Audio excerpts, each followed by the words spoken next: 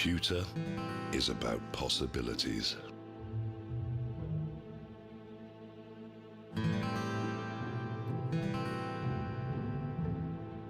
It is an idea made real.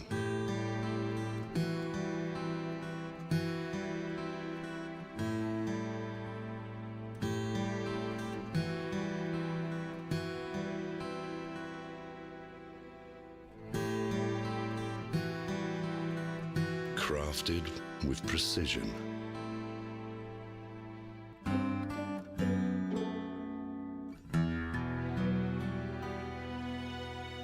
It can make tradition timeless. Pewter evolves.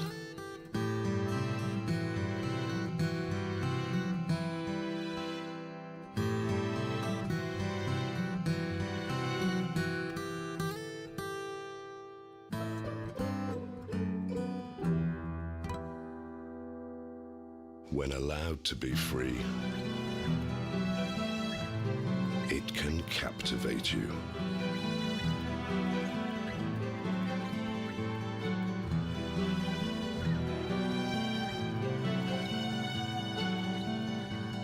Pewter is our legacy, and we're keeping the legacy alive.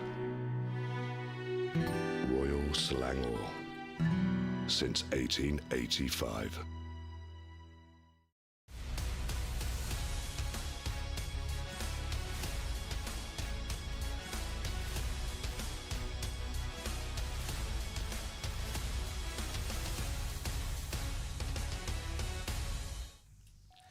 Hello, very warm welcome. eRGP Racing is back for us once again. Another season, a special one-off with the founder and the main man, Alex Young.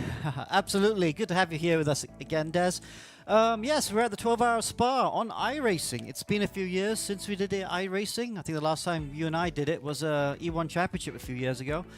And yeah, one-off, 12 hours. Massively long race. So I hope you guys have your coffee.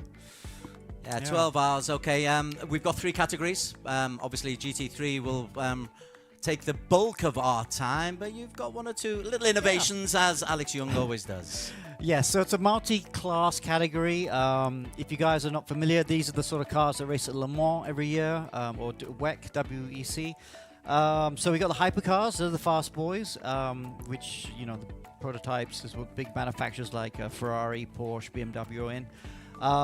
Then you got the LMP2 cars, which have been the staple of endurance racing for the last, I don't know, 20 years. As the kind of like the secondary cars, not as quick, but lighter and more fun to drive. And then you got the GT3 cars, and they've got a massive amount of GT3 cars entered today. And across the three classes, 38 entries.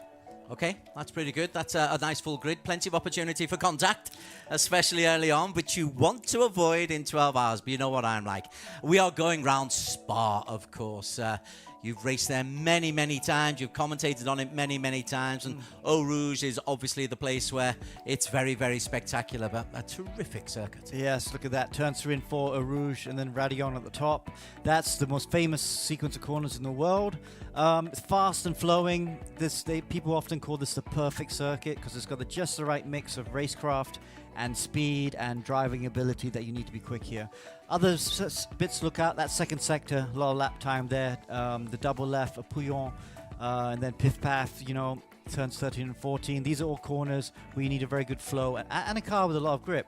But of course, sector 1 and 3, fast and flat out. So you need a car with low downforce. So you'll see these cars trimmed out to be quick down the straights and struggle a little bit in the middle sector. How competitive are you anticipating the hypercars to be? You expect them to be an awful lot quicker than the GT3s? Yes, quite a bit quicker. Qualifying has just started, and I expect the hypercars to be doing, say, a 2-minute, 1-second lap. The P2s should be doing about 2-minute, 8-second lap, I reckon, in qualifying, and the GT3s 2-minute 15. That's going to get nice and congested later on. It's a 1-hour, 12-hour special race, no championship, which is very unlike you. So it could be RGB 1000 or whatever. Hypercar, the BMWs, the Cadillac, the Ferraris, and the Porsche. The LMP2 is the Dallara, and the GT3s. We've got a nice combination there. 6 manufacturers. Yep. So, and yes, quite a few different guys are choosing different types of cars, obviously. So far, we've seen the Ferrari seems to be a bit popular. But yeah, there are 3 classes to have fun with today. If we go to 9 hours, 75%, then the results will be published and positions classified at the time of stoppage. Anything before that, and it's gone. It's a messy restart, anything before that. Hopefully we get there. You know, we are doing online racing, of course, and sometimes accidents do happen, disconnects, and hopefully not.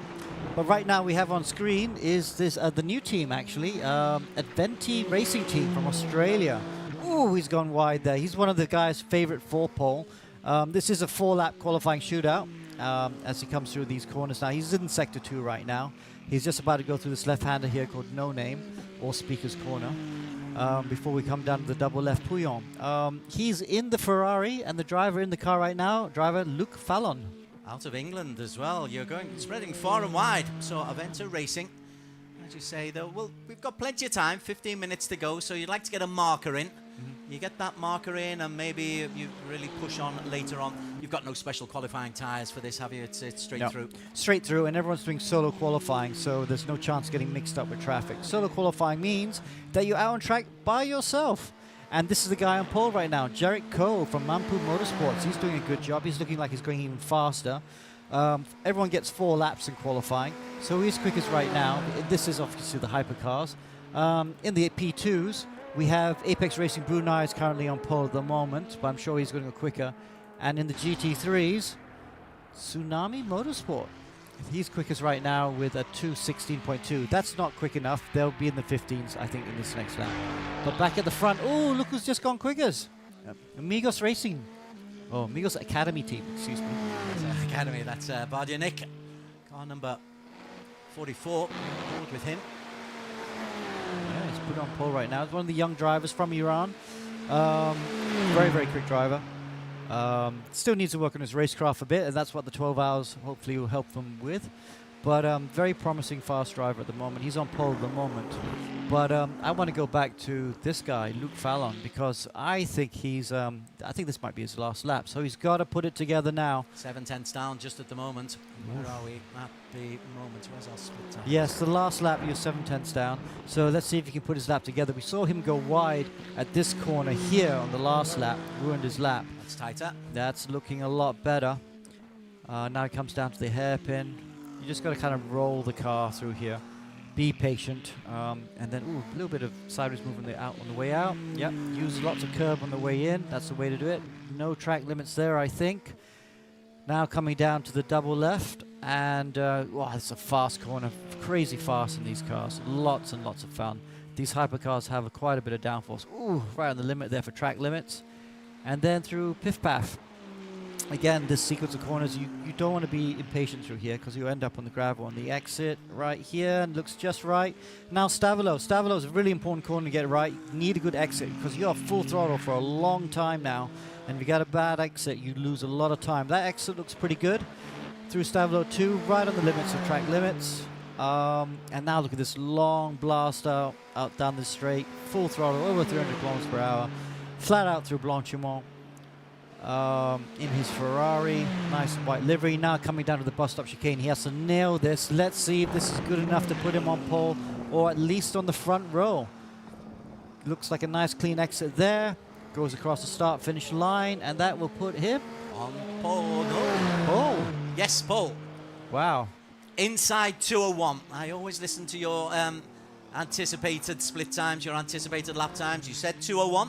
He's inside of that, so deservedly in pole position. Just over halfway through qualification.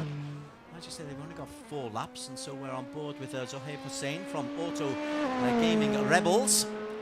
Car number 53, and these are the best of the LMP2 prototypes. Yeah, I mean, you call them prototypes. It's Le Mans LMP2s, Le Mans. Le Mans Prototype 2. This was the second class when LMP1 was still around. Of course, LMP1 is no longer around. Yeah, but the LMP2 still race at Le Mans. So, yeah. Neat and tidy.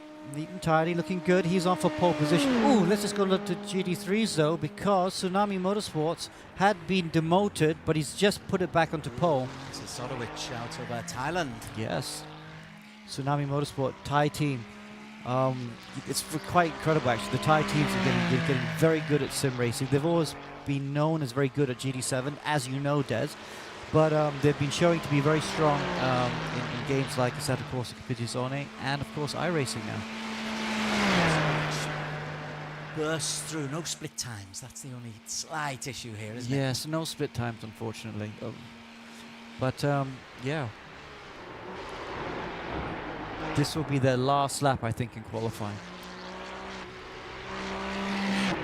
Currently, which are they? So they're currently fastest. They're 2/10 faster than Pepega Luchadores. Some splendid names. And as you say, the Ferrari is the favoured choice for many of the GT3s and the GTPs as well. Let's further down. The guy in third position, Mohamed Azza. Apex Racing Brunei, you may recognize the name and the team. This is the team that won the Endurance Edition this year. Endurance Edition was the FIA International Esports event. Over 5 rounds, I believe it was. 4 or 5 rounds, can't quite remember. But this team were the champion. So out of Brunei. So he's P3 right now in the Porsche. They do like running with the Porsche. I've seen him run the Porsche quite often. And he's on his last lap. Let's see if he can put it together, a bit of a clean lap. See if he can maybe get onto the front row. Third at the moment, 1/10 down, so that's certainly gettable. Yeah, certainly is. Again, you want nice clean curves. Lovely weather, perfect conditions. No real jeopardy so far for the qualifiers. It will change. I'm assuming it'll vary throughout the 12 hours. Oh yes, I know you, Des. You like to order the rain, don't you? And there are some clouds, and there is Spa. It is Spa, so you never know. We might get rain on the way. Okay, so Elzar here now. He's firmly in the third and last sector, coming down to the bus stop chicane. Definitely a very quick driver. See if he can nail it now.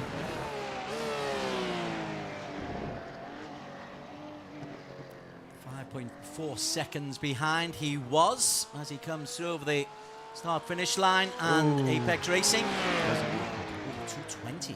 Yeah, no, he didn't have. He must have made a mistake earlier in the lap. Well, that's qualifying pretty much done for him. I think pretty much done for most people. Let's just see who else is out there. One Afik might be on a different lap, but nope. And that's it. It is pretty quiet out there, isn't it? So we're probably going to have 3 or 4 minutes to fill as we look at the beautiful, even though it's virtual. But there is Spa, there is Eau Rouge, spectacular. Coming up that hill, what a thrill. Get it right and it's perfect, get it wrong and you've got a major issue.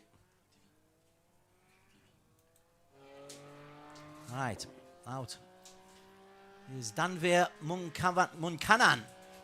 This is a Technoburst QRT. It's currently P28 out of all races. Yeah, as it goes through Rouge and Radion. He looks like he's probably on his last lap as well. He's currently down in P16 in the GT3 class, 28th overall. Let's see if he can move up a few places.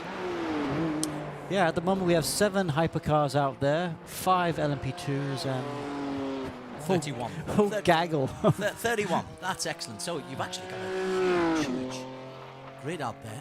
I think it's more than the 38 that you said. Should only be 38. What, 6 and 5 and 31? No. Wow. Okay. Oh no. Go further down. There we go. 36. 36. 36 have set lap times. 38 are in the server. A couple cars have not set a lap time yet. Maybe they're having some connection issues. Junhao and Umar Daniel, 2 recognisable names, not been able to set a lap time so far. We'll stay with Danveer.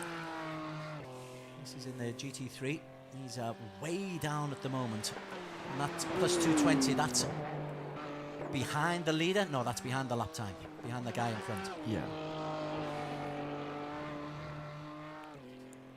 Yeah, braking a bit early there for Stavilo.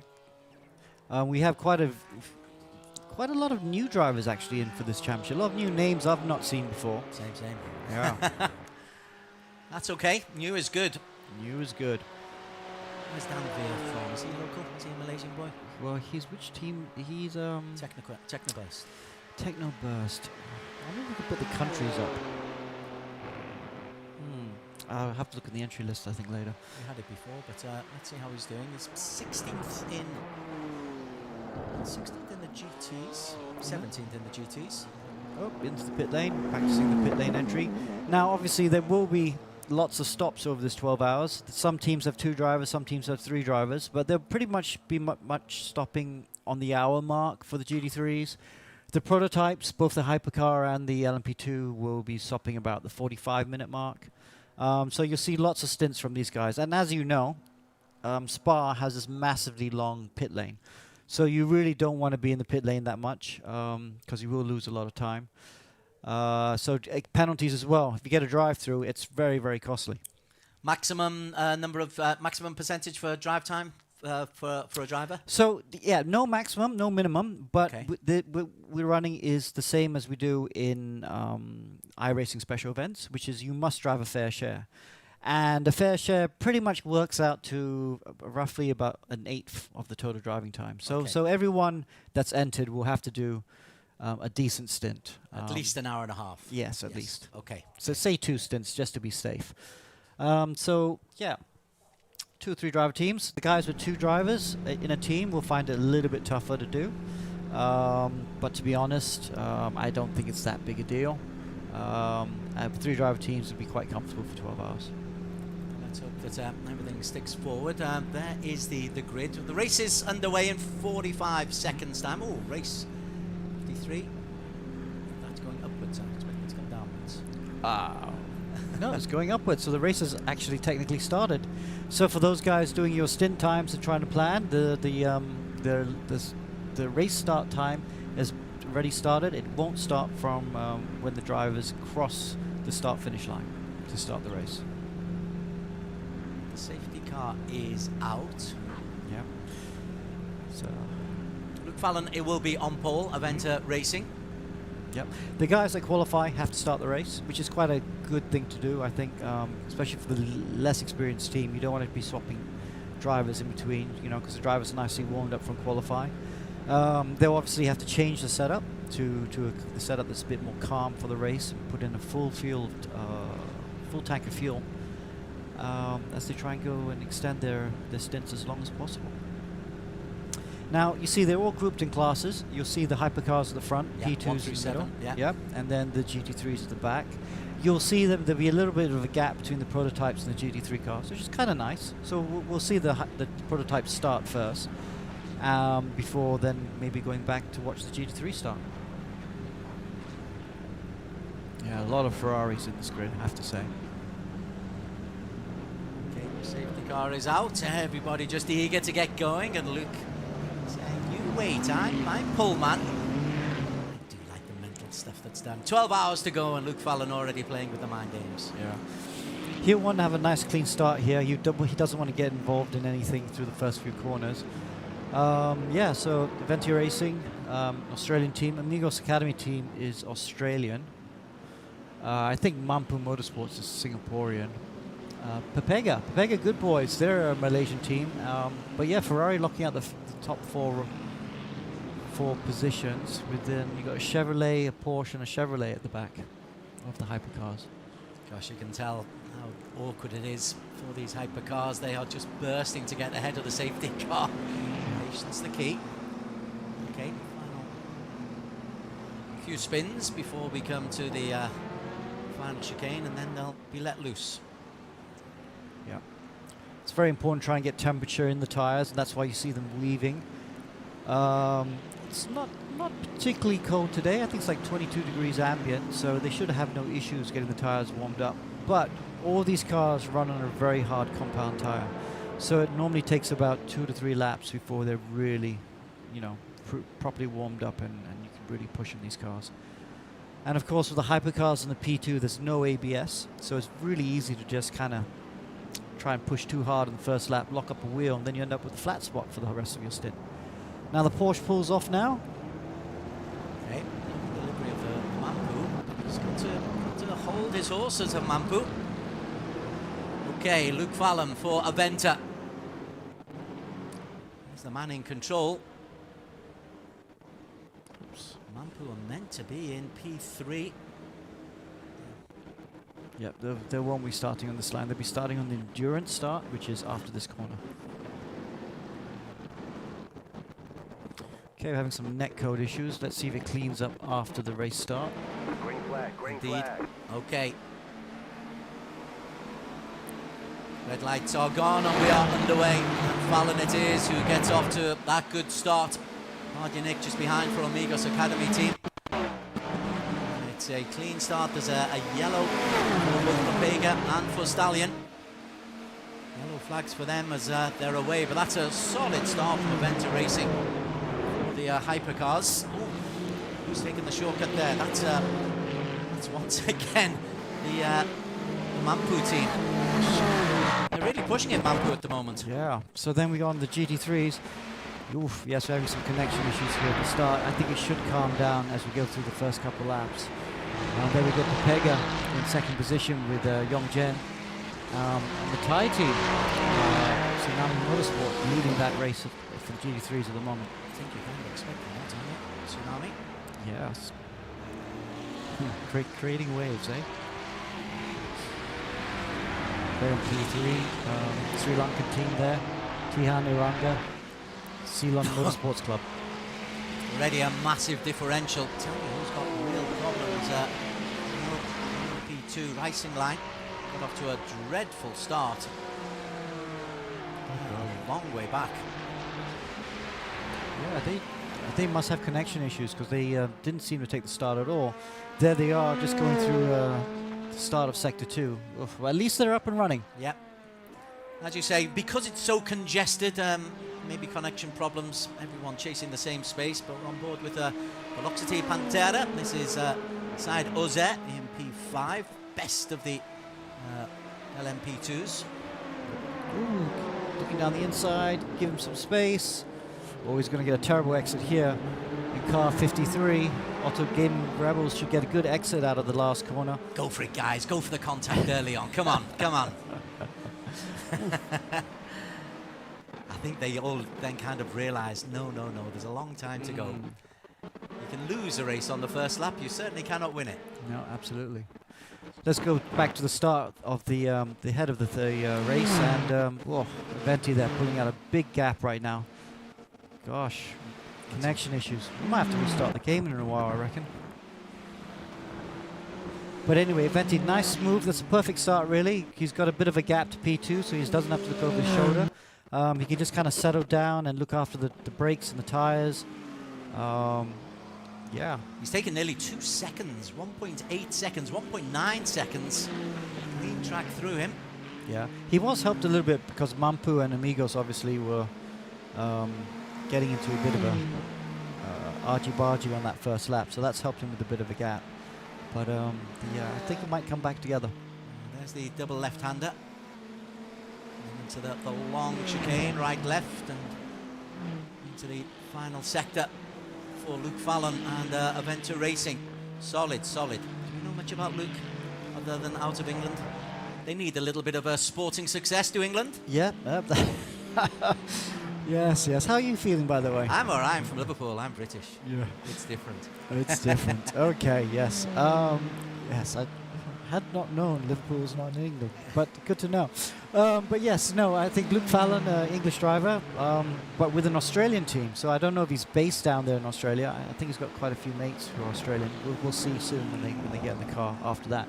But good first couple laps. He'll be pleased with that. Not having to put any stress. We go back to the P2 battle.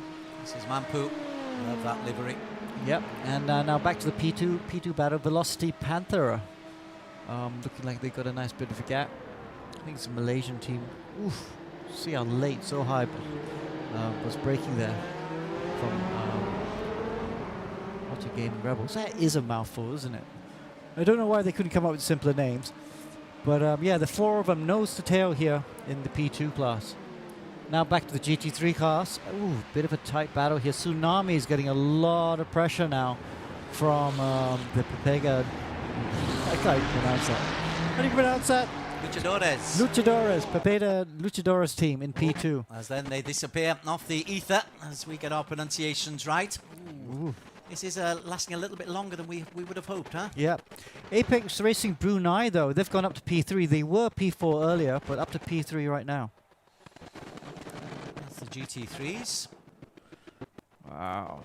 That dust coming up is a little bit perplexing, but then you realise it's just somebody going off the edge for a little while as we stick with Luke Fallon. Into racing. Healthy lead for Luke, car number 17. Yeah, apologies for this, guys. What we'll try and do is when we get to the break is we'll try and fix the issues here. I think it's just affecting our PC at the moment because I think the racing is going on fine.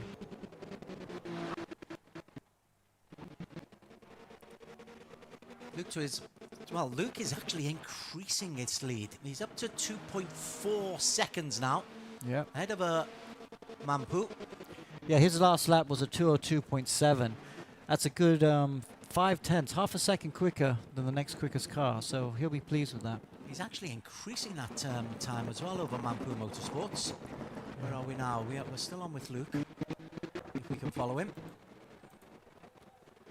Yeah. Luke comes over the start-finish line, heads down into Eau Rouge, so everyone is still on that back straight.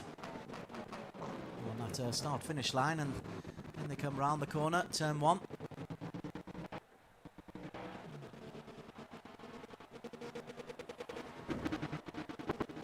Mampu have got themselves ahead of Amigos Academy.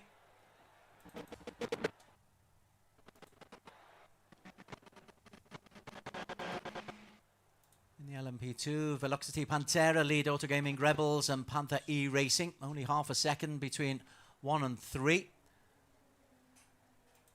Apex Racing Brunei in P4. Again, it's very close there. Racing line are up and running. That's the good news. This is Luchadores. Yeah. As we stick with Papega. How do you pronounce that again? Papega. Luchadores. Luchadores. Oh, seems to have settled down momentarily. Well, he's been right on the tail of Tsunami Motorsports right the way through. Yeah, he's got a good run on him, hasn't he? He's going to get the toe here. He's just got to sit right behind him, take maximum use of that slipstream. But Tsunami look like they're going to cover the inside into Lecom. Well, he's going for the move. But the inside is covered and there's no way around the outside. Ooh, they tried. They've both been very respectful of each other, giving each other plenty of space. Good racing this. But Tsunami with a bad exit out of that corner has to defend into the hairpin again. Ooh, as they come around that hairpin, again, he's got the inside line, but under immense pressure. This is very good from Papega Luchadores. No young Jan. Little puff of smoke. This early. Yep. You would like to get ahead because it does look like Tsunami are holding up Papega. Papega look like they've got the pace not significantly. But this time you won't get close enough. These two are pulling away from Apex Racing Brunei. It's a nearly 2 seconds between P1 and 2 in our shot now in the GT3 competition. Yeah. So young Jen right now, he's driving the Papega car. He's a young Malaysian driver. Does a bit of real-life driving as well. Another one of these young drivers coming through from Malaysia with a lot of good potential. Okay, let's go a bit further back down then, shall we? We've got Azhar there in the Apex Racing Brunei looking comfortable in P3, and a bit of a battle there going on for P4 between Pantaso and Team Kachang.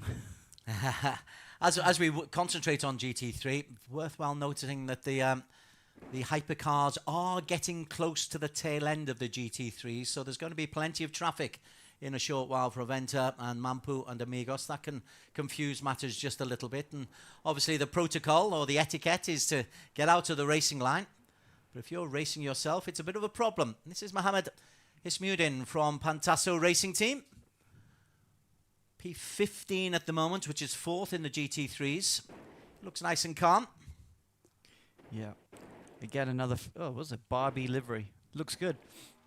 Not quite close enough, I think, to take to challenge into Lecom, but he is edging up better and better. Well, you're looking at Kachang, looking to Kaching around the outside. Yeah. Beyond them, Quenzo. Gosh, where do these boys get these names? Need renew COE Racing, surely from Singapore in P18. Oh, let's have a look at that team, shall we? That's Singaporean humour. Who knew? What are you saying? Singaporeans don't have humor? I wouldn't dare. Regis Tay for Need Renew CEO Racing. Oh, there he comes.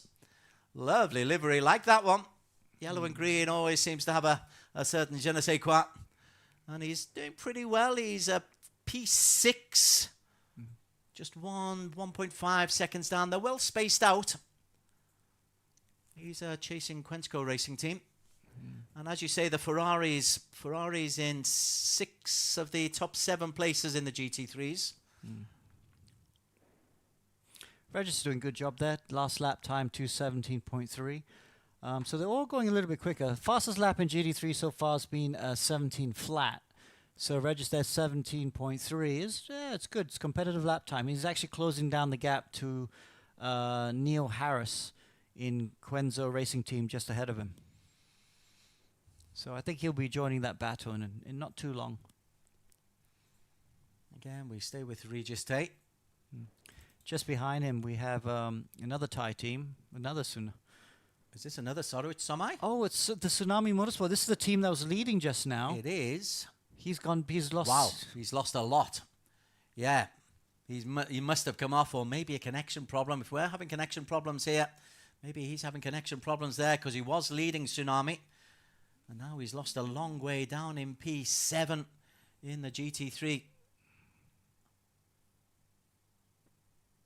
Lap time, his last lap time at 2:27.1, so that's how he lost all of his time. 10 seconds down on his best time for Tsunami. As they come down into Eau Rouge once again, and we stick with Sarawat Somnai. He's ahead of Frontline ID. And just behind Need Renew, which we were focusing on. Look at that traffic behind. And that traffic is going to increase because the hypercars are coming in to lap the back markers now. And also in the middle of that pack, you've got Zikri Ahmad in the LMP2 class as well. So it just does begin to get a little bit complex. Eyes front, eyes in the mirrors. This is Tehan Aranga for Ceylon Motor Sports Club regime. They're down in P20 overall, P7 in the GT3. Yeah, it's good to see the Sri Lankan team. And then let's just go a little bit further back. We got Mohammed Zikri now. Remember, he couldn't quite take the start, so he had to start right at the very back. He's running now in the P2, P5 in LMP2, but he's got all this GT3 traffic to try and clear, to try and close back down to the gap, the 4th position. So LMP2 aren't car. they meant to be giving way to him? Well, technically they're fighting for position right now. Oh, he's got to be careful here. They are fighting for position. They're all on the same lap. But yes, if he was lapping them, they need to get out of the way. But Zikri is actually still on the same lap. This is all for position. To be fair, he's just taken 3 cars in one straight there, so that's impressive from Racing Line, as you'd expect. Yeah. The Malaysian team. And to be honest, luckily they managed to get going, because I'm not sure what the issue is. But they're still on the same lap as the other P2 cars, which will just allow him to hopefully catch up with that fight for the win. P21 overall, so he's got another 10 cars ahead of him before he gets in with his own group. Okay, so we're going to go for a quick break, and we'll be right back in a moment.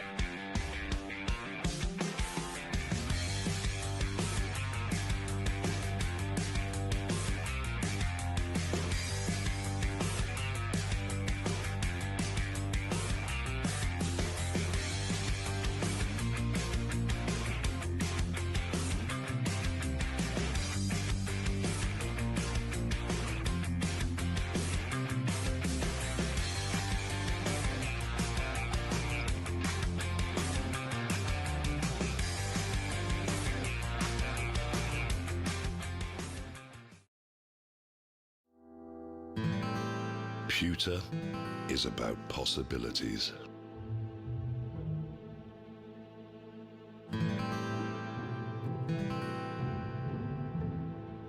It is an idea made real.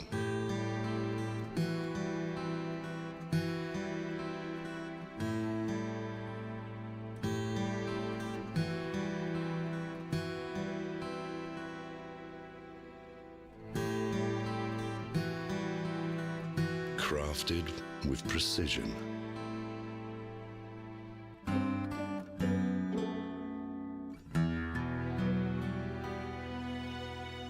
It can make tradition timeless. Pewter evolves.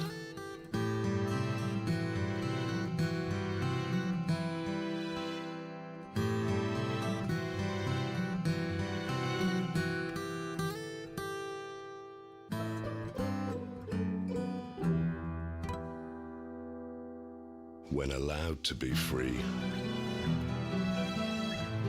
it can captivate you.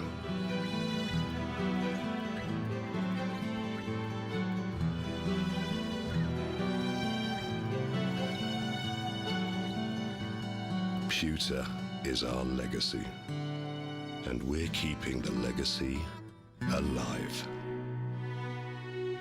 Royal Selangor, since 1885.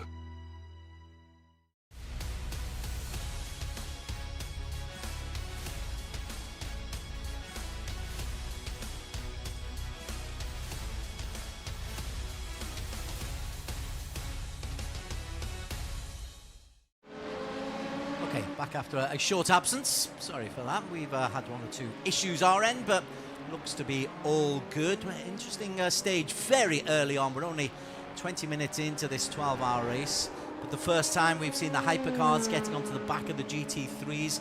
So far, so good for Aventa Racing and Papega, although our leader says Over Me is the new leader in GPT. I'm not believing that.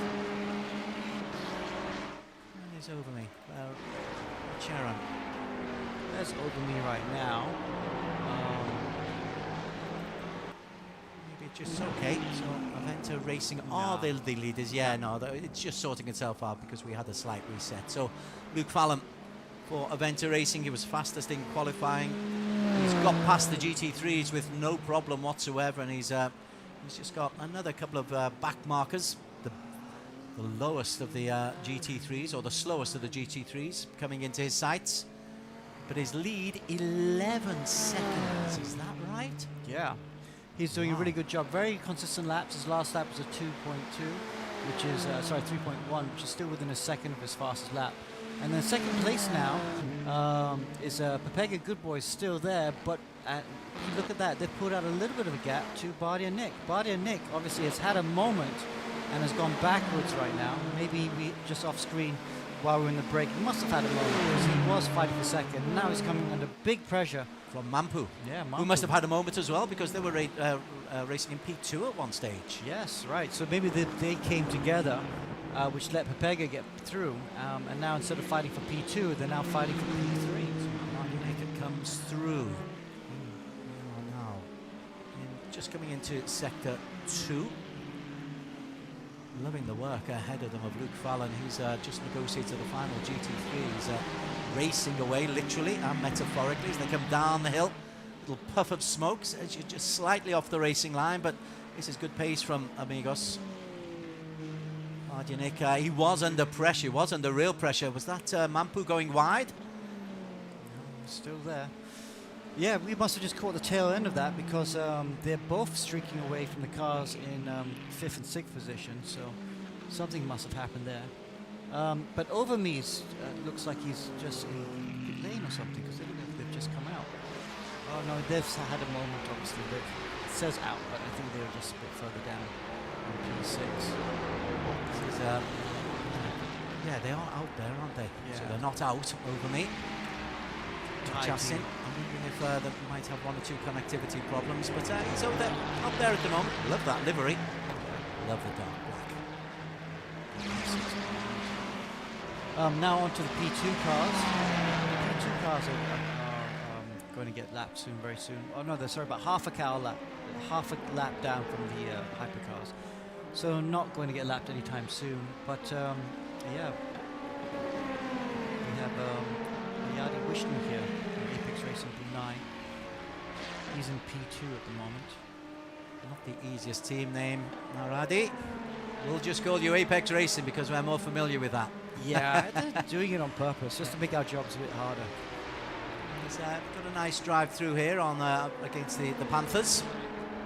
Only 0.6 of a second. Not close enough yet, the Panthers. There's a GT3 car with the front missing. He'll have to come in for an early stop, I think, to try and repair that. Which, as you said before, you don't want to do at Spa.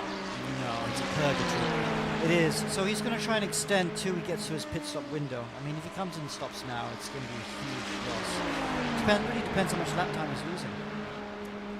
If his lap time loss is not that bad, I think he'll try and stay out.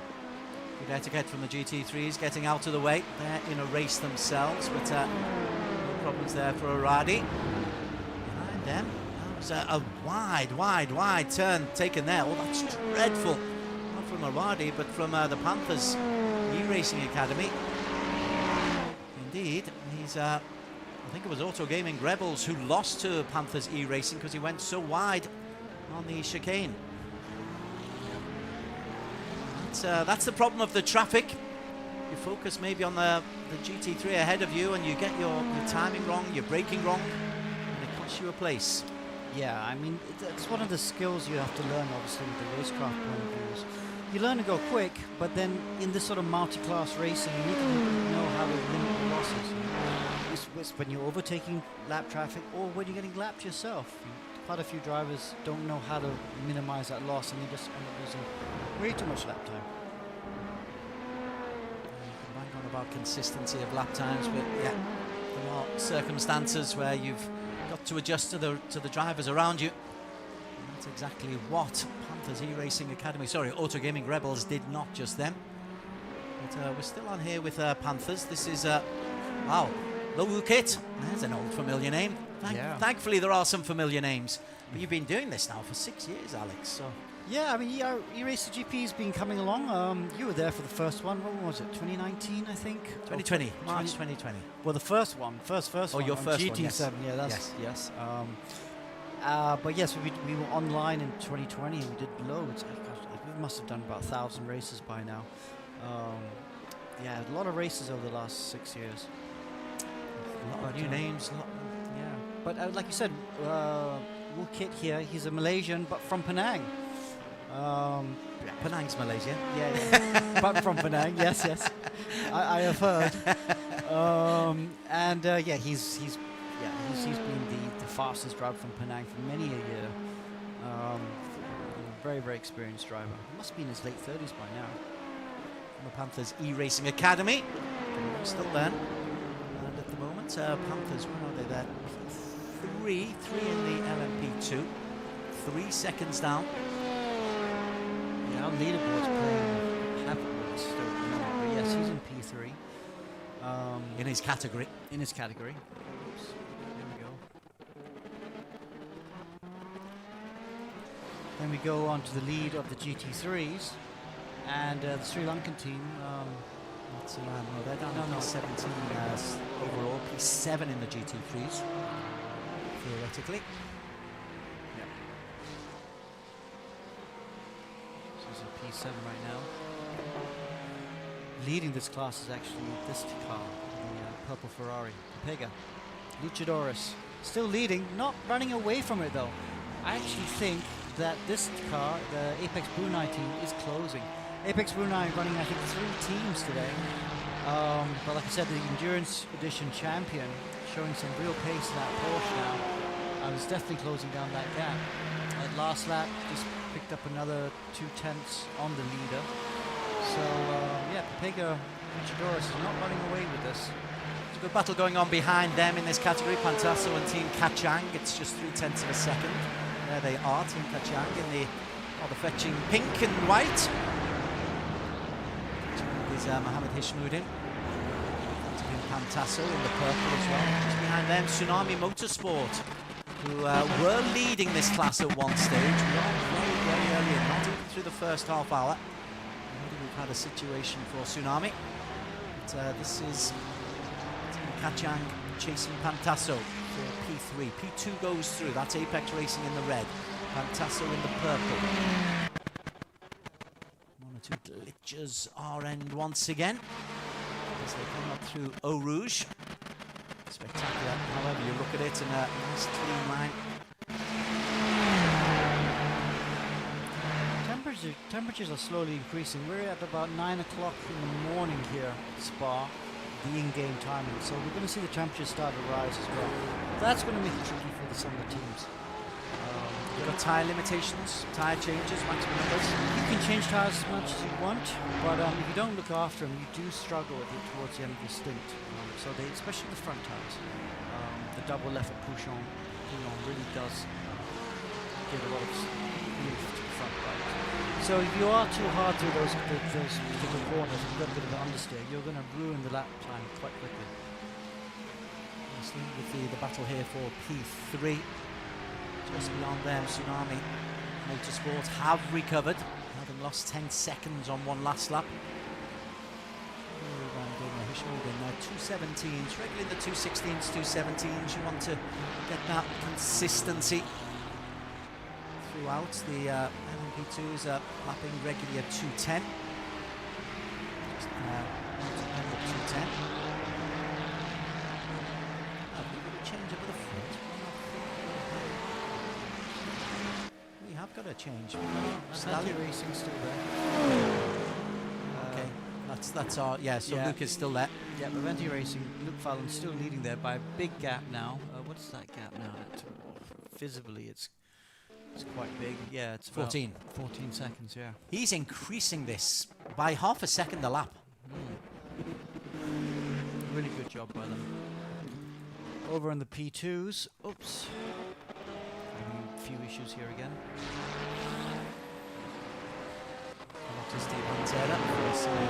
Jose. 8th at the moment, but the best of his class as he sweeps around one of the GT3s, nice and smooth. We've got that extra little bit of oomph. Touch around the outside, those prototypes, and then cuts along the inside once again. So some nice overtakes as he comes around the final chicane into the home straight. Avoiding any traffic, he's just got tarmac in front of him as he heads down into Eau Rouge. That's Syed Mohammed Ozer, who at the moment is leading the way for the LMP2s. Yeah, I want to see how Mohammed Zikri and the Racing Line car is doing right now. See how they're doing. They've cleared most of the GT3 traffic down in P5 in their class, but still half a lap down on the leaders. It's going to be hard to close that gap because their lap times are not looking great either. Fastest lap, not so bad, 10.9, sorry, for a Racing Line. But the consistency, because they've had to get through a lot more traffic, has not quite been there. So I don't know, it's 12 hours to go still, so plenty of time to catch up. But it is a minute. He is a minute down. Yeah. Yes, as you say. Particularly in a small number of cars, you've got to expect mistakes at all of the... Yes. In all of the teams at some stage. For sure, 100%. Everyone's going to make a mistake at some point. It's just you got to limit those mistakes as much as you can.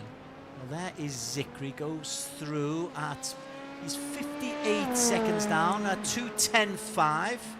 Okay, so when he's got clear track, he's got nice pace. Yep.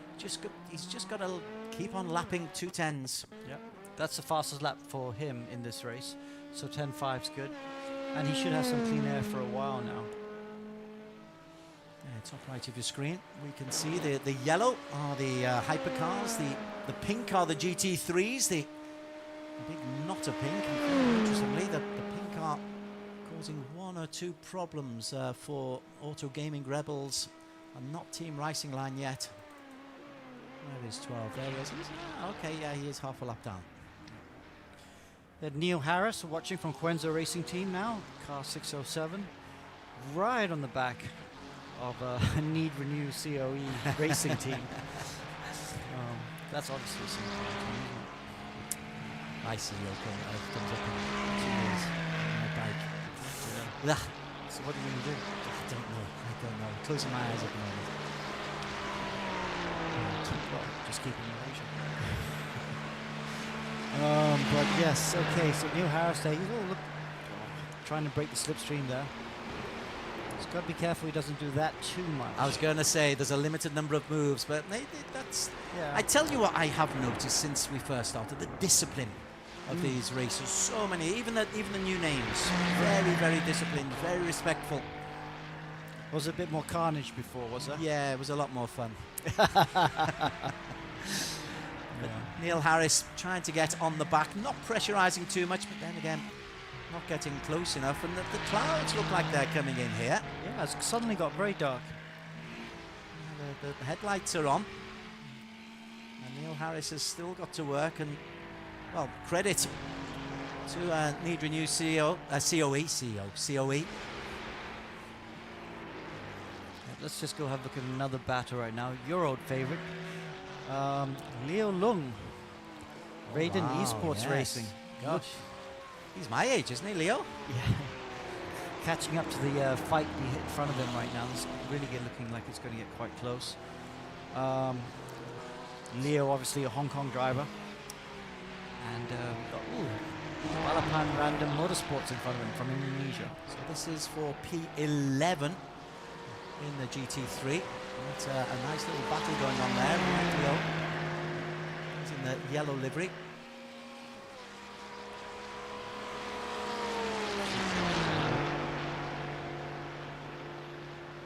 His last lap was a 17.3, so he's also as fast as that in the race. I've seen plenty of good consistency.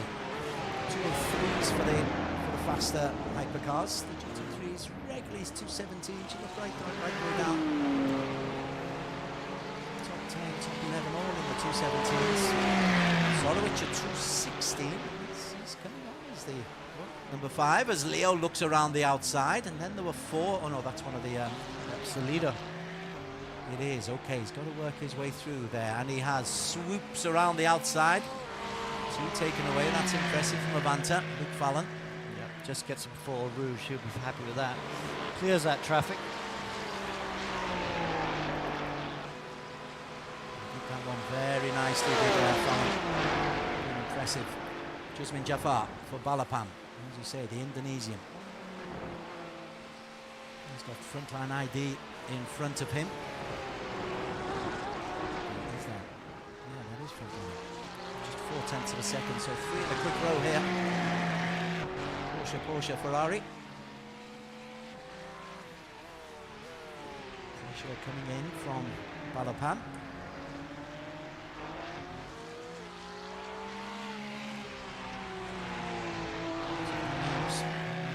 Jusmin Jafar. I recognise that. Jusmin. Let's see who else is having a good little battle out there.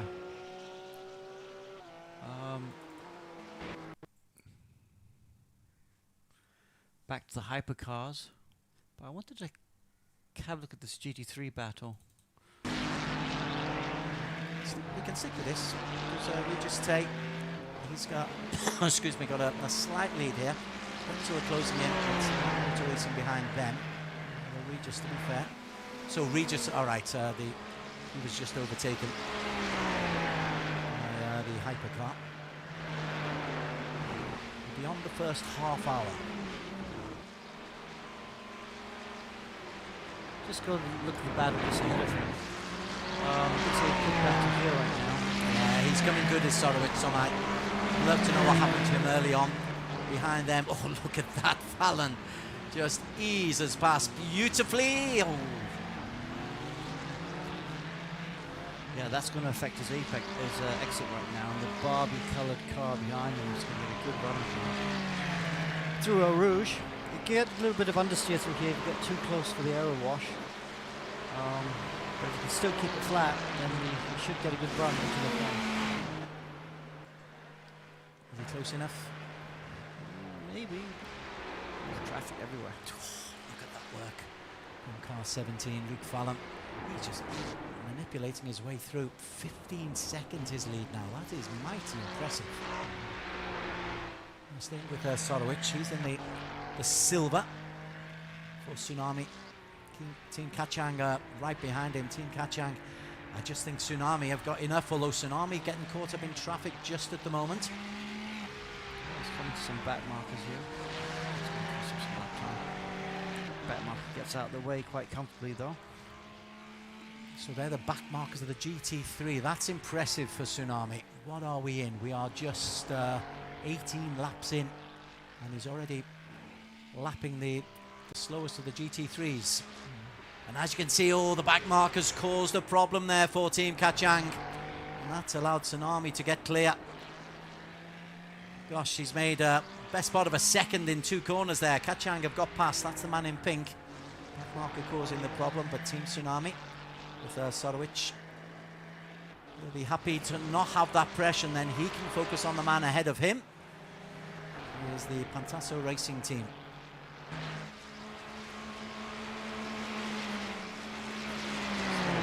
He's reckoning the 216s, 216.5. He's got Hishimuddin just ahead of him. His 17th lap. Closing up on Hishimuddin, they'll come through onto the chicane, going into the start-finish line. Clouds have come in, no rain just as yet. We can only hope.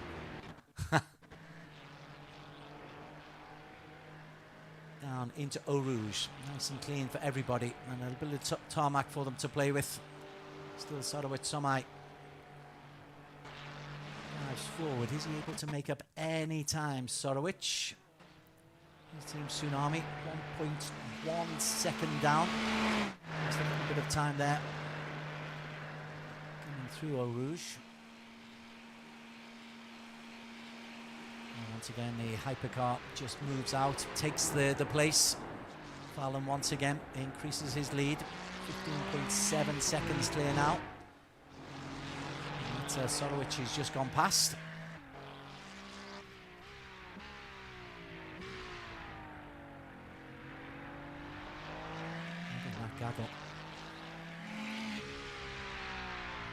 Sorowicz continues to try to close in. 1.1 seconds it was. It's gone up now to 1.3 seconds. He's not been able to get any closer to Pantasso Racing Team, the Tsunami man. But he's driving nice and smoothly. And his consistency, his last lap time at 2:16.57. His last 3 laps have been within 2:17. Seems to be a good battle just behind them. Let's just have that again. There we go. Yeah, the 2 Porsches catching up with the BMW in front as well. All 4 cars pretty much nose to tail. So on board with Balapan. He's got Raiden. Oh, there's 2 Balapan Random Motorsports just to confuse matters.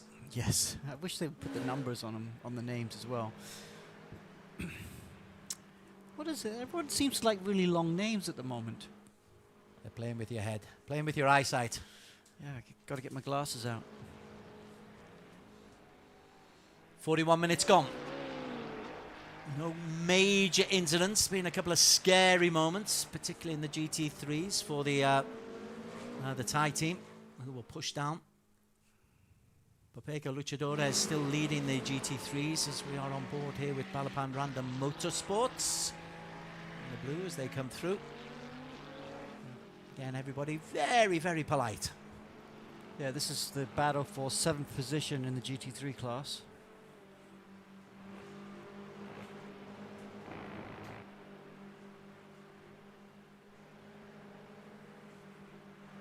Graphics trying to sort themselves out, interestingly.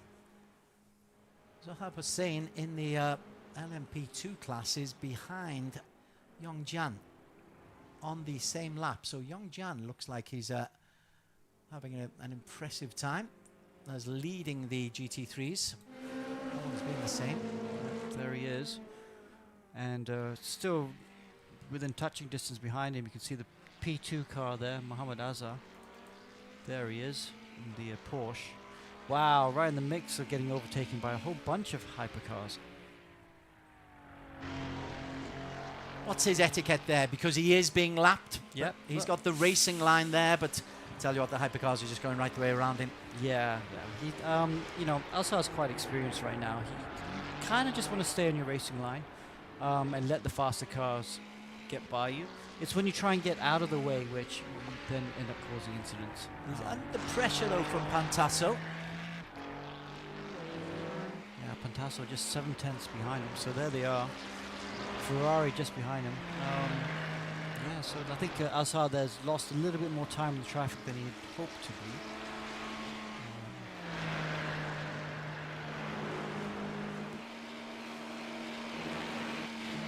Alsar's last lap was a 17.1, which isn't a bad lap time actually. His fastest lap of the race, 16.7. You know, there are quite a few cars. Fastest lap of the race has been in the 16s, which is impressive. In fact, Yongjen, the P1 car in GT3, just did 16.8, which is pretty good.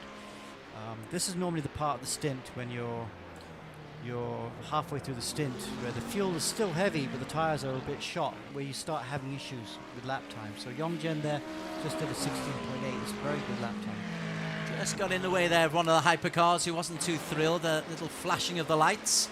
It has brightened up a little bit. It was very cloudy and very murky. In fact, part of the circuit is still murky, as just the shadows of the trees. Yeah, it's clearing up just a little bit. Certainly on this part of the track.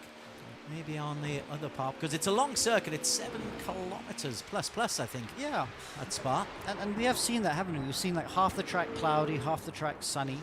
It's 6 kilometers. One of the longest tracks, the longest track in the F1 calendar. Yeah, it must be seven. Must be. Yeah, and it's actually on this weekend. Actually, qualifying should be on in about. Not that we want you to 6 fall away hours. from us, drivers. Well, maybe we'll put a little picture-in-picture graphic so we can watch qualifying. Although I'm not sure Formula One would be very pleased with us. Yeah, they seem nice people. Yeah. I'm sure they'll write to us, email pointing out their pleasure at seeing if we broadcast their race in our show. Simple rights fee. Simple rights fee. Very cheap. Okay, we're still on board though with Apex Racing Brunei. And who's that? Is that a back marker? It's a back marker that he's coming up to the back of Apex. Is that right? Top right. It's a back marker. Yeah. As you can see, the flashing of the lights. You get up my way, young fella. I'm coming through. Yeah, he'll be a little bit annoyed because he hasn't been able to be so consistent in the traffic. You know, his last lap was not very good, and because he was right closing in on the Pepega Luchadores team, but now slipped back quite a bit. Now 5.5 seconds behind. It's not ideal, obviously, but it's still a long race. 5.5 seconds is nothing in a 12-hour race. Well, he's got ahead of his back marker just before Eau Rouge, and that's going to help him because that might just hold up the men behind him. That might just hold up Pantasso, who had been closing in. 1.15 seconds. So the red of Team Brunei, Apex Racing. Pantasso just behind them. This is GT3. Pepega Luchadores are still leading the way. 5 seconds ahead of Apex. Yeah, that back marker is not doing any favours for Pantasso. And it's allowing Tsunami to once again just close to within 1.5 seconds of Pantasso. Pantasso getting frustrated. Back marker. Who's a lap down. I'm not sure who it is. But he's causing a problem or two. And there's not a lot he can do other than actually pull to the side of the road to let Pantasso through. Yeah, so it's a careful balance as well. I mean, if he sees the blue flags, he's got to get out of the way. But, you know, this is also GT racing. Yeah, you don't have to jump out of the way like in Formula One, you know. But yeah, it looks like he's gotten out of the way now. He has, but he held up Pantasso for quite a while. Yeah, and then you got Tsunami Racing, our pole sitter, and who was leading on the first few laps, right behind him now as well. Oh, look at the BMW trying to come back. That's a bit daft. Just let him carry on, mate. Yeah, so there we go. Position 2, 3, and 4 in shot. The BMW is trying to get lapped. But yeah, Tsunami Motorsport, who was leading in P4, they'll be keen to try and get through as well. But he's got that back marker. He's got that BMW ahead of him. The BM, to his credit, does get out of the way. Little puff of gravel.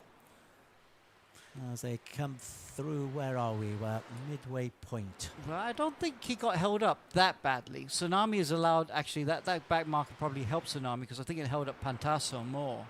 So he's now within 6/10 of him. Yeah, he's going to be trying to get keen to get back into that leading position. He was leading at one stage very, very early on. Dropped down to P5. He's taken Team Kachang. He's moved up regularly onto the tail here of Pantasso. Yep. His last lap at 2:17, so he's been held up just a little bit, but held up less than Pantasso, as you rightly suggested. You've got an eye for this, Alex. I watched a little bit of motorsports, but yes, Sorowich here. Yeah, he's still. Well, he's doing the same lap time as the leader, but obviously it's he's got to get past these 2 cars again before we can even think about trying to think for the lead. Oh, all 4 cars just in shot there momentarily. But yes, Kachang in the pink at the back of that group. And then you've got Need Renew COE after them as well. So all 5 of the GT3 top 5 were in that last shot. He is closing in half a second now. Yeah. Yeah, what's that old adage though? One thing to get close to the guy in front, quite another thing to try and overtake. But he has consistently made up ground, has Sorowich Somai. Number 68 for Thailand. Oh, look at all that gravel. Is that Apex? I think Apex Racing that went off in the gravel there. Oh, track's getting quite dirty already. It's only in the first hour of racing. He is indeed closing in. Yeah. Where are we? Coming up to the double left. There we go. Thank you, Alex. My helicopter shot. Yeah, it's called the blimp shot here in iRacing. But yes, your favourite shot. That's a good shot, actually. Well, it shows you. There's P1, bottom of your screen. P2. P2, P3 and 4 in the middle. Pantasso in the purple. Oh, he's getting a bit of a slipstream now. Easy flat through Blanchimont. These are 7-8 seconds behind our leaders, Pepega Luchadores, as they come into the chicane right at the very end. What kind of a drive out do we get? Can he get close enough? The answer is no. It's a better drive coming out from Pantasso. But look at that Tsunami. He's taken 3/10, and he will be close coming round turn 1 through Eau Rouge. That was a good lap time from him as well, that last lap, 16.8. Again, pretty much on par with the leader. He's close enough, if he can keep it pinned through Eau Rouge and Radion, which he does. Oh, yes, he's got to get a good slipstream here. Perfect shot overlooking. Trees get out the way. He moves to the outside. Has he got enough momentum? The answer is yes, and he leaves the braking late enough. That's excellent. That's really well done. We've been following him for quite a while. And there's our reward for following him. And so it's now P3 for Tsunami Motorsport and Sorowich Somai. Excellent work. Yeah, P3 now, the pole sitter. It's not done yet. I think this GT3 battle is going to go on and on. Of course, we've got to get that second and third drivers in the car as well later.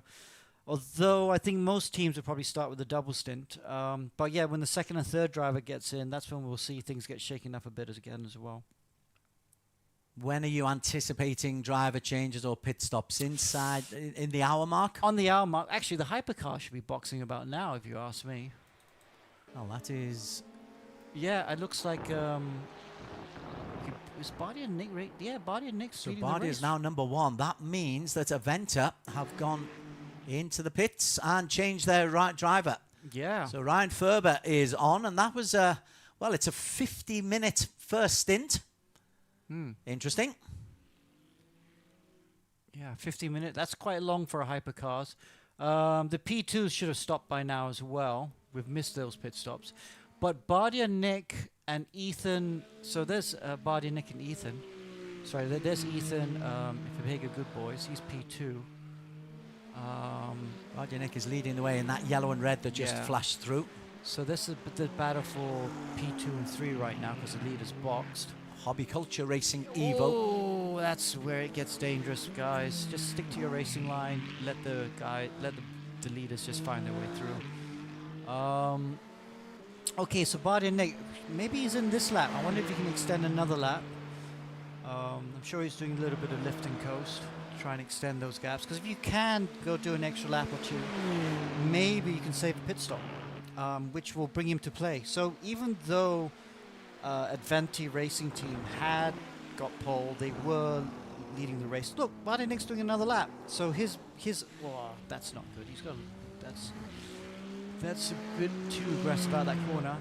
Yeah, so quite a few of these guys are having better fuel economy than Adventi Racing Team, who've already boxed. So even though this team was leading and had pulled out a good 15-20 second gap in that opening stint, he was obviously not doing any fuel saving and had to box early.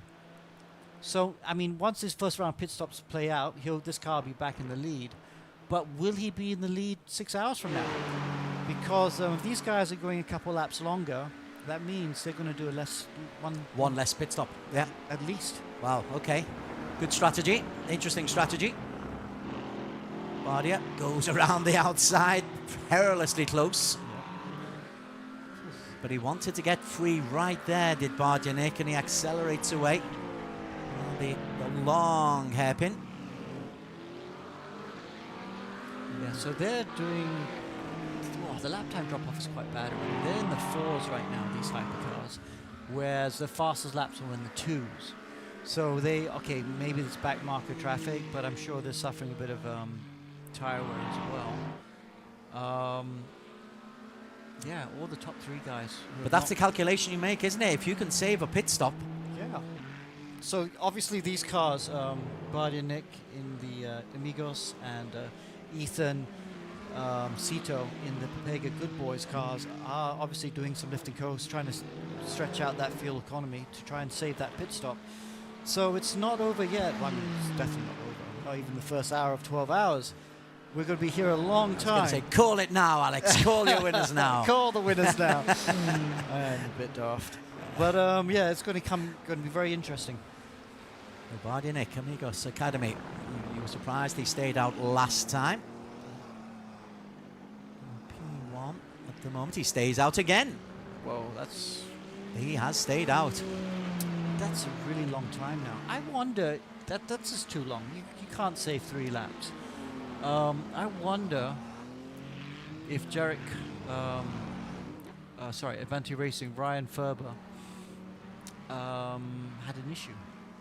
I wonder if there might have been contact or something and he had to box early.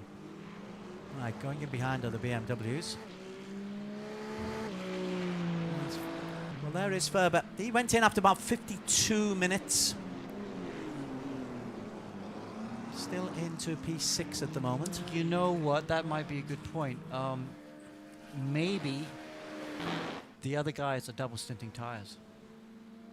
Maybe, because it doesn't make sense. There's no way that these top 3 guys have not boxed. They couldn't.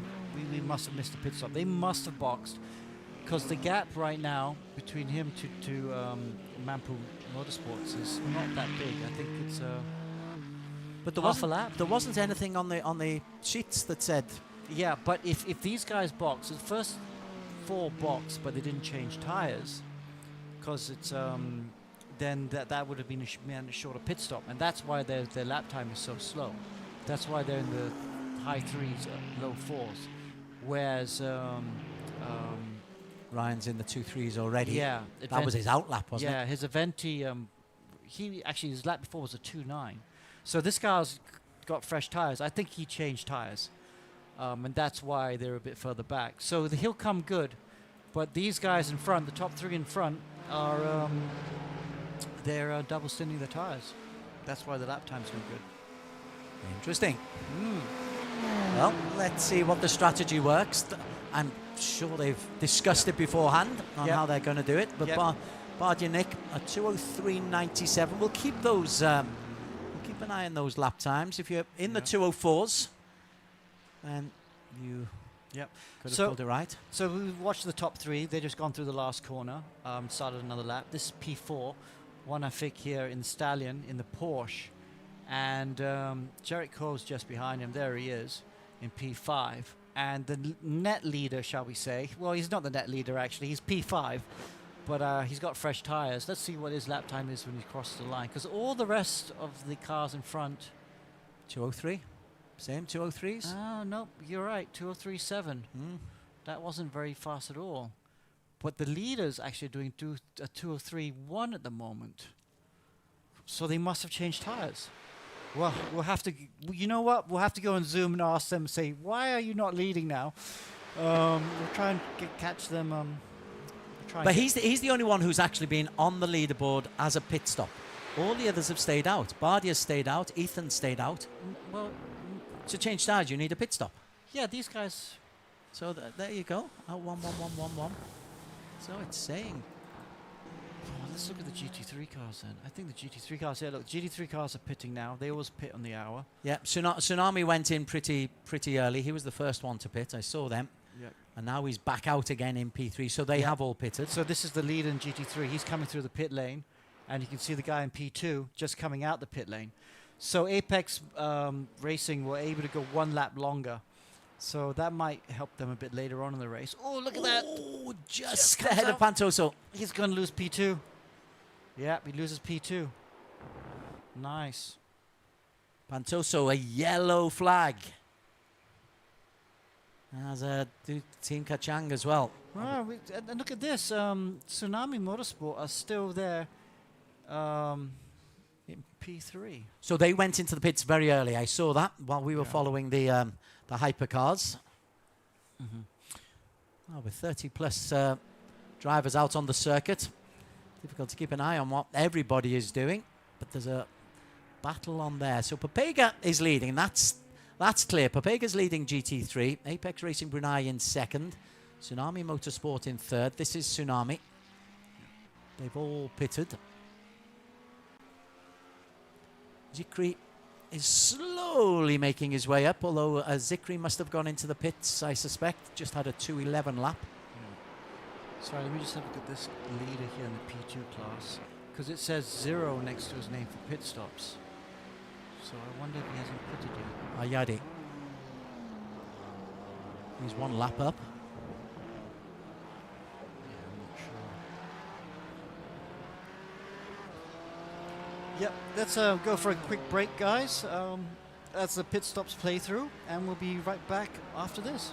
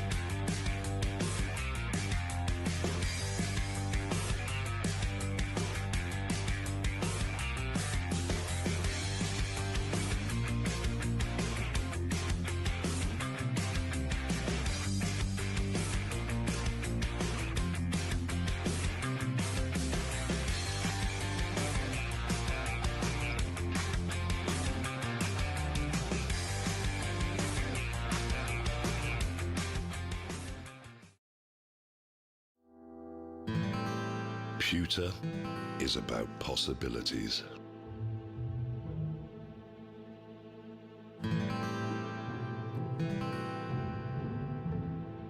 It is an idea made real.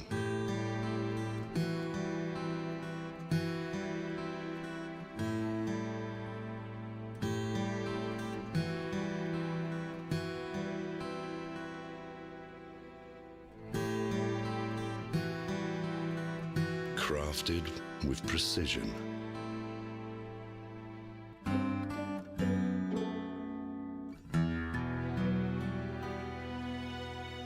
It can make tradition timeless.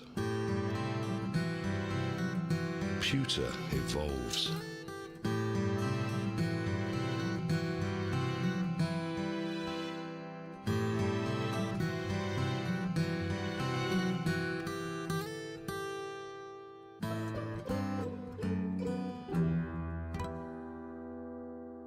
When allowed to be free, it can captivate you.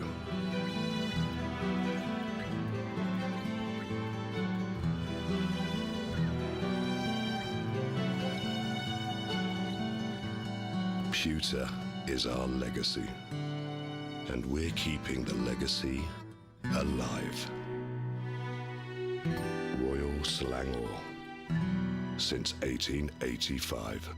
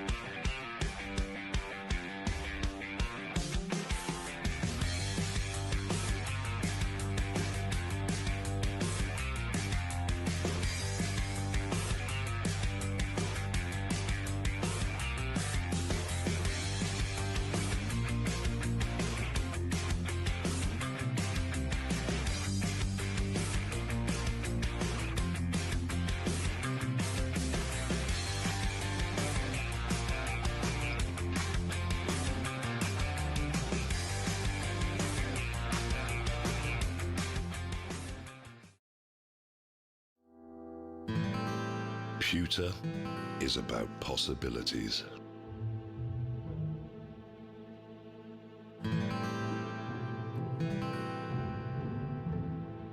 It is an idea made real.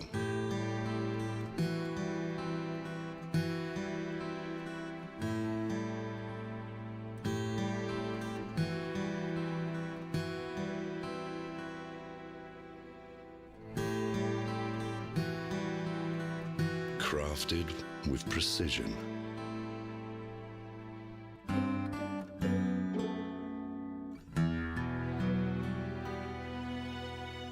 It can make tradition timeless. Pewter evolves.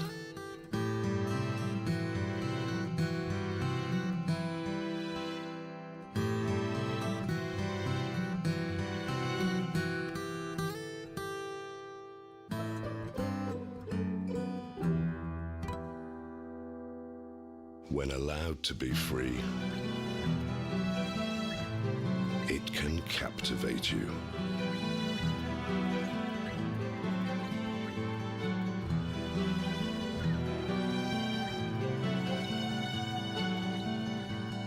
Pewter is our legacy, and we're keeping the legacy alive.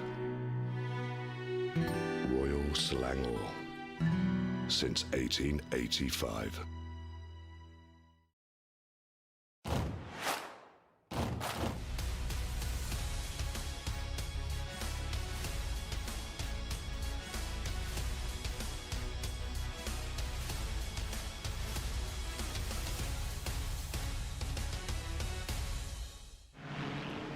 Okay, welcome back. Our special race, 12 hours of Spa. Mardia Nick leading the way for the hypercars. He's in the yellow, and Ethan Sito is second behind him as has to deal with some of the back markers in the GT3 competition. Pepega Luchadores leading the way in the GT3s.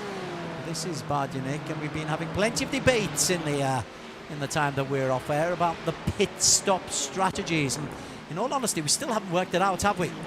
No, we haven't at all. I mean, yeah, so we've seen some incidents as well as we were in the commercial break of cars tapping each other in traffic and stuff. So, but yes, we've not quite figured it out because Bardia Nick is still leading the yellow car here, 44, and just behind in the white car there, Pepega Good Boys is just within 2 seconds of them. So this is a very close battle. But the car that's been leading and had pole position, which was Adventi Racing Team in P5, dropped back, and we're not quite sure why he dropped back. So we're trying to talk to the drivers, try and get him on Discord or something and find out what happened. Because everyone's still in the lead lap, of course, but it's surprising that the pole sitter dropped back in that first round of pit stops. Well, there is Bardianic going past the leader in the GT3 class, who is Pepega Luchador. In fact, he's gone past them. He's gone past the man who's in P3, Apex Racing Brunei, which means Tsunami Motorsport have got themselves up into P2 in GT3. Wow. Having been as low as P5. We saw their battle with Pantasso. We didn't see their battle with Apex Racing Brunei. Yep. And look, this great battle there for P2 and 3 right now, because right behind Ethan Cito is Will Hammond in the Hobbyculture Racing Evo. So this in the Cadillac. So this great battle for the top 3 in hypercar right now. Okay, the gap is 1. Well, it looks a lot closer than 1. Yeah. 1.7 seconds, doesn't it? It's cigarette paper thin. That's what I'm saying. Ethan Sato for Pepega. He's in the purple and white that we can see. Yep. He's chasing Amigos Academy. So 5 tenths between him and Hobbyculture Racing Evo in the Caddy. And Ethan's, actually, I know Ethan. He's a young karter who's actually been testing in real life for Formula 4. And it's very impressive how quickly he learns. You know, he's not been doing sim racing for that long, but he's showed great pace in the short time that he's been doing it. He's under pressure though at the moment from Hobbyculture Racing Evo. And the Cadillac is we're having a little bit of problems here as they come round turn number 1. What are they? They're on lap 33 already. We're just over the hour, 1 hour and 10 minutes through. 350 plus laps. Whoa, look at that. The leader's just got held up big time by the GT3 car. Certainly has. Bardianic under intense pressure. It's a good fight here. The top 3 in this race is only in the 2nd hour of racing. Oh, Bardi's going to cover the inside. Ethan's just going to stay there. I think Ethan's just being like, listen, I'm not going to try anything risky here, which is the smart play. Certainly is. And Hobbyculture in the Cadillac. First time we've really seen the Cadillacs involved. They've got up into P3 again. The pit stops have really changed things around an awful lot here. Yeah, we've got to keep an eye on Bardianic here, though. As fast as he is prone for making dives and being a bit erratic in traffic. So, and you can see there, he looks like he's getting very close to the GT3 cars. He has to be careful he doesn't get desperate here, because even if he loses a position or 2, so what? We've got 10 hours to go, 11 hours to go. There's plenty of time. And the worst thing you want to do is get damage overtaking someone. His last lap, Bardianic, was a 2:05. He's been out the whole time. We haven't had too many personnel changes. We have had for the former leaders. Ryan Ferber in P5 for Aventa Racing Team. They were leading, and that's the mystery, isn't it? We saw them go into the pits. They had a 15-second lead at one stage. And now they're 28 seconds behind the lead. So net loss of what, 45 seconds? Yeah, that's crazy. That's more than a pit stop. Well, no, it could be the tires. But we don't know. We'll have to get someone on Zoom and ask them. Maybe we'll ask the team boss of Pepega, Justin. Try and get Justin to come on and give us a down low. In the meantime, though, Will Hammond for Hobbyculture Racing in the rather natty Cadillac is right on the tail there of Pepega. Well, he may be close enough as they go down Eau Rouge. It's a nice drive out. Goes through Radion, but no, it's difficult. Difficult to make a move at this stage. Not close enough.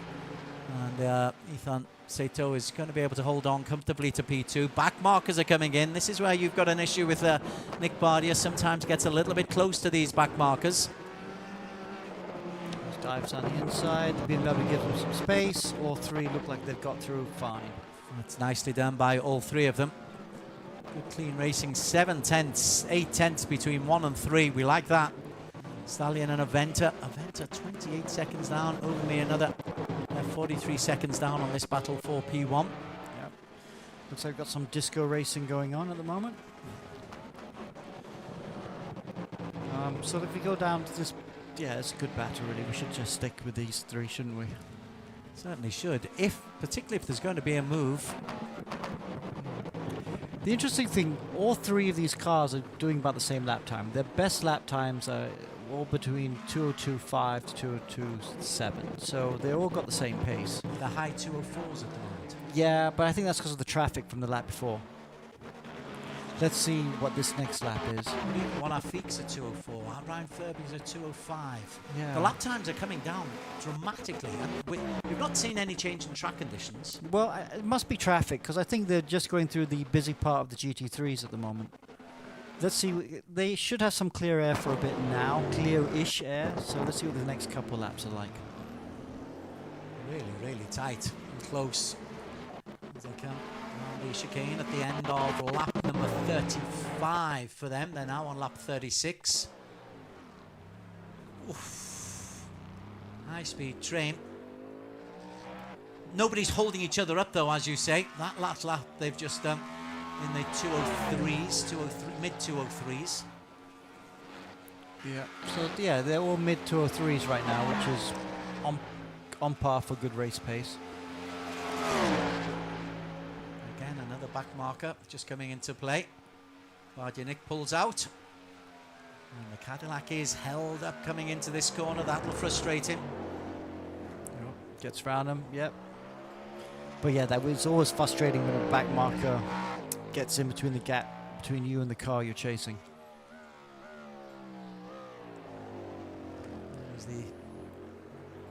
Okay, let's look a bit behind these guys. Look to the driver, one Afik in the Porsche in Stallion pink car. You can see the previous leader right catching up on him, Ryan Ferber in the Aventa racing team. I'd love to know the story. That's a little bit wobbly there from Stallion, from one Afik. Oof. Okay, let's listen to Justin. Why don't we ask Justin right now? He's the team principal, team manager of the car in second place, Pepega Good Boys. Let's see if we got him on the line. Justin, how are you, man? You got 4 cars. Good to hear from you. You got 4 cars out there, teams, in this race. But you must be.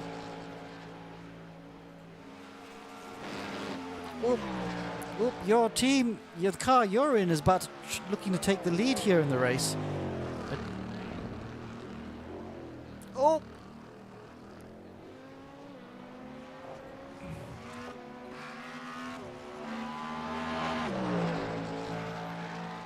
Yeah.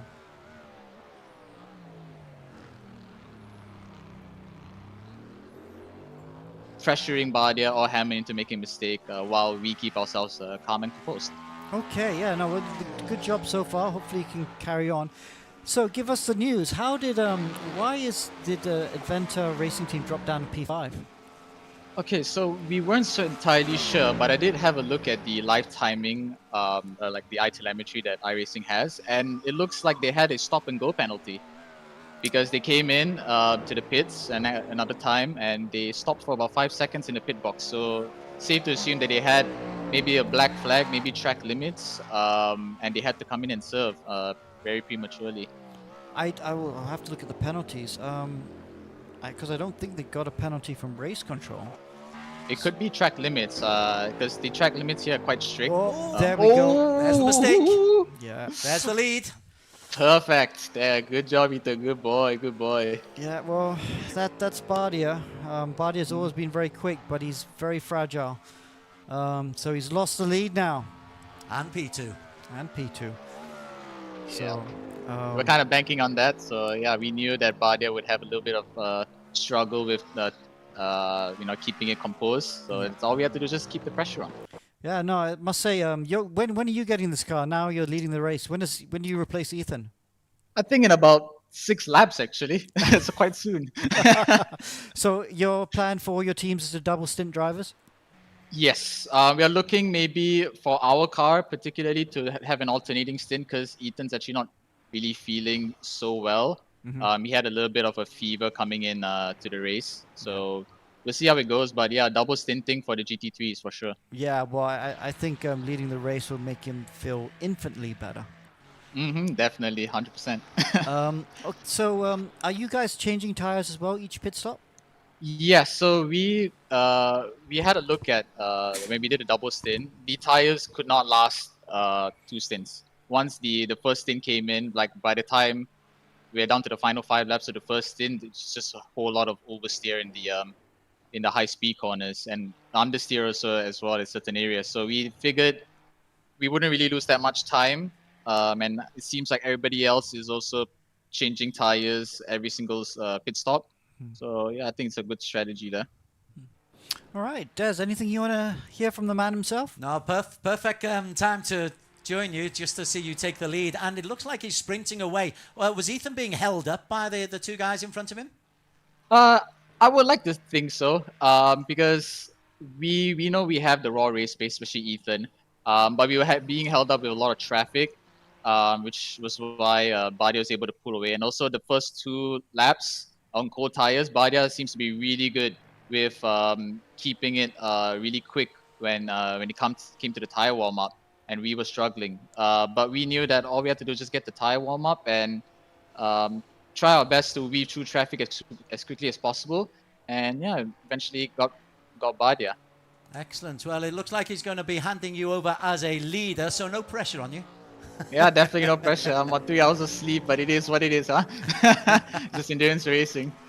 Hey, brilliant. Thank you for the insider information. That's very useful. We are still a little bit mystified by how Aventa did drop down to P5, and we're looking up for this. In fact, Alex is looking at it right now. Yep. Looks like they did get a drive-through, and that would kind of make sense for a 45, 50-second delta. But for what we don't know, we suspect track limits. Well, thanks very much, Justin. Thank you so much, guys, for having us on board. Thank you. Terrific insight. I like that one very much. And perfect time to join because Ethan Seto is still leading the way for Papega, and he's just put in good times. 2:03.3s for him and Will Hammond. And Bardia Nick hasn't been able to actually come back after that mistake that we saw from him, and so it's the Ferrari and the Cadillac pulling away from Bardia Nick. Ryan Ferb has got himself up ahead of Juan Afik into P4 in this category. So plenty ongoing, but now there is traffic to negotiate. And therein lies a problem. As they go around is that a back marker? Yeah, they're going around a back marker, but the BMW, sorry, the GT3s are in the way. This is where the traffic can cause a problem. Will Hammond, he's caught up behind. Right then, what can Hammond do? So Ethan's got through. Ethan's got through for Papega, the good boys. Hammond goes through as well, ahead of the LMP2 leader. And Bardia Nick, he's flashing away. He's very frustrated at the moment. I still think he's carrying the mental scars of that predicted mistake. All of you predicted it. Yeah. Yes, unfortunately, yeah. I mean, Bardia, like I said, he's a young driver. He'll get better with age, but yeah, he's very prone for those sort of kind of mistakes.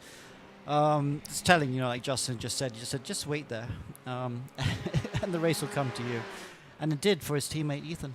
Absolutely superb. Okay, so that is the GTP, or the hypercars.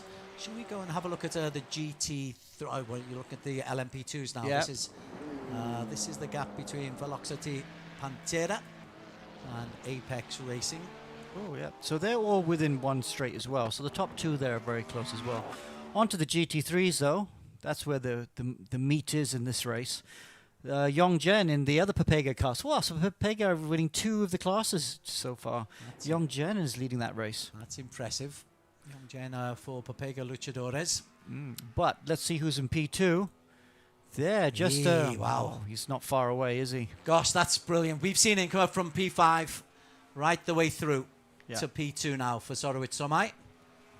Double stinting. How long can these guys stay out? How long can you realistically stay out? 3, 4 hours? In the car? Oh, yeah. No, the individual driver? Yeah, I've seen drivers do a quadruple stint. Okay. It's definitely possible, but it's pretty tiring. I think the optimum is 2 stints. Come in, do 2 stints, change drivers, and just everyone does 2 stints. Obviously, you get the new guys who are very new to sim racing. It's better they just do 1 stint because you can see their lap time drop off quite a bit in the second stint if they don't have the stamina yet. Well, Sorowicz is lapping at 2:18. His best is 2:16.5, but he's closing in on the man ahead of him. The gap. What is the gap, Sorowicz? We haven't got 7 a gap time. seconds. 7 No. seconds. Okay. Yep, that's it. 7 seconds roughly. And Azhar's just behind him in P3. P4, Hishamuddin in the Pantosa racing team. Then you got the battle just behind him for P5. Oh no, it's quite a big gap actually. That is quite a big gap, isn't it? Yeah. Behind them, Team Kachang and Frontline, they're closer. Yeah, there we go. You got this 3-way battle there for P5. Willem Ong, so they've had a change of driver. Excuse me. Willem Ong comes in from Malaysia. It's a bit Dutch name, Willem. It is. And then Ahmad Molana in the car behind, frontline Kachang. Frontline ID times STZ. Lap times in the mid 2:18s. Oof, yes, you got the leaders trying to lap him right now, so they've got a bit of something going on there. Now that's congested. Going around the outside, round Eau Rouge, that is difficult. Yeah. You lose a little bit of the line that you want to take, but everybody seemed to have got away with it. We've stayed with Willem Ong in Team Kachang in the pink, but under pressure. Yeah. Further up in hypercars, though, you can see that Ryan Fulber has taken that position from Juan Afik. Yep. So he's up to P4 now. What's his lap times? He's okay. So now he's getting into the 2:03s. Yeah. He was in the 2:05s consistently. As you say, it might have been traffic. If you look to the top right of your screen, you can see we're fairly spaced out at the moment. Yeah. So you're overtaking individual cars rather than whole knots, as was the case earlier on. Yeah. Yeah, I mean, it is kind of spread out quite a bit. Good to see that all the hypercars and P2s are still on the same lap. So I think we're quite a close battle there. It'd be hard to call really what's going to happen with the hypercars. Actually, any of the classes right now. Some pretty close racing, but it'd be interesting to see what Adventa racing team can do from here, because that pit stop definitely set them back quite a bit. But they have got the pace, and it seems both their drivers look to be pretty quick, able to lap in high 2s, early 3s without traffic, which is quick. The cars in front of him can get into the 2s, but not consistently. I am very pleased we sorted out what the problem was, because it was a mystery. Yeah. But Will Ferber just trying to put consistent lap times in. His best is a 2:02. Actually, no, that's the team's best, isn't it? His best, he's just posted his own personal best lap of a 2:03.02 as he overtakes one of the GT3s comfortably around the outside, just coming into the chicane. Nice place to avoid traffic. Yep. And that means he'll get some space and some black stuff as he comes into turns 1 on the fast part of the circuit. Yeah, lots of space for him to play with. Yeah. And Ryan Ferber is the Australian in the team. His teammate was, let's see what was his name there. The English boy. The English boy, that's right, Luke Fallon. So, they're doing single stints at the moment. We'll see later if they go to doubles. Okay, let's see what else. Let's go back to the front because at the front Oh, looks. Bardia back into P2. Yeah. So he's got ahead of Will Hammond. As you say, he's fast. He's aggressive.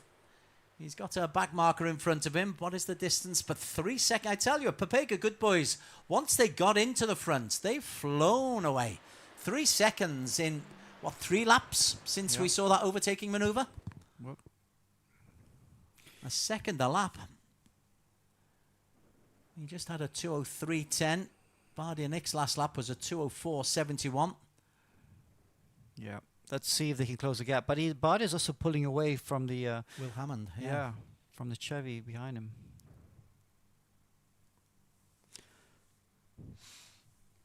It's interesting. Will Hammond's struggling for pace at the moment. His fastest lap was a 2:02.5, so the pace is there. But just in the middle of this stint now, we're in that tricky period in the middle of their stints where the pace is a bit harder to come by, and he's just not as quick as the other cars in front of him. Ethan Young is, to be fair. Yeah. Ethan Young's very quick, avoiding that traffic. It's a kaleidoscope of colour top right. The pinks and the blues. Yep. Oh, Ethan did a good last lap at 2:02.9. Bardia Nick 2:03.0. Okay. And Will Hammond struggling with a 4.8. So yeah, you can see that gap there, the yellow car pulling away from the blue one. Okay, so that's spaced out a bit. And of course, Ryan Ferber there in the Advanta Racing, his last lap was a 4.2, so I think he must have had traffic. But definitely closing in. He was, I think, about 45. I think he lost about. He lost 45 seconds, Yeah. but he's still nearly 30 seconds down, 28.3 down. Yeah. So he's closed the gap, though. 23 seconds off the lead now, I would say. Oh, no, that's not 23 off P3. Yeah. So 28 seconds off the lead. Yeah, 28 seconds off the lead. Yeah. So he is closing down that gap. Okay. People in the yeah, we got the leaders, the 2 leaders in LMP2, both in the pit lane, nose to tail. Wow, that battle's getting close.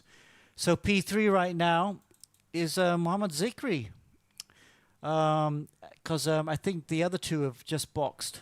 So Zikri in P3 right now, and the leaders in the box. Let's see. I think Zikri will probably box now as well. He had that problem very early on, the racing line. Yeah, that's right. So, yes, hour 30 in, as predicted, these LMP2 cars are boxing every 45 minutes. So this is their second stop. Let's see if Zikri in P3 comes in. Yes, he does. He's doing a good job, though. That racing line car is closing the gap after that issue at the start. Onto the... I wonder if the hypercars might be coming in soon as well. Let's just watch them as they come to the last corner. See if he pulls off. I think they're stopping every 50 minutes. Okay, so it was 52 minutes for the first. So, but that was only Avanta. Aventa. The others stayed out a lot longer. Yeah, we'll have to watch this. But yeah, the hypercars are staying out for now. And here is the pole sitter in P4 now. See if he boxes. Nah, he's not boxing. And of course, the GT3 teams are going to stay out till the hour. 52 would be around about the 140 mark, wouldn't it? If that's what they're lapping at. But they had that stop-go penalty, which has confused things no end. Or confused me no end. Comes around the outside. What's his lap times? 2:04s, 2:04.15. He's not as quick as his partner. No. He's been maybe a bit careful through the traffic. I have seen a quick lap time or 2, but I think in the traffic he's been a bit more circumspect. Let's go back down to that lead fight at the front, though, because Bardia Nick looks like he's closing that gap a little bit to the leader. You're right, it was 3 seconds plus. Papega Good Boys having got the lead. Bardia Nick is pulling away from Hobby Culture, from Hammond, for the Hobby Culture in the caddy.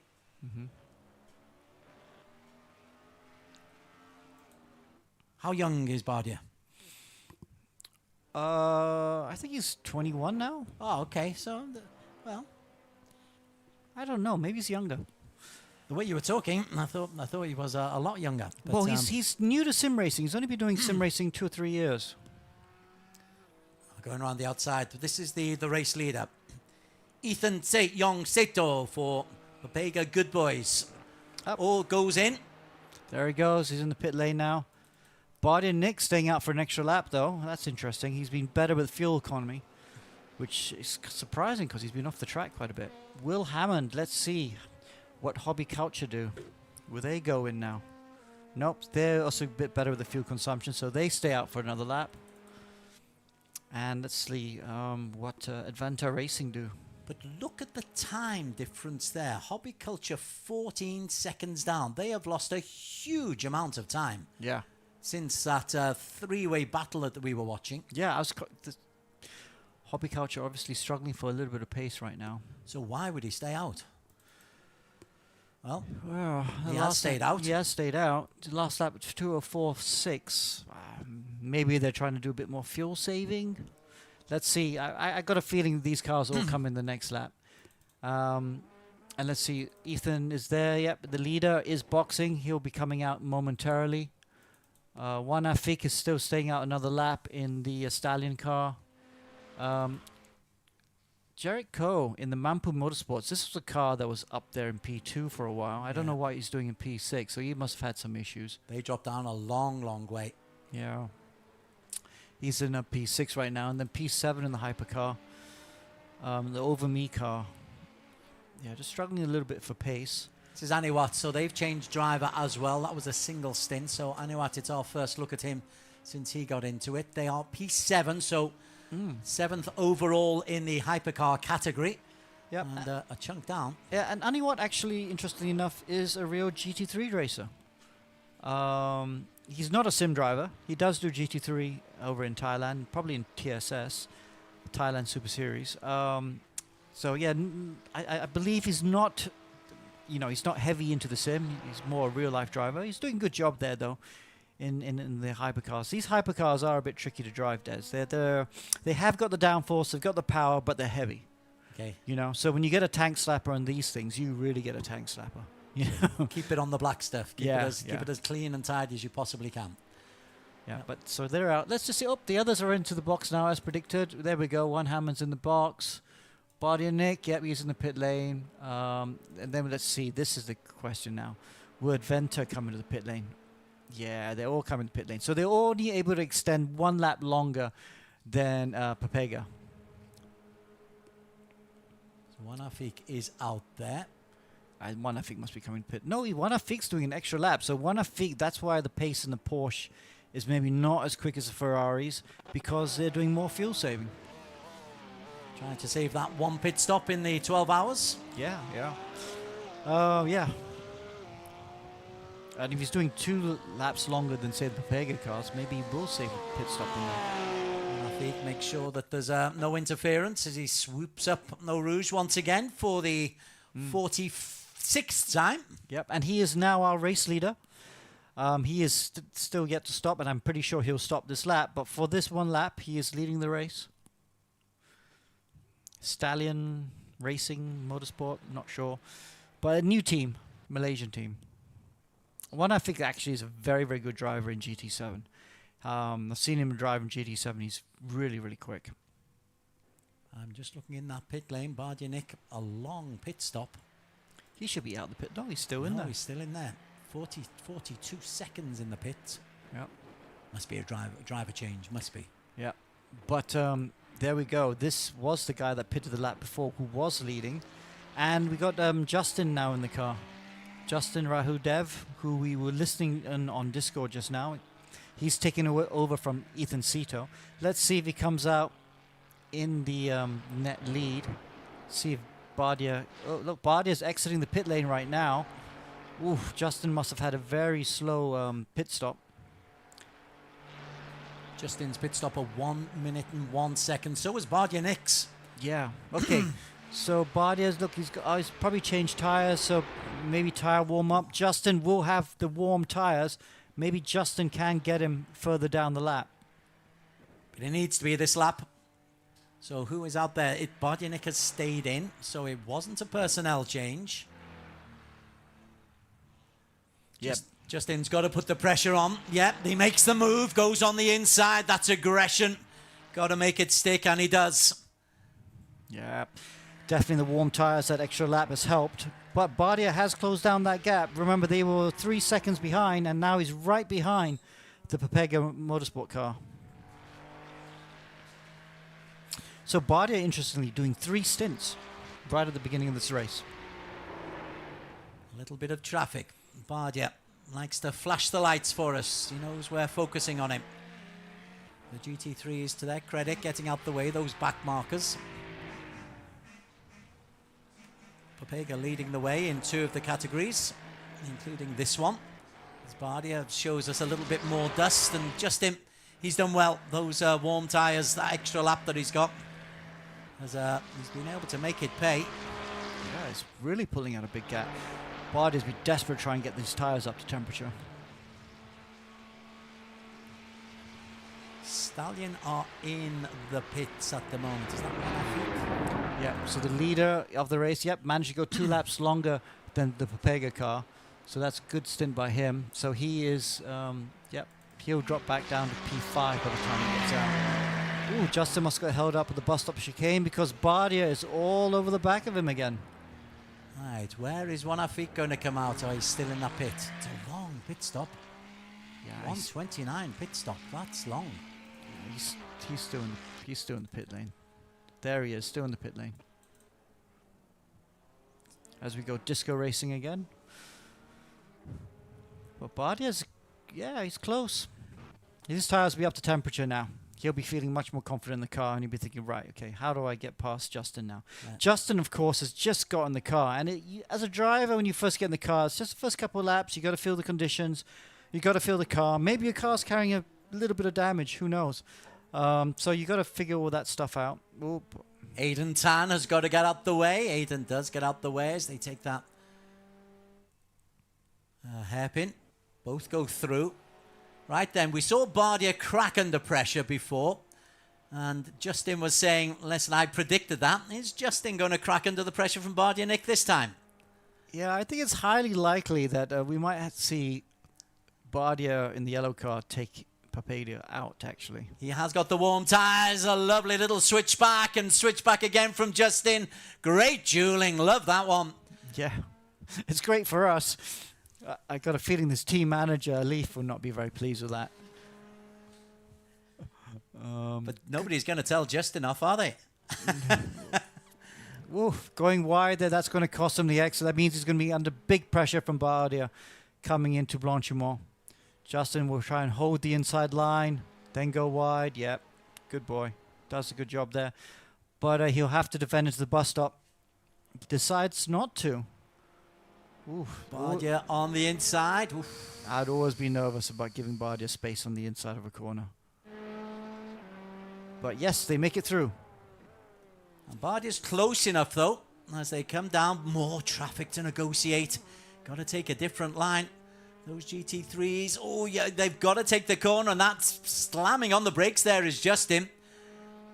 And now they both begin to accelerate away, and they've both got to swoop past those GT3s, which they do.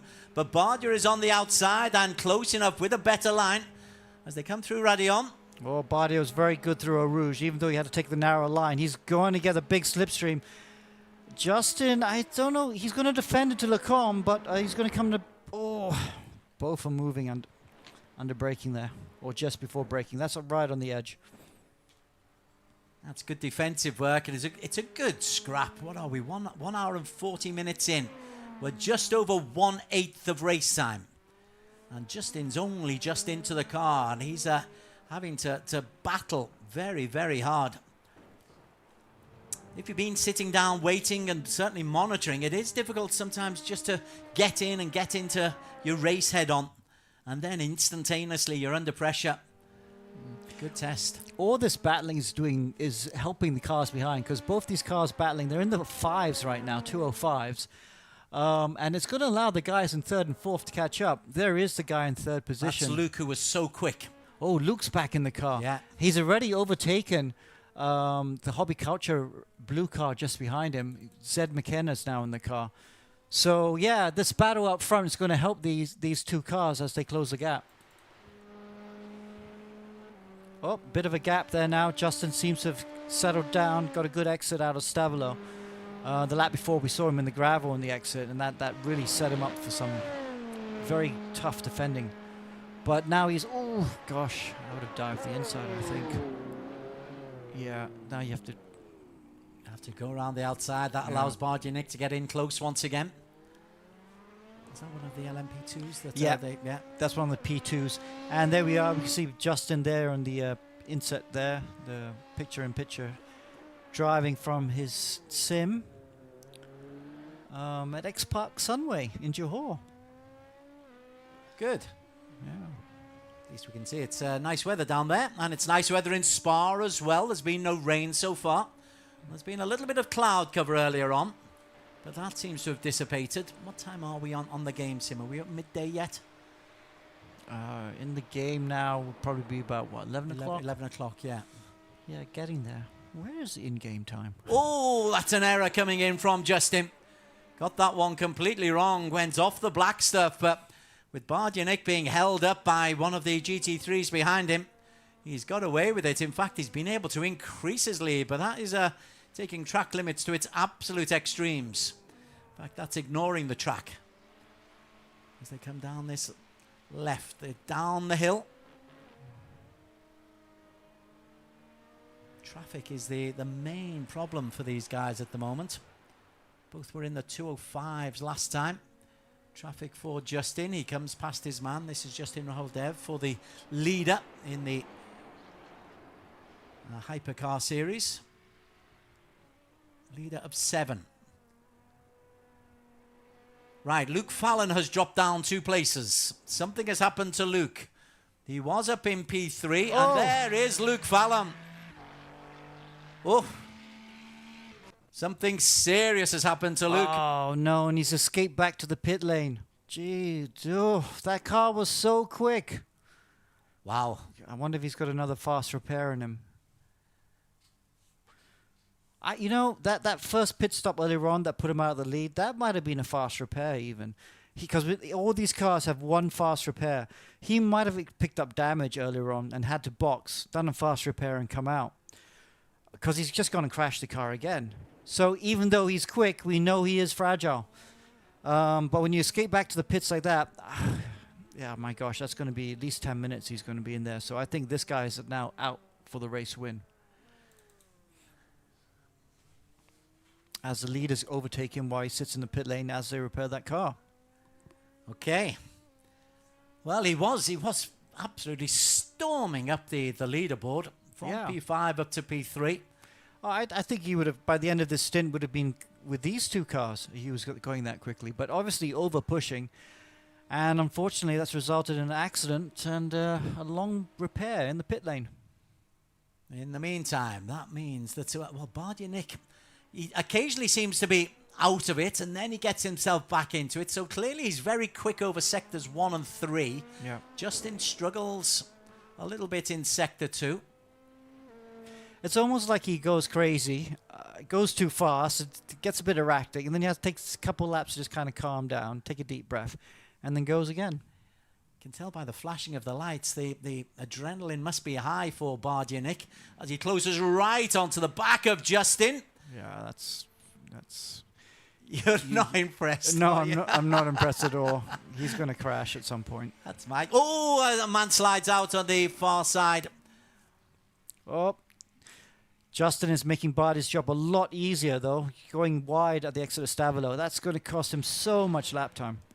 He's gritting his teeth, literally, and just trying to relax his shoulders at the moment, Justin. Bottom right of your screen. He's certainly feeling the pressure, and Bardianic is piling on the pressure. Whether you like it or not, it's good entertainment. As he looks to try and take the inside, decides not to at the chicane, and then loses a little bit of momentum. And Justin will have a temporary reprieve. Yeah, good battle this. I want to go see some of the other racing that's going up and down the pit lane, but we've got a good battle here. In the meantime, Luke Fallon is indeed still in the pit, still getting that long repair. Right then, Bardia goes on the inside. They are side by side down Eau Rouge and Bardia Nick. Oh, and he pushes him outside. Justin slides away. And has Bardia got himself away? Indeed, he has. Yeah. I think that Justin was just trying to do too much there. That was Justin obviously had a bad exit out of the last corner. Allowed Bardia to get a run on him. Just give up the position, mate. And he's very lucky to be still going. Well, he was sideways on, wasn't it? Oh, he's got some damage as well. Well, I'm with that guy. I'm punching the air. Oh, yeah, he's got a lot of damage. Look bottom right of your screen, and it's an anxious look towards the camera for Justin. Let's hobble back and get into pit lane and sort this out. He is hobbling. What's he got? That's a puncture at the very least. Yeah, I think he's got some suspension damage. I think it's better to just keep going. Oh, okay. He's going to go escape back to the pits. I'm not sure that's the right decision, because escaping back to the pits costs you a lot of lap time. See, there he is back in the pit lane. So, yeah, I think Justin should have just backed out of that move. I mean, it's like we keep saying, it's 10 hours to go. And now you got damage. Our director was very, very nice to him there. Justin looked like he was going to lose his rag, which is great television. Yes. Well, now Bardia has a big lead. I don't know if he has any damage. I wonder if we got a zoom picture of him. It'd be interesting to see if his steering wheel's straight. But, yeah, no. No picture of Bardia. We don't need a picture of Bardia. I know that's Bardia driving, just by the way he drove. Definitely for sure. So, anyway, P2 in the Cadillac. Doing a good job. So this is McKenna, because he dropped down to P4 at one stage, and he's just letting the others crash themselves out of this opportunity. Well, if it keeps going like this, he could be leading this race very soon. But McKenna looking very good in P2. I mean, he's not having the pace at the moment, but that doesn't matter. He just needs to keep going and circulating. Zed's one of the Aussies on board, is he? I believe so. Zed McKenna, the Australian driver. Yep, and P3, Jarek Cole there, he's not out of it as well. In Mampu Motorsports. He's come back a lot. Yeah, I remember they were running P2, then they dropped back all the way down to, I don't know, P6 or P7. So now to be up to P3, thanks in no part to two cars taking each other out. Not each other out, but taking themselves out. And both have been previous race leaders. Exactly. So race leaders making a big few mistakes there. Well, you did tell me it's a tough car to handle. It is a difficult car. When you start getting, if you let it go too much, you get some big tank slappers in this, which are hard to recover from. Okay, we are on board now with, is this Jarek? Yep, this is Jarek. It's Jarek. Bad framing. Yeah, very. Gotta go on Zoom maybe and teach him about framing there. But yeah, good job. Let's go look at some of the other classes. Will Kit there he is. Leading the race now in the Panthers eRacing Academy car, doing a good job there. Amaro 9, who's another very good driver, racing Brunei in P2. He's not out of it at all. These two have been within 4 or 5 seconds of each other the whole race so far. The gap is between them 7 seconds, did I see? Okay. Yeah, and then here we go. Ozer here, Velocity Panther in P3. So they were race leaders at one stage. That's right. So I'm not really sure what happened to them. They've dropped back a bit. There's the Bangladesh team here. Ayaz there in P4. Nazir Azman there. He's still in P5. Still hasn't caught up to the others. Of course, remember he had that start issue, but he's still on the lead lap. That's the main thing. So he just needs to keep circulating. On to the GT3s. We have the other Pepega car there. He's leading comfortably now. Have they pitted yet? Yes, they would have just done their pit stops. P1 there. Good gap there. Apex Racing there up to P2. I wonder what happened to, Tsunami Motorsport dropped right down. They have, haven't they? Because they were in P2. They're now in P7 in this group, Tsunami. Gosh, they've had an interesting time. P8. Leo Leung moves through that. So they've changed drivers. So they've clearly. So this is Chutapong. So 221 the last lap. I wonder what happened there. Gosh, okay, so something's obviously happened to Tsunami Race Motorsport. They are they a lap down as well? 4 laps. They're on the same lane. In the pit lanes are Ceylon, front line. Raiden are the effective leaders. You know why? Maybe he's pitted. I got a feeling Yongzhen and Azhar have not pitted yet. Because it's big gaps. There are big gaps, like a pit stop gap. Papega are on 2 laps down. Everybody else 4 laps down. So it's looking good for Papega anyway. Yeah. Let's see if they're going to go in the pit lane. Right, let's follow Papega right now. These are the leaders in GT3. Yeah, so we're not quite at the hour mark. But yeah, it's very strange that we've lost Tsunami Motorsport. I don't know. It sounds, even if it is just a pit stop, it sounds like it's out of sequence, a bit early for a pit stop. So maybe they had to repair some damage. Well, there have been so many collisions, particularly in the hypercars, where I really am feeling for the guys who are being pushed down. Luke Fallon is now P16 and still sitting dejectedly in the pit. Justin is still holding on to P6, but he's still in the pits as well. Or is he? Is he back out? No. Yeah, Justin's back out. Oh, look, that's stupid. Oh. That's really... So, Yongzhen, you're coming to the pit stop. Don't hang around the outside of the bus stop. That's going to happen. That was a silly mistake. Should have just held the inside because you know you're coming to the pit stop. Okay, so, but he got away with it. No traffic, no damage. Now here comes Azhar. Is he coming to the pit box? No, Azhar's doing a really good job with fuel saving. He's going for an extra lap. But yes, he must be coming in the next lap then. Let's see, guy in P3, Hishamudin. See if he boxes. Yes, he does box. So, yeah, maybe Tsunami Motorsport just they pitted early out of sequence. See if they can still get back on the lead lap then. This is Balapan. Jasmine Jafar. Yep, he goes in. He follows them through. So similar strategies from 2, 3, and 4. Yeah.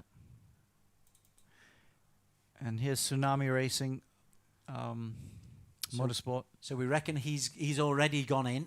Yeah. But he must have had to recover some damage because even if he does come in the lead lap, I think he's going to be far behind the others.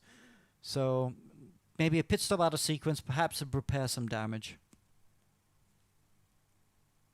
So, quite an eventful first... It's phenomenal. First 3 hours.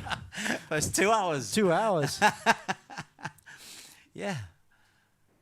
Our 2 leaders out in hypercars. Changes galore in the GT3s. The LMP2s, we've had 1, 2, 3 different leaders now.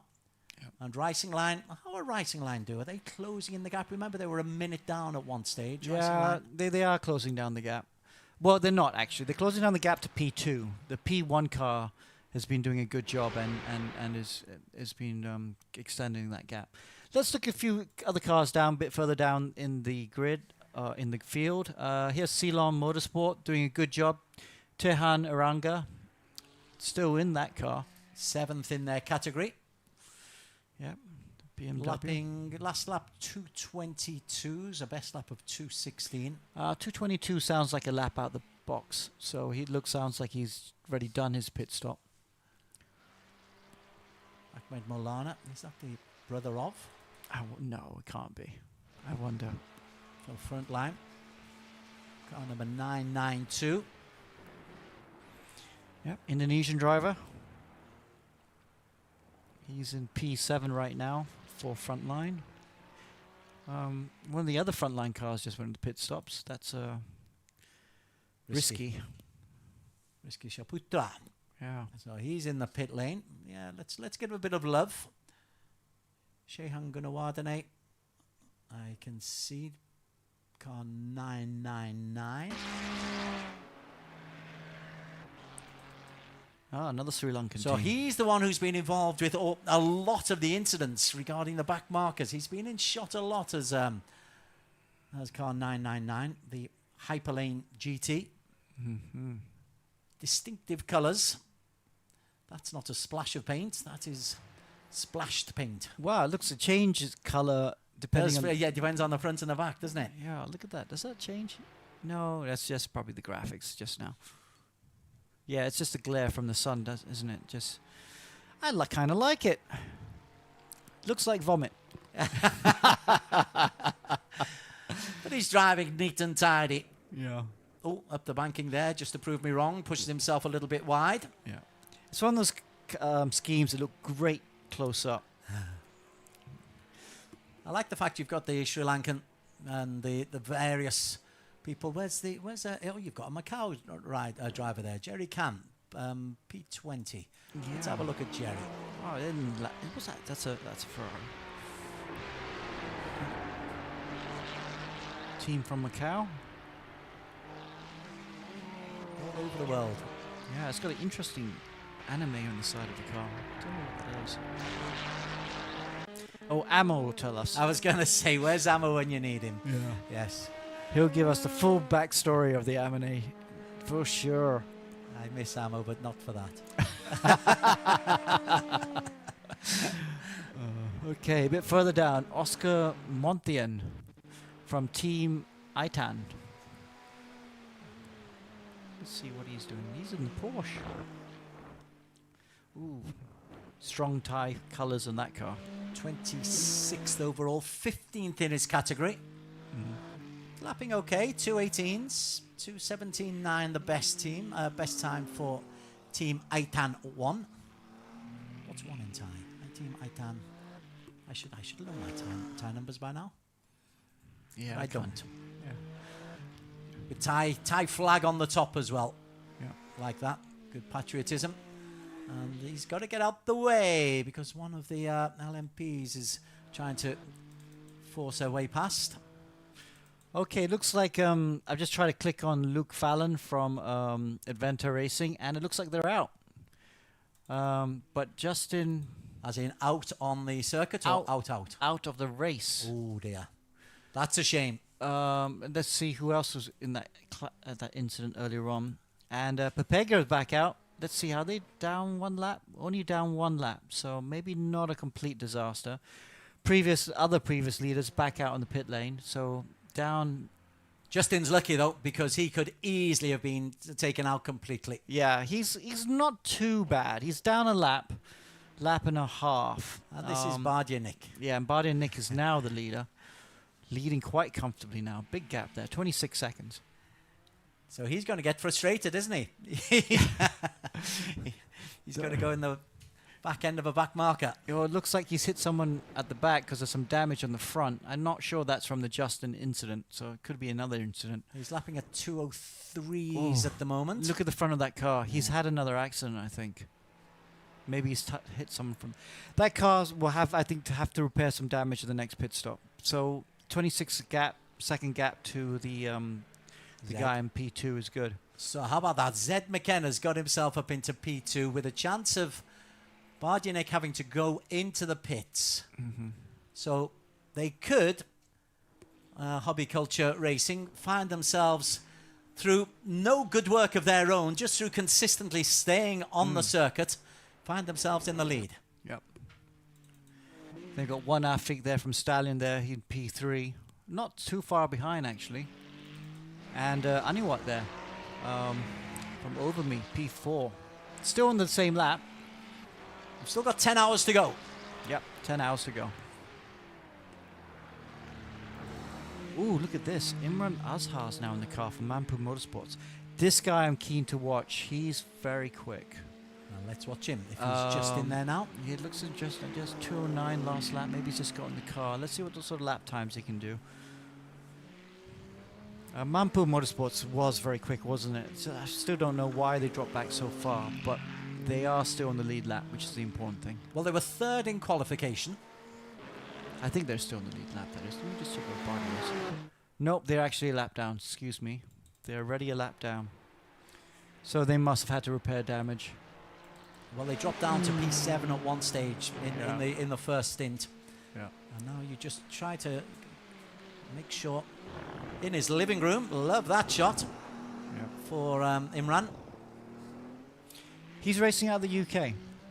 Hence the fireplace in the back. It is. It's a splendid fireplace. Yes. Looks London. Yes, could be. I'm glad he's got How his can you shorts tell what city he's from just by the fireplace? From when the towns when the houses were built. Oh. Victorian, looks like Victorian housing. Oh, okay. You don't have any of those in Liverpool? No, we had a lot of new builds. We've got Georgian, No? a lot of Georgian in the old town, and a lot of new builds from Right. the rest of the city. Okay. Imran's last lap, 2:04. Decent. Maybe had some traffic. Well, he's a lap down. They've still got a lot of work to do. And just behind him, actually, Justin is, about 22 seconds, 24 seconds down. So these two cars in P5 and 6 and in the hypercar class, they first need to get back on the lead lap. They definitely have the pace to do that, but they need to get some clean running now. We have got 10 hours to go. Yes, we do. 10 hours to go. 10 hours to go. Oh, Amro Naim is now in the lead. What happened to Wu Kit? Did he come into a box or did he have a spin? Just had a 2:11 lap. Where is he? Yeah. Well, he's only 5 seconds behind Naim.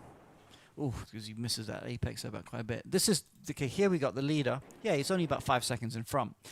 So that's a sort of gap. I think Wu Kit must have had a small spin or something. And that's allowed a new change of the leader. Apex Racing Brunei now in the lead with Amro Naim. Naim's a very experienced driver. Look, you can see they're racing from their sim center in Brunei. Naim, he's one of the lineup that won the Endurance Championship, Endurance Edition, earlier this year.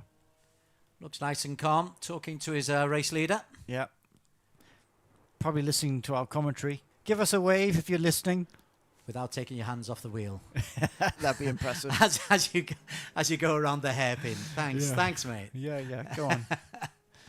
You want to impress me? Yeah.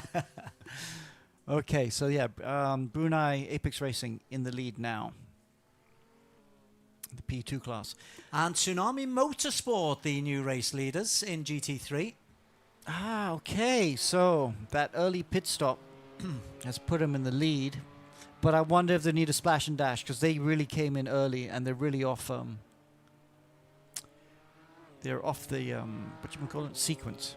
Because here's P2, the other Apex Racing Brunei team. So they're P2. What happened to the leaders then? Pantoso with the Papega. Papega. What Luchadores. happened to Papega? So they're P5, so they're back out on the Circa Papega. We saw the mistake, didn't we? We saw the mistake from who was in there? The rider before, the driver before, Adam. Right. Well, he's in big, side by side. So Papega, within a few laps, having incidents with two of their cars.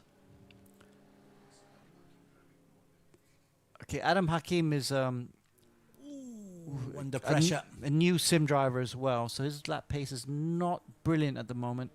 2:22 on that lap, so yeah, struggling a bit with pace. In your training capacity, what are you looking for from newer drivers like Adam? Work ethic. It doesn't matter how much talent you have. If you don't want to put in the hours, then you're always going to be your level will never be very high. Practice. Yeah, practice. And I'm not necessarily looking for someone that says that practices all night to the wee hours of the morning. That doesn't serve any purpose either because they soon burn out and they're no good to us eventually. But the guys that can be disciplined and keep the consistent hours and consistently put in the time, like any sport, like any sport, those are the ones that will have a more consistent progress. What have we got at the moment? Bardi and Nick is still out there. Yep. But Bardi and Nick is still out there right now. Ooh, leaderboard's going a bit nuts. Leaderboard is going very nuts. Bardi and Nick leading the way. One Afik in P2. Okay, we're just going to go for a quick break and be right back.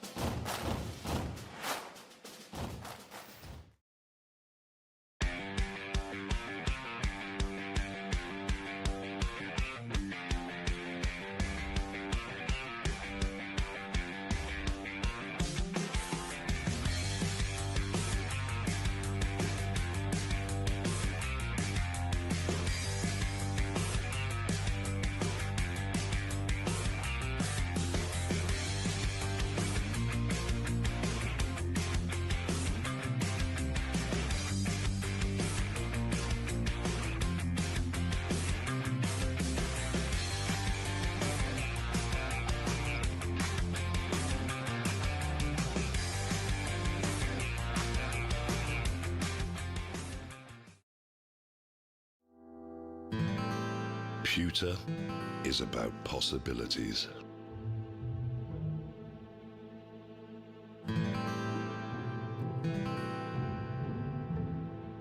It is an idea made real.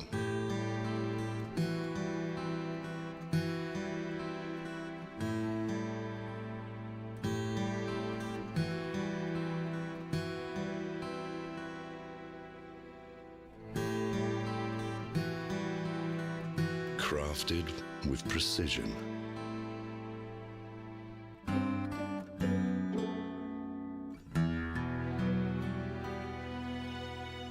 It can make tradition timeless. Pewter evolves.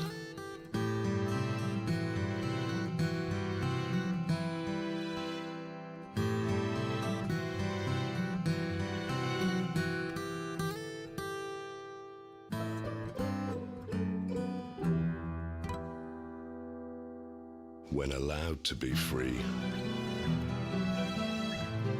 it can captivate you.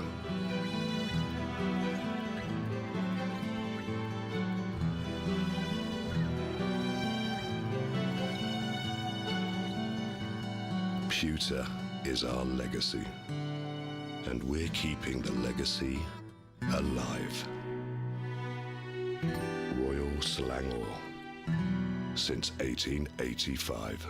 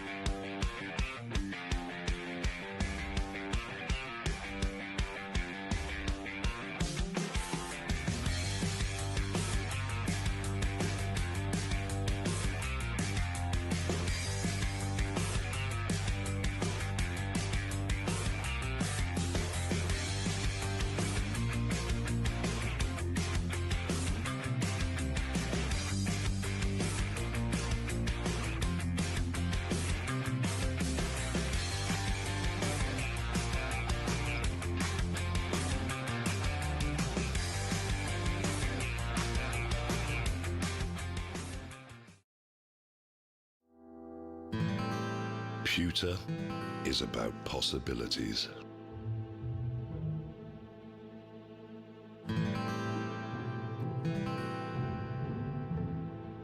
It is an idea made real.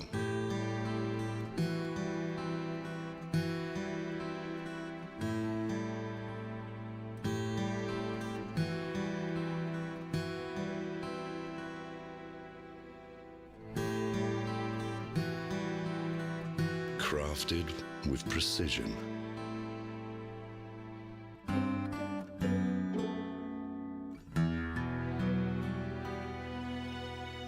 It can make tradition timeless. Pewter evolves.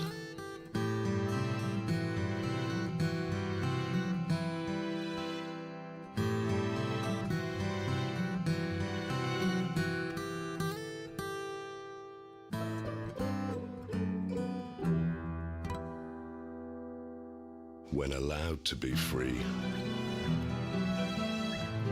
it can captivate you.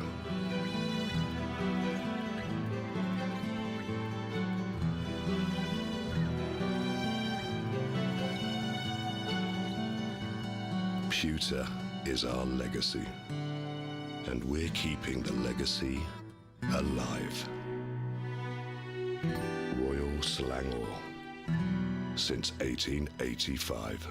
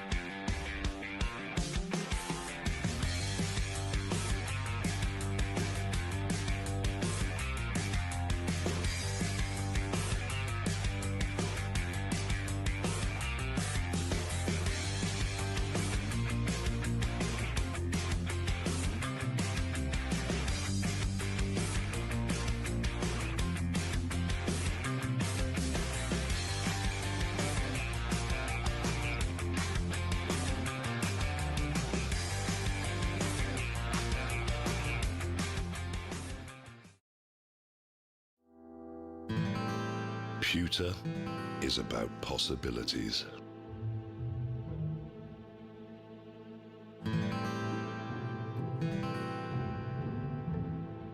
It is an idea made real.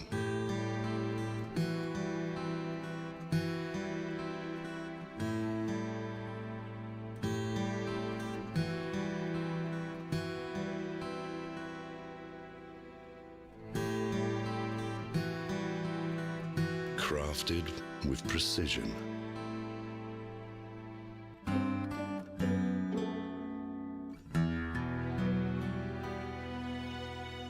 It can make tradition timeless.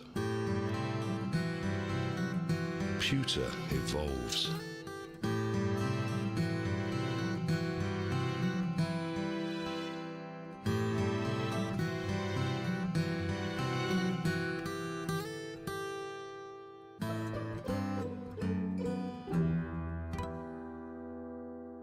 When allowed to be free,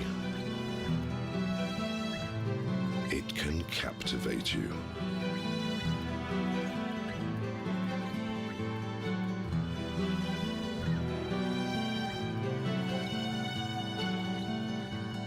Pewter is our legacy, and we're keeping the legacy alive. Royal Selangor, since 1885.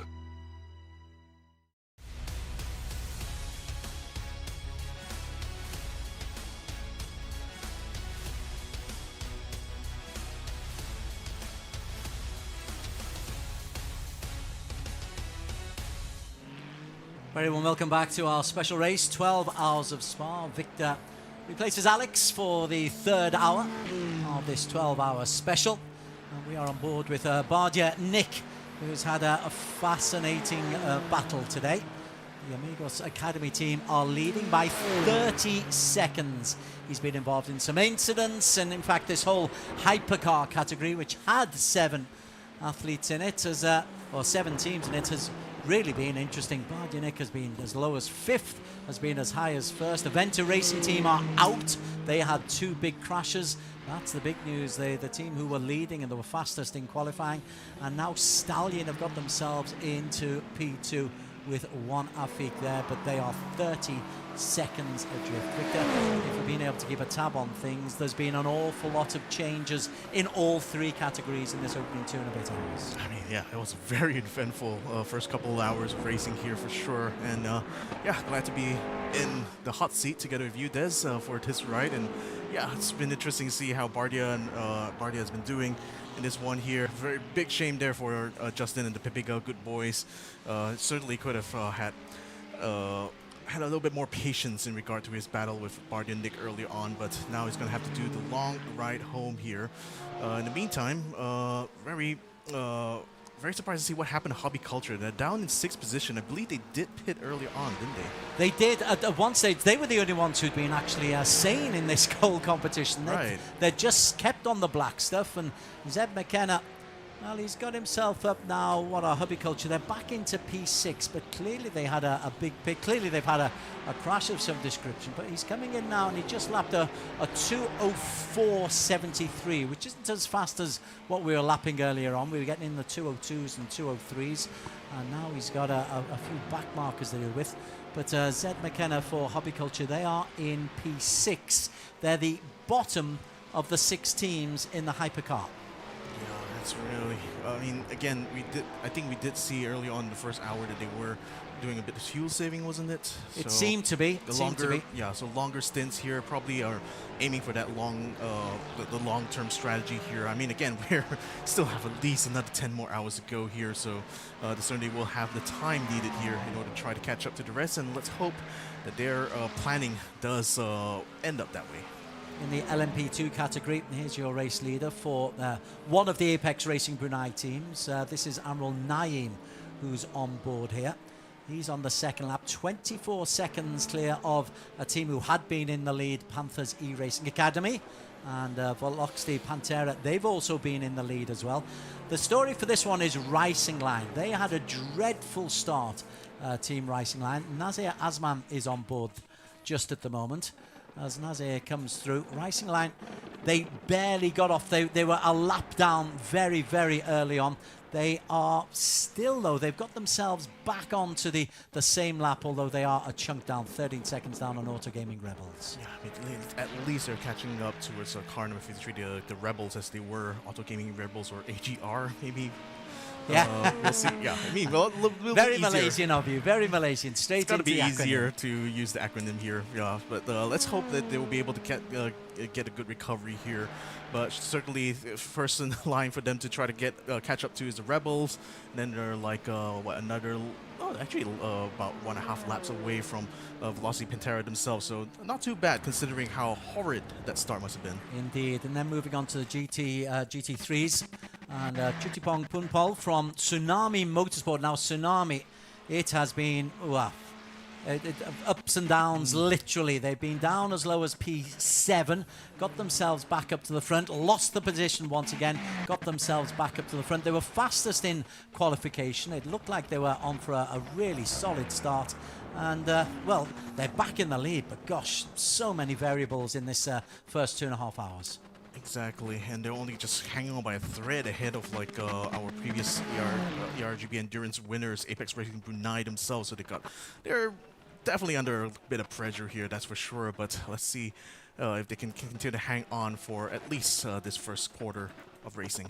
The Sri Lankan team of Tivav and Aranga, that's Ceylon Motorsports, they've got themselves into P3, and they are only, 35 seconds down on Tsunami Motorsport.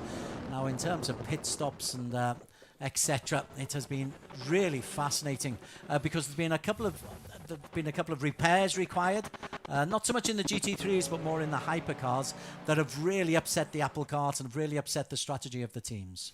Certainly. I mean, that's one of the biggest challenges of endurance racing in general, is just really trying to not only keep onto your pace, but to ensure that your long-term positioning isn't compromised at all. But definitely wouldn't help when you're getting into just argy-bargy battles in the early stages of this race here. But again, we'll see how it all will turn out in the end, as we have a look now at Adam Hakim, Luchadores. I think yes, going to be practicing that pronunciation quite a bit in this race here, but very distinctive. Brought in the nice purple livery there, heading up Radion right about now. They're certainly keeping pace, at least with the top here of the GT3 category here, but a long way back, 8th in class. Again, former race leaders, Papega. We've had so many changes up at the front. We've had Tsunami, Apex Racing Brunei, and Papega have been all leaders, and all three at one stage or another have dropped down. So just keeping on the black stuff is proved to be very difficult, and we are, as you keep saying, less than a quarter of the way through this race. Exactly. Still long ways to go. I do apologize to the audience here who've been hoping that we will be covering some of the rest, but there was a lot of battling going on for the front runners, to be fair, isn't it? I mean, we saw what happened between the Good Boys and the Amigos, what happened with Subsector, and then now we're just going to see what Luchadores, the Pipica Luchadores GT3 team here, is going to be able to do after being one pit down from the rest of the pack. There is a little bit of contest going on. Jerry Khan is in a real battle here. He's raiding esports, and he's up. In fact, he's just taken over Faisal Chong from Pantasso Racing Team. Pantasso being there or thereabouts. They've kept on the circuit, but that is good work there from Jerry Khan from Macau. He's got himself up into P5 in the GT3, and it looks like, having made the move, it looks like he's pulling away from the Pantasso team. Very well done. Very well done indeed. Being able to keep himself nice out of trouble with that one. Bit of a yellow flag going on for the Good Boys. Nothing bad that's happened to them so far. Is that Justin? Yeah, that is Justin. Okay, Justin with the yellow flag. He's in splendid isolation. He's 21 seconds behind Mampu. He's 14 seconds ahead of Hobby Culture. As you can see, Aventa Racing Team, they were out and they look so good, Aventa. The Anglo-Aussie combination. But this is just in the team manager, who gave us a really good analysis of what was going on, how Aventa dropped from P1 to P5 in the first section. Yeah. I think it'll be more looking forward to hearing his analysis of what happened between him and Bard and Nick. Yes, correct. Side by side, down to Rouge and up to Radion, and then that's where they got into contact there. Alex felt that he should have backed off from that, and I think I tend to agree with that. I mean, especially given that it was quite early on, you know that Bardia was already having much better tires than you in that situation there, and just giving up a position there wouldn't have been too much of a loss there, and I think sustained damage after that definitely has cost them the ability to stay competitive. Amigos, who, by the way, are now in the pit lane. Okay, let's go and have a look at that Bardia as he's just dropped in. Right, where are we in terms of strategies? Okay, 50 minutes, 10, 50, we're about right. They've every 50 minutes pitting for the hypercars. Let's see how long it is and if there's going to be a driver change, because Bardia Nick has done the full 2.5 hours so far, or 2 hours and 25 minutes.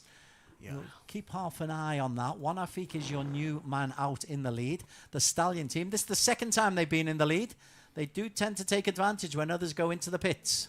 And it's also good to see that Mampu more than likely will be able to overtake Bardia in the pits as well. They were formerly in the lead early on in the previous 2 hours, but then now have dropped down to P3, potentially up to P2 now as they're coming towards Poo Han right about now.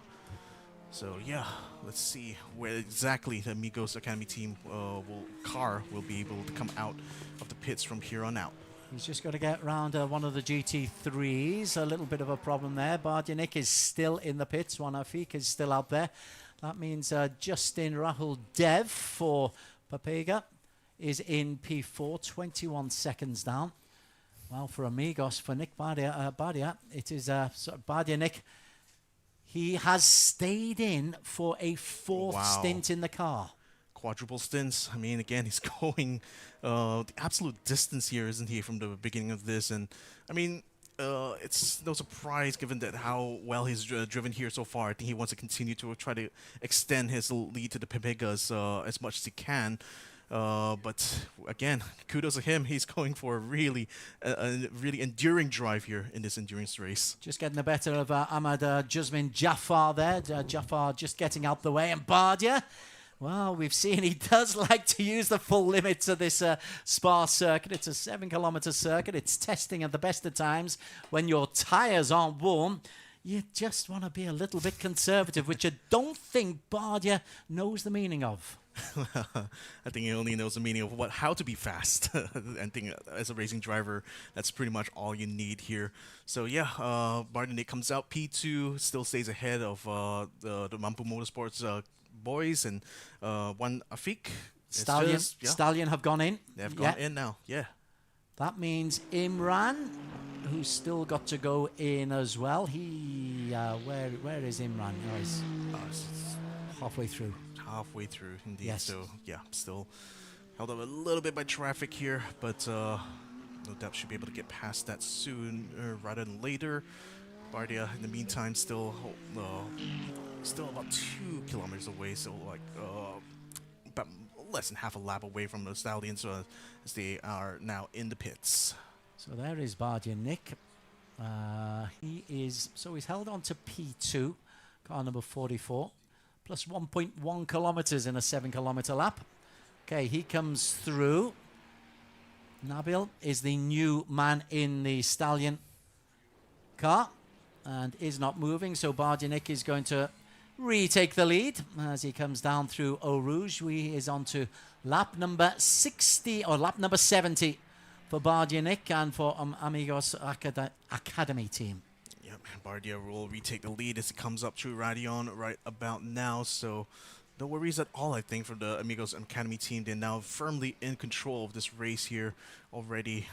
Dispatched one of their biggest competitors here. Now just had to stay ahead of the rest of the top 3.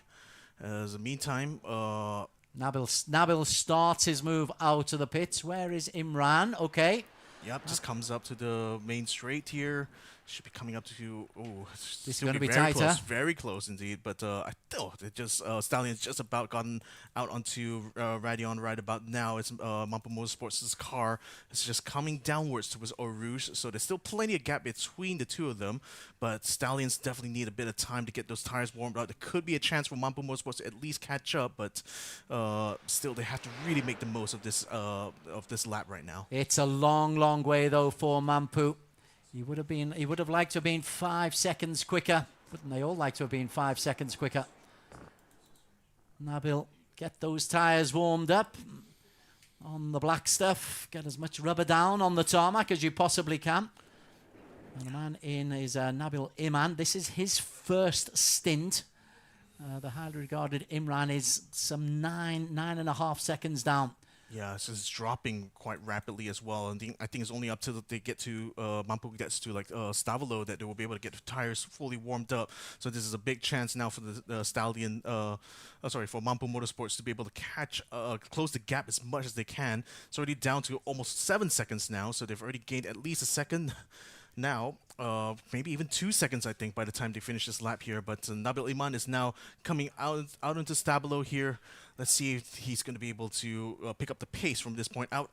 Else, they'll get caught out here by Mampu Motorsports. Okay, 6.5 seconds is the difference. There is, but there's a bit of traffic for Imran. Yeah, oh, that's not good. That's not good. Has to thread the needle somewhat. Takes a little bit of draft off the LMB2 car in front of him, but he's going to be held up a little bit as it comes through the very fast left-hand turn here.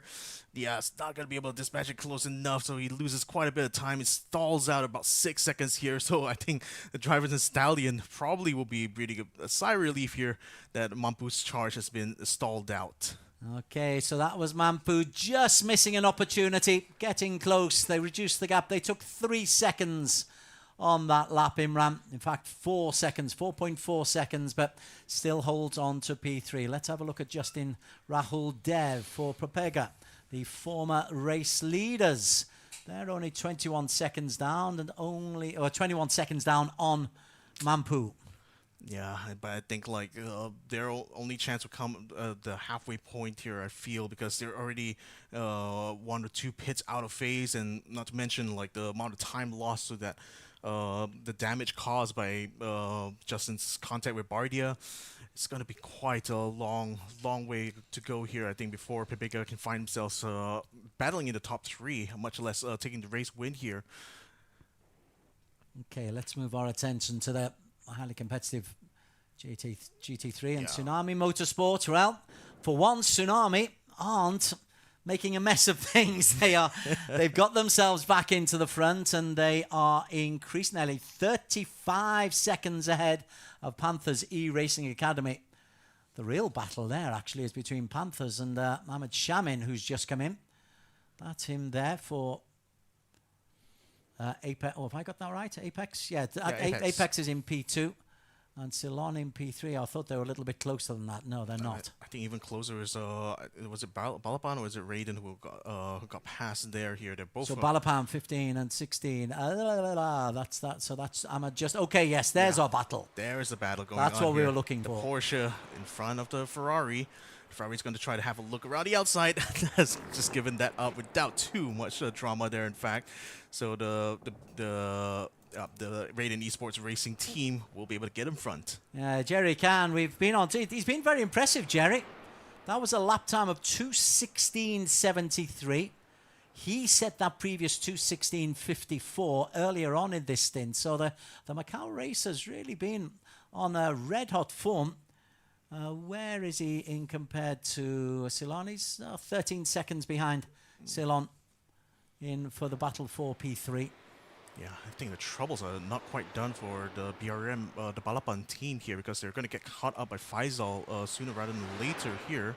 Pace certainly has dropped off a lot on the Porsche. I think they're really should be coming in soon. I think they might have ran out of their the health of the tires right now, and that's becoming a bit of concern here. Well, let's have a look at Jasmine. Who's that? Has he got on the back of Jerry? He's got on the back of Jerry Can once again, hasn't he?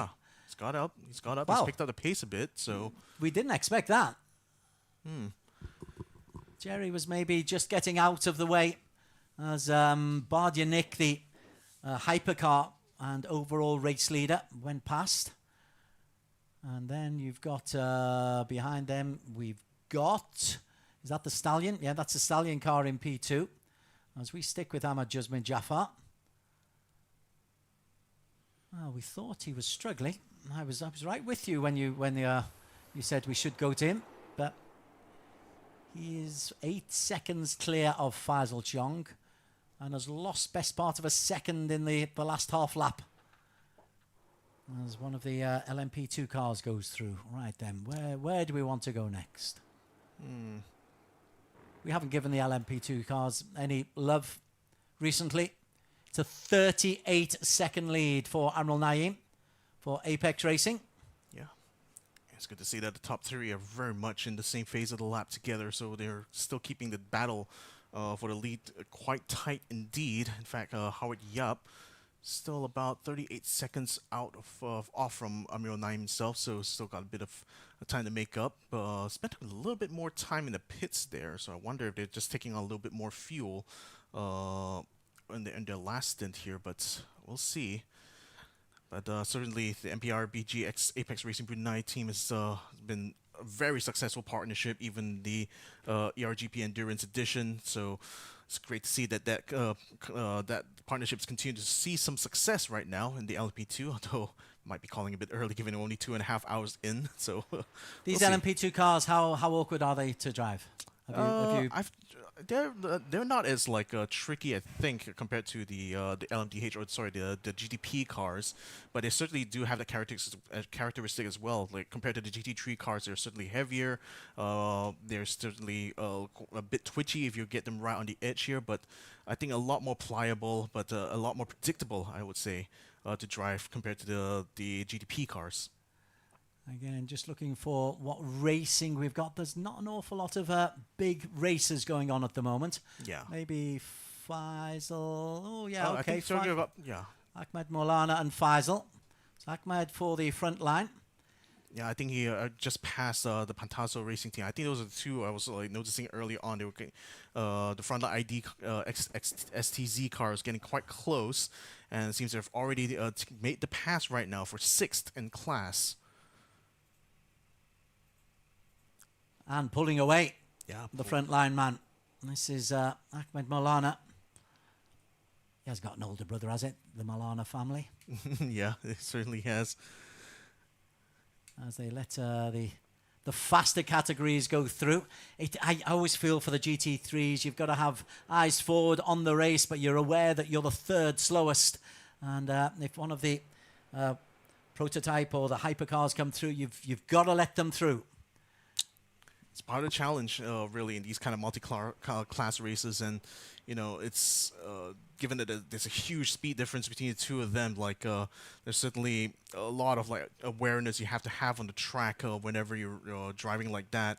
But again, you're not really obliged to give way all the time. You're also in your own race as well amongst your own classmates. So you certainly want to. You certainly are doing both of those jobs at once, right? Driving as fast as you can, but also staying aware of what the other class cars are doing at the same time. So certainly a lot to demand, and it's also one of the things that kind of breaks the monotony, I think, sometimes of lapping around here, especially on a track like Spa. Might have some big news for you here. Luke Fallon. Is he back out on the circuit? Is he or is he not? Well, I thought he was out. I thought he was out completely, but we're getting on this scoreboard. Maybe not. Maybe not. Maybe it's a false something on the scoreboard. Yeah, could be. Something could be. I don't know. It's hard to speculate what's going on their end. I mean, they were out, or at least have been out of our sites for quite a long time here, but suddenly I just pinged back into the server here. I wonder if it's maybe they're still racing in it, but then somehow the netcode is not working well enough for them to show up. It's very, very curious. Okay, let's go back up to the top. Okay. No, it was a false claim. Luke is not actually out there. Yeah. Although he is still on the leaderboard, he was so far ahead. He's actually still marked up as a P35 out of the 38 who we had signed up. That's a very packed grid, isn't it? This GD3 pack here. So certainly a lot of opportunities of racing as we're seeing Ahmad Shamim getting a bit feisty right now with the Salem Motorsports Club regime catching up behind, trying to have a peek around the outside. Oh, contact between the two of them as they head to this bus stop. And unfortunately, the 323 has to take out into the escape road here. It's going to come out just behind the BMW here. So, ooh, I mean, that was a very lucky shot there for the 323. But now the number 14 is ahead. Got an LMP2 car also looking to try to pick up some scraps out of this, but yeah, I think that will certainly be a bit of a heart stopper there, no doubt, for Ahmad Shamim. Tihan Oranga it was, who was just later into the braking. It maybe Ahmad Shamim was just a little bit early into the braking. It took a little bit of a knock, did well to recover, but it's good news for the Sri Lankan Salem Motorsports Club regime, moving up into P2, P2. In the GT3 class. Very good indeed. So hopefully we'll stay out of trouble for most of that there, but it's not too far apart between two of them. Although the gap now is already driven up to 3 seconds now between Tehran and Ayman here. So certainly sticking a bit of time right now. Hopefully not too much damage in rear. I mean, we did see it was a bit of a tap in the back. Not at a high speed particularly, so I don't think it was any damage. Just probably more damage to nerves probably at this stage.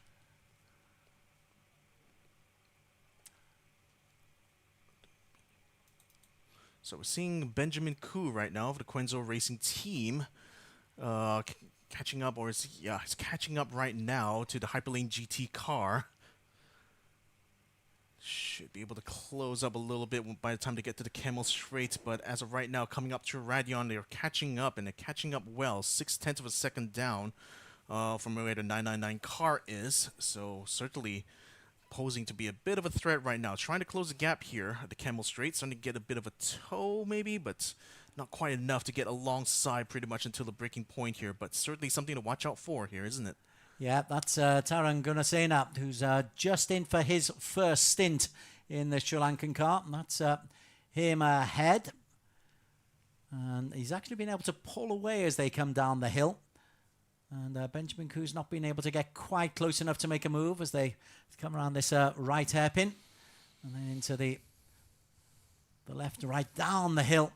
And it's controlling down this hill is... no problem, so long as you get your braking line coming nice into this sharp left-hander. Gosh, you're going at some pace there, and that's nicely controlled, although he's using the full track limits there. He's got an LMB2 car also lurking just behind. He's going to try to move in on the inside there. He does give quite a bit of space there to allow the car through, and does get through unscathed, thankfully. But it costs him. It cost him a little bit of time. Yes, it did cost him a bit here. So Benjamin right now having to catch up another 0.2 of a second here to the BMW of Tarun. But I think he'll still continue to try to hound him here. So I think it's just a matter of who's going to crack first between these two drivers. Yeah, we've seen this a few times, haven't we? Consistent pressure. And it does cause a problem. Well, I do understand why, but there's so much time to go in this race. Sometimes if you're feeling the pressure, just give the place away. Yeah, so that's lost out a lot of time there. Benjamin Koo, unfortunately, not been able to step up the pace here on that last lap here. So probably going to try to close up a little bit from this sector on, but they've got another LMP2 car looking to try to get through them as well. So that's going to disrupt them pretty much by the time to get out of the Camel Straight itself. Maybe even before that, it's already Benjamin Koo getting past. So I think along this very fast downhill here, that should get out of the way quickly here. So let's see if they can just continue to try to catch up. He's already back up to about half a second. That was also the same gap that we saw from the last lap earlier on, but a little bit closer this time. So it's just slowly but surely inching closer to Thurun's car. Still not close enough for the pass yet, though, I'm afraid. We're on board here with Benjamin Koo, bottom right of your screen, as they sort themselves out. He's tried to put pressure on, but real credit here to Taran Gunnarsena. He's looked pretty unruffled as Taran. And Benjamin still tries to make that move. Okay, let's move away. Tsunami Motorsport into the pit lane. Jutapom. Yeah. Okay. Leader of the GT3 pack for quite a while now. He's done a very good job of keeping that lead so far. Now, starting this next phase of pit stops here, it's going to be up to Tehan Iranga, sorry, and Ahmed Shamim now to try to maximize this lap here. They decided to stay out, so they will be coming out in front of Chutipong Ponpool's car. So I hope they'll be able to extend a little bit on here. We'll see when they were going to decide to make their own respective pit stops. Poom Pom is now into P2, and there's your new race leader. In terms of the GT3 anyway. P12 overall for Teran Iranga for Ceylon Motorsports, and he's had consistent times. What's he just been putting on here? Where is Teran? What's his lap times? 2:17s. That's good. That's good in the GT3. If you're clipping 2:16, 2:17, 2:18, lap after lap after lap, that's impressive. Very impressive indeed. Although for Chutipong. Ooh, someone's slowing down there. Who's that slowing down? That's Zeb McKenna. Yeah, McKenna slowing down. He's just been overtaken by one of the GT3s. Very curious. Like And now he's accelerated through once again. So maybe he missed a gear, or maybe he had a slight problem. But Zeb McKenna in P4 in the hypercars. Yeah, okay, we're back up to normal service, but I just saw the GT3 go past the hypercar and thought that's worth latching on to. Yeah, I'm very curious. Like, nothing seems to be out of order, at least from what we could see here on the timing monitor. It doesn't seem that his pace has dropped off massively, at least compared to the top 5 or so. So, I don't know, maybe he's just letting the GT3 through here, perhaps knowing that it's going to be on a bit of a longer strategy as well. Perhaps decides that not to try to fight it out with another car from another class. Who knows? Right, in that class, Bardyanik leads the way. 8 seconds clear of Imran for Mampu Motorsports. Gosh, it really is difficult to keep a track of how these guys are going, because Amigos have been in the lead and down to P5. Mampu have been as low as P7. Stallion have been in the lead on 2 separate occasions. Hobby Culture are back up to P4. And Papega, who are back on the track, they've been leading as well. Only 7 cars, and 5 of them have had the lead at one stage or another. Yeah, so it's really hard to call again, given that we're still early on in this here. But we could see, at least in terms of that same phase here, is both Bardia as well as Nabil. Both here for the Stallion and Amigos team here. Mampu Motorsport is still, at least at the very least, still hanging on quite nicely here. There is Mampu. I like that livery.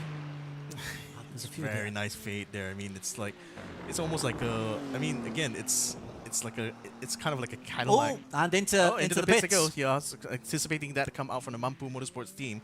They are hanging on at least for a chance for the top 3 here, but it's really, I think, like the battle is currently still on between the Stallion and the Amigos Academy team here. But kudos to Mampu for being able to make it up. I mean, as you said, they were at one point down in the 7th place here, but being able to fight their way back up to the 3rd, not too shabby at all. Not too shabby at all. Stallion are now in P2. And let's have a little look at Zeb McKenna, see how far behind Zed is. And the answer is quite a way, nearly 2 kilometers down. Yeah, just practically half a lap, so should not be able to threaten the Mampu Motorsports position at all. Has to flash a light there to the Barbie car to allow them the way through. It's now only coming up to that main straight here, although I think Mampu is still inside the pit lane at the moment. They're just coming out. Oh no, they're still in there. They're still holding on in there. So I think there's a good chance here for the Hobby Culture car, at the very least, to come out alongside, or maybe even in front of Mampu Motorsports by the time, because it's already out. In front. It'll be in front for Hobby Culture. They're already going to be in front. They're already downhill. And Imran It's still stats. Gosh, that's a long pit stop. Yeah, very long, but we'll see. 1 minute 26, 1 minute 30 pit stop for Imran. Surely a personnel change. Gosh, and it's still going on for Imran. Probably taking a lot of fuel, maybe. They want to try to extend this next stint here, perhaps to try to keep up the pace, maybe to the two front runners right now of this Amigos and Stallion cars, but certainly it's just allowed now. I mean, Hobby Culture's strategy of going a bit longer, rather going on more fuel-saving runs here, certainly paid out very nicely here. They already found themselves in a good position to overcome Mampo Motorsport. In fact, Mampo is going to lose another. This is another position. Yeah. Over Me One already through here by the time they got out of the pit box. So Over Me One are there, and Imran. Okay, so he's coming out of the pit lane, but that was a desperate. That was a 2:02 pit lane. It could be possible that they were trying to fix some damage here. I mean, 41 seconds above. That's a lot of time to spend in the pits there. So I did see that the car was quite a bit scuffed up. So no doubt they had to sort out some of the damage here. So perhaps that's what caused them to have to take that much of a longer pit. Bardyanik, the leader, actually has has lapped Imran Ahmad Azar. Incredible. Like the amount of pace he's had all day long here. So on the onwards and upwards here for the Amigos Academy team. So that just goes to show how much pace he's had compared to the good boys here. And this is his fourth stint. GT3 just losing control. Thankfully stays out of the way there.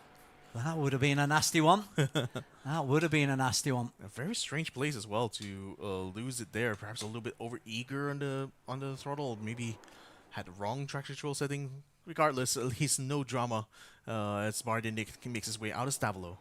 Okay, Jerry Can was the race leader in the GT3s. He has come into the pits, as has car number 53, who is Ayaz Abdullah. But Jerry Cam was the race leader. That means coming through now to take the lead in the GT3 category will be Balapan Random Motorsports, Ahmad Juzmin Jafar. Well, not exactly a lead, but taking second place there, I think. Shamin is there. Yeah, Sorry, my apologies. Still in the lead of the race here. It's just that BRM now in second place here, as Raiden Esports, as well as Lucadores, has also gone in to the pits, and they've gone passed by both Pantasso and Tsunami at the same time. So does Jeff? Okay, so on the same length, on the same straight as Ayman Shamin is Ahmad Juzmin Jafar for Balapan. Faisal Jong he's out there. Is he going to get himself ahead of Jerry Can? That'd be an interesting one. 6 seconds down. Yeah. Jerry's still in the pits. Still in the pits. So he's already been passed by a lot. Even Chutapong is out. Chutapong is also out. Already got himself ahead. So that's kind of like expected here, given that he pitted much early on compared to the rest. So it's more of a question of like how much more can he catch as soon as the others in front of him decide to pit as well. Okay, so Tsunami were the lead. Okay, they're back in P4. That's not the worst. Mm-hmm. You lose track of the pit strategies, though, and the number of knocks and maybe the accidental collisions that require some repair. Yeah, certainly do. But they are like one pit ahead from the rest here, so I do expect they will be catching up sooner or later to the other top three right now, the GT3 as it were. They already got to the head of the other two, Pepica Ludadores as well as Raiden Esports Racing, so very much still in a good position here. Okay, let's go back up to Bardi. That's 8 seconds. So our race leader having a good time, Bardyanik. Alex was very disparaging of him earlier on, saying that there was an expected crash, which, to be fair, he went and produced. But since then, he has put in some big laps. He's now on lap number 81 without a change for Bardyanik. It's no surprise. I mean, having seen the way he races as well in other series, he's certainly a very feisty driver. Really doesn't give any quarters to anyone, regardless whether they're in front of him or behind him here. So again, it was not, in some sense, not that surprising to see that he got to blows together with Justin early on. Ooh, I don't think. Well, it's hard to see whether there was actually contact between him and that car there, but that certainly sent that one into the wall. This is where we need replays on iRacing. But Bardia Nick is there. Who did he send to the wall?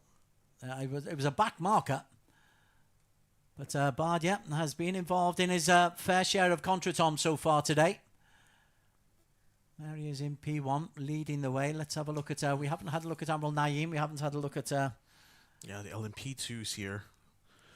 So Admiral Naeem still in the lead here, still almost a minute ahead. The Panthers, very, very impressive drive from him so far. Although Howard Yap is, of course, had an additional pit ahead of the subsector team car here. But... at least as of right now, still holding a very healthy lead here. Okay, and let's move on to the GT3s. So, Wallapam were in the lead. Have they still got a pit to do? Yeah, I think they have got a pit still to go. So their lead is 22 seconds from Tsunami Motorsport, but Balapan Random Motorsports, first time I've seen them in the lead. As Pantoso come out of the pits, I'm wondering if Palapam will be going into the pits on this particular lap. Well, the pace is it's quite a bit far down. I mean, compared to what the others have done historically here. So, last lap 2:18. That's not bad actually. There'd been 2:17s, 2:17.4. You got to be in the 2:17s. You want to keep up with like the top 4 currently in the class. So. Does he come in? Does he come in? Yes, he will. Okay. So Jasmine Jafar is in. That means Chutipong could well be the next man to retake the lead. Once again, Tsunami Motorsport out of Thailand. As they come through, it's a tortuous pit lane here. I mean, again, you have to get all the way up until the very end there. You're not using these side of the garage here, you're using the old pits, as it were. So yeah, very torturous indeed. Here you have to basically just stay in there and just hope, watch out for the wall coming up in front of you, I suppose. So Chutapong goes through, as you can just see the tail end of the car of Jasmine, who was the leader, and this is your new GT3 race leader. Yep. So still coming in like a tidal wave here. Tsunami Motorsport is. So certainly still the car to beat here amongst the GT3s. I did see a meatball flag being shown here for the Rebels. What has happened for them? So I think some damage. Ooh, okay. That's a different car I'm looking in front here. But the Auto Gaming Rebels have taken into the pits now as a result of a mechanical flag being shown for them. Okay, let's see if there's his stop go or whether or not there's some repairs need to be done. Well, he certainly stopped, and there is no going at the moment. There is a new driver in the Balapan Random Motorsport, so Robert Aprilino comes through for his first stint. First stint of the day, taking over now, so it's been a good climb up for the BRM team here for sure. So let's see if Robert Aprilino will be able to keep the momentum up for them from here on out. He's going to come out in P3 on the Porsche with plenty of time ahead of Adam Hakim and Jerry Khan, who has dropped right the way down into P5. So Aprilino, let's see how quickly he can get up to speed. He's not under a vast amount of pressure just at the moment, which is good news for him. For Aprilino, lots of new names for me. A lot of new faces in this one here. I mean, it's great to see, like, besides the usual racing platforms that we normally use here, is, first time we're going to be doing an iRacing race here, and the first time we're doing a 12-hour race here. So it's certainly going to be a lot of firsts, perhaps for some of the drivers here, and even for ourselves here in the booth. Zed McKenna, he comes into the pits. He drops now into P6. He's bottom of the pile for Hobbyculture Racing Evo in the hypercar. That means Justin Rahul Dev is back out. Just in for his second stint. They are in P... Is that Papega? Yeah, P5. The purple and white livery. He's the one who was T-boned at the top of Eau Rouge, which isn't something you want to have happen to you. That's Radion, actually. Oh, was it Radion? It was Radion, yes. Yeah, but yeah, I mean, certainly it's going to pay for it now, but the good news is that at least he's not quite out of it, still running in the top 5, still a chance for him to make up some places eventually. I think his goal right now is just at least make it a podium here. I think trying to fight Bardia, especially given the run that he's had so far, is going to be quite out of order here, but you know, mistakes happen made here. Now it's just all a matter of trying to make up for it. 17 seconds down he is on Imran, who's in P4 in the hypercars. Leading the way is still Chutipong. Let's have a look at Ayaz. Yeah. Oh, Ayaz was in the pits. Tried to make a move out, Ayaz. But, oof. What is going on? No, he's still there. Yeah, still there. Still I mean, fortunately, the flickering is happening due to some netcode issues, technical issues on our end here. But rest assured, the cars that are driving here are still like live on the server, so there's not really an issue for the driver's end. It's just a issue for us here trying to spectate this race. But yeah, but for the Auto Gaming Rebels, I think that they had to go and fix something on that car here. The black and orange flag usually shown whenever there's either bits of bodywork or some sort of mechanical issue that that the race control normally will order the car to come in to get that fixed here. So for the Auto Gaming Rebels, unfortunately, they will have to stay in that pit lane until they get it all sorted out, and that's going to cost them quite dearly here. 4 minutes 30 seconds dearly. That's how much it was as he makes his move. But no, he's still static. Is he being called back? What? That is really strange for Ayaz. Could be something much more severe, maybe something suspension or gearbox related. Could take them quite a while before we be able to get them out. Unfortunately, we don't really have information on hand here to know exactly why they've been called in for the mechanical flag here. But whatever the damage is, it's certainly a very severe one here, as it's taking them quite a long time to get it sorted. Right, out on the circuit is Nazir Azman in the pits in P1, and coming out now is Olia Wafik Priyanata. So first stint for Priyanata on the Apex Racing Brunei. Yeah, great to see him back on the track here. Had quite a storied run so far in the Endurance Edition, so it's great to see that he's also putting his hand into this special race that we're holding here. So now taking to the reins of car 338 now. Let's see if it's going to be able to keep subsector MPR PGX Apex Racing Brunei in the lead for the LMP2 class. Coming out also in the same class is Howard Yap, or Yip as you call him. Yip. Yep, I think Yap. Should be correct. Howard Yap, who comes out, the Malaysian for Panthers eRacing Academy. He is 28 seconds down, and this is his outlap, so that's pretty good as Nazir Azman goes into the pits in P3. And there's a real problem. Ayaz is still in there, 6:25 in the pits so 5.5 far. minutes in the pits, Ooh, yeah. that's no fun. Yeah, it's not fun That's at all. no I mean, fun. even if you do come out, you got a whole gaggle of like GT3 cars to get through before you catch up with the rest of your class, and I mean, it's all but over. I mean, the Racing Line car has now come into the pits. Was it the Racing Line? Sorry, that's a different car. Oh no, I think you're right. it It is Racing Line. Yeah, it is Racing Line. Yeah, Yeah. if they come into pits now, so if they do come out before Auto Gaming Rebels, that's already going to be a place made up for them. Well, you already got in the place. That's going to be even further extending their gap right now to Ayaz. Okay, let's have a look at some of the racing that is going on. As we are seeing Jerry Cam. And he is under pressure from Adam Hakim. Adam Hakim for Papega Luchadores. Great name. I like that name. Grab my bulls by the horns, so it probably would be more appropriate if they were driving a Lambo in this one. Yes, yes, in red. But the purple there of Adam Hakim. But he's just kicking up a little bit of dust there, and he's got one of the hypercars in between him and Jerry Can. Right then, what movement have we got down there? Taran moves up into P11. To answer a question over the chat here, right? Slayer asks, is Avanta fully out? I'm afraid they are. Looks like, yeah. Left us quite a long time ago.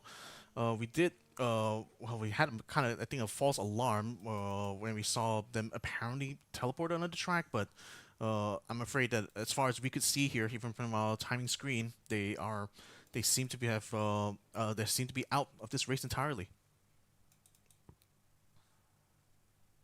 Badia leading the way as I try to get our cameras sorted. There we go. There we go. Nick Badia leads the way. 35. He's increased that lead. It was 28 seconds ahead of Nabil Imam.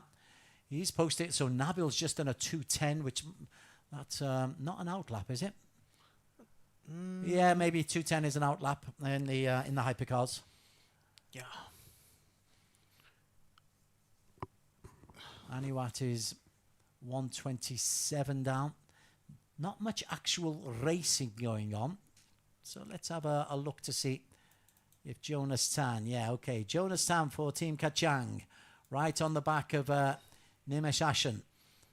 And Jonas has the Barbie car has been quite fun. Yeah.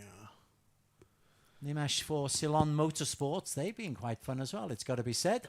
It's actually catching quite nicely here. The Ceylon Motorsports Club Regime car was, I think, early on, closer to the top 5. They've already come out of their own pits here, so, well, the Barbie car is certainly already giving them quite the run of their money right now.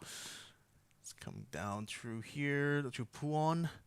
Oh, A little bit wide. Still within track limits though for the BMW, but that Ferrari's all over him now. Tries to have a peek on the outside. The Ceylonese is going to try to block him on the entry. So that's going to keep them in position for a while. Stavlo is going to be coming up next, and after that, quite a long section here, and that's where the Ceylon car is going to have to pull all the stops in if they want to try to stay ahead here of the Barbie car. Well, Jonas, he's the chaser. He's the man in pink. Yeah, the Kachang car is still a little bit far off here. Still about half a second away. Might be able to close the gap a little bit by the time we get to the bus stop there, but they'll certainly be keeping Mesh on his toes over the next lap or so. Into the bus stop they go now. Indeed, they will close that gap, hoping to get a bit of a tow, at least on the main straight, but I think mainly going on the run up down towards Eau Rouge. So this could be something exciting to watch. As they turn into turn 1. And the Source goes into dive. Very nicely done from the Kachang car. Stays in front of him. Nicely done here. We'll be able to take the run down into Eau Rouge here ahead of the Ceylonese car. Okay, so he has got there, but they've got to get out of the way in a moment, although to be fair to Jonas Tam, he's got the racing line and he's sped up into Radion. Now they've got to give way to the pace of Zed McKenna, who's back out in P5. But that was nicely done for Jonas Tam ahead of Nimesh. Another battle ongoing. Hey, I can tell you, here's good news at last. Yeah, finally out. Ayaz is back out. Yeah, but it's got a long, long way to go here. There's got to be, 17, 16 cars, I think, before he finally catches up to Nasmir. So it's going to be on a very long drive to get up in front. So in the meantime, I think Oscar Montien is already getting him, got himself ahead of Risky Saputra. He has indeed. He has indeed. So yes, very, very nicely done here. Team Itan or Itan. I still haven't figured out exactly how to pronounce this Thai team here, but they certainly brought us a lot of excitement when it came to the Endurance Edition. It's great to see they're still running quite healthily into a stint here right now in this special 12-hour race. Oscar carries on his good work. He's in P13 in his category. He's nearly 5 seconds down Benjamin Koo in P12, so an awful lot of work to him to do. But now he's got ahead of Risky Saputra. He's able to hold on, although is Risky being able to make a move back? No, I don't think it's going to be likely. Oscar is already pulling quite far ahead here. Indeed he is. He's already almost up a second here by the time he gets down to Eau Rouge, so I think by the time it comes up to the Camel Straight here, should be able to extend a little bit more. Slowed a little bit as they come out to the Camel Straight, so Risky is still at least able to catch up a little bit more. 4/10 of a second now. Ooh, it's already starting to think about it. There is a Porsche just behind him. It's already caught up under braking onto Oscar that Risky has. So this could shape up to be quite an intense one here. A little bit of a cut onto the gravel there for Oscar Montien. Unfortunately, the Risky has to give way right now to that GTP car to get through. Yeah, that's Nabil, I think, isn't it? Yeah, I think so. It's probably a Stallion car, very distinctive. That pink and the pink camel. Well, that's very, very frustrating as far as the battle for Oscar Montien and Risky Saputra is. Risky was closing up and got tight, but had to give way to Nabil Iman, who is in P2 in a different category. Yeah. Again, let's look at what racing we've got. Jerry Khan and Adam Hakim still having a little pop at each other. They've got Zed McKenna for company, and Zed distances them. And they've also got Nazir Azman from Malaysia. So Jerry Khan has to just put his battling to the back window for a while, but now the two cars have gone past. Maybe he can focus on once again the tail end. Yeah, now I can start to focus in. I think I do believe it's actually Aprilino. Aprilino, yeah, yes. He's catching up to. He's actually having a peek on the inside now as they come out of Stavolo, so he's going to have a nice, good draft to work with here as they run up towards the bus stop. I think we've seen Aprilino having taken the reins of his car. Now he's going to have to defend here to try to keep the position ahead of the Radiant Esports Racing car. Now he's going to have a look around the outside and will catch him in the braking zone itself. Very nice and tidy here. Wow, that's nicely done. Jerry Khan moves up into P3 in that category. Aprilino seemed to brake very, very early. Or was Jerry Khan really, really on the edge? Yeah, I think Bruno, I think like Jerry was very, very late on the brakes. Like I think he knew he was going to go wide anyway because he wants to be able to fight through the next part of the bus stop chicane. But that was very brave indeed. They're trying to brake that late because easily, you know, you can either be a hero and make it through, or you end up into the escape zone just outside of the bus stop there instead. But what we have here is Radiant Esports Racing now ahead of the Balapan Random Motorsports car. Okay, and it looks like he's going to get away, Jerry Khan. It puts him into P3. He's 10 seconds down on Ayman Shamin. Ayman for Apex Racing Brunei in the red and black is himself nearly a minute down on the sector leader, Chutapong Pumpong. And Chutapong is...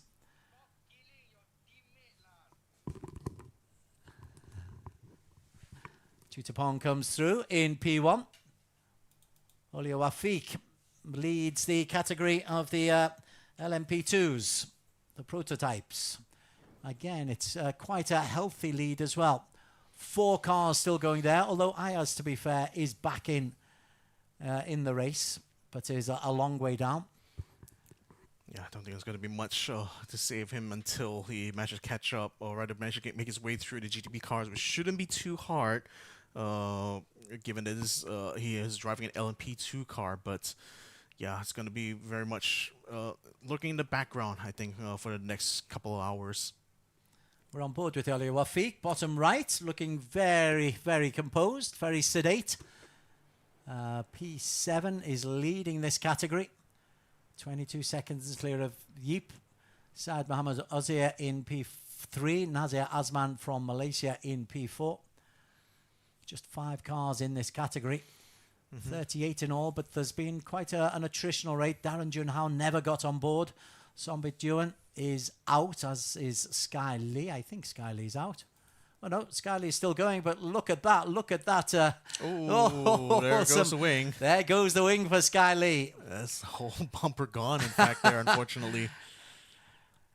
He's had a difficult time already, Sky. Oh, yeah, he's not going to have any downforce there. It goes completely off with Jackie Hicks.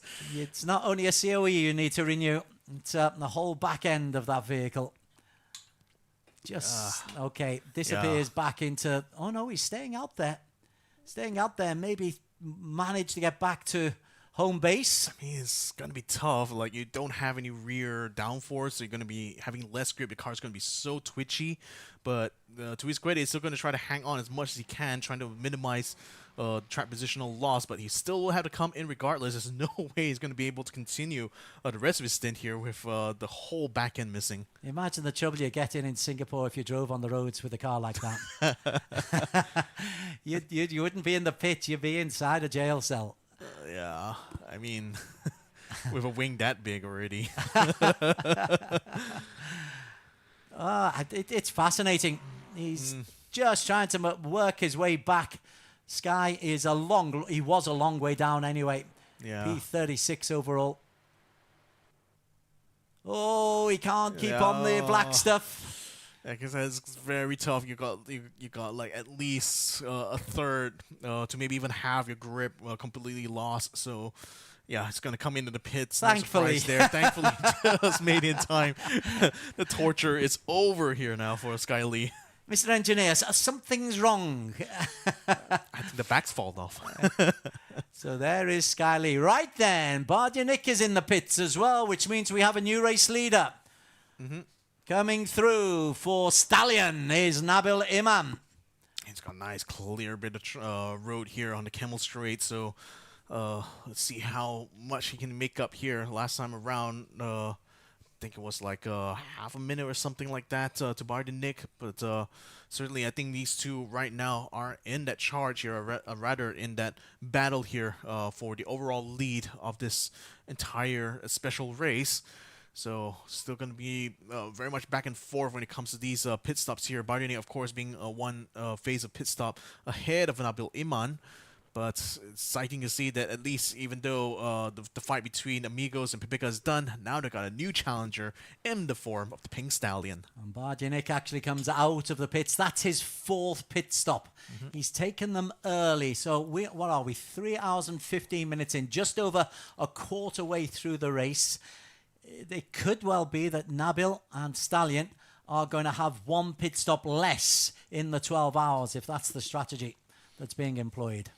Yeah, and it's a valid one to do as well. You know, early on in the race here, take less pit stops compared to the rest means you're going to spend less time in the pits overall, and that could allow you to stay on par, at least if not competitive, with the race leaders here. But Bardyanik has certainly been the race leader for quite a comfortable amount of time now.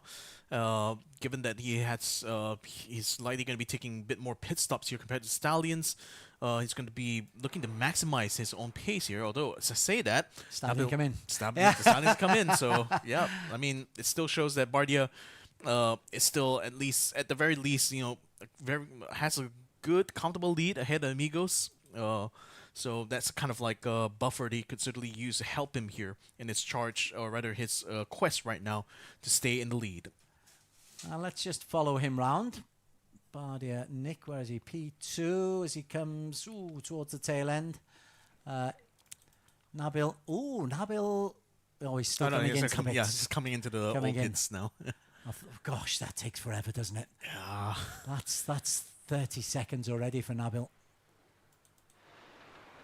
So Bardia gets rid of the Mercedes ahead of him. Make sure he's just been held up a little bit by the Merc. That's not good. I mean, these GDPs really catch up quickly to the GD3s here, so a bit unfortunate timing there, but Bardia should be able to get through, and does indeed get through from the main straight. And this will put him into the lead in just a few seconds' time. Nabil, there he is. And so Bardia retakes the lead. So yeah, should be coming out only about half a minute here for Nabil Iman in the pits, unless he decides to take a little bit more fuel. In that case, again, we'll be keeping to that strategy of like taking longer stints here compared to Bardia, but you do have to work that fine balance between lap times as well as time spent in the pits. So Mampu move into P2, but they're a pit. Oh no, they're they're still pit down. Yeah, So still pit down. they'll still have to make another pit stop here, and likely Nabil should be able to retake that, especially nowadays given that he's come out right on the dot here, as I said. So spend a total of 1:02, or rather just under 1:03 in the pits. And still stays in front of Justin Raul Dev, who's just only coming out. In fact, it's already come up to Arouge and trying to catch up. So, given the kind of troubles that he's had, the Pacific Good Boys had so far, it's good to see that they're at least keeping on par with the top 3 here. So, there's still a chance for Justin to try to fight, although he is. Oh, I mean, yeah, he did lose a bit of time here, but I think compared to Nabil Iman, or rather Imran Ahmad Azhar, still going to be able to keep up with them. If he was 5 seconds quicker, Justin, he might have been able to get close to Nabil. Yeah, But Nabil will get those tyres warmed up pretty quickly. If he didn't take that contact with Bardia and Nick and had to spend that time in the pits there, certainly would have been amongst the top 2 right now. Well, I need to tell you, Ayaz is in the pits again. Ooh. He just spent 7 minutes and 21 seconds in the pits. What's happening here for Ayaz Konduka Abdullah of AGR, Auto Gaming Rebels? I don't know. I mean, we did see them spend quite a bit of time to sort out mechanical issues. Maybe some of that has come back to hurt them, or maybe they, just speculating, maybe they decided to fix the damage rather than actually deal with tires and fuel. So I'll keep an eye on him. yeah, we'll just keep an eye out, but that's certainly still costing them. I mean, they're still 16 places away from Nazir Asman, at least at this stage here. So if it is indeed a scheduled pit stop, it shouldn't take them too long before they come out of the pits here. But they've certainly already lost a lot of time here. They cannot afford to waste any more than they need to. This time it's a personnel change as well. Zohaib Sohain is the new racer, which is his second stint. I think he did qualifying for the Auto Gaming Rebels team. It's a bit long to stick with those guys. So let's go back to our race leader as we hit 3 hours 22 minutes just about. Bardianik for Amigos Academy team. He's had an up and down first hour or so, but he's been very, very consistent in the last hour. Very few incidents regarding Bardianik. Just the one push into the back, one of the back markers. Well, potentially. We didn't quite see the contact due to the flickering, but it looked quite likely given the way that the GT3 car just got shoved out into the wall there. Yeah, so who knows? I mean, I got word earlier from Alex, who had time to review. He said probably Bardia might be getting a penalty for tapping Justin early on. So, okay. Yeah. Somebody's done a spin. Oh, somebody's done a spin indeed here on the bus stop. Okay. As Bardia carries on, leading the way, 21 seconds clear. Again, I'm looking for where the racing is going on, and there's not a huge amount of racing. Not a huge amount. I think I did see Ayman Shamim and Aprilino close. I think Ayman's already gone past them here. Bardia has already served his drive-through penalty here, so okay, he's not too bad for him then. I mean, given that he has already had a comfortable lead ahead, so yeah, I think that's already all well and sorted. So, been leading by 21 seconds. It might not be the only drive-through penalty he gets through in this race. He's been involved in a lot. Yeah, gonna for another one here, unless he runs into clutches of either the Stallion and the Mampu Motorsport team cars here. But yeah, so far, no other battles to speak of here. No, it's all very spaced out, isn't it? Yeah. It's more about pit strategies. Again, it's always about long-term strategy here when it comes to a 12-hour race. We're already approaching the 3.5 hour mark here. Bard and Nick of the Amigos Academy team still in the lead, as you see on your screens here, still very comfortably in that spot here. Mampo Motorsports and Stallion following him in P2 and P3 respectively. In the LMP2 class, Alia Wafik Priyanata takes the reins at the subsector MPRPG x Apex Racing Brunei cars 338. Panthers eRacing Academy and Velocity Pantera P2 and P3 respectively in the LMP2 category. And when we jump over into the GT3s, Tsunami Motorsports still leading the way here ahead of Raiden Esports Racing as well as Apex Racing Brunei. Jutapong's had a really good session for Tsunami Motorsports. The lead, he's taken that lead to over a minute now from Raiden Esports Racing. It was 54 seconds last time we really had a look at what's been going on. And Jutapong has been posting lap times consistently, 2:16, 2:17, avoiding the traffic. He's approaching 2:18 in that last lap that he just did, but nonetheless, not a problem. But he has only had 3 pit stops, to be fair. Most of the GT3s have only had 3 pit stops. Yep. Apart from Mohammed Moaz, who's had 7. Oof. That's a lot of pit stops for him.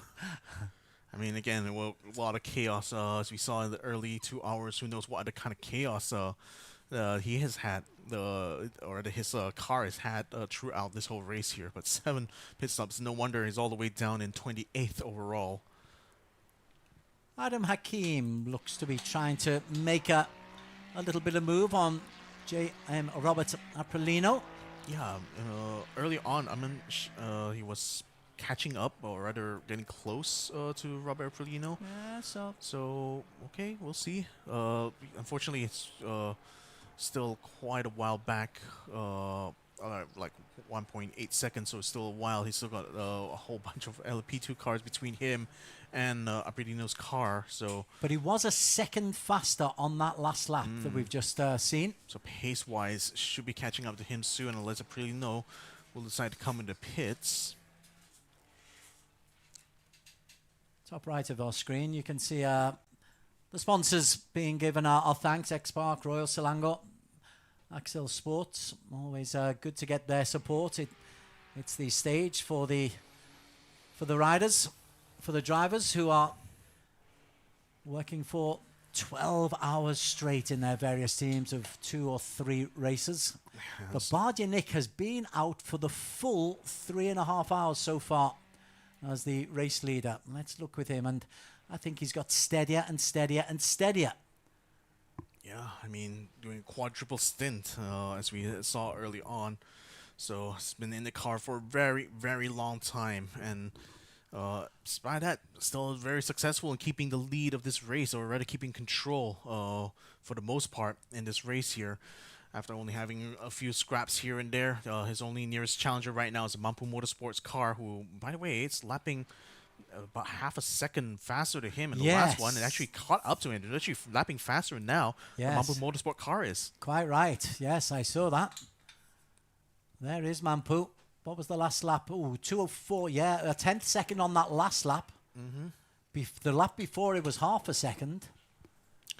So we're stepping up that pace here, still going with a charge. I mean, Mampu, at the very least, is still in the battle with the Stallions for second place overall. But as long as he can start to extend that gap a little bit more.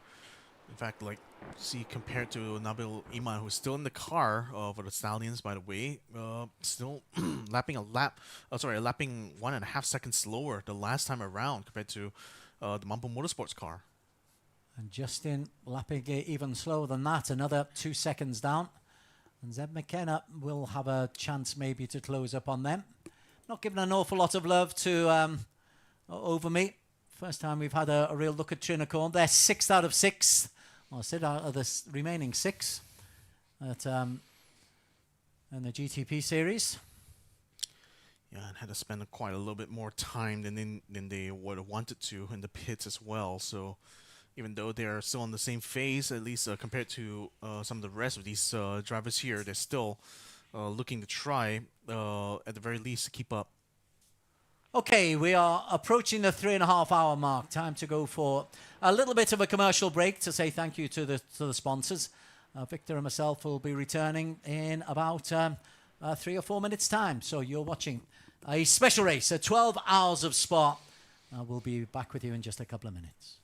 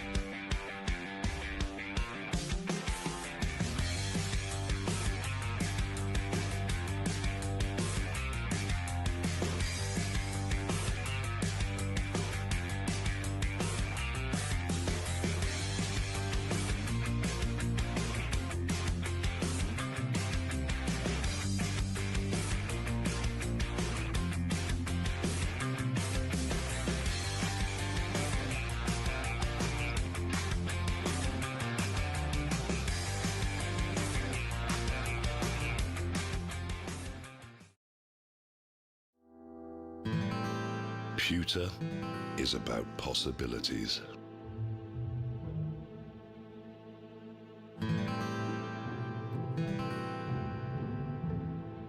It is an idea made real.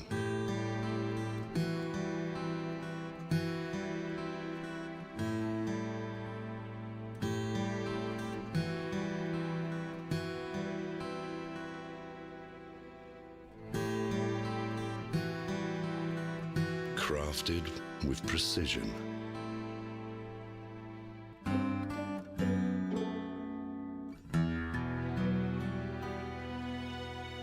It can make tradition timeless.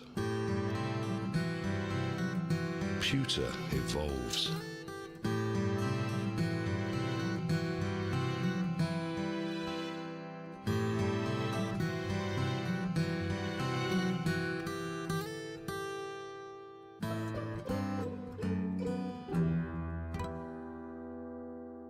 When allowed to be free,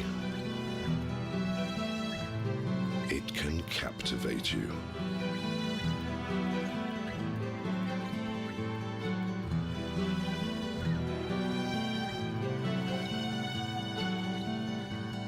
Pewter is our legacy, and we're keeping the legacy alive.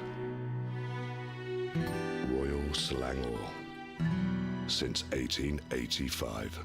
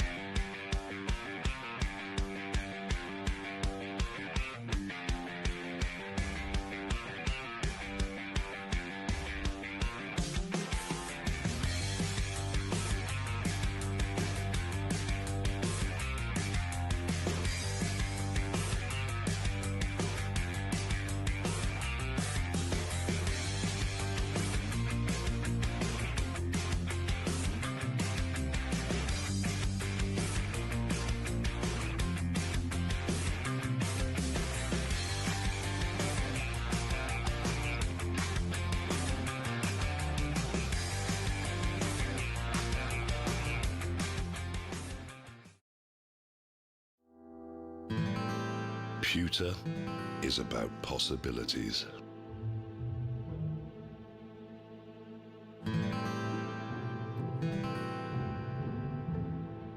It is an idea made real.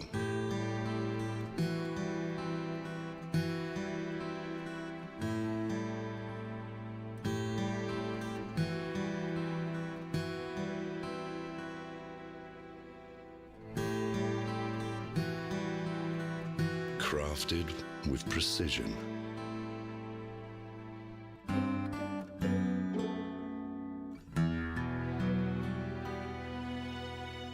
It can make tradition timeless. Pewter evolves.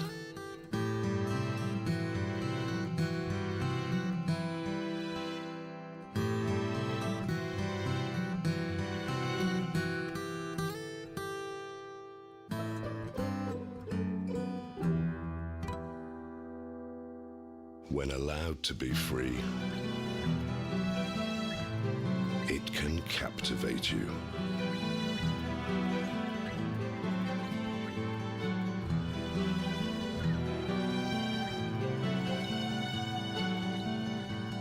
Pewter is our legacy, and we're keeping the legacy alive. Royal Selangor, since 1885.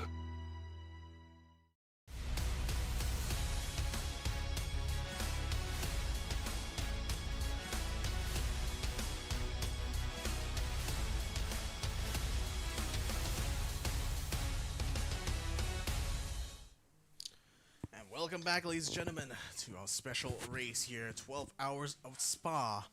An actual 12 hours we're going to be running in this ERGP special race. My name is Victor. Joining me here is Ammo. We say goodbye to Des as he heads out the door right now. He's been very hard at work for the first 3 hours of racing here at Spa. So, Barty and Nick still in the lead right now as he gets through a bit of traffic. As the leader of the GTP class currently has been very comfortably in that position. Only a few battles here and thereabouts. The nearest challenger here is going to be Nabil Iman in the Stallion car, as well as Mampu Motorsports, who is, by the way, currently up into P2 ahead of the Stallion car right now, but it's still a sorry, they have still additional pit to do compared to the other two cars in the top three. Yeah, certainly. Hello, everybody. Yeah, happy to be here right now. And the fact that we have done a 12 hours race before as part of the Endurance Edition a couple years back. Actually, quite a few years back now, kind of think of it. But yeah, not our first rodeo doing a 12 hours, but still, it's quite exciting to do it on a brand new platform, and a platform that's pretty much used by a lot of sim racing series around the world. So iRacing, with all of its technical prowess and broadcasting capabilities, we're excited to be on board for this one.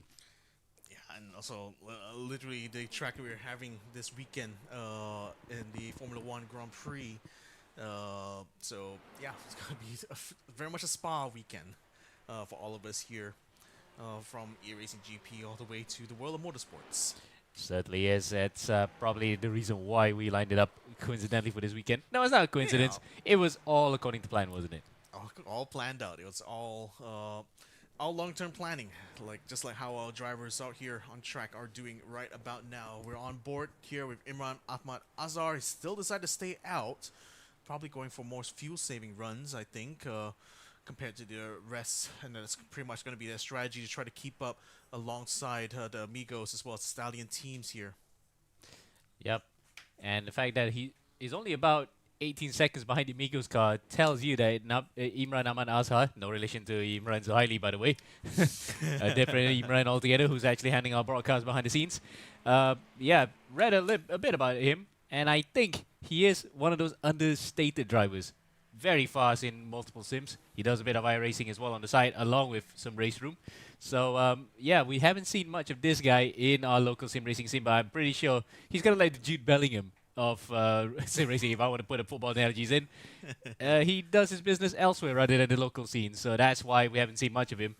But I think he could be the dark horse, just like his dark colored car here, to do the business for the 12 hours. Alongside his teammate, here's another guy that we probably haven't talked about, another one of the guys that Alif had a challenge with, Jarek Ko, his teammate. Jarek is one of those guys that also has been going toe-to-toe with Alif and has beaten him on a couple occasions in other sim racing events in Singapore, like the national championships that they hold. So really can't wait to see how Jarek would go here. He might bring the heat up and possibly challenge the number 44 car for the lead.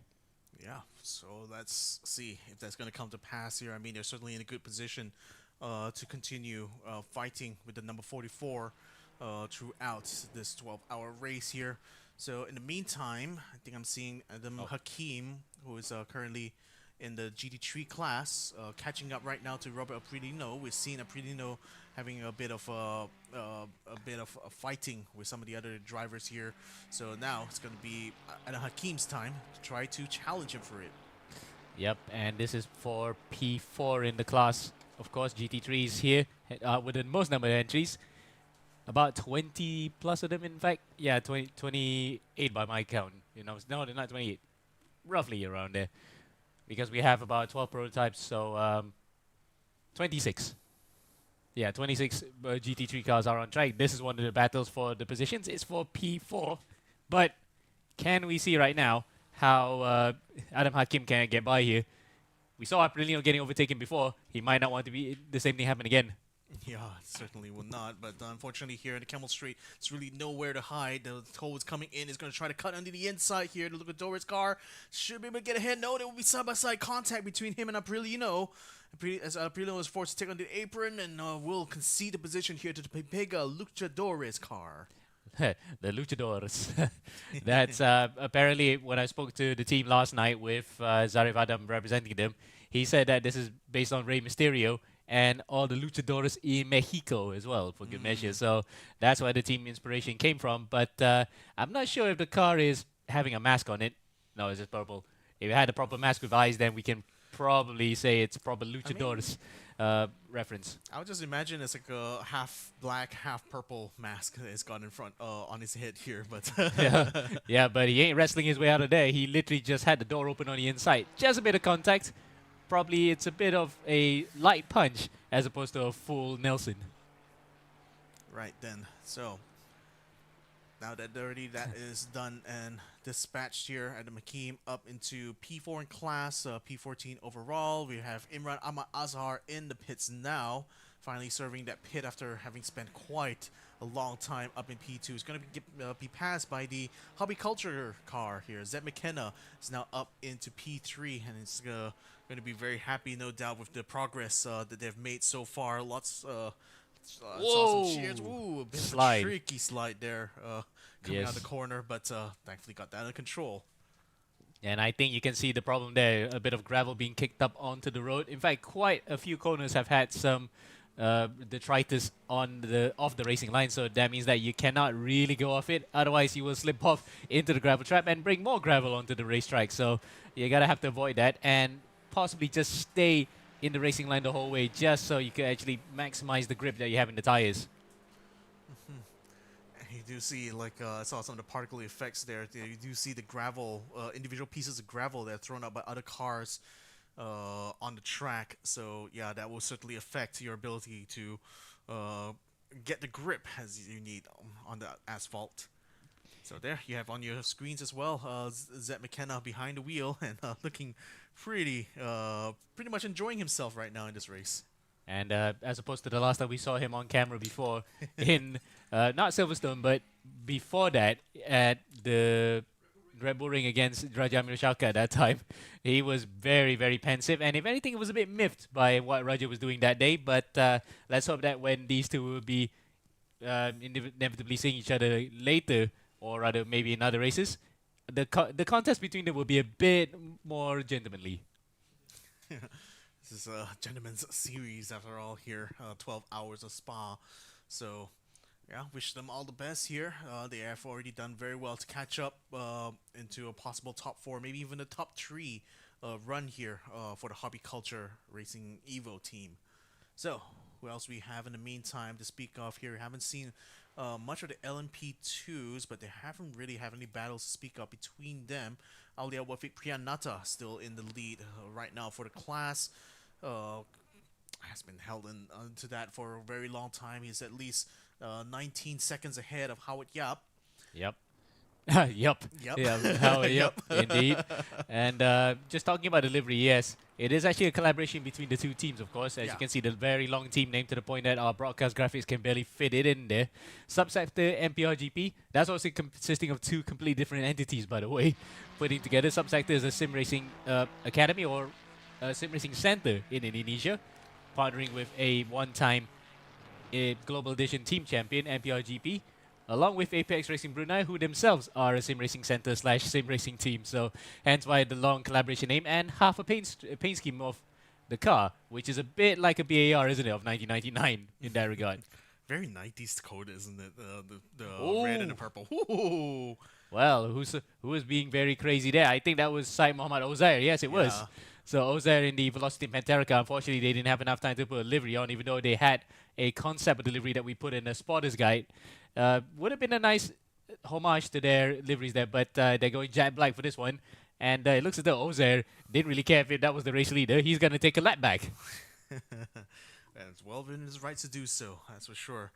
Being a little bit faster on the approach down Eau Rouge, so we'll be enjoying that bit of track position.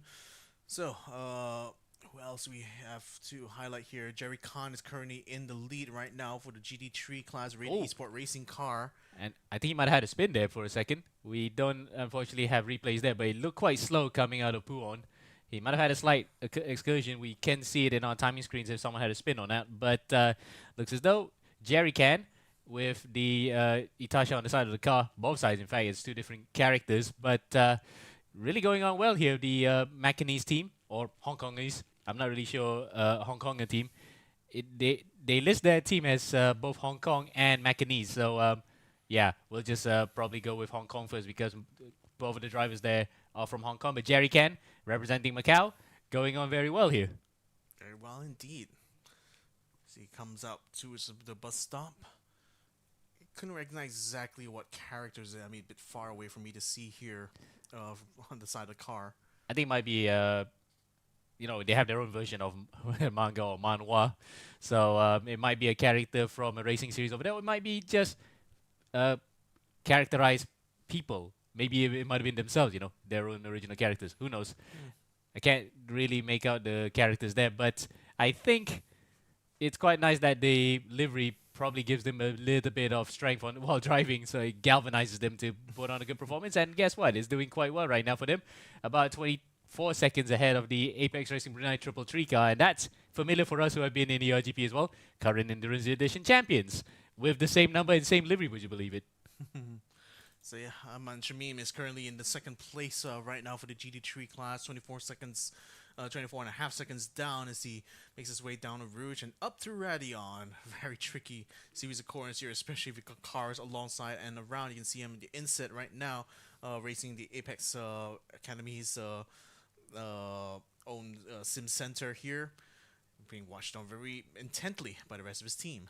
And no doubt Amir Naim will be watching from behind there as well. He is keeping an eye out on his charges, especially the fact that he has taken over that particular center and run it to great aplomb, especially with the amount of titles that they've won recently, including 3 on the bounce for him, his personal accolade in two different classes. 2 in the silver class, 1 in the AM class at one point, so 3 consecutive, I think now pro, yes. So he won in 2 silvers, 1 pro, 3 consecutive years. So can you imagine that's a type of accolade that will get everyone's attention, and no doubt he'll be highly revered, especially where he's from in Brunei, a burgeoning sim racing scene over there. Izzet McKenna has gone into the pit lanes now, so he's already starting his own pit strategy, as it were. Here, he's definitely going to be about 1 pit behind some of the top 3 here, as he was in P3. It's going to likely be passed and will be passed indeed. Yeah, yes. Yeah, has been passed here by Bampo Motorsports, so they're still locked in this little battle for P3 here, while Amigos and Stallion, in the meantime, are locked in their own top 2 battle. Meanwhile, a change for the lead over in the LMP2 class because has taken over from... no, in fact, he still stays in. Still in. Yes, he still stays in with Wookid right now, but because both cars that were in pit lane we actually passed each other, so the Panthers eRacing Academy car has gotten ahead of the subsector MPR GP Apex car. Oh, and Nasmi Asman got into the crash. He was trying to get into the pits. I mean, he was very far off from from the rest of the LMP2s, but it looks like he's managed to get himself back on track, rather back in the pit lane here. I think might have hit a wall as he was coming into the pit lane. Might have been, yeah, slight tap on it because visually I think there's nothing wrong with the car, so he's fine. Meanwhile, crash for Adam Hakim. We are not really sure what happened there. He might have crashed on his own. As he's coming into the pit lane. Oh yeah, he is, yes. So that's why it's a bit of a false positive, isn't it? Yeah, perhaps a little bit of a touch on barrier somewhere causing that notice come out here. So unfortunately for Howard Yap, I think he's getting. Wait, is he? No, he's still ahead. It looks like. Yeah, Alia. and quite clear ahead too, because just now they were actually on the same shot. But it looks as though Aulia Wafik Priyanatha has lost a bit of time here on the outlap. There is Howard Yap on our screens. He took part in the recent Porsche Esports Sprint Challenge Malaysia. Of course, we were both covering that one. And he did quite well for himself, but unfortunately did not make the finals, even though he actually had a very good race. But nonetheless, that could probably spur him on for next season, especially when potentially he's still within a shout of competing. I do wonder if that's an actual like a original breed racing seat that he's in there. It's got Breed Japan.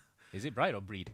I believe it's pronounced Breed. It's a reference to the goddess of victory, Breed. Yeah, so most people, I think in the U.S. especially, call it Bride. Obviously, because of the spelling. But nonetheless, I think he might have yanked it off an actual car and put it as part of his sim set. Yeah, I mean, it won't be surprising if that was so, but very nice. Very nice indeed. And of course, the fact that the steering wheel is also very much haute couture. It's actually very thin for a base, plus badminton wraps. Yes, we are going very, very old school here, but he's still very serious here with the way that he wants to keep it up. And to show you how serious it was, he actually pulled about 5-second gap at the front, though it looks as though Aulia Wafik Priyanatha has finally gotten some heat into his tires, and he's chipped the gap now to at least 4.5 seconds as we exit the first sector.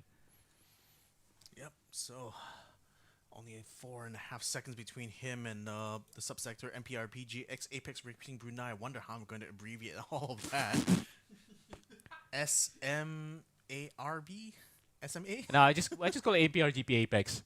Okay. Because subsector is basically the title sponsor for this whole thing. Fair enough. So between two teams, it's MPRGP and Apex. So that's probably the easiest for us to roll it off the tongue. Yeah, they're certainly challenging us a lot here in the commentary booth when it comes to their team names overall. But gonna have to keep up with them, I'm afraid. So. Oh, something happened there. Yeah. Sorry, a little bit of a technical issue as we. Now we can go back to the action.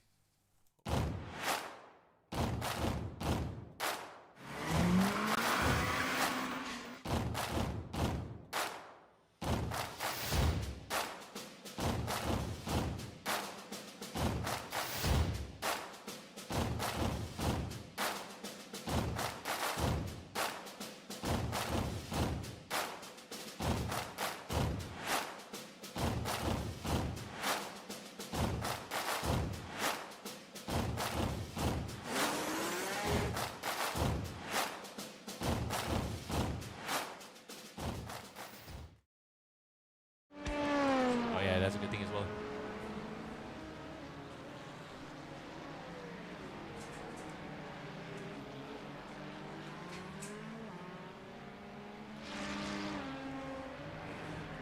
Right, we're now back to the action. Sorry about that. There was a bit of a technical error on our part to work things out, but luckily we're back into the action now, and coincidentally, back to the action where we are seeing Aulia Wafik Priyanatha about 3.5 seconds behind Howard Yap. So this might be on here for the battle for the LMP2 win, though I don't know how on earth that Howard Yap might have actually pulled off a gap in the early doors after exiting the pits. Might have been that he's on probably used tires. That's why he actually got some heat in them a bit. But once Aulia got his tires primed up, that's when you can see that he's going to battle here. So we're waiting and seeing here how would that play out.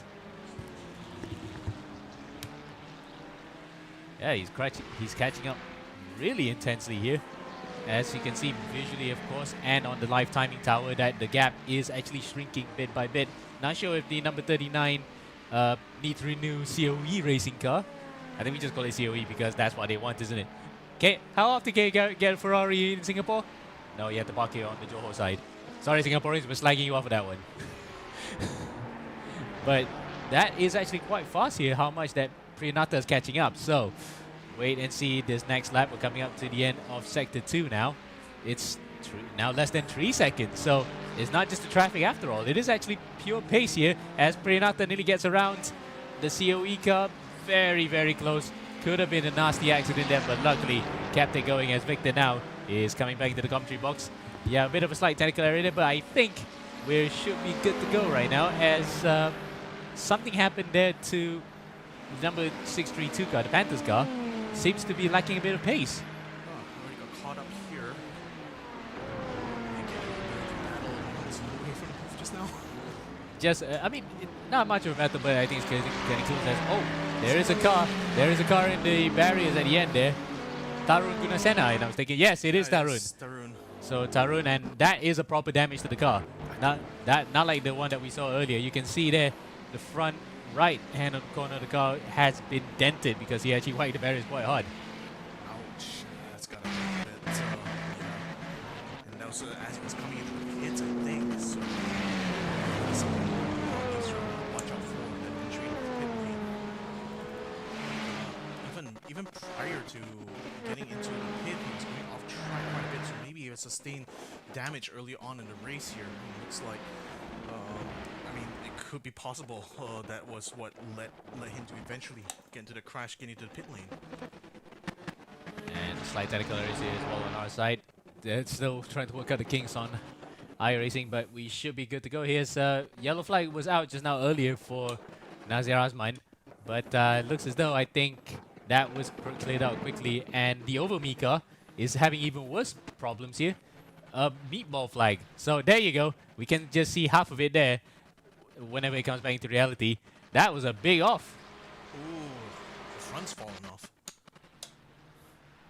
The whole front. And no wonder, because it did say Trinakorin Wasupatapon actually went into the wall at one corner, but don't know where. But it knocked off the entire front of the Cadillac there. Yeah, it's going to spend a bit of time, I think, to get that fixed. Unfortunately, for the Over Me one, they hopefully enjoyed a race lead very briefly, but that's by virtue of pit strategies here. But unfortunately for them, they're going to be spending a little bit more time in the pits, a lot more than they would have wanted. Yeah, a couple more incidents have come up on our live timing monitor. Viren Botajue, who's also crashed, and I think he is in the pits right now. We are not sure where he's going to be. Yeah, he is in the pits, so probably rolling on very slowly now out of it after fixing the car. But apart from that, a couple of other battles on track we did see is Cyril Leong with... he's overtaken actually Aprilino, who's actually in the pits. Quite a few drivers getting damage here, by the way, because that's why the meatball flag is coming out. Yeah. Unfortunately, we're not seeing a lot of cars on the track right now due to the continuing technical issue here. But rest assured, the drivers still out on track, still able to stay in this race here, and hopefully we'll be able to see a lot more of that as time goes on. Very unfortunate for some of these. Yeah, I think we might have to actually go to a slight commercial break before we can suss this out, but don't get anywhere. We'll be right back after a short word from our sponsors.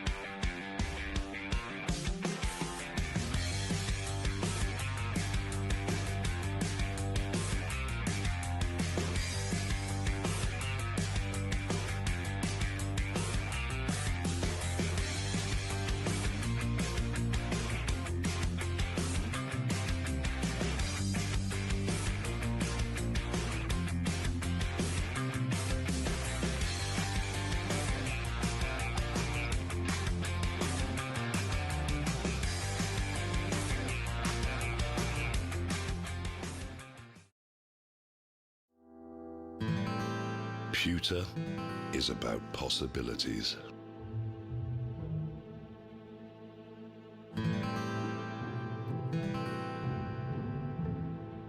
It is an idea made real.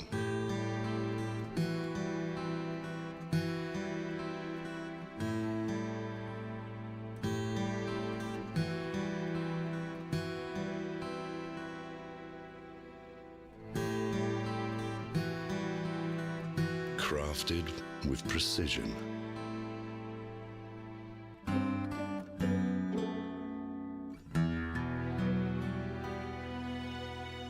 It can make tradition timeless. Pewter evolves.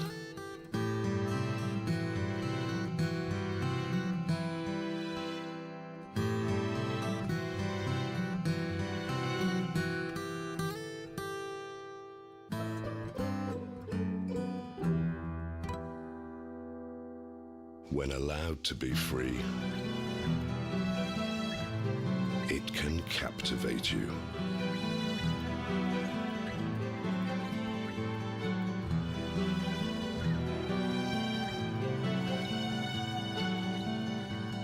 Pewter is our legacy, and we're keeping the legacy alive. Royal Slangor, since 1885.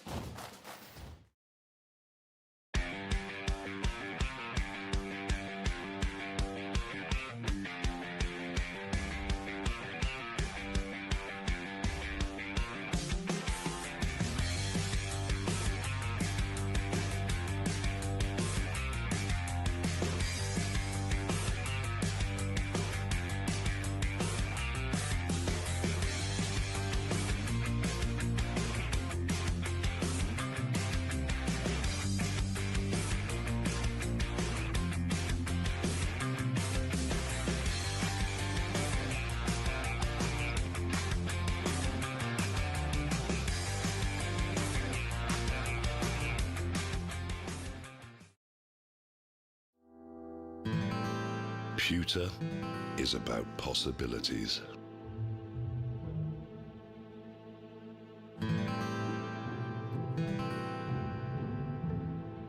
It is an idea made real.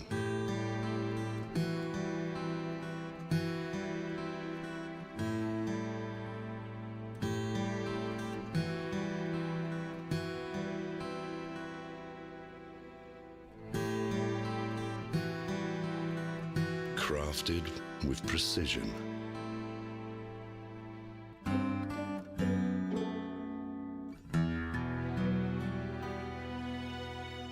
It can make tradition timeless. Pewter evolves.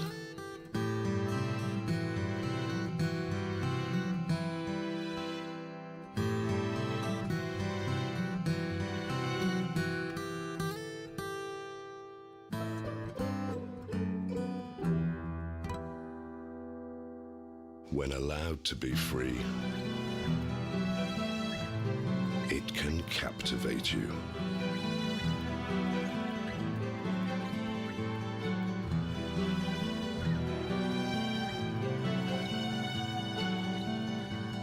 Pewter is our legacy, and we're keeping the legacy alive. Royal Slangor, since 1885.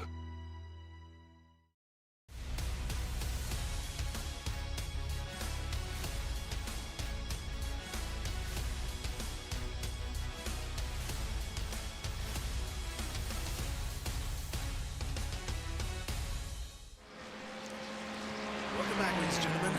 Hopefully, we'll be able to soldier on through despite all the technical issues. But we're now back to give you guys more updates about this 12-hour special race that we're doing here for RGP. Bardonik is still our overall leader here. He is now coming into pit lane right now to start off his what would be his 4th or 5th pit of the race so far. He's been so far been locked in the battle with the Stallion team for the overall lead of the race here. Mampu Motorsports and Hobby Culture Racing Evo have been in a battle for P3 as far as the GTP class is concerned. Then for the LMP2s, Howard Yap is now our new our new leader for the LMP2 class. He's leading ahead of Alia Wafik Priyanata of the subsector MPRPG X Apex Racing Brunei team. Syed Muhammad Ozair of Velocity Pantera is currently in that 3rd position. Whilst in the meantime, for the GT3, Gropal Chuchen takes over on the Tsunami Motorsports car, who's been leading all throughout this entire 4 hours here of racing for the GT3 class. He's currently has a challenger in the form of Raiden Esports Racing, who has switched over to Louis Cheng. Behind the wheel right now, the 853, and JM Robert Aprilino is still in P3 right now for the GT3s. Yep, and let's see how well the Tsunami team can run up in front, because those are also guys that are quite smooth operators in iRacing. They actually are no strangers to this one, though the race as of yet has not really come to them up until this point. Now they're in the lead. What are they going to do with it? Yeah. Very tough race here, I think, unfortunately, for the Auto Gaming Rebels. Have been shown a black flag here, ladies and gentlemen, not the black and orange flags we saw early on. I think this is now penalty time for them. Ooh, Yeah. I wonder what has caused that here. Might be just black and white flag for track limits, but if this is disqualification, they would have actually been ejected out of the game immediately. In fact, Exactly. now they have actually come out. Yeah, it was a drive-through penalty. Drive-through penalty for them. So yeah. yes.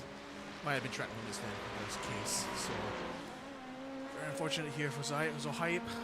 He's from Bangladesh, taking the reins of the Auto Gaming Rebels car, 53. And very far off, he saw them having to take a mechanical flag pit early on, no doubt to fix some problems with the car. And after coming out, we're 17 cars behind the nearest competitor in the LMP2 class. He's got a lot of cars to make his way through from the GT3s, from amongst the GT3s. So it's going to be quite a long race here. I mean, it'll probably feel even longer than the 12 hours of total running it will have here at Spa. Yeah, certainly. And we're only about a quarter of the way through, by the way. So, quarter of the way through, and it's still 8 hours left to go here. So it's basically just a third, is it? Oh yeah, it's a third. A third of the way through. Okay, yes. And to those people in America, let's hope they didn't confuse a third for a quarter. That one is also a long-running joke, isn't it? They think that because it's the bigger number, it's actually bigger, but no. A quarter is smaller than a third. Fractions, am I right? Anyhow, after that first third of racing we had here in Spa, very eventful first couple of hours here, especially for this one here, the Amigos Racing team, whom now has swapped over to Alistair Young, who now takes over the reins of the car. I believe he's in a completely different time zone right now. So I saw him jump into chat early on, still a bit groggy after waking up in the morning wherever he is, but In France. yeah, all the way in the Europe right now. So from all the way Europe, driving now here in this very Asian series that we have here at eRGP. Yeah, it's about 7 a.m. over there where he is, or 8 a.m. depending on daylight savings. But whatever it is, he is now going to be right in the thick of it. And certainly, he's happy to be leading the way. But so far, at least, job's not done. He might be in the lead, but he needs to build on that. Yeah, needs to build. Just needs to continue giving the challenge here to the Stallion car, who, by the way, has just gone to the pits as well. So Imran from Mampu Motorsports will be taking over P2 right now, but they really in that battle right now for P3 overall, together with Hobbyculture Racing Evo, who has made a very good charge to make their way up into P4, or rather into P3 at certain points. Someone in the comments said Bardia, Baradidi. But the most unfortunate part is the guy who's commenting, his name is Sean. Yeah, I don't know how that will happen. There's always something happened to the Tsunami car. Something has happened to them. It's crashed. I think... Oh, it might have been just like... In fact, yeah, it is. I think it could be a false positive, maybe due to the netcode issue that we're facing right now. So, yeah, I think they're still in the lead of the race, as we can see from our timing screen here.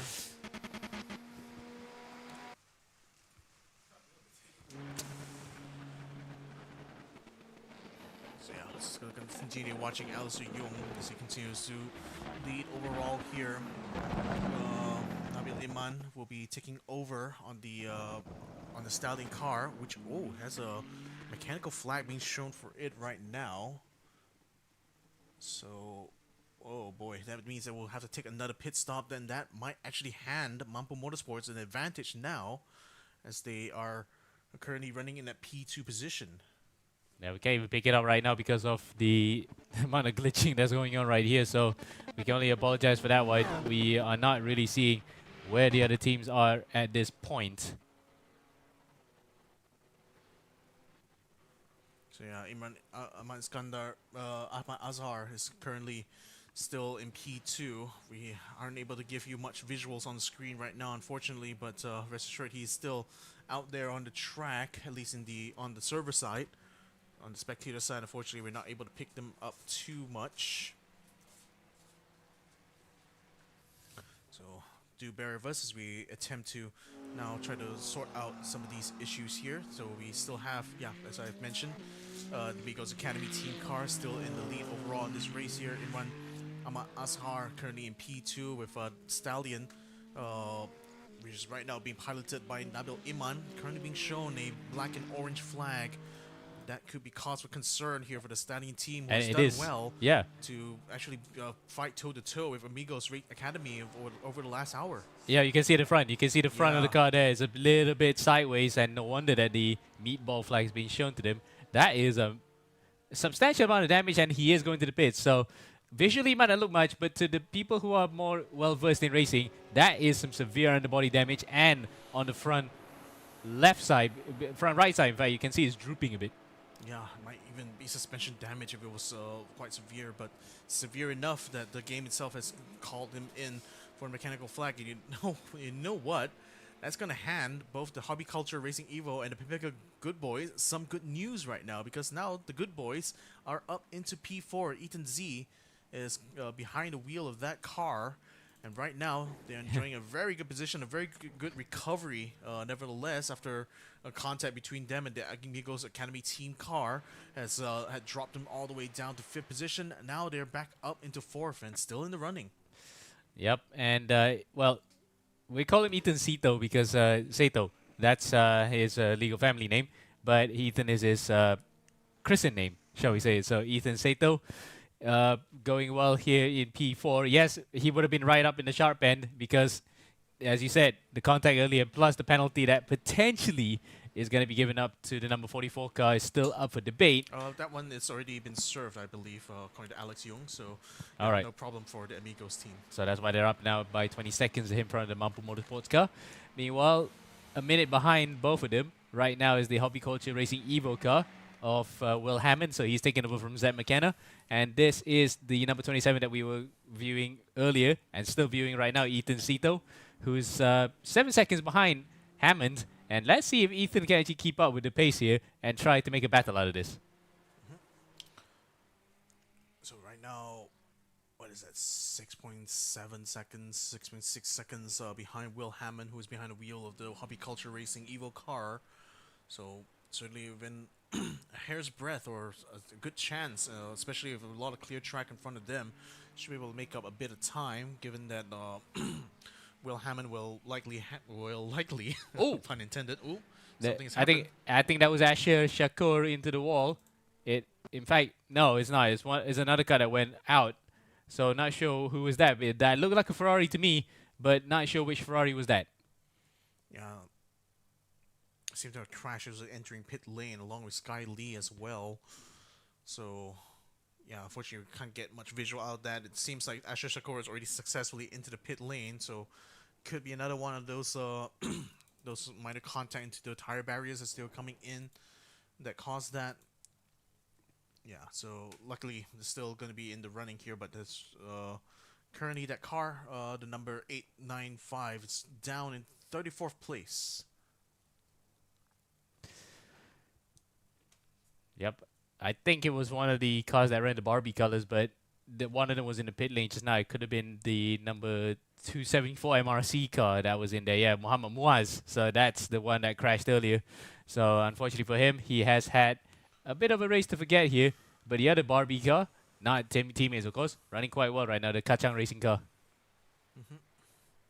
Still running ahead of this little pack going on here while Ethan Sito is trying to negotiate his way through them to come out through Puon right about now. Should be able to get past this Porsche right alongside. Ooh, actually forced him a little bit off there.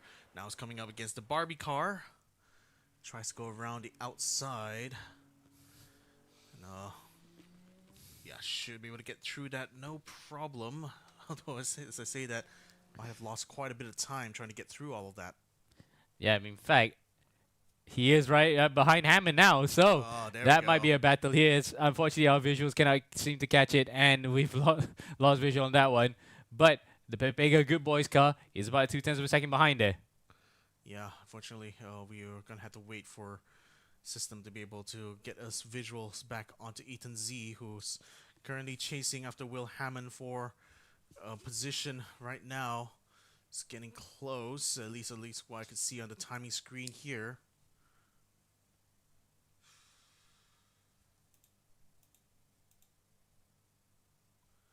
Unfortunately, not able to give you any visual right now in the battle between them and Will Hammond. I mean, the Good Boys had quite a horrid time in this race so far after contact with the Amigos Academy team car right on Radeon itself, and unfortunately had to settle for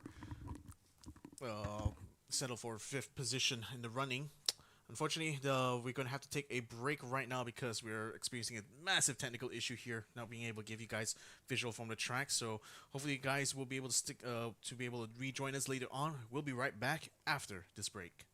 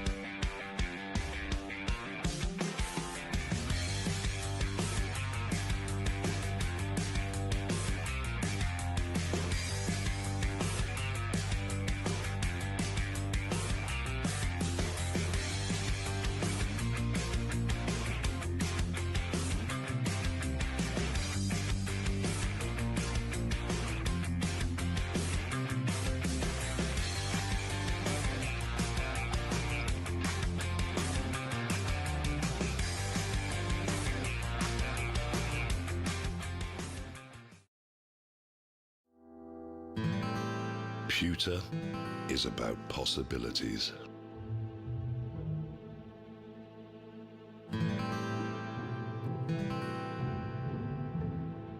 It is an idea made real.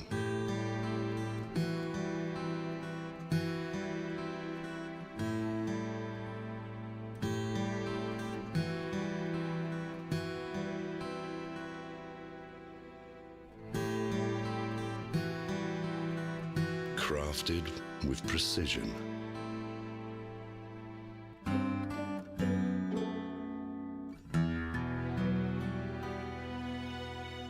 It can make tradition timeless.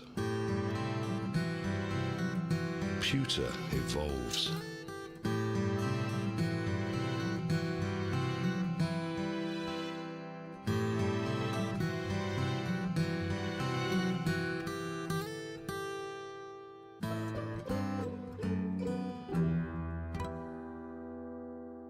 When allowed to be free, it can captivate you.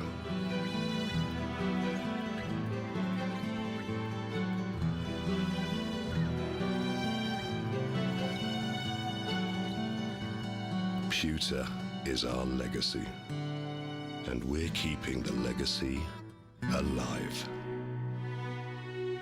Royal Selangor, since 1885.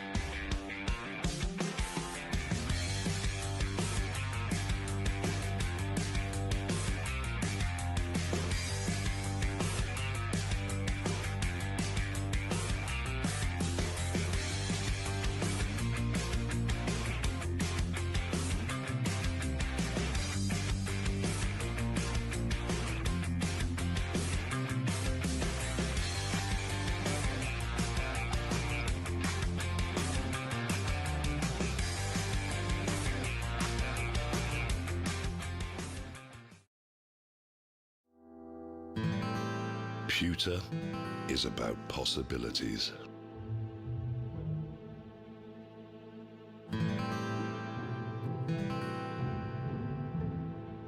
It is an idea made real.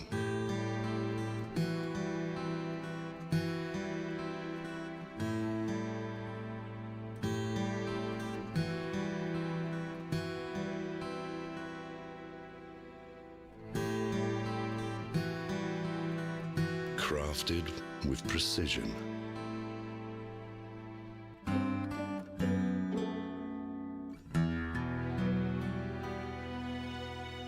It can make tradition timeless. Pewter evolves.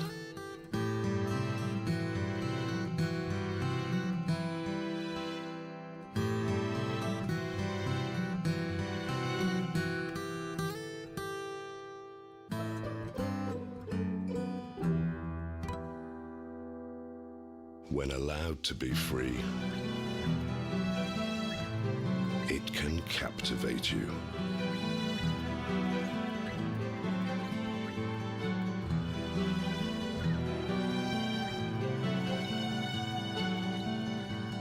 Pewter is our legacy, and we're keeping the legacy alive.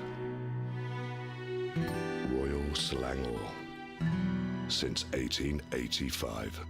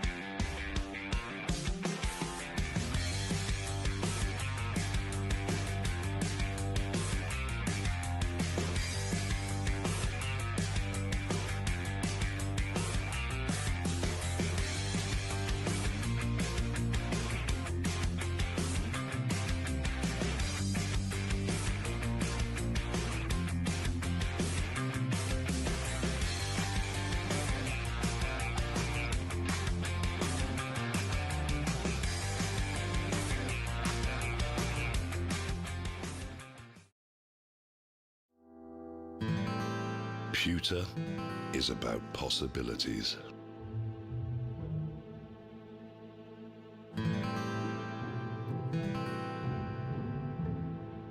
It is an idea made real.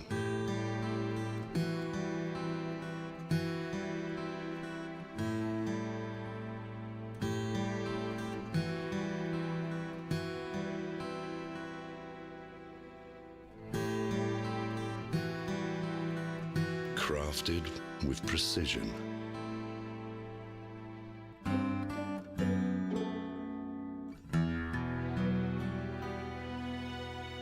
It can make tradition timeless.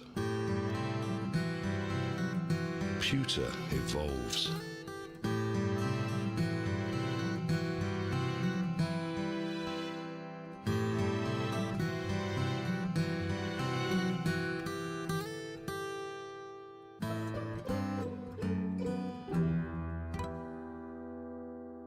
When allowed to be free,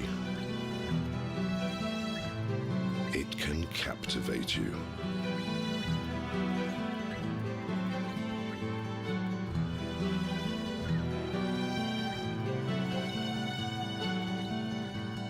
Pewter is our legacy, and we're keeping the legacy alive. Royal Selangor, since 1885.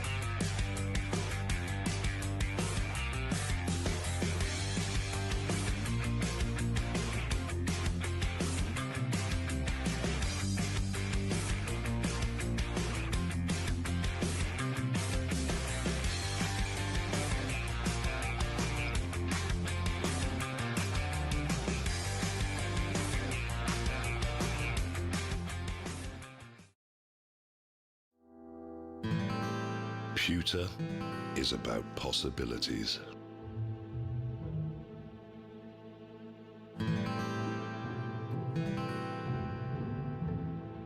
It is an idea made real.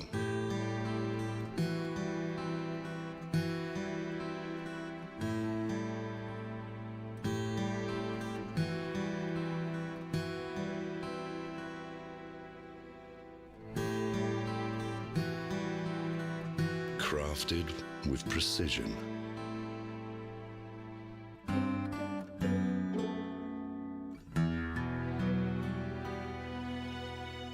It can make tradition timeless. Pewter evolves.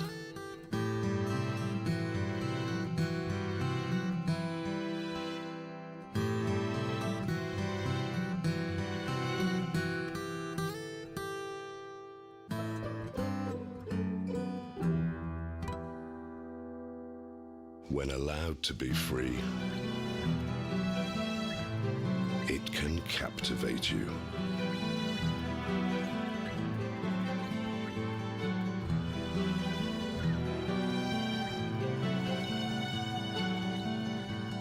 Pewter is our legacy, and we're keeping the legacy alive. Royal Selangor, since 1885.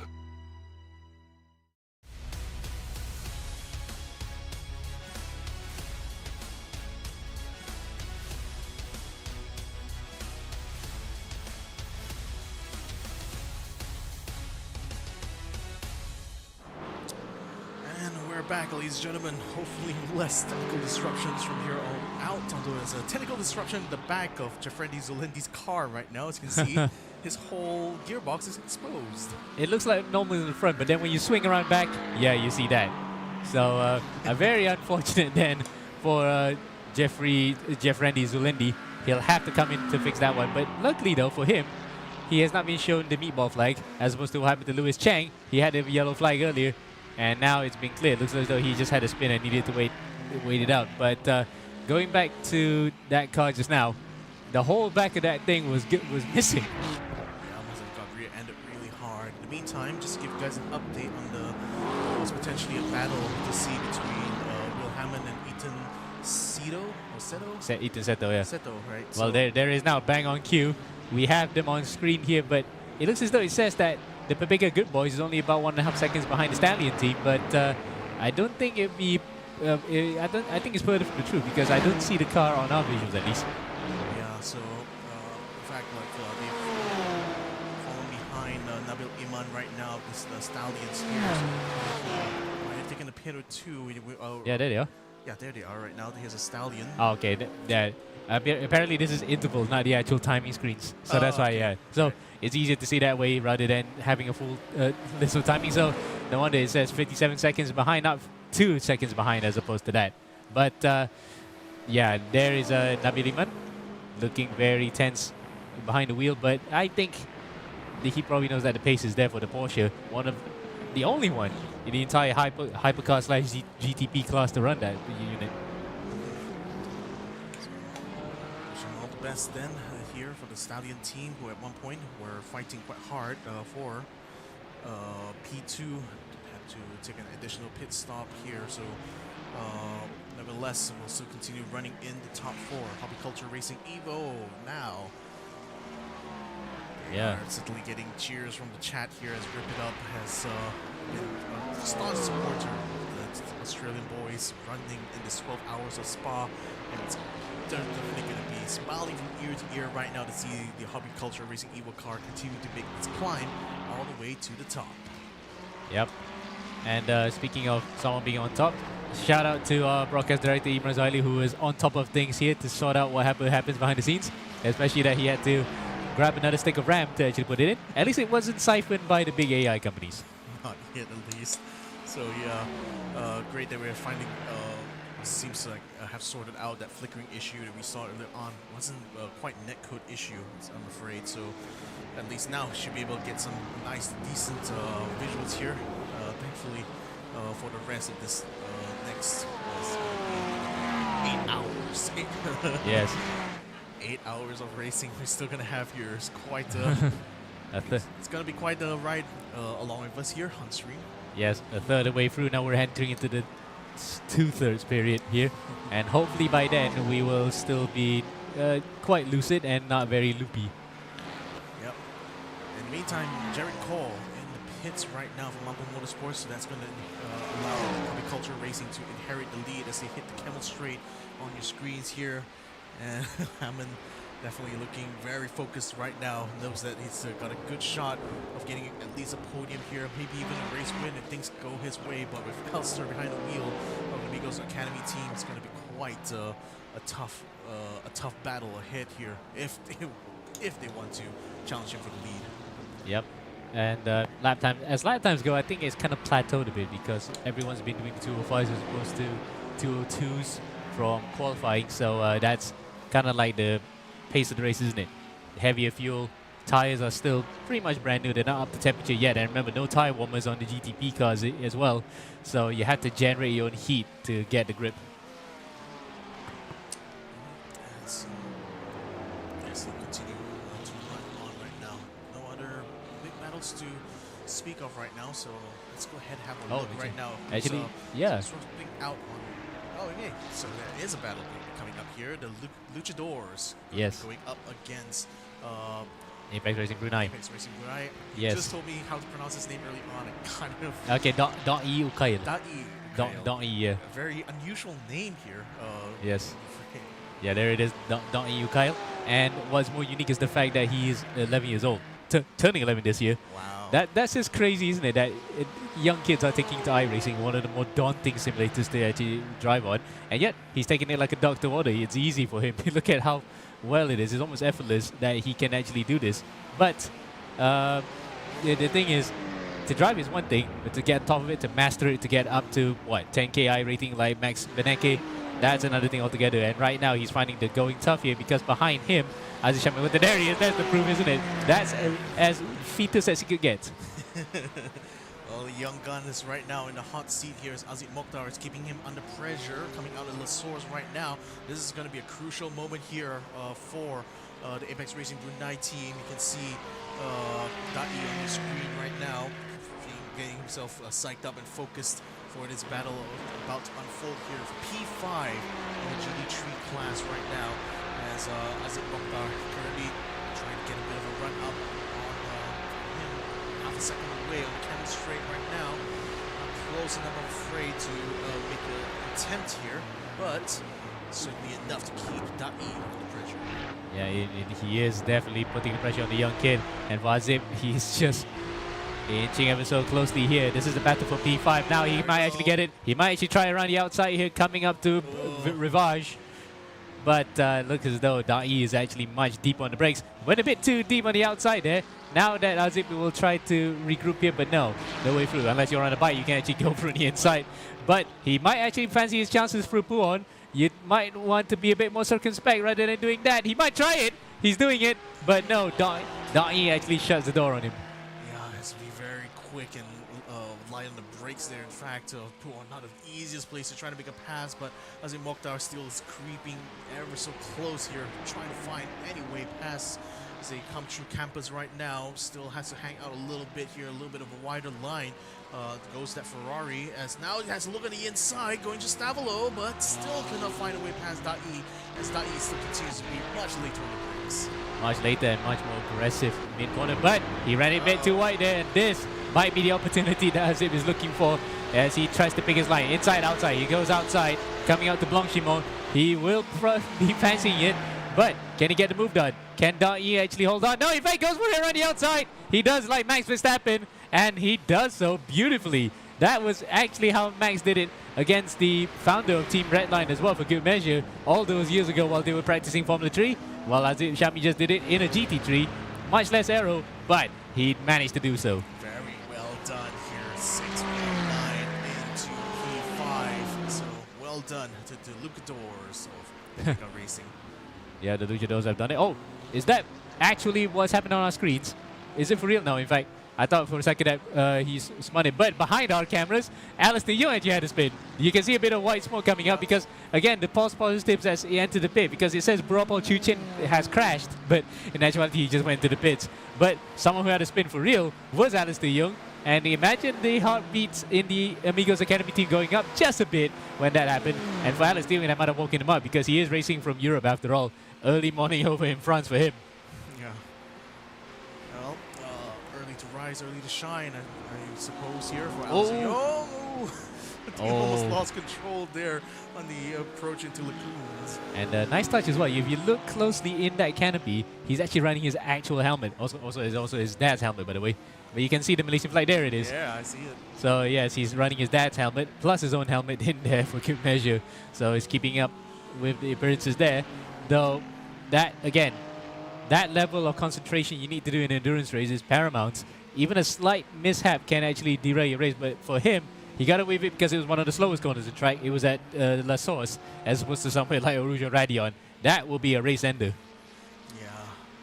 I mean, it's one of the toughest challenges of endurance racing, isn't it? It's like trying to keep your focus through the entirety of the race. It is hard enough to do in our endurance edition. It's even harder here in the 12 hours we're going to be running here on iRacing. So we'll see. Alistair certainly will be up to the task of doing that. I mean, he has to, to keep the Amigos Academy team still in the lead for this race. Certainly. And let's see then. Where are the other drivers standing? In fact, I did see just now that the meatball flag was out. And there you go. Well, talk about having the car being ripped off to its base. That's literally as it looked like when it was rolling off the factory before the bodywork comes on. Aryadi Vishnu, who was actually in contention for the lead in the LMP2 class at one point, and well, you can say that that face tells you more than 1,000 words.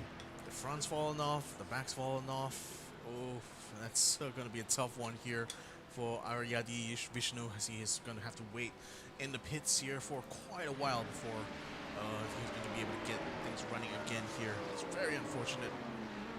Very unfortunate. Indeed, and I'm not sure how many minutes we'll prepare for that one, because I saw earlier from before I came into the commentary box that the big chilling car, which was driven by Asher Shako, having a big whack onto the side of that was Danveer Mukkunen as name, but it's actually Darren June House. So Darren was actually in the car at that time, getting a massive old whack at the very point we're going to approach there through Blanchimont. So that repair time was about 4.5 minutes, but for Aryadi Vishnu, might be longer than that, because that's completely ripped the front and rear of the car. So lucky that in iRacing at least you're still able to get your car back up and running. It's a very heavy crash that you had. Rip off the front and the back. Right? Spinning smash.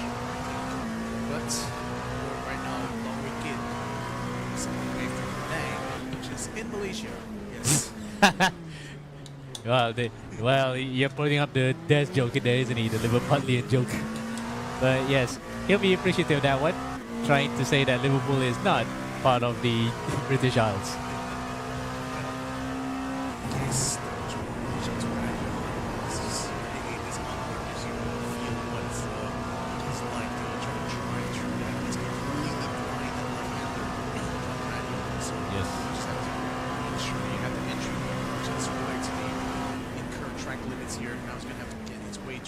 traffic. Unfortunately, couldn't quite catch a tsunami car in front of him yet.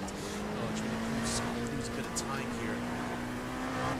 And you're talking about Rouge and Radion, you might have to pray that no one is at the peak of the 23.7 meter climb from the bottom of Rouge up to Radion. So that could be a possibility. In fact, we haven't had that yet here today, but we had it before the last time we were in Spa at the end of last year for the Endurance Edition race. A couple of cars coming across there, and a couple of them literally will hit T-bones squarely on the top of Radion. So let's hope it doesn't happen here, because for iRacing, it is much more devastating than just visual damage. Yeah. So we continue on now. We're fast approaching the 5-hour mark, so we're going to be almost halfway through. Oh, I say almost. It's still like an hour away here. Yeah, it's very long running we're going to be having here. Said Muhammad Al-Zaire, of Plastic Terra. Nice black car, unfortunately due to the lack of livery here, but nevertheless, still going to be in here for the lead. In fact, he is only about 4.5 seconds in front of the Panthers car, so this might be a potential battle between the two Malaysian teams here, by the way, as the Pepega Good Boys car, driven by Ethan Sato, coming up to the both of them here, coming up to the back of Ozer and overtake him. But it looks as though this time around, Ozer actually has a bit of a leg up on the Panthers car. As we see, it's going to give way right now to one of the GTP cars. He's hoping he's not going to lose too much time coming out of Rouge, because he's got a GT3 in front of him. Very calculated for where exactly he ends up. Unfortunately, he's going to end up right behind the GT3 uphill. So not the best position to be in, but still managed to make it through. Should be able to get past the chemistry. And in fact, he thinks he's still in the GT3 because he's trying to actually use the slipstream of the Raiden 853 car, and manages to do so. Wouldn't want to be advised to do that, especially if that front car, a slower class car, is actually moving slower than you think. So Ozer actually tempting fate there by trying to actually get up to the back of the Raiden car and overtake it. But luckily though, he's actually behind the race leader of the class anyway, so he knows that the car will be fast. He just needs overtaking cleanly and does so. So he has actually gained a bit of time behind, gained time on the car behind, which is the Panthers car driven by Wukit. So far, at least, this battle is ebbing and flowing ever so slightly. I'm just noticing on the alerts that every time anyone tries to enter the pit lanes, it seems to indicate they've crashed. I wonder if it's some sort of trigger or detection thing going on at the entry of the pit lane is actually causing that. So I don't know, could be just false positives, I'm afraid, here. I mean, you know how it is sometimes with the software technology. Yeah, in fact, out of all the false positives, there was actually one true positive, which was the Sri Lankan car that actually Yeah. crashed into the barrier. So that one was the only one out of all the crashes today that was actually real. Oh, do we have a yellow flag for Jericho? No, in fact, again, that's also another false positive there. You can see. I mean, it could be Go ahead. just from going off track there. I mean, he was stuck behind one of the Balapan random motorsport cars, so he might have accidentally gone wide while attempting to lap him there. So, yeah, we saw those yellow flags come out quite a bit here. So, hopefully we'll be able to stay on the black stuff for now. There it is. And, oh, I think the Dong-Yi Ukail has actually come into the pits. In fact, he manages to still message in our live YouTube chat right now to Yeah. Imarayan, because Imarayan says, go Dong-Yi, but then Dong-Yi says, go Abang. Oh, How maybe- on earth- how on earth is this? Maybe his younger brother or something got in control of his YouTube. Oh, that. Oh, whatever it is, that is very cheeky. In fact, we can confirm to you right now, there is Dong-Yi out on track, still actually battling, but not with a car on the lead lap, of course. That Quenzo car is actually two laps behind him by the looks of it. Yeah, Yeah. one and a half laps behind, but Dong-Yi is still going on well despite the overtake by Azib Shami on him. But still in the top 5. That's all that really matters, isn't it? Get a good finishing position. Yep. That's all he needs to do right now, at least for his stint here. Keep that track position as best as you can, or try to make up some of those positions here. He's got a nice, clear running a track ahead of him for now, so shouldn't have too much trouble lapping around here, especially coming on Savalo. Should be good speed. Yeah, there's a yellow flag there. Again, you can see what we're working with the false positives. Apart from Aryadi Vishnu in the pit lane with the meatball flag because of proper damage, all those other yellow flags on the side are, again, not indicative of actual crashes that happen between the drivers or a self-hit. Yeah, so what else can we try to focus on right now? I want to see what's going on with the LMPs here. Wicket, yeah, Wicket. Who we saw was on the chase right now is now about 4.3 seconds behind Syed Muhammad Uzair, so he's still working quite hard to try to close that gap as best as he can. There he is. You can see him, that black beauty right in front, only about 4.5 seconds ahead. But Wicket and Ozair seem to be equally matched here in terms of pace. In fact, last time out was a 2:12.9 for Ozair and a 2:12.4 for Wicket. But let's see this time around when they come back around another loop on the track. And the lap times will be on our screens. It's a 12, oh no, in fact, the starfish line, yeah, it's a 10.8. And we're waiting for Wicket to come by. The start line's on the other side, for sure, I'm afraid. No, actually, it is that. It is on the main Grand Prix line. So 11.1. So 11.1.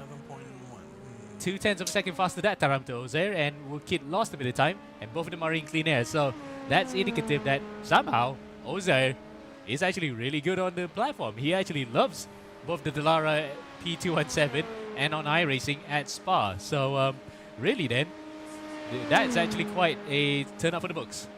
Yep, a good one indeed. So Wicket's going to have to look for some ways to try to step it up a bit, because Zaire definitely is stepping up quite a bit. I wanted to make a pun about Black Panther versus like Pantera, the band, but unfortunately the Pantera car is the black one, and so the Panthers one is black, blue, and red. I wonder what the flag of Wakanda looks like, if it was a real country, of course. I mean, I think there is for one sure, somewhere. yeah. I'm gonna Okay, look it up. we'll look it up right now just for the sake of clarity. While Victor's looking at that, we will be watching the battle on our screens here of how that looks like between these guys. And it looks as though Ozair is still just gapping Wicket by a bit, but the gap is sort of ebbing and flowing, and I think Victor's got it up on the screens. But I think most of these are concept flags Yeah, from Vexillology. Yeah, I think concept flags, but I think they're following kind of like the African color scheme of like a black, a red, and a green, you know, and some splattering of yellows as well. So Yeah. not quite Wakandan flag there, I'm afraid, here for the Panthers yes. car. Because it should be a bit of red, it should be a bit of yellow as well, like green, as you said. Otherwise, it look a bit like the South African flag, isn't it?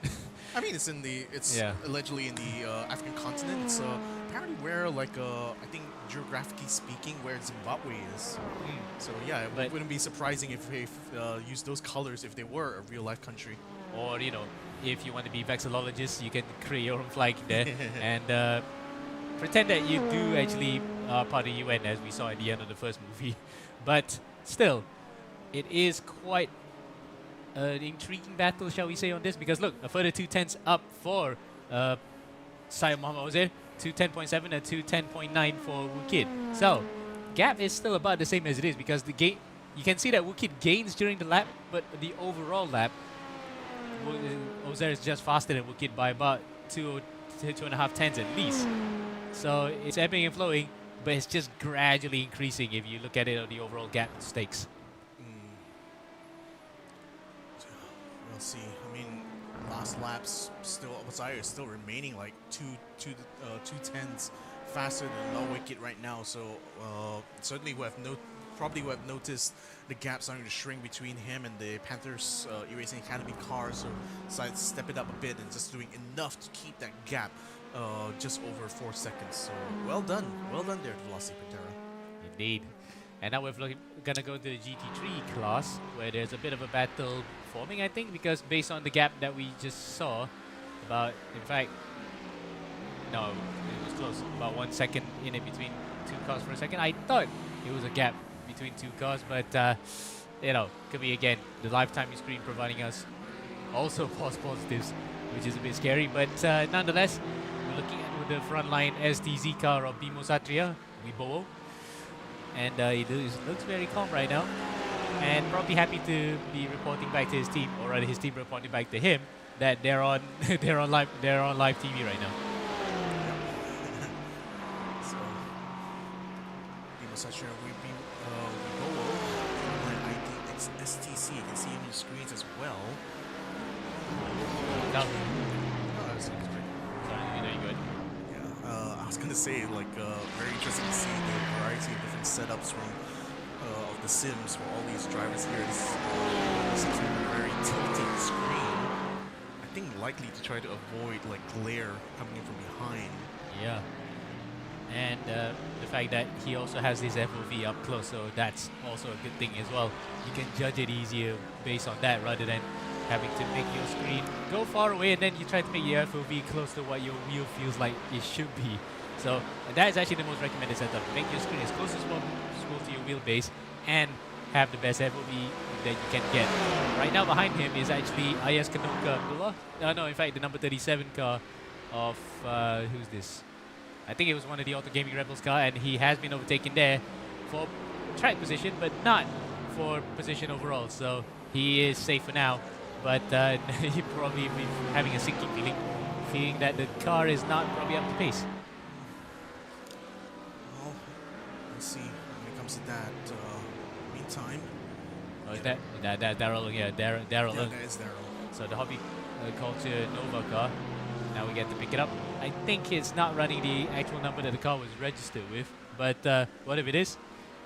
Overtaking for position, and you can see there is a Cadillac coming by the Over Me car, which is just exited the pits, and no histrionics there, just a bit of a dink on the inside. Yep, ooh, gonna be forced to. Oh, it's gonna be blocking one of the LMP2 cars on the way there. Unfortunately, it is Ozair's car. The race leader. The leader, not the race leader. Race leader in LMP2. LMP2, exactly. yeah. So Yes. yeah, finally he's gonna be able to get through there, but held up a bit. That's not gonna do him any favors here, unfortunately, as low wicket now has managed to eat that gap down to 2.6 seconds. So that has cost him dearly here. But the bright side is wicket will have to face this same set of traffic, as well as the two GT3 cars continue to split both of the top two in the LMP class currently. Yeah, in fact, this might just play into Wookie's hands, isn't it? There he is on our camera, and I love how iRacing just smoothly transitions the camera to a car that we're focusing on. Oh, That's Ozair! He's actually spun it around! Would you believe that? We were just talking about how safe he was, and we missed it while we were watching the Wookid. Now he's gonna jump into the pits. Oh, I think it was trying to get into the pit lane and must have gone into contact with the there was a Barbie car alongside him as he was going up the chicane. So I think that might have caught him out, trying to go around the outside. So that's unfortunate. Lost a lot more time than he wanted to come into the pits here. So this could have handed Panthers eRacing Academy a possible lead here. We'll still have to see. Lao Wicket will have to make the most of his lap out on the track right now as he's stayed out and is currently inherited first place. Yeah. But there is a bit of damage on Jose's car as well. For good measure, you can see that the front is dented inwards on the sides. So he's missing a couple of skirts and end plates there, but that is not what he wanted, especially after he worked his way up to the lead quite so convincingly at one point. That is so unfortunate here. That does mean additional time will be spent in the pits. Should he try to fix it up? If he doesn't fix it up, he will have to incur some aerodynamic inefficiency. So that's not going to bode well here, but that's certainly some good luck actually here for the Panthers eRacing Academy car. Lao Wicket behind the wheel right now, pushing on and on. He's been trying to keep toe-to-toe with the Velocity Pantera car for the most part. Unfortunately, it was frustratingly 3/10 down every single time they were in clear air. A bit of traffic got in the way there for the Velocity Pantera car, and now catastrophe before they got into the pit lane may have cost them the lead in LMP2. Wow, that's a turn out for the books, isn't it? How on earth that actually happened for Kid to get all that luck falling onto his lap in one go. So he'll be smiling upon himself knowing that, okay, that's one bit done. Now he has to get the rest of the job done too. Yep. And in the pits as well goes Alistair Young, leader in the GTP class. Mampo Motorsports' car is like almost a lap down, so Jarrett Cole is going to have it all to do right now while Alistair sits in the pits, unless they're going to come in for their pits as well. But no, Alistair's exiting now. Exiting right about now, so yeah, so should be able to stay ahead of Jarrett Cole. Let's see what the gap will look like by the time get past here. But mind you, is still on his way to try to complete this lap here. It's running 2.6 here for Jarrett Cole, so it's certainly very light on fuel, I think, at this point in his stint here. So Alistair now comes out. He's on the top of Radion. And no, in fact, he's at Lacombe. He's at Lacombe, and he has actually gone on track. So there's that false positive we were talking about, but now it's true positive. He actually went off track. No wonder it triggered the yellow flag. All by himself and on cold tires, mind you. Again, we have to reiterate the fact that there's no tire warmers in both GTP and Hypercar for IMSA and the World Endurance Championship. So you have to take your time getting your tires up to temperature, because otherwise you'll be sloshing all over the place if you can't find the grip anywhere you go. Luckily for him, though, he has actually kept it on going here, but that time loss may be just a slight chink in the armor.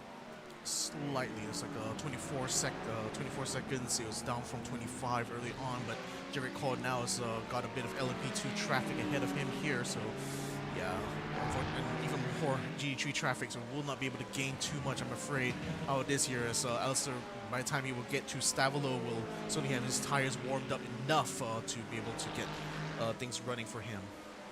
And he tries to overtake the number 53 AGR car.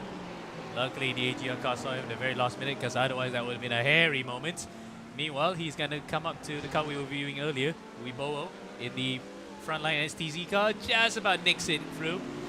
Again, this is the sort of thing that you have to come to expect when you do multi-class racing.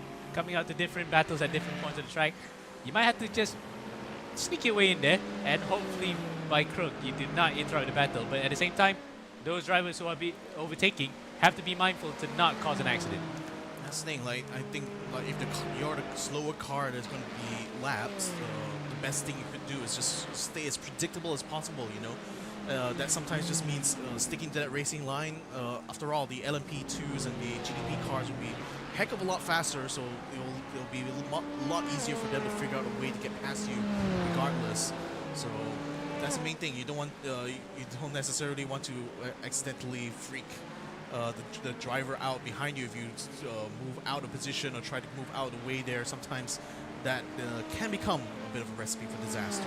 Yep, certainly. And again, predictability is the name of the game here. We have actually said in the driver's briefing is actually put in the regulations. When you're being overtaken, be as predictable as possible.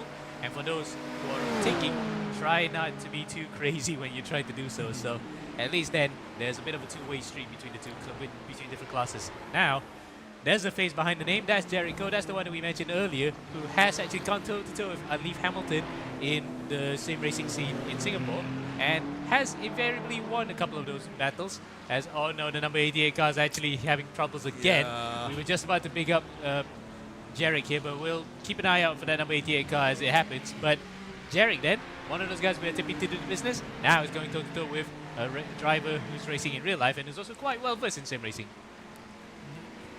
Although his gap right now to Alistair still hovers in or around about the 24-second here, so whatever gains he was going to be able to do while Alistair was on his outlap, I think it's all but stalled out now. But definitely not an insurmountable gap here, especially in the 12-hour race. With another like 7 hours ago, we just hit the 5-hour mark here, ladies and gentlemen. So yeah, we're getting inching closer and closer to the halfway point of 12 hours of Spa. Yep. Meanwhile, let's keep an eye on what happened here. Look at how much that car's grabbing. And I believe it's been in the pits quite a numerous amount of times here, more than we can count. I think the back end was completely smashed off when we last saw it. Yeah, it's completely gone. I think suspension damage in the rear, very likely here. With that amount of crabbing here, I think it's going to be looking to spend a lot of time in the pits. Yeah, but according to our timing screen, because we had to reset just now, he says he's pitted once, but that's probably prior to that when we did see him in the pits. Remember when Ozair was in the pits earlier? That number 88 Fanta McLaren, the DDS RT car, was in the pits as well. So this is not his first rodeo, but certainly this is probably the most painful of the lot. He has to drive it, crabbing, car selected to one side, rear end gone, the whole works. And you can see why the meatball flag is out. Yeah, I think that's just goes without saying, isn't it? When you see a car like that, especially that slow and on one of the fastest parts of Spa, no less. Look at him. Oh my goodness, everyone having to go past him just like that. He's just gonna have to hang on the outside, just hope he doesn't get in the way of anyone. We'll just keep watching it. There's the teammate of the very car that we're looking at, the number 87 DDS RT car coming through. Now then, let's hope he gets it a bit late. No other car behind, apart from that hypercar from Pabega, the Pabega good boys. Can he get it turned around? Yes, and he is safe. You can see the front right is completely locked up there, so that one also seeing a lot of damage. Ooh. I want to imagine how much time he's going to be spending in the pits, but he's finally in pit lane now, so he's going to have to leave it up. Yeah, that car's seen better days. Yeah, for sure. He's going to have to leave it up to, I was going to say pit crew, but it's, I mean, this is a virtual race, so it's the virtual pit crew that's going to have to deal with that right now. And hopefully will not incur too much. They will like 13th place in the GD3 category up until that point, but it looks like they're going to be falling out of the top 15, most likely, by the time they're all said and done. Yep. Meanwhile, there was support for Ayaz Kadonka Abdullah. There he is now on our screens, driving the Dalmatian-colored car for Auto Gaming Rebels. And a couple of people were actually supporting him in the comments there. One of them was Shabab Khan. What happened to Ayaz Kadonka Abdullah? Well, for a second I thought he was out of it, but it was just another one of the camera glitches that we had earlier, pointing the track at inopportune moments, but fret not. Ayaz is still in the race here, P4 in class as Victor mentioned, but a full 9 minutes behind the Velocity Pantera car, or about roughly 2 laps behind. It's a very long climb for him to even get up close enough to the LMP2s, but might even be a hard ask, 7 hours to go in this race here. But never say never. I mean, again, all they have to do is just keep their head down, just keep pushing as much as they can, try to make their way through the GD3 cars. It was like 17 cars between him and whoever was in 3rd place at the time for the LMP2s, but now it's already down to 6 now, as Ayaz Conductor Abdullah is able to get past another one of those GD3 cars. Yep, and he is behind, well, 4 laps behind the Velocity Pantera car. It even says about 10 and a half minutes behind, but on our screen it says 4 laps, so well played by that one. Meanwhile, Imran Skanda, number 67 in the Kachang racing car. And this was one of the latest of the livery submissions last night, so that's why our spotter guy actually had to come out a bit later. But they had initially no livery until they decided to just say, okay, we'll run with the Barbie livery, much to our chagrin. I just love the little detail that even the sponsor logos are pink as well. I think the casserole, I was trying to see if the casserole is actually red. No, it's actually pink as well. Yes. In fact, There is Waterburger on the top there for good measure. Nice. Nice touch. It's a very pinky car, but I don't think this performance is a joke at all right now. It looks in fact, they are fighting for a podium position, about 3.5 seconds behind the BRM number 98 Porsche. You can see there it is. There's that BRM Porsche right on our screens. So this might be potentially on for battle here, but hopefully then we will see it play out, because sometimes we are picking up a battle and suddenly, oh, nope, never mind, never happens. I was only like 3.5 seconds away, so I think anything could be possible here. Look at the way that the Kachang Racing car is just pushing to the limit of the track there, trying to get through. So yeah, that was going to be something for Ahmad Yusmin to think about here. So you definitely could see that pink Barbie car slowly creeping his way forward. And it will complete a Ferrari whitewash of the podium, mind you, because most of the field are running Ferraris in the GT3 class. No surprises, even though it is the easiest car to drive. It is the most BOP'd. It was the biggest losers among all the BOP'd cars, mind you.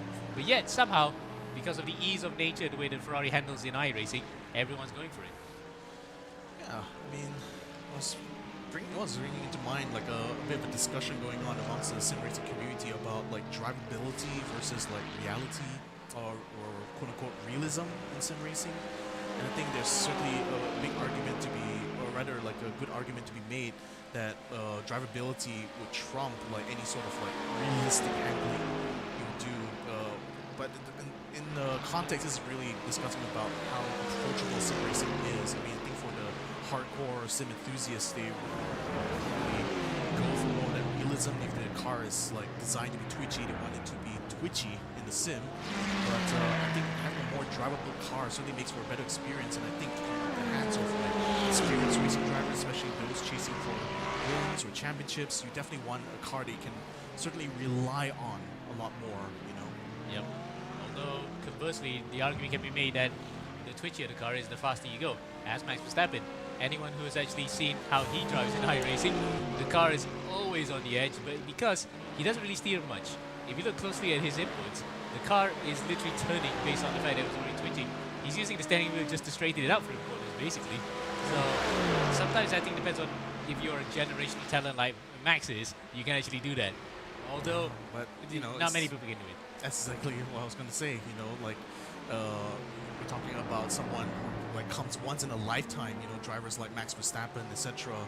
Whereas, like for the vast majority of like drivers, you know, not everyone has that kind of ability. You know, and certainly not everyone can do what he does. You drive the same setup as him, you'll definitely be washing all over the place, or at the very least, still be about a second off, even more so than that, if you try to drive the way he drives and the setup that he has. So really then, it's not for everybody to drive it, but to go back to your question, yes, definitely drivability, because you might want a car that turns, i.e. with a bit of oversteer, but you won't want too much of that, because imagine having to bear with it for an entire stint. Even a 3-hour, 4-hour stint with that kind of handling, you felt like you drove for 12 hours because you're really always constantly battling with the car. Because you have to keep a lot of focus, you know, and it's especially harder to do like in a virtual cockpit compared to like a real life cockpit where you cannot really feel the dynamics of like the car's motion and all that. So yeah, it's certainly. I mean, it's become a bit of a topic of discussion right now amongst the online racing community, and I think like it's certainly a really good debate to be had. Indeed. And just now we just saw while we were discussing about drivability in sim racing, Melvin Malik in the number 87 DDSRT Mercedes overtook Ahmad Jusmin. So Jusmin in the 98 Porsche may not be too glum about it, knowing the fact that he can still slipstream Melvin behind. And for us who actually follow the scene here, we've seen Melvin Malik drive before in other categories, especially with HSM that we know of. Yeah, he drives in that one all the time. But he's also very well versed in iRacing, so there's that. A lot of drivers, in fact, on the older side, have picked up iRacing even from the early days, and Melvin, I think, is one of the OGs in that regard who are taking it. Though a bit disappointed with the fact that we haven't had enough racing teams who are always on iRacing. For example, like sim racing enthusiasts. Maybe we have another event with us, we might actually get a bigger uptake there. And likewise for the international teams, quite again disappointed that the Inventor team are out early, because they were the ones that I was looking forward to the most. They're the guys that race on iRacing, almost like day in, day out. You know that they can do the business here. They have a calendar of all the iRacing events they do. But it's sad for us that the anticipation is unfortunately coming to naught because of the fact that of an accident. So yeah, I mean, on the topic of like iRacing itself, like I think a big reason why it's like not really hit that level of popularity around this region here, I think largely comes down to region. I mean, I think like vast majority of people who race in iRacing usually are European or American, and it's certainly reflected in the type of like regular tournaments and events that are held on the platform anyway. And there's also the issue of like accessibility, because unlike a lot of other sim platforms, I mean, even though iRacing has been around for a very long time, most people it requires like a subscription basically to play, or much less access iRacing's features. So I think that also becomes a bit of like a what do you call it? It basically hinders people from approaching it casually, like as yeah. they would with any other kind of platform. Gate cap, yeah. Gate cap, Yeah, exactly. it's like you're already soft locked out of potential participation. Yeah. Yeah. But the thing is, like a lot of sim racing enthusiasts agree that when it comes to the physics representation of the cars, and the fact that it's one of the long-standing like sim platforms in the world, is definitely one of the best platforms to be on if you're a competitive sim racer. So we're hoping like hopefully with more events like these, I mean, this is of course a one-off special race, but who knows, maybe in the future maybe you can consider utilizing iRacing in because it's got very unique like selection of cars and tracks that are not typically seen in other sim racing games, and no less also due to the system of iRatings as well, makes it a very attractive platform when it comes to competitive racing. So hopefully it will gain a bit of a following over here in Asia.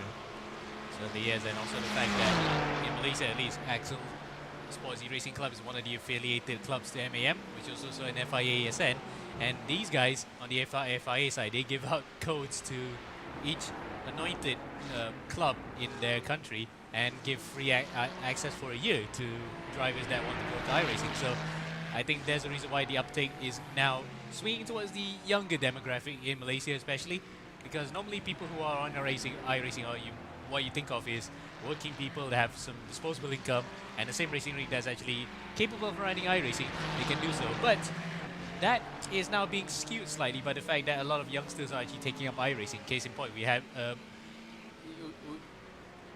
the Brunei kid just now, Da'i Kyle, who actually was 11 years old, and Imran as well. He's also racing here too. Just literally taking up iRacing at a young age. So that's potential for the future to just chalk up more talent. And again, it's like because there's not as big of a grassroots motorsport culture, I think, especially here in Malaysia. Like I think it's a lot more developed in other places in Southeast Asia, particularly Thailand, for example.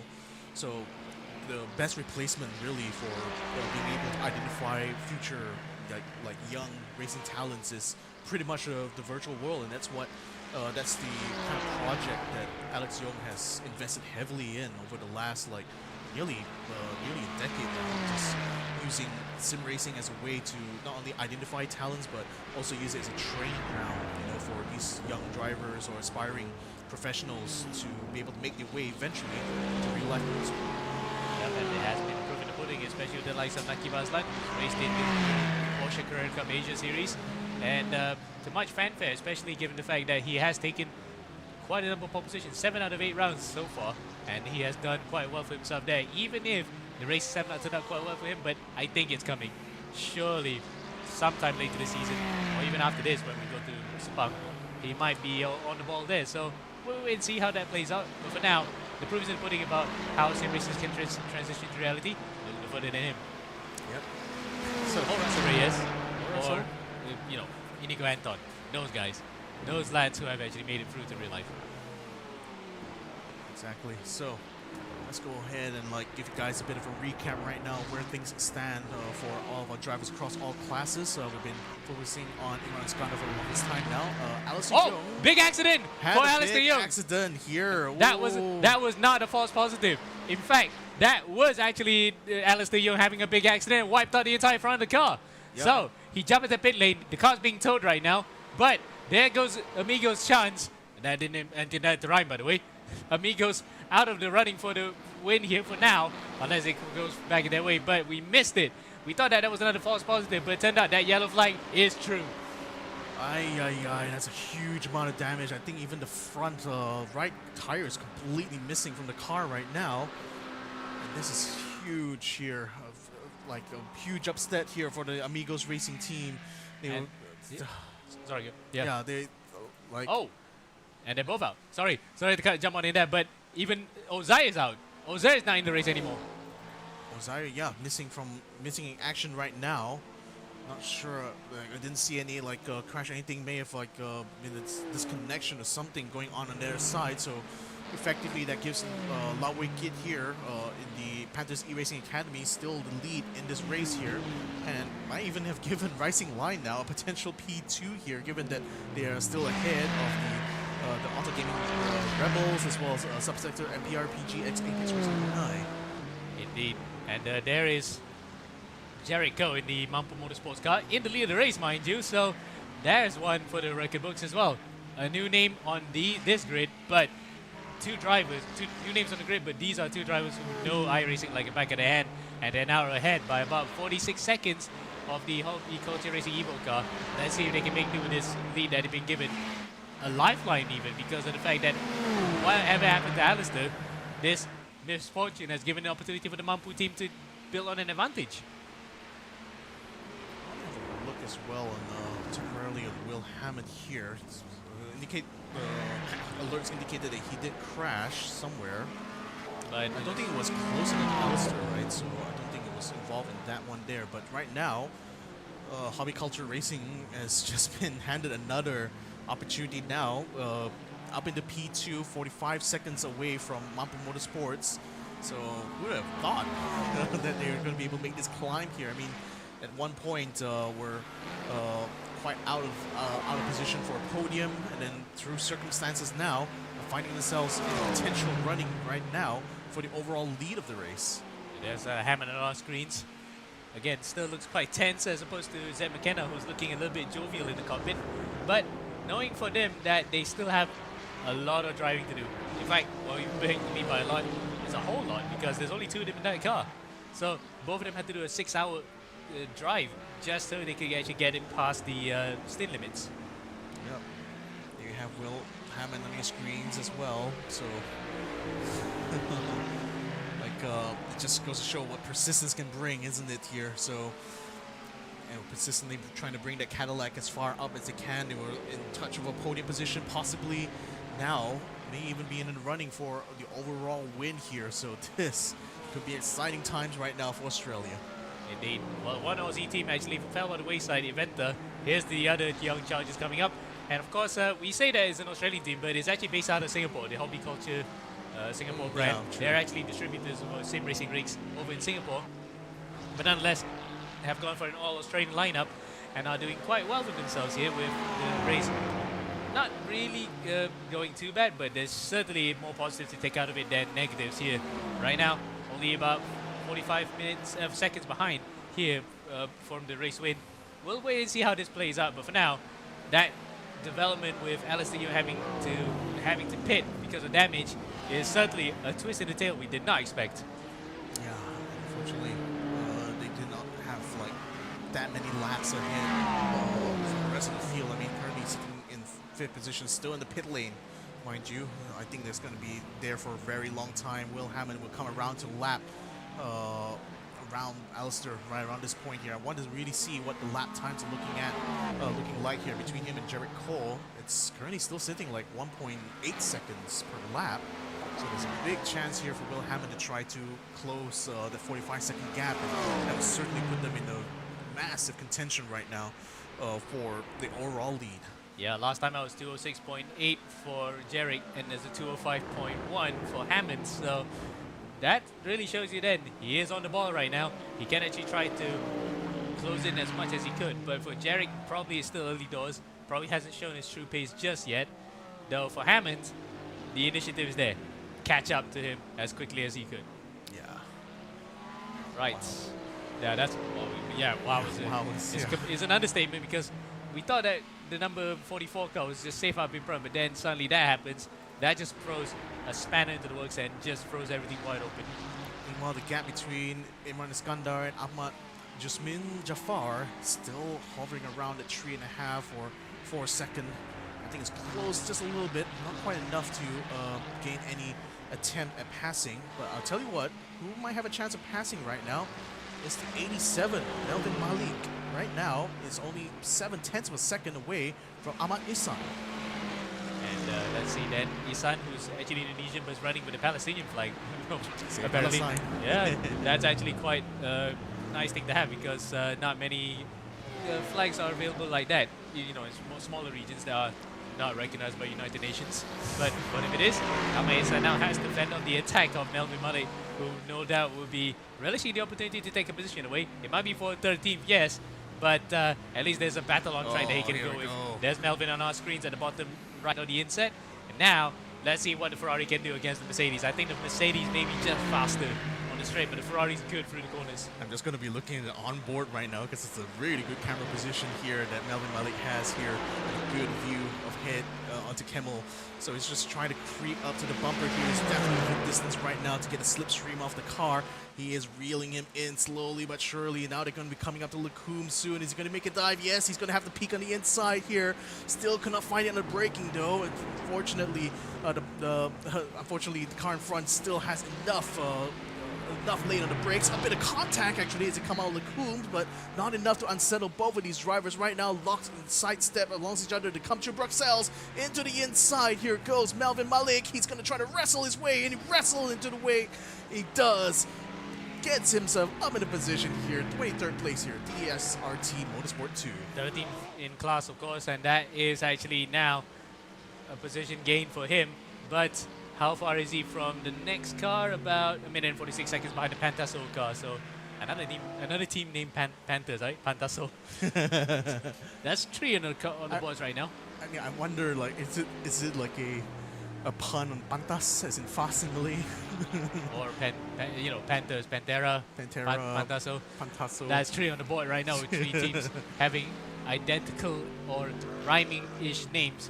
I mean, there's like so many different names for a panther, isn't it? Like a puma, black leopard.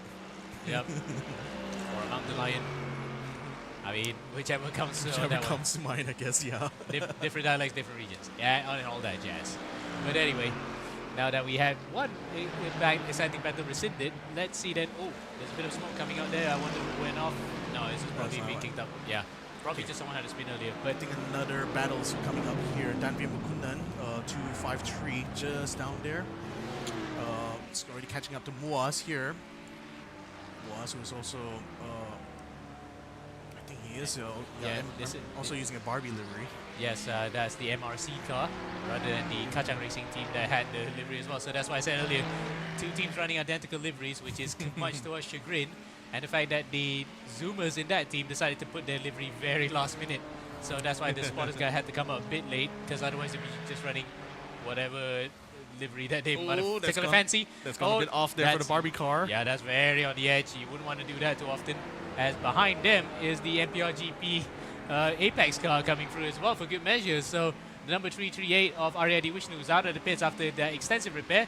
Tries to sieve his way through between the both of them. Can get one. Can he get both after this? Yes, he can. But that will allow Danvir to get up. And now Danvir is coming through. Woo. No, in fact, that's not Danvir. That's Darren Jun Howe in the car. And Darren gets through.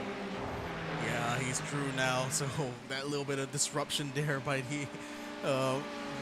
Interloper has given an opportunity now for Technobus QRT to make a place up. Technobus Quenzo, it's a working partnership. They are working together here between 2 different teams. Quite a few teams are actually doing partnerships, but this is one of them. And it might say Danvir on the live timing, but make no mistake, that is actually Darren Jun Howe, who's actually taking over the car because of the fact that he actually couldn't register properly. here appears to have gone into pits, or no, sorry, it's someone else gone into pits there. So yeah. Yeah, it is the DDSRT car number 87. So that's different to this battle. In fact, that was the car we saw overtaking earlier coming into the pits. Yep. So, well, that's a nice little spot of action to cap things off inside like our 5.5 hours of running right now. We're going to be looking to see if anyone else is going to be. Oh, what big has happened damage. to Nazmir Asman. Well, it looks like Nazir actually had, again, some of those meatball flags may actually be true as opposed to yellow flags, and it looks as though Nazir, well, I think he'll be a bit miffed by that. Oh, there's a GT3 coming through the Balapan car, and the sister Balapan car right behind him as well, for good measure. But let's see if we can get it stopped in time. Oh, no! Well, there we go. That was almost inevitable, wasn't it? Yeah, no grip in the fronts, and I don't know, like, I can't turn. I can't turn, I think. Like, literally, that's the problem here. And fortunately for Nazir, he's going to have to wait for the other cars to pass here before he can finally get into the pits. That's costly right now. He could barely get it even wrestled into the entry of the pit lane, which is quite a sharp left-hand turn, mind you. Yeah, and that's quite a shame as well because they were on the same lap as the Panthers car, mind you. So could have actually had an opportunity to get up toe-to-toe with Wookid and the rest of the squad, Wookid and Howard. But looks as though that challenge has gone to 0. Yeah, big shame here. Unfortunately for Rising Line, they were very much trying their very best to keep up with the rest here, but this is certainly going to set them back for quite a long while here. Yep. Now, looks as though not many battles out on track. In fact, we can still go back to the Imran Iskandar ongoing pursuit of Ahmad Jusmin. And looks as though Jusmin may have had slight delays on him, but between the both of them, they're ebbing and flowing in terms of time. That time around though, 221.2 for Jusmin and 220.4 for Imran. So Imran, who's actually a Toyota rookie, isn't he? Yeah. Yeah, the Toyota rookie for this year. I mean, hence the car number 67. It's the same number he's running in currently in the real life racing. And of course, there's going to be jokes about that one. Don't mention it. But mind you, he is still closing in, but then losing a bit of time overall somehow. Yeah, it was like 3.5 seconds, I think was the closest they got to each other here. It's kind of widened up a bit, so unfortunately, I think like it's quite evenly matched, you know, the pace between the two of them. Ahmad Jusmin sometimes gets faster laps, sometimes Imran gets faster laps here. I think it's going to be a tough one between the two. Yep. And the fact that you have to add another factor into it behind the both of them, 6.5 seconds behind is the Luchadors car of Azim Shami, and he's still closing in the both of them. So the Rey Mysterio numbered car, that's the reference I think, the 619 Rey Mysterio. Yep. It's going to be a three-way battle here between Rey Mysterio, Barbie, and the Blue Indonesians. So, lap 152 have been running for now 5.5 hours here, now 12-hour race at eRacing's Spa. And, saw quite a bit of upsets here. I think the biggest one so far has been the Amigos Academy team. The car smashed out somewhere on the track, ended up teleporting into pits, and has stayed in there for the last 13 minutes, effectively in 6th position here. Overall, they're still ahead of quite a few number of cars, as the GDPs are certainly a lot faster than our LMP2s and GT3s that have been running so far. But that has certainly allowed a big upset right now for some of these for that category. Meanwhile, there was a bit of a report of an accident, and we see it now, albeit we caught it towards the end of it. Farhan Rizki Novan with a slightly bent front BMW. You can just about see it. It's a bit off-center. Very slight, but yeah, it is there. So he crashed out a bit, but nonetheless, he still kept on going. In front of him, I think Benjamin Koo thought for a second that he was actually close. In fact, he is. Yeah, he's only behind the Team Aitan car by 4 seconds, but looks as though he might have been just out of the pits. Might just come out of it, yeah, just coming out to the end of the chemistry. Might you still have to warm up the tires a bit before you can get at the pace here. But 5 seconds, not that much of a gap. But but it's also the gap between him and RD Wish. RD Wish is in the LMP2 class, so it shouldn't be of too much concern for him. But I mean, needs to get the tire warmed up and hopefully be able to catch up to Oscar Monti, and that 5.7 seconds gap is very, very close. So certainly could be on to try to catch him for position. Oh, Zed's off! Zed McKenna's off into the gravel trap. Would you believe that? Look at the amount of gravel he kicked the back off. But we just caught him in anyway. We thought that the off-track warning was there for, you know, just false positives, but it's true. He actually went off out of Lake Combe and has lost what could have been a 2-second gap between himself and Juan Afi. That was a battle for second on the cards. I think it was important.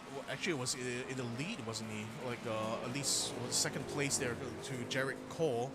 But wow, that's another upset coming in here. Like it looked very likely they were able to keep that P2, but one mistake now has dropped them to the last step on the podium here for the GDPs. But you know what's crazy? The top 4 are in within the same lap, by the way. Yeah, so like one mistake like that will already cost you position, you know, in this kind of circumstance. Yeah. Not something they will want, but let's hope that Zed will be able to keep it together. I think like he took over Will Hammond, didn't he? So yeah, I mean, yeah.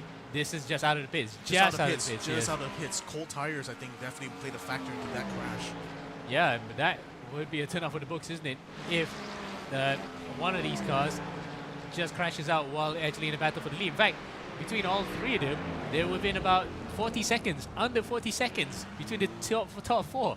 That is still pretty close, mind you. We might have here a 4-way battle for the lead. How about that?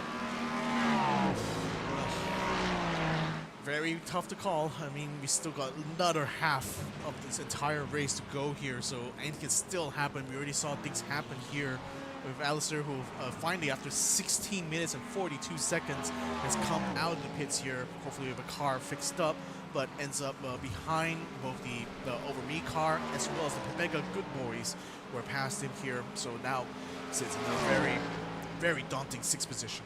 In fact, there is Alistair bang on our screens. Right there. Just as we picked them up to come through. Looks as though the car is fully furbished and ready to go back out again. But that's a Herculean effort and a half if he wants to do so. In fact, by looks of it, he lost about 5-6 laps. Depends if he can give and take. Oh, he hits the Homer Simpson car as well. Going to the bushes for good measure. That's the one of the Ceylon Motorsports cars, number 81. And that was Viren Bottajue, who's also had his own troubles in this race. Having a bit of a wake-up call for him.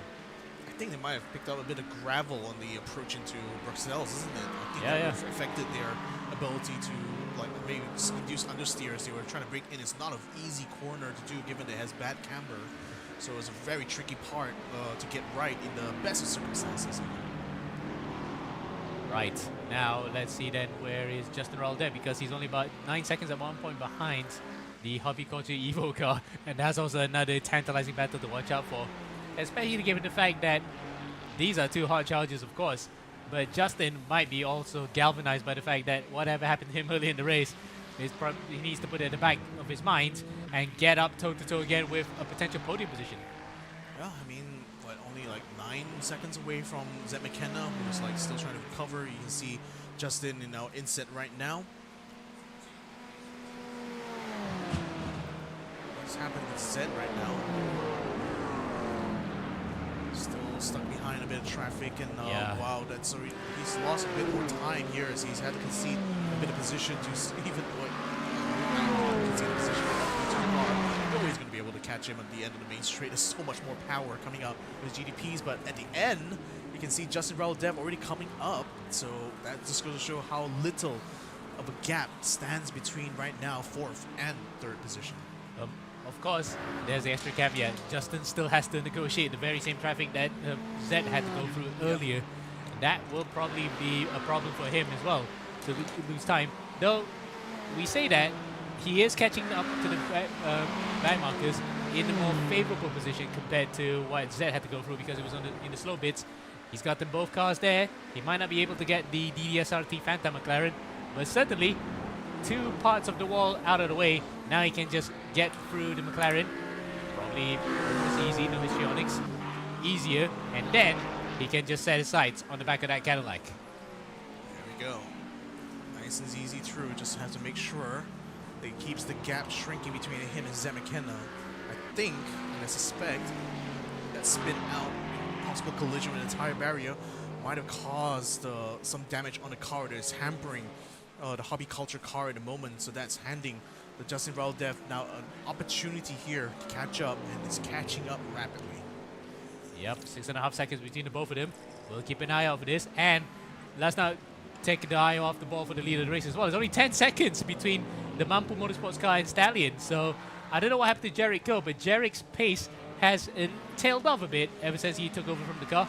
Maybe because of the fact that traffic has come to play, and also maybe, again, difference in strategies. Because the Stallion car is about a pit stop behind the number 15 Mampu car. So we'll wait and see then how this plays out. But for now, the complexion for the rest of the podium has changed completely ever since the number 44 car went out. How quickly things change, isn't it? So we're going to have to keep monitoring the situation here, boys. 55 laps in, still no clear indication of who's going to be the front runner in this in the GDP race, much less the other classes here. Although I think the most consistent leaders all throughout has been the Tsunami Motorsports GT3 car, which is currently now in pit lane here, having done quite a good job here in the hands of several Thai drivers. Chuttipong Punpol, sorry, has been behind the reins in that one here. Not sure if he's going to be handing off to his teammate as we speak right now, but they've still going to be in that pits here for another 10 seconds. But they've clearly had a really good lead ahead of everyone else. Yep, certainly has been quite the case here. And we'll see if the Tsunami car will be taken over by either Burapol Chunchen, but he's driven already. Okay. It might be under Sorobit Sonmai. So that might be actually the driver that will come in very soon, but we'll wait and see until he comes out of pits. For now, though, this is your race leader overall, and in the GTP/hypercar class, the Mampu Motorsports number 15, driven by Jarek Ko, and he's looking very calm behind the wheel. Probably you can see his eyes shifting about here. He's probably having a monitor above his other monitor to just see how this actually plays out in terms of gaps. It is actually closing, in fact. I think Wanafi is probably in with a shout of trying to wrestle the lead here while still in the stint rather than pit stop. We'll see. I mean, at the moment, we'll have to see. Right now, Wanafi here still trying his very best to close the gap. I want to see what the lap time is going to look like as it comes across control line here. Jarek Cole is only at 2:06.5. Wanafi, I think it might be a 2:05. He's going to cross the line now. 2:05.6, 9/10 of a second. Wow. I was watching that lap, how fast he was going. 2:05.6, nearly a full second ahead, and he's chipped the gap now to just under 9 seconds there. I mean, Jarek's just now getting on the top of Radion, while Wanafi is now just entering into Eau Rouge. So it's looking good right now as it keeps this pace up here. That could be another one for the books here. Flashing away right now. Whoa! Oh, didn't really give him a lot of space there on the outside, did he? Yeah, that was Imran Iskandar. Imran, who is his own little battle with Ahmad Jusmi that we saw earlier. How very prototype-like, isn't it? That you flash your lights against the lower class. Make sure you know who the serfs are. Serves is one way of putting it, I guess, but mind you, $1 million car still, the GT3s. And we were talking about earlier about the COE. Well, the Singaporean boys, they are still in there, the number 39, with the Mantai. No, it's not Mantai, it's actually a Ferrari that was running those colors. But, you know, whatever it is, the need to renew COE car is still running in there somewhere, I guess. In fact, they're out of the race as well. Oh. Yeah, well, I was looking for the number 39. Well, now they can go and renew their COE for real. Well, okay. Very unfortunate here. Sky Lee was just at least doing whatever he can to try to stay in this race here for the longest time. Had a pretty close call at some point here in the last 5 hours, but unfortunately has to retire here, it seems, with 5 hours and 40 minutes into the running here. I think the gap between Wanafik and Jarek didn't quite collapse as we expected here. Still hovering at that 9 seconds. Actually, it's actually widened a bit as the Mampu Motorsports is already widened up even more. So it looks like finally Jarek has decided to step up the pace here. Yeah, in fact, he probably woke up after hearing that one. 2:05.3 is not a valid lap, but at least it's still in the 2:05s. Yeah, he's walking up at last. You can see the full potential of his pace here. Wanafik's going to cross the line, 2:05.8. So he has picked up the pace. Meanwhile, speaking of somebody who's picking up the pace, 4.5 seconds now between the Hobby Culture number 23 and the Pepega Good Boys 27 car, between Zed McKenna and Justin Roldev. This is going to get very tantalizing. Very tantalizing indeed. It's only a stone's throw away from being able to catch up with Zed. Looks like Zed at least, I mean, Zed still is lapping 2:08 right now, so I think I'm still speculating there could have been damage here when he slammed the car into the barriers. So that is affecting his pace massively right now, and this is going to prove critical here, I think, in this battle between Justin. And Justin just needs to hang on.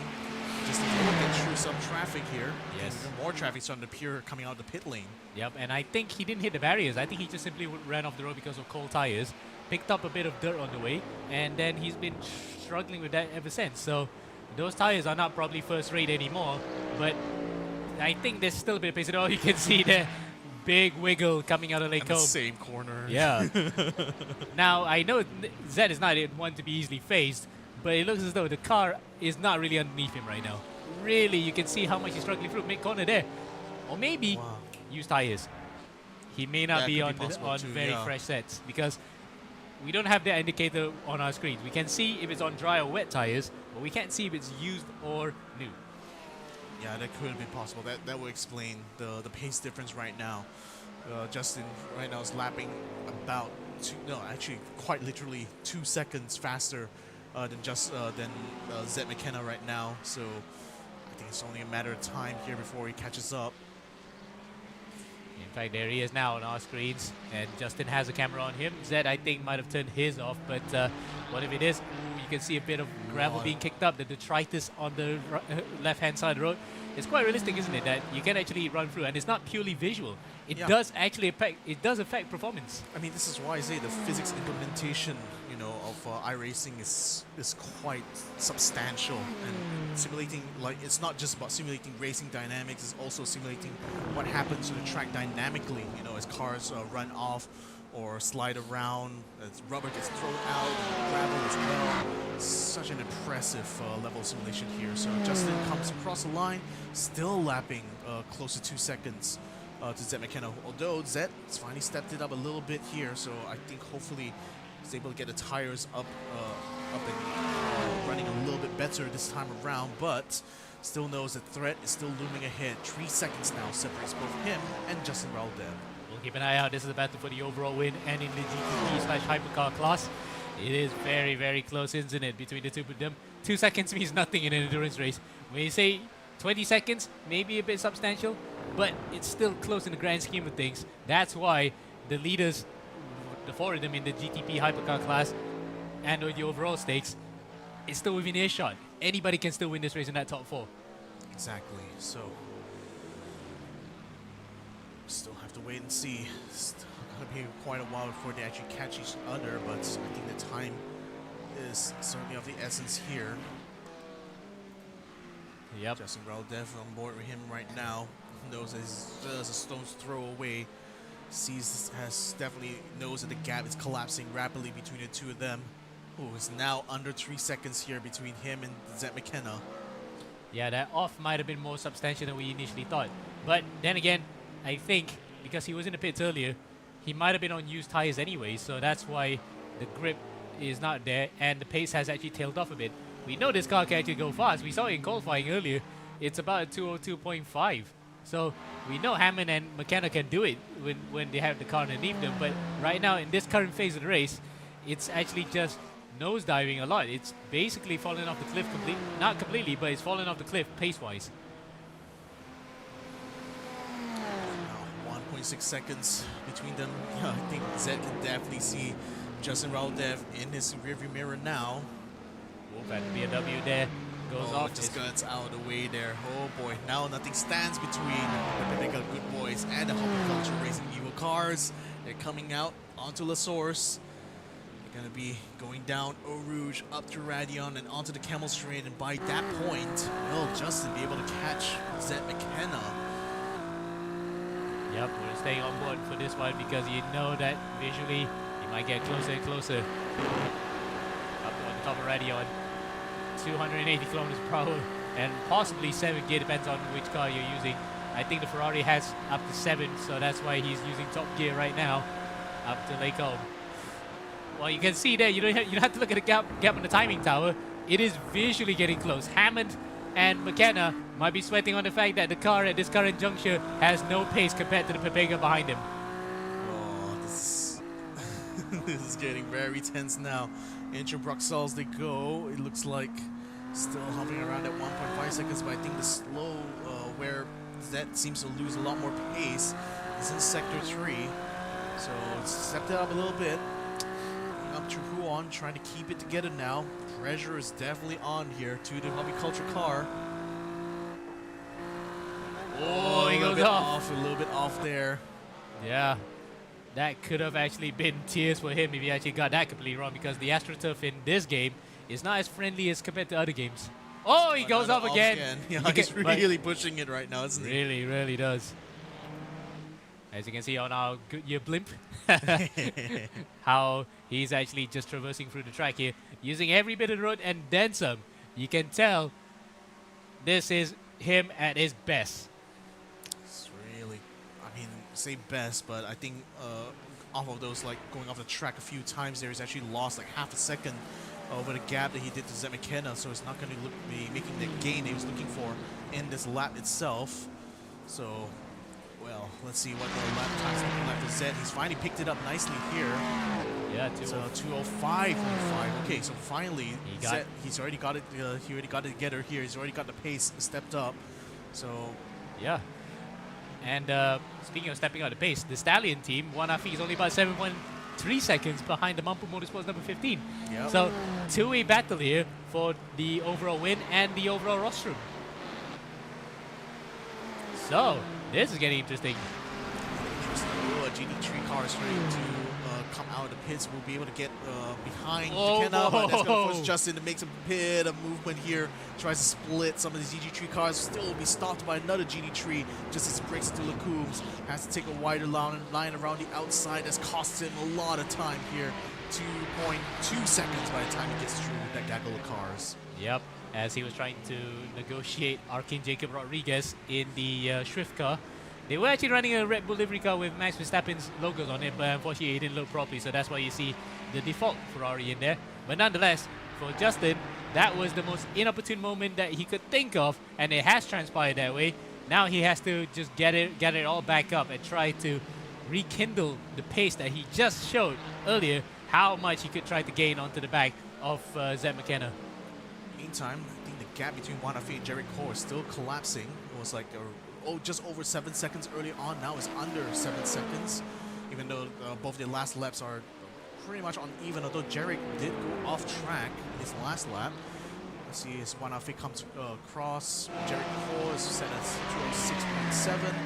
Wanafi comes across 205.15, so he is literally pushing it now, almost hovering, almost gaining another second now. It's just over 6 seconds standing between him and Jarek Cole. Meantime, bit of a battle going on here in the GT3s. For third place in the GT3 class, the current champions of the Endurance Edition Pro category are going toe-to-toe with Raiden Esports Racing, who have been sporadic competitors in the ERGP scene, both in Global Edition and Endurance, mostly Endurance, but now they're actually showing their mantle in the special one-off event that we have here in the Spa 12 Hours.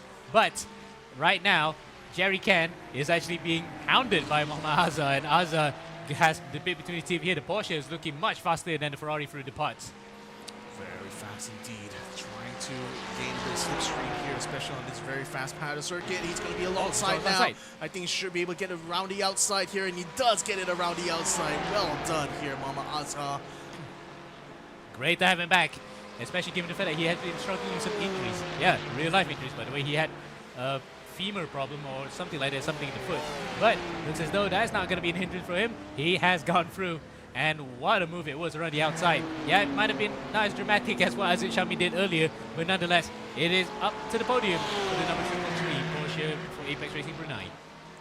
Third place for the 333. That's really nice. So, let's have a look back right now at the GDP class. We're still looking at the battle for the lead here.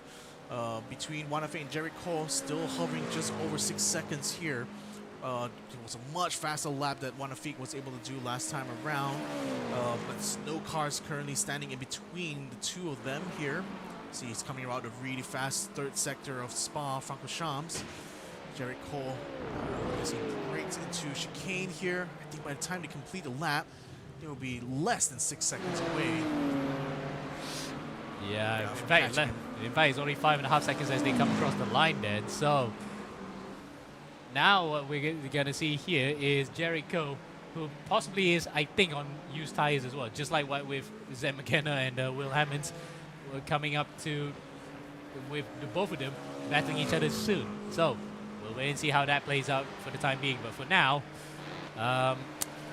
yeah, gap's closing quite a lot. That's actually still quite a prevalent thing, isn't it, between these two battles? The car in front is the one actually losing the most amount of time for some reason. Yeah. Quite curious indeed. Why is that the case? Maybe saving a little bit tire performance, or well, we'll just have to see how it turns out here. Mampa Motorsports is currently enjoying the lead overall, but how long can they enjoy it when the gap between them and second place is closing in and closing rapidly? Lap by lap, it seems like Wanafe is able to gain a second above Jerry's car, so might be sooner rather than later they're catching each other and then be having a battle for the lead. You can see there's Wanafe flashing his lights again to the back of the Quenzo 607 car. He means business right now. He's actually holding on to the flashes. Oh, and the Papega boys have actually gone out to P3 out of our sights. Apologies to Justin that the Horticulture car. Zed McKenna crashed out the track there, and I think that's handed the lead now to Justin.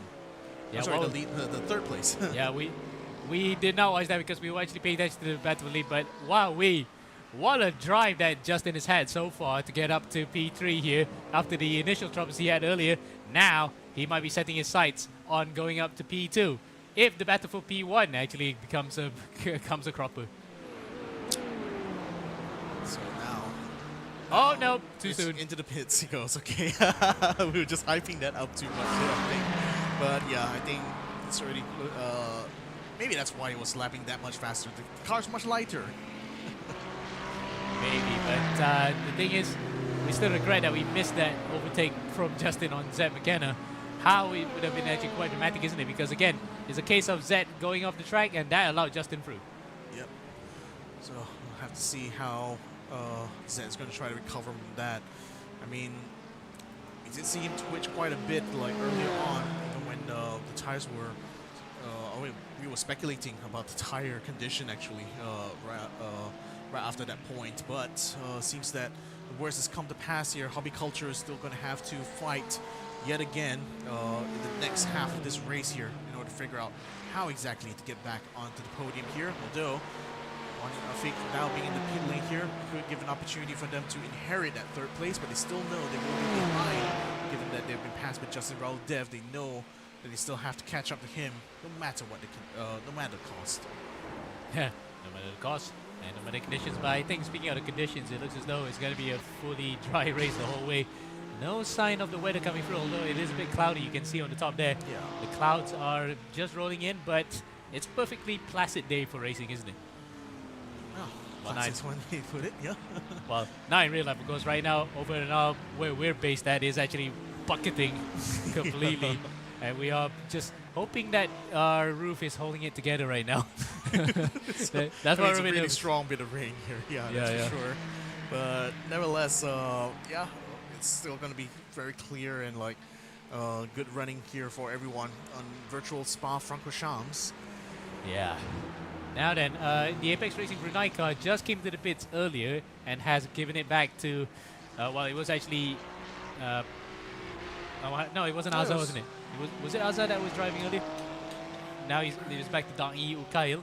Dang-Yi is now in the car again. In fact, it was Azza. Azza was driving earlier, so we saw him actually being very aggressive, trying to get it back out to the podium with the Balpan random car, but he couldn't do the overtake on track. Now he's trying to do the undercut, and there is Dang-Yi back in the car. And you can see how tiny he is because he needs a pillow for extra boosting. I mean, again, only 11 years old, so definitely a bit of a booster, to be able to reach the pedals here.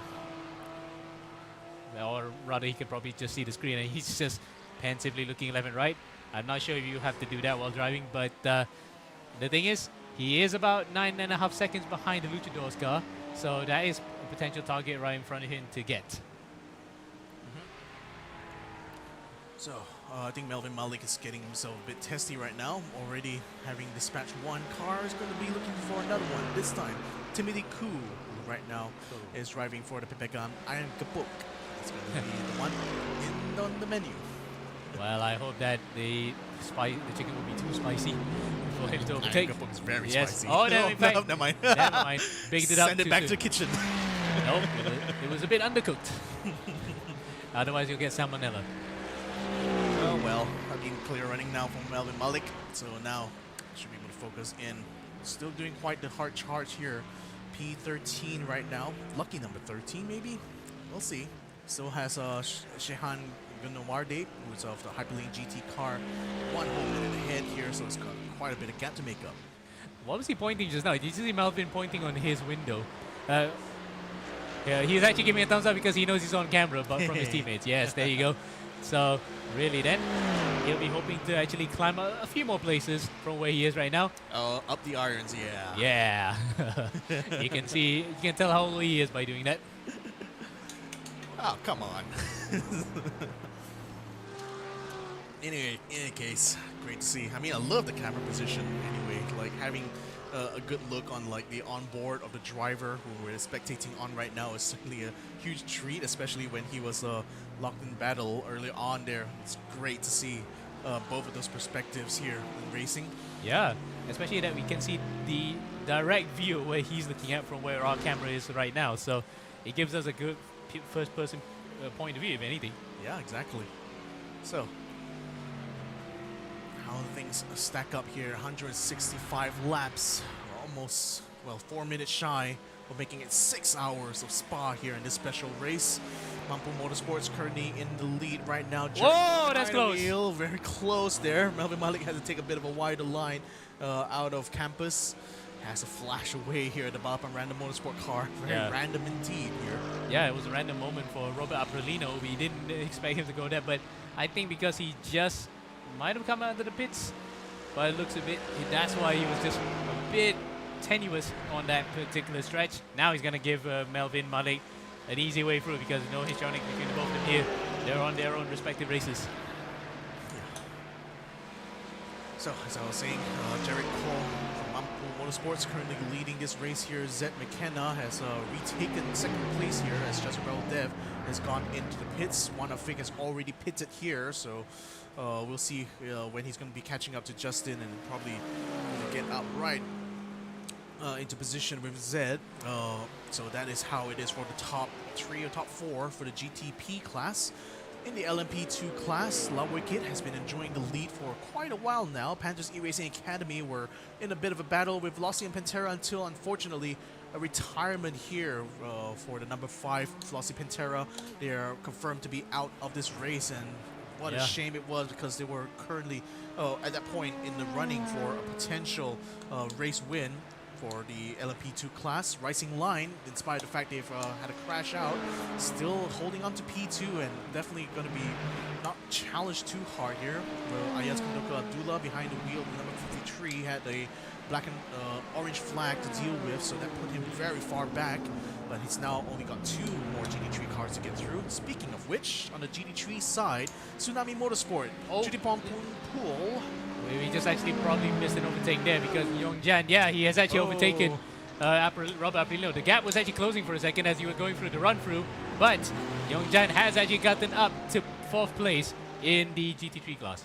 4th place, and that's just behind William Ong, who's currently in 3rd right now for the GT3 class. Jerry Khan is currently in P2, and he's on the chase trying to catch up, but it's going to be quite a tall order to do. Tsunami Motorsports' drivers have done very well, very consistent and very clean throughout this race here, so no surprise they are leading by a whole country mile right now for the GT3s. And there is Jerry back on our screens, the Macanese. Double-decker bed by the looks of it. Bunk beds, yeah. But never mind that. He is actually just serenely up in second place right now in the GT3 class. 10th overall. That's actually still quite overall. That's quite high up, isn't it, for the GT3 class? Probably because the rest of the prototypes have come across, so that's why the Tsunami car right now is 9th overall. Yeah. I mean, it shows some of the troubles that other, particularly the LMP2 cars have had throughout. Although I think Ayaz is going to be looking to try to get closer and closer. He's only like half a minute away from catching up to Jerry Khan. He's worked his way up, a very, very long way up here. Really had to keep his head down and keep on trucking here. But he's struck that car up now to 11th overall, just a stone's throw away from getting back into the running amongst the LMP2 class. At least for Jerry Khan, he's just focusing right now more on trying to gain a lot of time. And Paul is currently 1 minute and 25 seconds ahead here in the lead for Tsunami Motorsports. So very, very long way, and they haven't put a foot wrong, all throughout this race here. And credit to them, that's allowed them to consistently hold the lead for the GT3s. Yeah, meanwhile, the battle between Yongjan and Robert Aprilino is still not over yet because they're now in within the mix of it. And look at that, who's in front of them? The one that we saw earlier, Melvin Malik, who was in the pits. Now he's back out. And for Yongjan, it might be absolutely frustrating to have that Mercedes plonked right in front of him, and he's not budging at all. More than that, has already got a very, really frustrated to seeing Stallion car finally making his way through here. These two cars, like literally Yongjian has to lap Melvin Malik right now, but unfortunately couldn't quite find a pace yet. They're both on a similar pace right now, but finally Melvin Malik lets him go through on Piff Path, yeah, we got Piff Path, yeah. I mean, it has multiple names: Piff Path, Campus, whatever you want to go call it. Because for Spa, apart from the source, they have duality of names. Some of it's named after the original towns in the original Spa Francorchamps track. Before they've developed this modern version, so in tribute, to the old layout, they've renamed some of those corners to reflect, the relative positions of where the towns were, back in the day. Yes, Staffel, Malmedy, and all that. Oh, it's gone a bit off there. Yeah, Yongjan has it all to do again. He gets overtaken, and he has not yet. He has been overtaken by Melvin. So Melvin then not doing him any favors at all. But for Yongjan though, he actually dug his own hole by actually going very narrow there. Tried to take a narrow line and went off completely. Now he's going to have an opportunity, but again has to do it from the outside left source. Melvin actually held on to the brakes a little bit longer that time, finally allowing Yongjan to get through. Definitely saw that move coming around the outside there, so decided very much to just let him by here. I mean, they're not racing for actual track position here. It's just more of unlapping going on here between these two drivers. Yeah, and all the while then, Robert Aprilino didn't have to do much. He just carried on his own behind. As now we have reached the halfway point of this race. Yeah, finally. Finally day. Finally, 6 hours in now. So another 6 hours to go here in our special race for ERGP. 12 hours of Spa. We'll continue on right after these messages.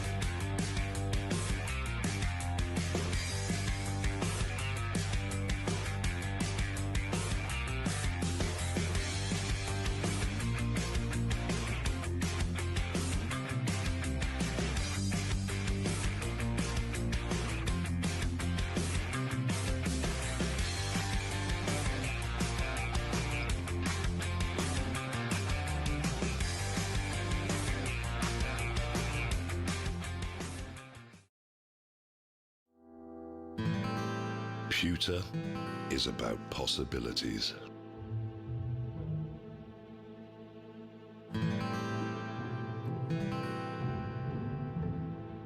It is an idea made real.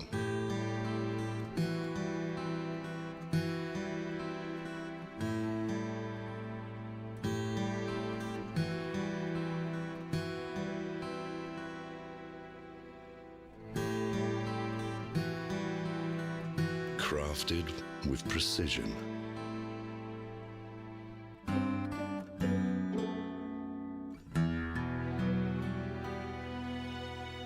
It can make tradition timeless.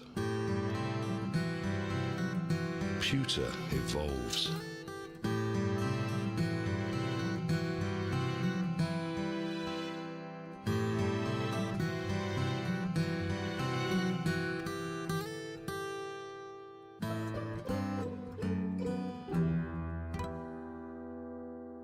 When allowed to be free,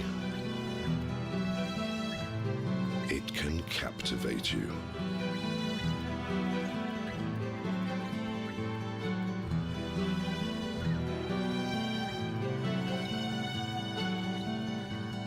Pewter is our legacy, and we're keeping the legacy alive. Royal Selangor, since 1885.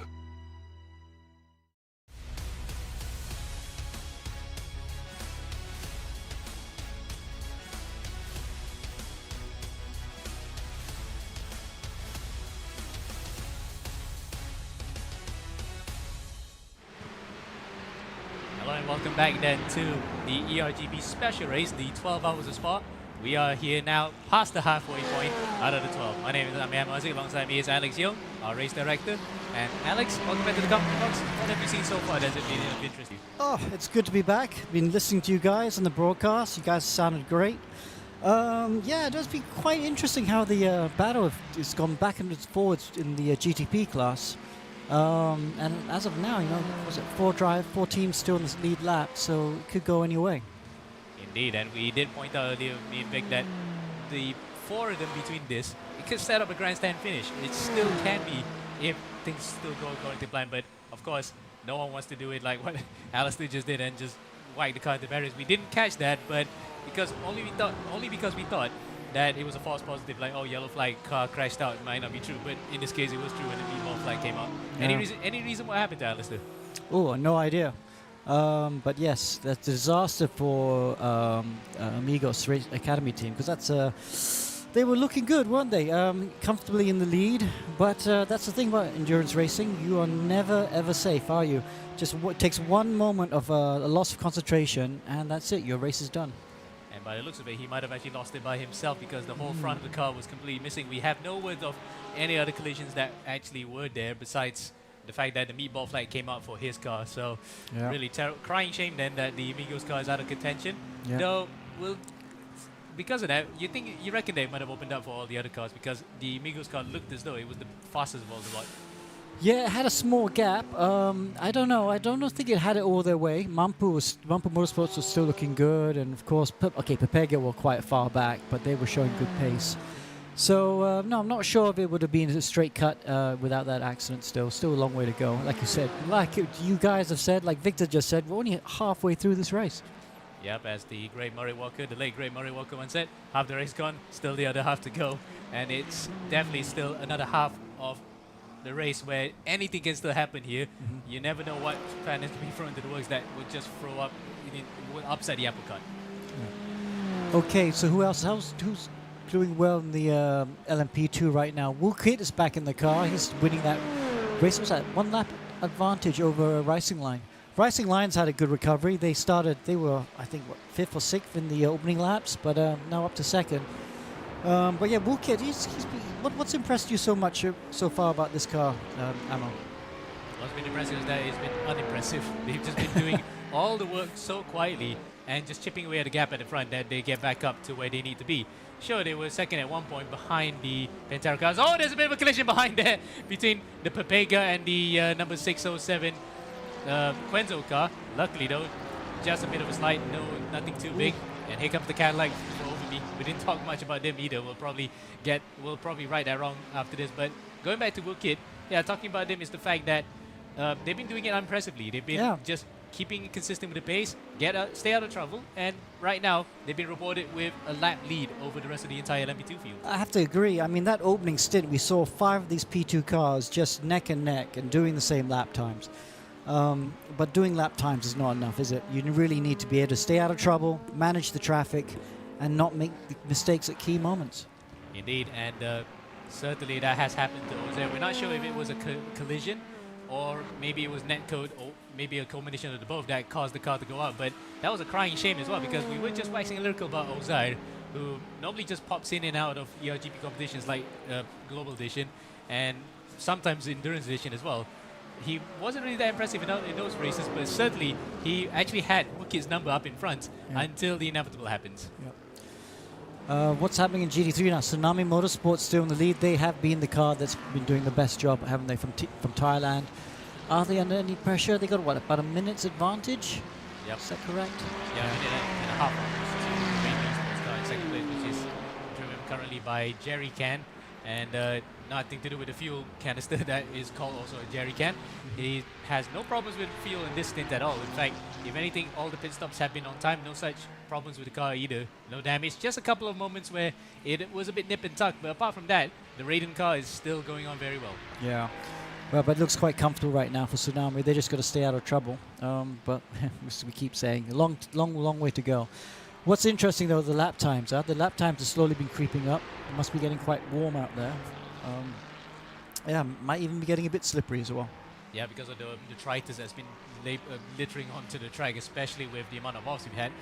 And case in point, right here, you can see that the gravel's there. That's not purely visual. That is actually affecting tire grip. So every single time you pass through there, lap after lap, it may not be the same at all. So the conditions are constantly changing. So that's why the track is not pretty much at 100% as it was at the start of this race, with at the beginning of the race, with the lap times being around the 2:04s even. I do love the iRacing graphics. Have really come a long way since since about, was it 7-8 years ago when we first started playing this game. And we've got, I think, the graphics not at this higher setting, and it still looks fantastic. Certainly better than when it first started out, that's for sure, especially all the way back now, almost 18 years to the day, in fact, that iRacing first came online. But regardless of that, yeah, we'll probably can bump it up just a bit more. RAM stick willing, of course. We had a bit of RAM problem earlier, that's why it was flickering. But now that Imran Zoili, our broadcast director, has gotten it solved, it's looking pretty good. Anyhow, in terms of action on track, it has kind of petered out a bit, especially given the fact that we had some close battles earlier, but now the field's kind of spread out a bit. Yeah, it's quite interesting watching that battle for the hypercars as well, because we've got a couple cars off sequence, don't we? We've got Justin in the Pepega car off sequence, and it'll be quite interesting to see what happens towards the end of the race, whether they'll have to do the extra stop or the first couple cars will have to do the extra stop. Well, in terms of the pit count right now, of course, when we have to reset, it reset the whole thing. But I think right now, most of the teams, off sequence maybe just plus or minus 1 or 2 laps. Might not be that much, but you never know sometimes that the amount of tire saving you can do between that 2 laps or fuel saving can pay dividends big time towards the end. Yeah, we'll have to keep an eye on that, see when the hypercars go in. I think Mampu and Hobby Culture have already done their pit stop. The Hobby Culture Evo car of Zed McKenna, and he was struggling earlier when he was overtaken by Justin. Though that will probably be owing to the fact that he might have been on very scuffed tires, because when he came to the pits, he actually saved quite a bit of time by not really putting on a full service of fuel and tires. He just only took on fuel. Tires may have been a bit scuffed, so that's why he was struggling in that phase. But now with new tires, he is actually putting on really good pace, in fact. Yeah, that last lap time was a 2:06. Yeah. Sure, he wished he could be going a bit quicker. Wow, Jarrett Cole in the last lap did a 2:08.5. He must have had big time, a lot of traffic. That's a bit strange.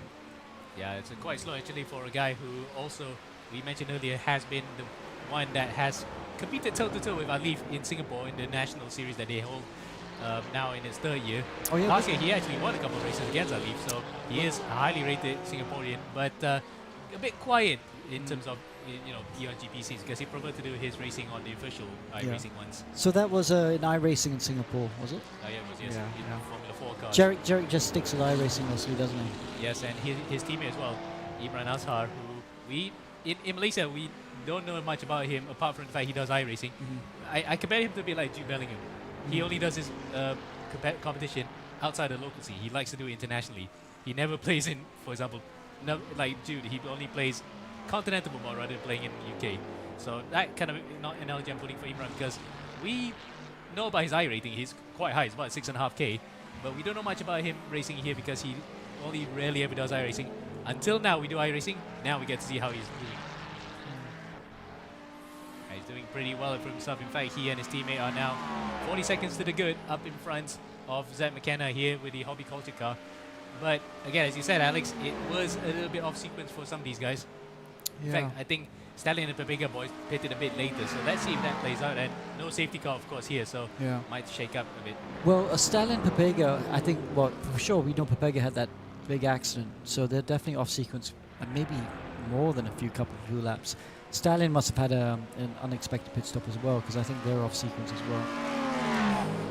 But let's see, let's watch this the next hour or so and see when they pit, and we'll see how off they are, or how on they are. Depending on how that will play out, of course. But it remains to be seen whether or not that off-sequence pit stop might actually come in dividends because, again, for the Papega boys, they actually had to stop for quite a while, so that might save them a few laps on fuel and tires too. And yet, to their benefit, they're still on the lead lap. So that actually might come into play much later on. Oh, I know. Papega good boys have been doing a great job. I mean, Justin, we all know, he's a known figure in the sim world now. He was Toyota rookie champion from last year. Let's not forget that. So he knows what he's doing. And his teammate, Ethan Sato, Ethan's a karter from Malaysia, and he's I think this is his second race in iRacing, big race that is, and he's doing a great job. Yeah, certainly, and both. I think Ethan never had to put a foot wrong at all during his stint, so shows his consistency there, and he actually has the driving finesse to just keep the car out of trouble. Whereas Justin is just we know he can actually has a nose for keeping clear of trouble, but it's unfortunate that the trouble somehow comes to him sometimes. Yeah. That's the thing, I mean, sometimes trouble does come to you, but you've got to try and put yourself in a position to receive good luck, right? Sometimes you can get away with a lot of stuff, but if you're always playing the odds, putting yourself in risky positions where people can hit you, then inevitably that tends to happen. Yeah, and certainly one of the drivers just now, I forgot which one, was definitely putting his car in consistent harm's way, but I think that car is now pretty much... No, in fact, he's still in the race, but we were just discussing earlier about how the collision can be actually quite detrimental, and because iRacing's damage model is pretty severe, actually much more severe than compared to some of the sim titles that we raced before. And we're watching McKenna right now. You can see in the bottom right. Oh, there he is into the pit stop. Let's see. Yeah. What lap is this? 175. But 175. We did say earlier that two cars that were in the lead were on the same pit cycle, whereas the other two were off it, and there is proof in the pudding that both of them are in the pits at the same time. Now we get to see where Stallion comes in. Is Jarek Cole in the pits as well, is he? Yeah, that's why the top two are actually on the same pit sequence, so that's why we can deduce that it is that way. So there are two different sequences, but not sure how it will play out in the later stages, because for Papega, for example, they're completely off it because of the fact that they had an extra pit stop to fix the damage, but still on the lead lap, which is pretty impressive. I think, from my calculations, and I must admit my math is not great, Stallion and Papega will have to do a splash and dash at the end. So, they will. I think if they want to win this race, they've got to try and get in front of the top two and pull out a bit of a gap. And certainly we can put that analogy like in horse racing, where you had to do the pace setter, or rather the front runner, to try and get enough of a gap, and then once you had to go into your phase where you're getting a bit tired, like a pit stop, you hope that the gap will be enough. Locking the rear, so you can see there how much steering lock that Afi had to put. He literally crossed his elbow over the wheel. That's how much he had to put it. And well, he's smiling right now, knowing that he probably was on camera. Yeah, and he's one of those some sim drivers really like to have that steering wheel right up on the chest, huh? And one, I think, is one of them. What do you think, Amar? Do you like this position? Personally, I don't like it. It's a bit too close. Plus the fact it clearly happens right now when you try to counter steer, your arms are actually in front of your wheel. So Yeah. I wouldn't like that, but for Afi, he's comfortable. He likes to race that way in multiple games. Yeah, I mean, he's really quick on GT7, isn't he? And F1, yeah. Yeah. But he's not showing bad pace either right now in the Porsche GTP car. Yeah, the Porsche really is one of the oddities in this particular field because it's the only car of that type. And sadly, nobody's chosen the BMW or the Lamborghini in this particular case. But I think we have a good selection of LMDH and LMHs to just see how much the pace is. And to be honest, not much of a difference. And luckily, we can see that there's some relative parity in the GTP class. Yeah, I think, we've copied the same BOP that iRacing have. We're following, okay, it's a slightly different track, but it's not too dissimilar, Watkins Glen, for GTP, and I think the BOP's turned out quite good. GT3 cars was easy. We just had the Spa 24 hours last week, so we just followed that BOP, and it seems to have worked a lot. Although there's definitely a preference for Ferrari. Yeah, we did speak about it earlier, me and Victor, about the whole drivability aspect of the cars, and I think the Ferrari is probably the easiest to drive of the lot, so that's why a lot of people are going for that. It might be mid-engine rear-wheel drive, a midship, but it seems as though it's quite beginner-friendly, and certainly for those who are on the fast end of the spectrum, they prefer that car over some of the others in the GT3's lineup. Oops, one of it getting a bit of traffic here at the bus stop chicane, car number 14. Won't cost him too much time though, and he just flashes to say hello as he goes by into turn 1. You can see he puffs out his cheeks there for a bit, probably because he's thinking that all the time lost would have been better without that car out of the way. But yeah, he seems to be a bit trigger happy with the lights because some regulations in other series actually forbid that kind of thing where you can only show short bursts and nothing more than that. But I think seems to be a bit trigger happy in that. What's the regulation like here? That's a really good point. They've actually started clamping down on that in real life. I think here in the sim racing we don't really care. I haven't seen anyone clamping down, but in real life here they are very against it. And I think if you flash it more than once or twice, you'll get a drive-through. Yeah, here in Southeast Asia we like to be a bit polite, I guess. Well, flashing lights is one way to say it, but I think most of the people will be taking umbrage to that one because it's often the case, just people bullying you out of the way. But it's just a warning, isn't it? Sometimes that when you flash the lights. Yeah. So I mean, one Afik there in Stallion team leading the race. Good pace because before the last round of pit stops, I think it was P2 or P2, P3 maybe. So he's now in the lead. And Pepega are also making good moves. They went up from P4 to P3, but let's not forget Stallion and Pepega, I think, a bit off sequence. So they're showing good pace right now, but I think if they want to win this race... Oh! Well, that's not one way to actually maintain pace, isn't it? That was a very lucky moment. We did talk about earlier how Justin always gets himself in the most opportune situations. Well, there's the proof in it. Yeah, it's quite unlucky there, but he did a good job to avoid it. And he was also very unlucky earlier in the race when he had that clash with Amigos Racing as well. It was quite clearly that the Amigos tagged him to a spin, and that caused a lot of damage, which also put him out of the lead. But wow, all to play for, and really any of the top 4 here could win this race. Certainly, and again, it's still a testament to how well that the Pepega boys have actually recovered from this, because you think that Justin and Ethan, with that damage they had, it would be about 1 or 2 laps behind, but they're on the lead lap. And again, puts the question of whether or not that the pit stop that they had with the fuel and tires that they, would not have used then, will probably come into play, even if they're off sequence. I think they must have used the fast repair. Remember, for this race, because there's a lot of beginners here, we put that everyone is allowed 1 fast repair. So I think that fast repair saved them. I think they lost more time because he escaped back to the pits.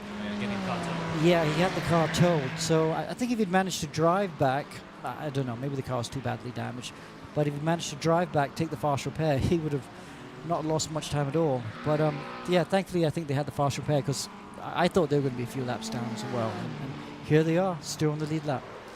And still possibly able to just nick the win here if they play that card right. Oh, there's a car backwards. It's a Tsunami car. Would you believe it?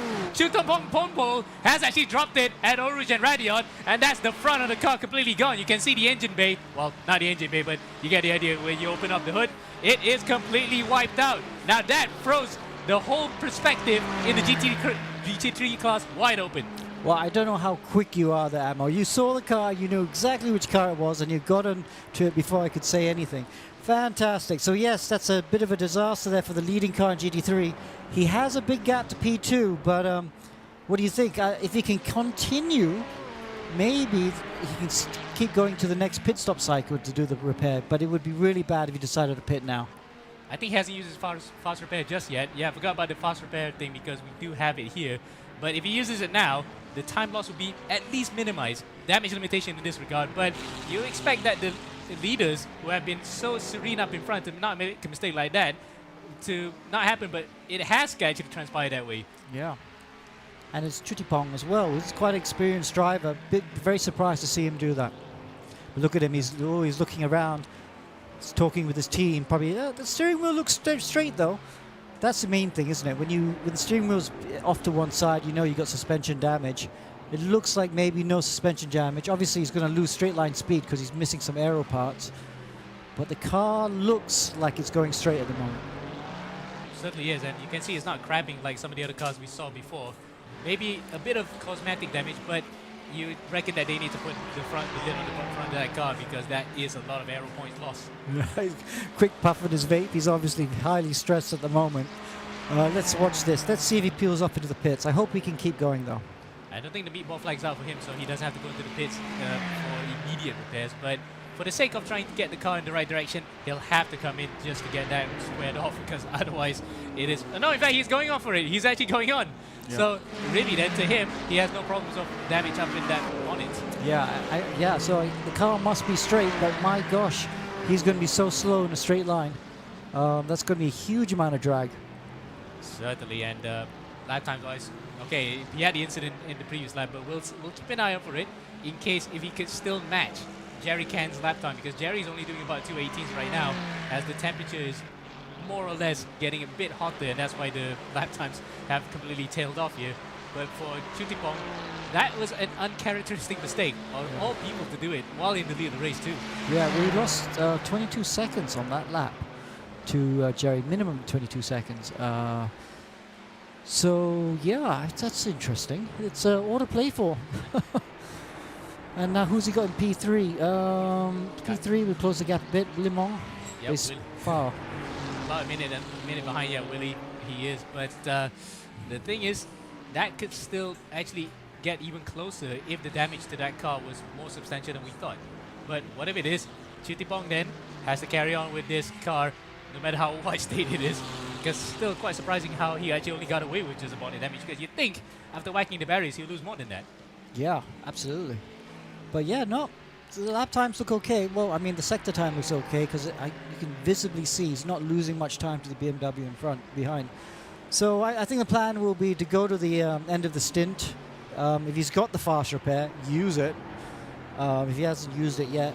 If he hasn't used it, I don't know. It depends how much time he's losing, right? He might still have to need to repair that.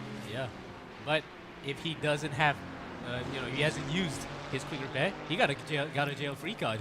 But certainly, you wouldn't want that to happen again. Yeah, wow, it's certainly raining down here. It might be dry out there, but it's certainly raining down here in KO, I have to say. Oh, look, he's getting tagged around the straight. Yeah, he doesn't have any straight line speed, does he? Oh, that would have been a possibility of another one then. Around the outside goes the Sri Lankan car of... That's not Sabri Atnayake. I think that was one of his teammates in the other car that was running it, but that was nip and tuck stuff. Yeah, if you can just kind of stay there, maybe use the slipstream of the BMW, try and minimize the loss, that would be quite good. But let's see what this lap time is. This lap time is a 1:26. Whoa, that's really slow, man. If he can't find some lap time, they'll have to repair because they can't afford to lose 10 seconds a lap. In fact, that time was about 3 seconds lost, 221.0, whereas Jerry's doing 218.7. So yeah, a whole stint. You can lose actually almost about a minute, isn't it? Yeah. If you actually keep on going in the same direction as it is. So technically, he can carry on, but it's to his detriment. Meanwhile, there's a bit of a meatball flag being shown up for the subsector car. Ariadi Vishnu, don't tell me he actually whacked the barriers again, and he has. You can actually see the car crabbing a bit. Wow. Just about on the right, it's actually flanking over to the left side. Yeah, so yeah, that looks like trouble for him. He'll probably box. well, he'll need the box, and the fact that the last time he did, he lost the front and the rear wing, front of the car and the rear wing as well for good measure. So it was more detrimental damage, but yet this one is enough to actually get him the meatball flag. Yeah, and this was a car that was leading this class earlier on, so not going well for Apex Racing Brunei. And the MPRGP team is a collaboration between the two Nusantara-based squads, but it looks as though it's not going all to plan here. So for Amirul Naim, he has to pick up the pieces from there here on out. Now, as the pit stops have all cycled themselves out for the first phase of the two cars, Mampu and Horticulture, it looks as though that it has not been able. The Mampu team has still within touching distance of the Stallion car, but I think because they want to minimize the damage in case the Stallion car actually has an advantage with the off sequence for their strategy. Okay, so Yellow flag earlier, and I think that was actually for an actual spin for Rachasen Kitian Sinekon.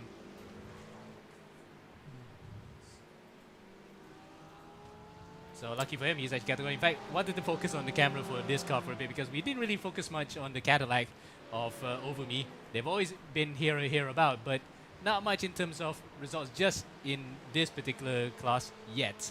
But for them, they actually won a couple of races, I think last season in Endurance Edition.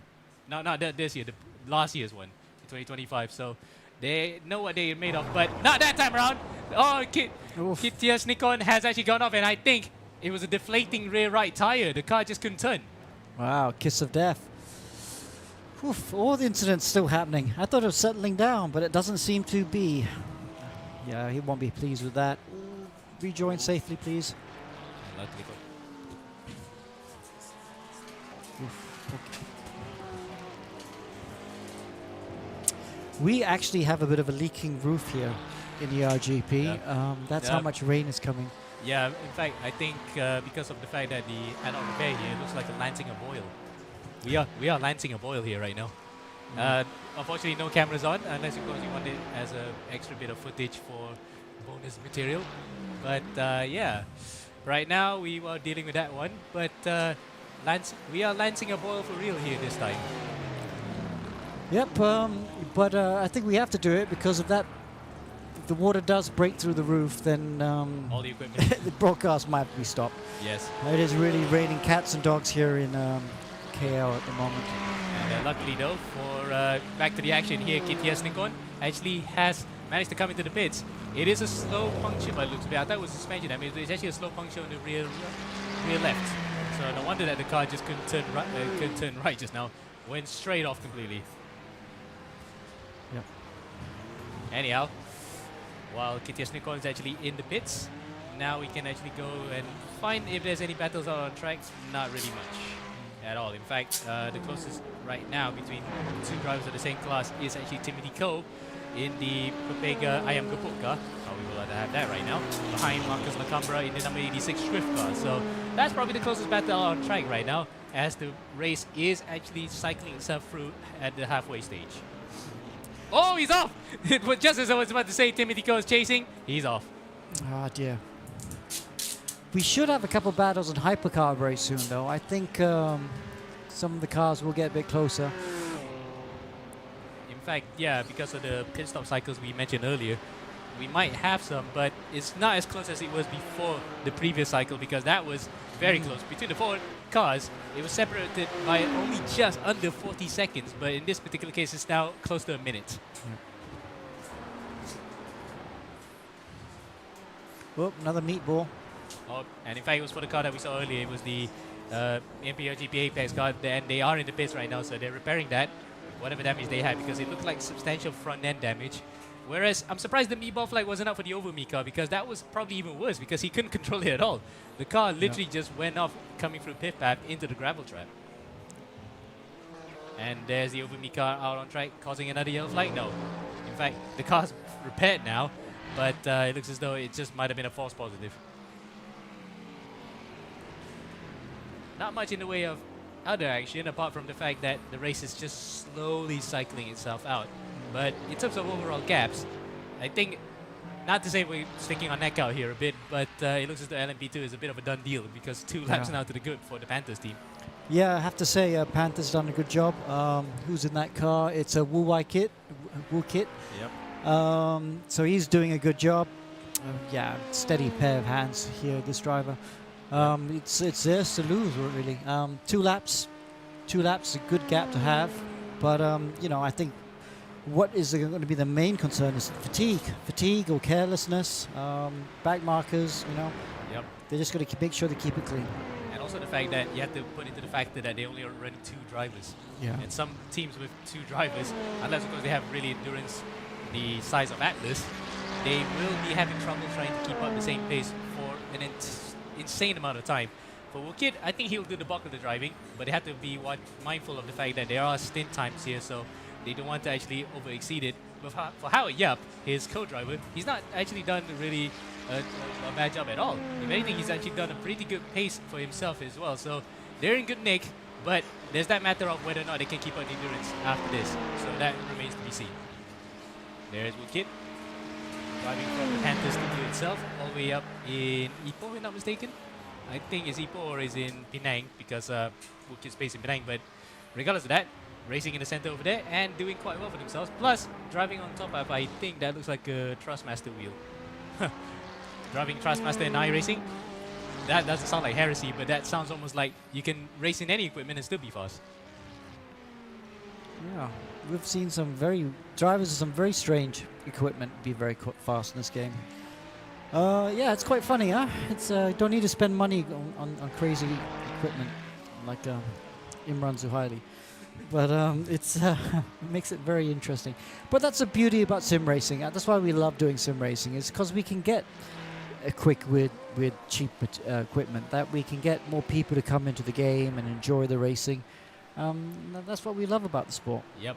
And this is one of those. It's a good segue to actually to this driver that I'm focusing on right now, Fazrul Khan, who we saw earlier in ERGP racing under a different pseudonym. He actually was on a controller, but now he rolled out the rig, dusted off his wheel, and he's driving with a proper wheel. So it shows that the transition is possible for some drivers, because some drivers are still quick on controllers that when they go into the wheel, they're a bit off pace. So what do you think about Mr. Khan here? Is he faster with the controller or with the wheel? He's trying to get to grips with the wheel, not gonna lie. As you can see, he actually has a head-mounted camera on him. So it is actually quite cool that you can see, it's as if we're in the car with him. Though the only thing that gives it away is the fact that you can see the desk and the cupboard over the side. Yeah. If he covered it all black, maybe it would look more convincing. What is that, cup noodles or something? Yeah. Yeah, cup noodles and Texas chicken by the looks of it, as he now goes a bit too wide there to give space, and that would not be doing his tires any favors. That is the race leader that just lapped him, Stallion. It's holding a good gap to Mampu. It hasn't really come down. Huh? Still 12 seconds. 3 seconds now, actually, he's gained. Yeah. So Mampu actually making do with some fresh tires by the looks of it. Yeah. Cool. All stations, it's all pretty stable there at the moment, but still close enough that it could kick off in a while. LMP2 looks pretty sorted. What lap times is our Tsunami Motorsport team doing? 2:19 the last lap. That's no. He's actually matching. He's actually matching the pace that Gary's doing. And in fact, I think Alistair might have actually come a crop again because he's in the pits by the looks of it. I think they've retired. I think they've retired the car. They retired the car, yeah, they have. Yeah. So he's taking there with, I think, probably internal damage. Yeah.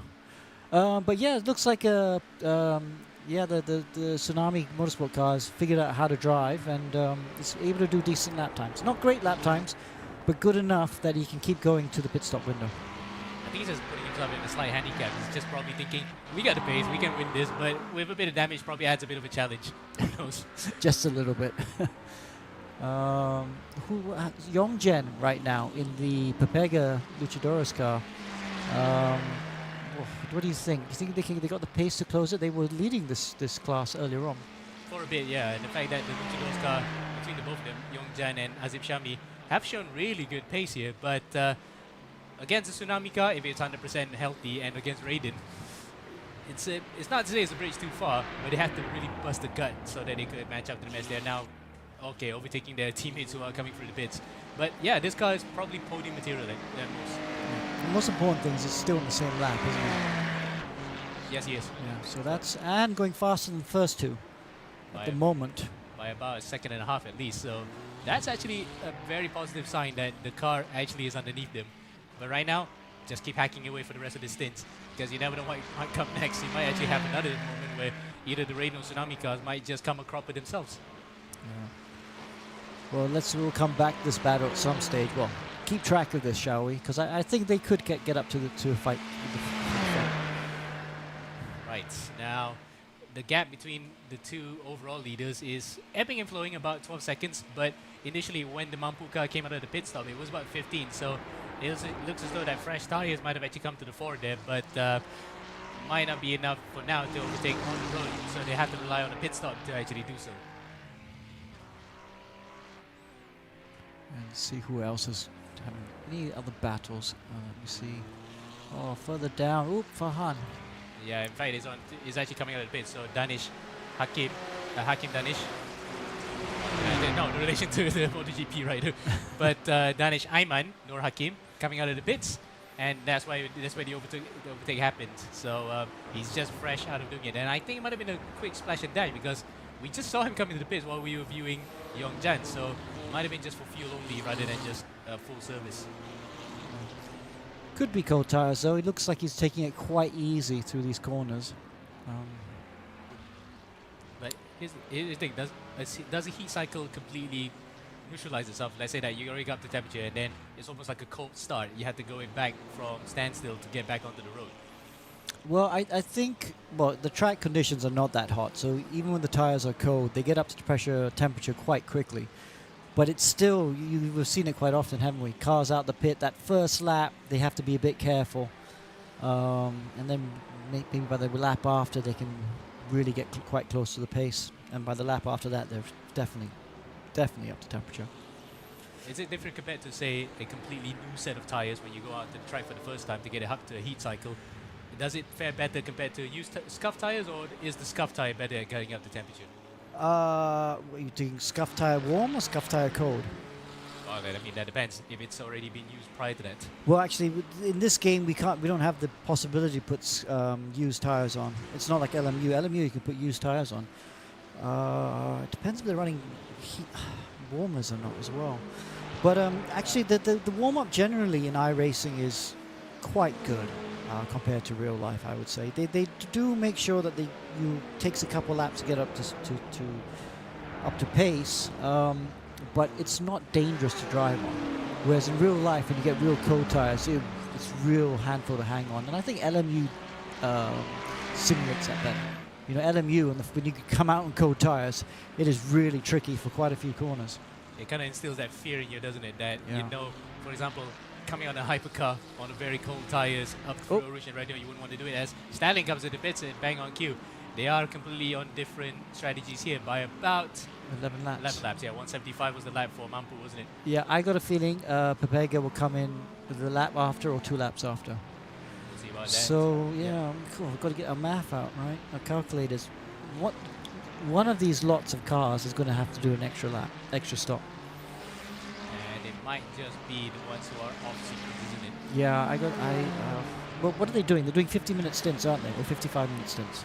Might be, yeah, because that's the amount of time that fuel tanks actually can last. Yeah, I think they're doing 50-minute stints, 52-minute stints. So we've got to count backwards because our finish time is 10:45. So at some point we'll have to count back 55-minute stints and see who will have to do the extra pit stop. But I agree with you. I think it will be the Pepega and Stalin boys that might have to do that extra splash and dash. And it might just be within the last 15 minutes or so at least. This is an estimation because we have seen that before in Endurance Edition where you see a team that you think they've run about an hour and a half stint. They might not do a few splash and dash, but they have done so. So this might just be the case here as well. But let's see then. I know for a fact that for the GT3 guys, because I've spoken to a few of the teams, they do a bit of lift and coasting too. Yeah. So it is. That might be a possibility. They can try to save themselves a stop if they're in clear and they can just do a bit of lift and coasting. Exactly right. I think, and I do like seeing that endurance racing. You know, a little bit of lift and coast, trying to stretch that fuel consumption without losing lap time. You know, it shows a different dimension to drivers, and that's one thing I do like about iRacing and especially LMU because you can get you will be rewarded if you can do that. Certainly is, and the fact that that is the real aspect of racing. It's not just a full-on sprint burst for every single pit stop. It's actually a bit of tactics and being involved, trying to actually preserve your equipment. Yeah.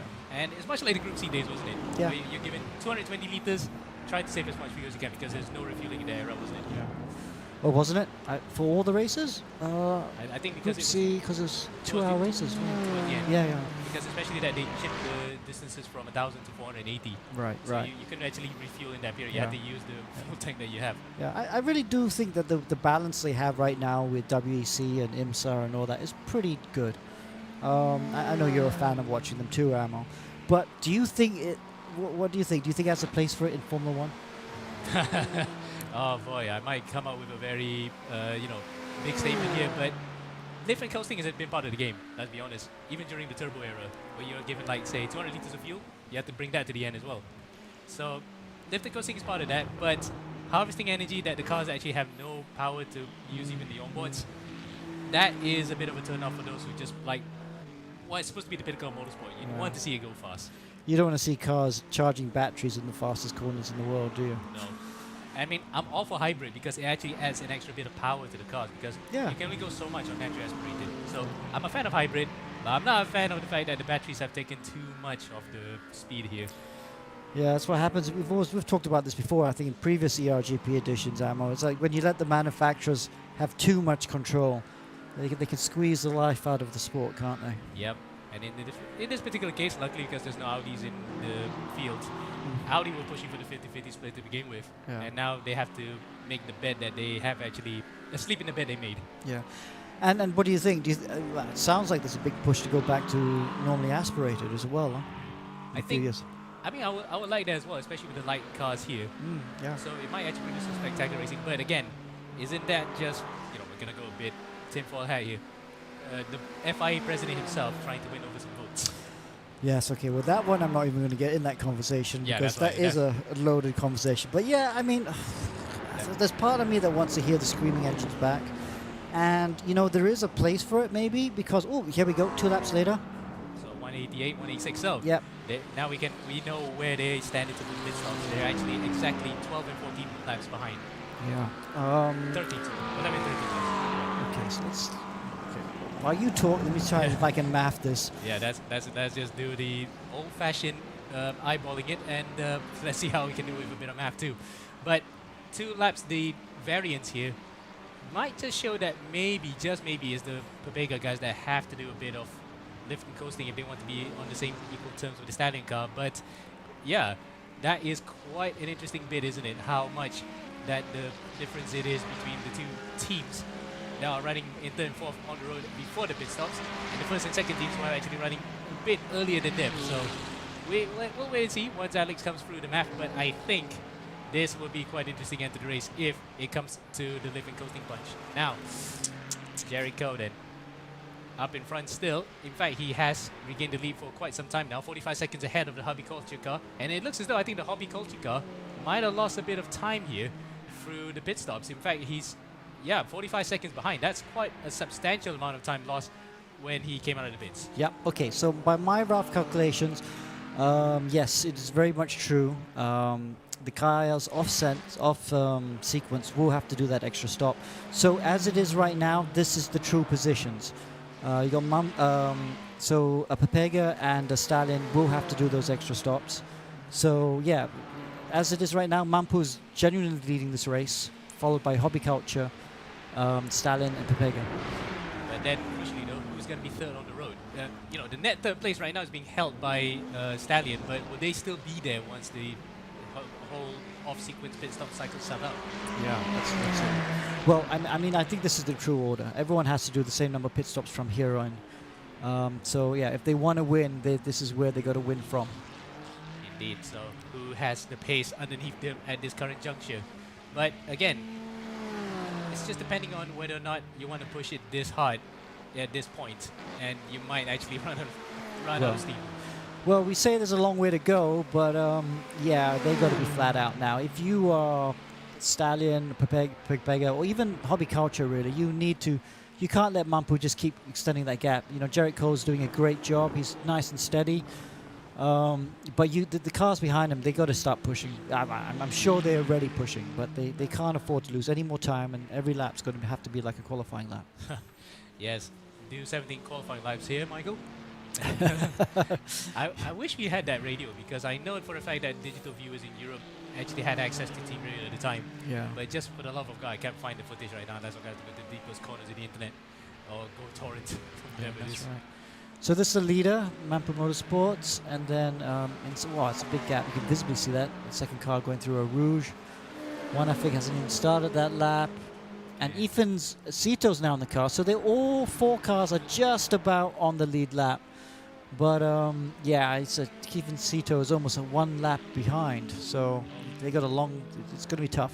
And in fact, it's almost a lap behind, because you can see there it is. There is what I was about to say, Jericho, right about there. Yes, exactly. There is the leader. So Ethan, he's on this out lap. He'll be concerned about getting his tires up to temperature, but he can't afford to go down a lap. So he needs to get on it, and he's got to take a few risks here to make sure the leader doesn't lap him.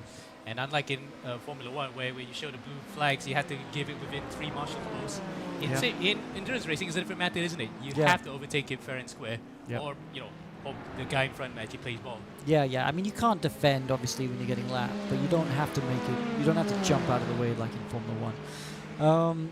It's going to be interesting. I wonder if Ethan had to repair some damage, because I do not believe they were this far behind. But now there's quite a big gap. It's going to be hard. Never say never. But 5 hours, just over 5 hours to go to try and recover this whole lap.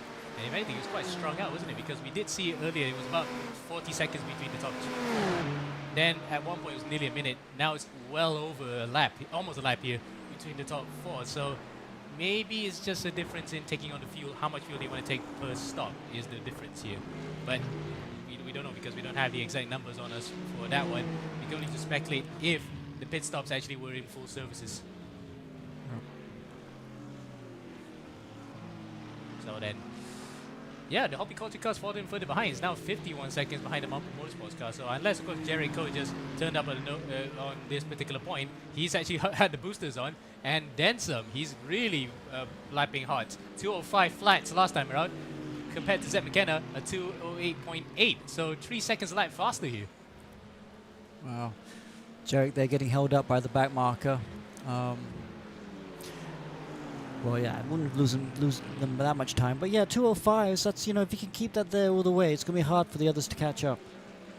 And certainly that will probably just make the plans for everybody to turn their boosts on crumbling a bit, because knowing the fact that the leader is probably lapping faster than them anyway, no matter how much they're trying to push. So really then, it's just a matter of whether or not he can keep it going in the right direction. But I think because Imran and Jarek are both known operators in iRacing, they won't do pretty much rudimentary mistakes now, wouldn't they? Never know. We've said that before, and mistakes still keep coming. But the good thing. There we go. What's that? That's a mistake. It's always. But the majority of the mistakes always come within the first 2 or 3 hours. It's when the new drivers get into the cars, they're still getting a feel for the track and for the traffic. Normally when you get like 5-6 hours in, things do settle down a lot. Although you could argue it hasn't really settled down in this race yet. But, it's not just about feeding the conditions. You kind of know what you're doing with the traffic. You can see, okay, this guy, I've come across him before. I have to give him more space. This guy, I can dive. So you get faster in the traffic as well, and safer. And what I like to say is in tune with the pace of the race. Because sometimes when you put a newcomer in, they probably are not really in tune with what the others are doing. They get washed out, or worse, they will just probably crash out anyway. So some of the guys here probably, in fact, all the ones in the top 4, they've all taken a stint already anyway. So they're already well versed with how the pace is going. It's just right now whether or not they could actually just lock in and maintain that pace for a long period. And by the looks of it, Jarek is the only one who's actually being able to do so, apart from Ethan Sato, who's actually done a 2:05.1. So he's the only one that's able to match the pace that Jarek's put on right now. But unfortunately for him, he's not probably in the right position to challenge for the win just yet. Yeah, and I think that you raise a very good point, Amo, because you don't. If you wait too long to put your second or your third driver in, it does become a bit of it's not so good. I prefer to cycle the drivers earlier in the race so everyone gets a feel for the conditions straight away. Okay, they may go away and come back a bit later in the day, but you get everyone cycled through, they see what's up, and then they can get out the car and think about it before doing their long stints again. Absolutely. That's the alluding to the pace, isn't it? How they can Yeah. be into if how fast the race is going so that they can just manage it. If they can go hard now or just maintain a bit so that they could at least save the equipment, just for the heck of that. But for the time being, though, I don't think anyone's told Jarek to take his foot off the gas because he's still monstering the car over there. Look at that. A difference a lap makes. Just now he just ran a bit wide because he mistimed the braking. But now he's going to go and try to do a 204 by the look of it. No, it might be a 2. Yeah, it is a 204. Wow. Yeah, he's almost back to qualifying pace here. So no one's told him to back off. He's actually going full ham here. Yeah, I think he sees the Papega car ahead of him and he's like, I want to put that car down a lap. He's definitely pushing 4 flat there by the Singaporean, so showing some very good pace. And the fact that this also gives him extra assurances because when he puts a car a lap behind, if there was a mistake to happen, at least that car behind is not on the same lap as him to take advantage. Yep. So that's actually the impetus is on him to try and make that advantage as well. Not like that though. That's very nip and tuck. Yeah, he got really unlucky there with traffic. 2 Porsches trying to overtake each other. He had to back out of it. Oh, that's a chunk of time he's just lost there. And they're not battling for position at all. They're actually just battling for track position here. The number 98 car is in front of the 992. But luckily for for Jarek, that the gap opened up just nicely coming through Rivage, and he is well on his merry way. But he lost a bit of time there to Ethan to try and get back at it. But I'm pretty sure the pace that he's showing right now, this might be an interesting prospect here, whether or not these two are actually going to go Slobbernoku. That's a good term. I'm going to get out my dictionary and add that to it. Okay. So what else is happening right now on the track? We're looking at the hypercars, the GTP cars for quite a bit. Yeah, I think we just go to LMP2s because for the sake of the fact that there are other classes in this race. Yes. It's not just hypercars. And unfortunately, the most orphaned class of the lot has to be LMP2s, especially during the WEC era, where we had hypercars. Not much of the LMP2 was shown. Yeah, and that is true, but it's such a great class. I mean, it's such great racing. The cars are awesome to drive. And I tell you what, I'd be very sad when they finally decide to retire this class. It's been a really staple for endurance racing, right? I don't think they will retire the class out of international competition because European Le Mans and IMSA still use it, plus Asian Le Mans as well. It was the top class until this year because the hypercars will be coming. But I think because they retired it from the World Championship level, only outside of Le Mans. I think they will eventually. Hopefully not for many more years. But that Orica. How many years is okay? This is not the Orica. This is the Dallara. Yep. But the class has been around for a while. Since 2000 at least, when it was the LMP 675. Yeah. Gosh, yes. Jesus, I haven't think heard that you word. You drove that car, did you? No, I drove the LMP1. That was the class, the cycle after that. Because there was a 675 and there was a 900, right? Yeah. So 900 became LMP1. So I drove the LMP1. But yeah, no, not the ones before that. Yep. So it's been, if you include the generational change in names, it's been around since at least 2000. Yep. So LMP2, I think will still go on for many more years to come because they are getting a new recent regulations 2028 to improve the parity, especially given the fact that it's become Formula Orica. Yeah. So, technically they're gonna try to make Orica, Ligier, Dallara, and all the other ones, even the Keen, come in and try to make it as level as possible. But much to the chagrin of the team, though. What year is that happening? 2028. 28. Yeah. 28. Yeah. That's probably when they retired the Orica, won't they? Because Orica have to build a new car for that, I'm assuming. Yeah, they're calling it the 09, not the 07. But I think it will be much to the chagrin of the team because they just love the idea of now that the competitive parity has been somewhat being leveled actually because everyone can win in LMP2 because of the same equipment. But now they want to make it open chassis again and try to nerf the Orica a bit. I don't know, it might be a mistake because sometimes too many open chassis may cause category Formula 2 instance. Well, I think a lot of teams will agree with you. I mean, I know they love that car. It's easy to work on, it's reliable, they know it so well, it's fast. Drivers, and the racing, you could argue the racing you see in ELMS is probably the best in the world in many ways. So yeah, it's one of these things where if it ain't broke, don't mess with it. Don't fix it. And I think there are a lot of P2 teams that you would absolutely agree with that. think a bit of politicking might have been involved in that one because the Lara, of course, because they're quite a big chassis manufacturer, they have the Formula monopoly in the top in Formula 2 and Formula 3 covered there, but they also probably want a bit of that prototype pie. Who knows? Yeah. Well, it's very similar to the Formula 3 in the 90s. You know, I mean, that's always been open chassis, but Dallara came in and dominated, and it became a one chassis. Same with the P2s. That was open, but Orica dominated and eventually became a one chassis championship. And let's not forget also back to the 80s when the original Formula 2 died because it was an open chassis, open engine series. Then Rolt came in with a Honda, and that kind of killed off the category anyway. So that's why they changed it to Formula 3000. Yeah. Yep. Until they brought back the name, and now it is a one-make chassis. I mean, competitive parity aside, there is a bit of controversy with how the engines are handled, but that's just Mechachrome things. Oh yes, yes. Ooh, yes, that's true. I remember that. Okay, so it's a good job here by this team. They're dominating P2 now. It was a really good fight for the first 3 hours, but now they have, what's that, 2 laps? Wait, according to that, it says... They're on the same lap now as the Rising Line car, unless, of course, it's interval between 4 laps behind the 5th place car, which is the Overmeet car, and all that. Because we're looking at our lifetime screen. Yeah, it's 4 laps difference. It's just a fact that they're 4 laps behind the Overmeet number 5 car, so it's counting the overall gaps. Right. So is Racing Line P2 now 4 laps behind? 4 laps behind, yes. Wow. Okay, 4 laps behind. That's a really big gap. So actually, the battle for second position is pretty good, isn't it? Because this car in P3. No, how far behind is it then? Gosh. We're looking at it right now because they are actually on the same lap. Same lap? No, 2 laps behind. 2 laps behind. Yeah, because I just see it right now. See. Yeah, 2 laps. So that's why it says 15 and a half minutes behind. Yeah. But in actuality, it's probably the timing trying to reset itself. But yeah, again, LMP2 is pretty much a done deal. Okay. Unless something happens. Oh, here we go. So Jerry Can, the guy that was leading, is coming to the pits. He's P2 now, so he must have just come out of the pits. And now we get the Tsunami Motorsport car, the car that's making waves. Yes. Be interesting to see if he repairs. He's got to repair the damage. What do you think? I'll be pretty sure that's 100% because, again, as you said before, Alex, the 100, your car is not 100% if it's not whole. Yeah. So he must have to fix that damage, otherwise he'll lose a lot of aero points. Well, it'd be interesting to see how long this pit stop is because if he's got that fast repair, that's what he's going to do, right? I think so, because as far as we're concerned, I don't think we've seen this car involved in any major incident apart from that big one where he spilled at the top of Radion. He's going to come to the box. Hopefully we can see another camera angle there.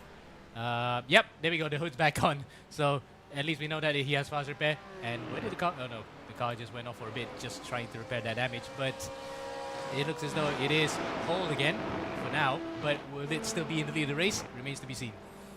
Yeah, I don't think so. I think they're definitely in P2. But how far is the gap? Is the big question. Well, let's see where Jerry is right now. He is actually now onto the front straight into turn 1 at La Source. Let's see then. Yeah, if he gets going right now, this will be a very interesting race in GT3. By now, and I think there is Jerry still in the pit. Sorry, there is the Thai car in the pits. In fact, Sorowich Somai has actually taken over. So the Tsunami car still stopped in its box, and it might just be a big change of the lead here. Let's see if he's coming out the pit lane yet. Yep, it's not that big a gap. That's doable. 5 hours to go. He could still close that gap down. 52 seconds. Wow, that's actually quite a quick repair. So there is fast repair being initiated and a full service as well. Well, this is one team that's going to be super happy with the fast repair. I'm not sure if there's anybody who's actually unhappy with the idea of having fast repair in the race, to be honest. Yeah.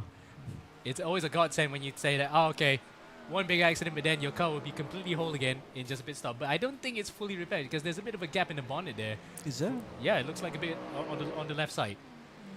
The car's left. Oh, yeah, I see what you mean. So well, it's not a perfect repair then, like in real life. I mean, fast repair, it doesn't mean your car's completely whole, but at least it's basically just taking out duct tape or just smash the thing with a mallet. It should be in the window. Should be able to get to competitive lap times again. So we might have a battle for the lead still. How far is he? 25 seconds behind now at the moment. Could happen. So the car in third is also on the same lap, is it? So yes, it is. No, sorry. Yes, the Kachang team is on the same lap, but about half a circuit behind. Yeah, they are on the same lap. Ooh, this could be a battle. Let's see. where and then look, Young Yongjen, Yeah. he's coming in. He's getting closer. And this would be a nice battle between the two youngsters, isn't it? One Toyota rookie and the other one who's taking his first baby steps into very big competitive sim racing, Willemong. That's going to be one to watch as well if the battle gets close. 2.5 seconds between the both of them. Let's see then what Youngjan has in the tank. Yeah, this is going to be a battle for third position in about 3 laps time, I reckon. I wish we had AWS, but not with that kind of prediction. I think we can just make it up in our heads that, yeah, depends on the lap time, but it looks as though Youngjan, about half a second a lap faster at least, because last time it was 19.1 for Willem and 18.7 for Youngjan. So he is actually in the groove right now and trying to close up to the back of the Barbie car. Yeah, why don't they just call it the Barbie car, man? If you're going to run that livery, that'd be a much better team name, Barbie car. Than what, Kacang Racing. Yeah. I mean, funny enough, it's actually consistently on brand for a bunch of Gen Alphas because they like to go for the brain rot stuff. I would probably not get any pop culture reference if it's related to a Gen Alpha. We can barely understand them anyway. So what are you then? You're a millennial. Yeah. Yeah. I'm the bridge between the old and the new. But I can quite understand what they're trying to say, but it is mostly nonsense. It's like they're talking in code. Yeah. Okay, Yongjen, let's see, what's the gap now when he crosses the finish line? Looks like it's going to be about 3 seconds, maybe under 3 seconds. Yeah, let's see what he has in the tank on this one. It's a 19-1 last time out. It's still a 19 on this time around, but the Luchador score 18.6, so half a second again. Yeah. He is still balling here. Yeah, it's not over. The top 4 cars, I reckon, are not out of this battle for the win. Oh, that's quite a big shout. I know, it's almost a minute. The top 4 within a minute, but you never know. Well, actually, yeah, you can't discount because in an endurance race, 1 minute feels like you're within 10 seconds because it is that close. One mistake can really set you back a lot. Well, I mean, a minute can be recovered in 2 stints, right? Yes. If you have 2 perfect stints, the other car has some issues with traffic or maybe gets a bit unconfident. You know, conditions can change and driver can lose confidence in what he's doing. You can start hemorrhaging lap time quite quickly. So I would say a minute's all right. I think the top 4 cars are in for a shout here. And of course, if you put in an analogy like in the Nürburgring, that means nothing. That's just only about a sector. Yeah. Yes. Of course. Gosh, we'll have to do Nürburgring one day. Much to our video editor, much to our tech guy behind the scenes, K Jun. He'll be happy to drive that one. We'll have to have one crazy PC for that, though. Yeah, we'll have to see whether or not we can get the RAM off when there's a lot of RAM shortages. Yeah. Okay, let's see. There's Ethan from P4. I just want to see what the leader is. I thought maybe they'd lapped him. Oh, that's a mistake! There we go, Jerry. We talked about, him being whistle, clean as a whistle, but that's the second time already that we've observed that he's lost it in front of the corner. Yeah. He got away with that one, though. Yeah, but if he keeps doing that, especially if he starts flat spot. Well, no, you don't flat spot tires in iRacing. Yeah. But driver can start losing confidence. He just needs to chill. Let the guy go. Don't worry about lapping him at the moment. It's too much to lose at this point. But even with that big mistake, that last lap was still a 5.1. Oh. And in fact, the only driver in the ballpark was Ethan, a 5 flat. So a 10 difference in there, and that was with a mistake. He Yeah. would have actually been in the 4s at least. Yeah, definitely. So, yeah. I mean, it has been a slow burner in this one, but it's been interesting strategy-wise how some of the teams are dealing with this. Yes, I agree. Okay, let's go back to the GT3 race because definitely, look at that, Yongjen now. It's what's that? It's 1.7 seconds behind Team Kacang. So Pepega Luchadores making some inroads here. Yep. And what's funny is that it's quite a tonal whiplash between the two themes. One's Barbie, and the other one is Rey Mysterio. Huh? I mean WWE. WWE. Got it. Okay. Yeah. So that's why the 619 is there because it's a Rey Mysterio reference. And plus the fact that he wears a control mask anyway, so that's why it's such a dichotomy in terms of themes. Yeah. One's Barbie, which is very much on the feminine side. The other one is WWE, where you see a bunch of old men in spandexes fighting each other. Yeah, it was rather gay as well, wasn't it? Okay, so you know what, teams? You guys should actually do little media packs for us because you get very creative with the teams and stuff. But you send us media packs and explain what you're trying to do. So it's not some obscure, for us old farts here, and then we can read about it and we can talk about it in the commentary. We should open up a channel there on Discord, that's for sure. Especially Yeah. when you... I mean, we used to have those media packs, but I think the teams just focus on the practice a lot. Yeah. Even though they try to be funny off it. Case in point. Well, that's car 333. That was a leading car as well. This got lapped. Yeah. Ayman Shamin Oh, yeah. struggling with pace there. I think I'm among the 3 drivers in that particular squad with Da'i and Azza. He's slightly slower compared to the both of them, but it looks as though that Porsche is off the boil completely, I think. Yeah. Let's see that. Yeah. Ooh. Again, that's the sort of thing that you want to be careful, but you end up actually causing crashes, don't you, Alex? Yeah, Because- yeah. Yeah, I mean, you said it before about, I think Kevin Astro was involved in one of those accidents in a big way. He was trying to be nice to other drivers, but then he was involved in a big one. I mean, braking late and running wide is okay, I guess, because that, even though it's unexpected, you're right off the track. I just hate it when they're coming out of corners or on the straights, they just decide to change line, try and get out of the way, because that's when the big accidents happen. Yep, it's on the pretense of you want to be gentlemanly, but it has to be with reason, isn't it? Because you do not want to go offline at the worst possible places. Let's say in real life, where there's a lot of rubber deposits, and you end up slipping into an accident. Yeah, it's a good, where the hell is paved by good intentions, you know? Oh, yes. Yeah. Okay, Yongjen last lap 18.6. That's not bad. Oh wow, is that correct? That can't be correct. Do I see a 213 there by P2? No, that's the P2 car. And in fact, yeah, it's an P2 car. Plus, I think we might have actually had a pit stop that's been given to us by Mampu Motorsport. So the next cycle of pit stops has already begun. But the crazy part is, the one that we saw earlier, 3rd and 4th, Stallion and Babega, are up to 2nd and 3rd, whereas Hobbyculture have lost out big time. Yeah. So Yeah, I think Hobbyculture is not showing great pace at the moment. But yeah, Hobbyculture would have just done their pit stop. Well, they're both in the pits, aren't they? in fact, 211.5 as well. Yeah, it might have been, yes, no wonder.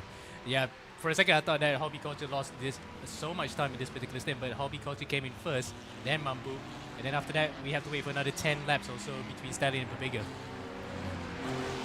So the variance is a lot, but I'm not sure what caused that, because we didn't really have safety cars to have that big of a variance. Let's see if he's coming out the pit lane yet. There he is, because he comes out the pit lane. And right in front of Stallion. He Yep. still maintains the lead. Yep, still in the lead though, showing good pace. I don't think Stallion's been as quick lately. Well, we saw, wasn't it? This Mampu Motorsports car was very quick. It was the only ones consistently in the 4s, along with Ethan.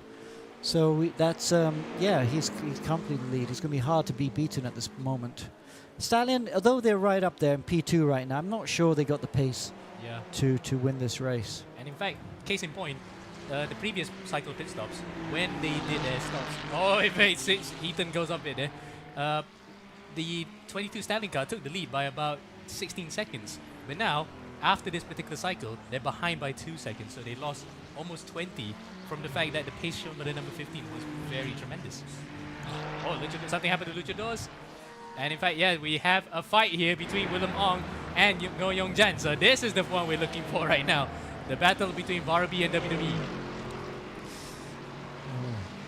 Gosh, the stupid songs in my head now. But yes. Oh, it's getting very good, very close. Get the exit here. Who gets a good exit? Oof. Whoa, Yongjin right on the limit there. He's really hoping to try and draft by him into Lecom, but I think the exit was not good enough. Yeah, in fact, you can see that he left a bit of a skid mark on the sausage curve there. That's how much he was actually nailing the loud pedal just to get on terms with the Barbie car. But looks as though Willem Ong might have had the advantage because of Yongjan's slight mistake, and the toe is not enough to get him by. Not this lap, but he'll be counting and trying to do it in the next lap for sure. So let's just stay with this battle. This is for P3 in the GT3 class. Yep, we're going to go on board here. This is probably the best view of the entire thing, is how much closer he can get visually. But it looks as though, because of the fact that Yongjan has been able to claw back the advantage, it kind of peters out a bit because, well, not aero wash, but he just can't find a way past just yet. Oof, missed the apex there at no name. Oh, and it might be a battle for the lead as well, in fact, of the overall stakes. So, got a couple of things to watch out for, but yeah, we'll probably have to go for this one first, just for the sake of the fact that it is for the overall win. Oh, yes. Okay, I think Imran is struggling on the cold tires. Imran actually has over 6,000 I rating, so this is a quick driver. He's racing from the UK. Des says he's racing from London, judging by his fireplace design. I will incline to agree with him. Yeah, we'll have to ask him that. If he says he's racing from Puchong, that'd be funny. No, even better, Cameron Highlands. Yeah, Cameron Highlands.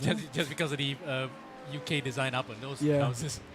But yes, Imran Azhar here.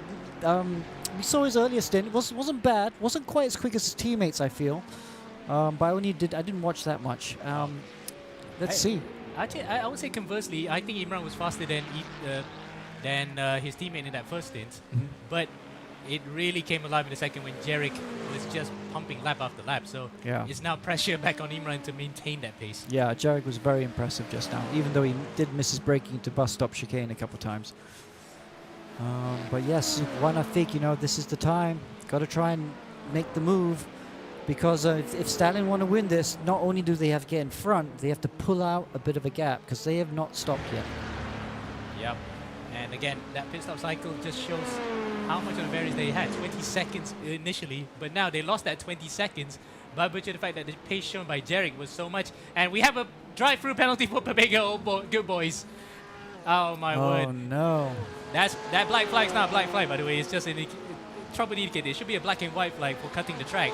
So now he has to come into the pits, go through the whole long way around, and probably have to prove the fact that he lost about a minute. I think this car is out for the overall win now. He's put up a good fight though, Pepego. They've provided plenty of entertainment today. Yeah, but to come a cropper at this kind of thing is just painful, isn't it? Yeah. And what's even worse is that not only does he have that drive through to go through, but he has to see the amount of time he lost to the others by nearly a minute and a half at least by the time he comes out of the pit lane. Yeah. And he's going to be a lap down as well after his next pit stop. Well, that's how the cookie crumbles sometimes. But for Ethan, he can console himself with the fact that a lot can still happen, Yeah. You cannot discount the fact that some teams might also come across in the same way. So he'll probably have to keep himself locked in. And the battle for lead, though, has kind of petered out a bit because it's now up to 2.5 seconds. So I think Imran probably got it up to temperature now. Yeah, absolutely. And just going back to Pego, the GTP car, I think they can still fight for a podium, and that has to be a target. But right now we're watching the GT3 boys, and this is the battle for third position. Yong Jen has been showing some good pace.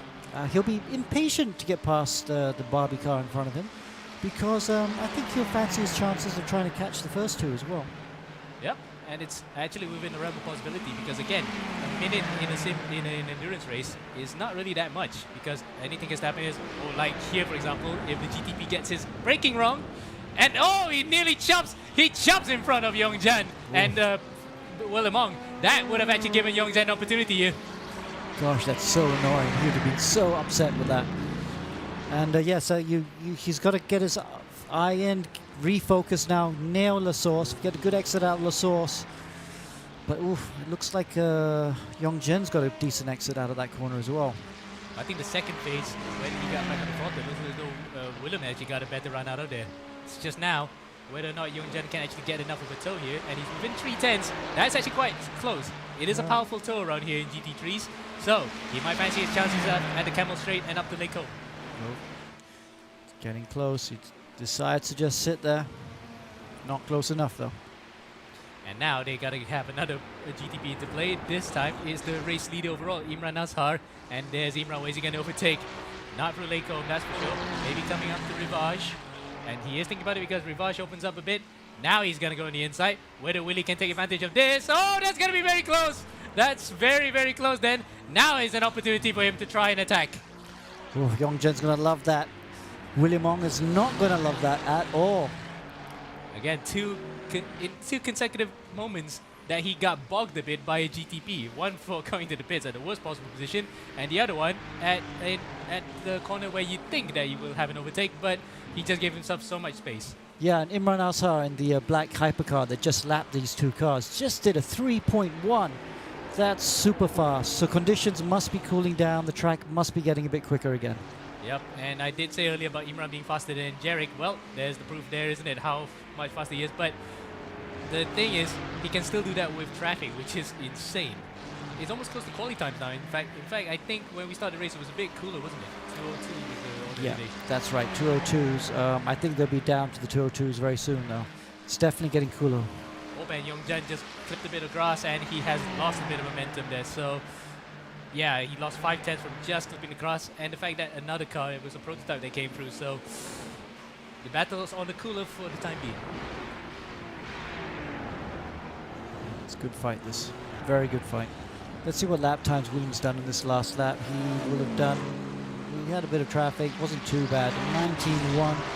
Oof, the two cars in front are doing 16s and 17s, though. Yeah. So- 18.6, 19.5. So, we can take into account the fact that Youngjan might have lost half a second from touching the gravel.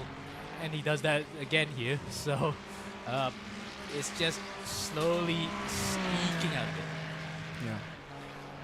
Right, so now then, that will be the end of this particular segment. We're actually approaching the 7.5 hour mark, but 4.5 hours of racing left to go here, and anything can still happen and be turned on its head. But for now, this is MRZ alongside Alex Young. I'll be signing off for now, giving it back to Victor Cax, and we'll be right back after the short commercial break.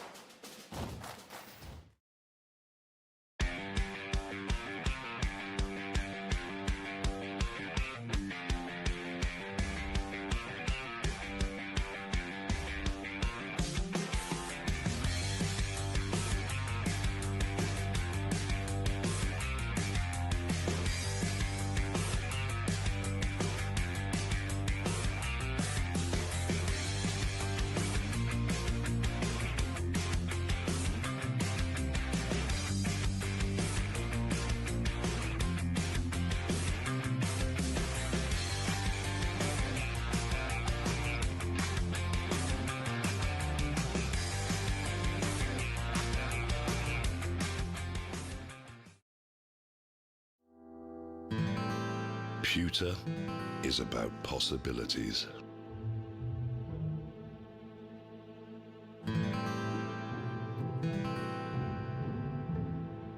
It is an idea made real.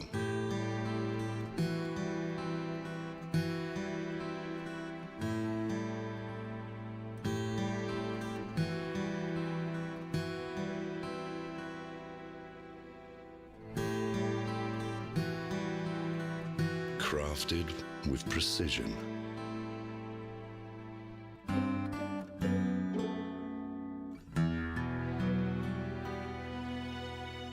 It can make tradition timeless. Pewter evolves.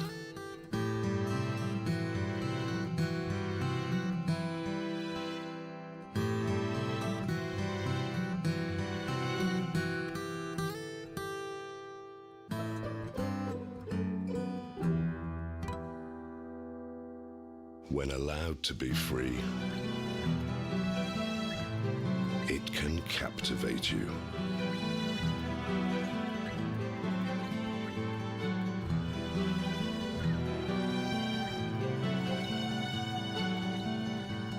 Pewter is our legacy, and we're keeping the legacy alive.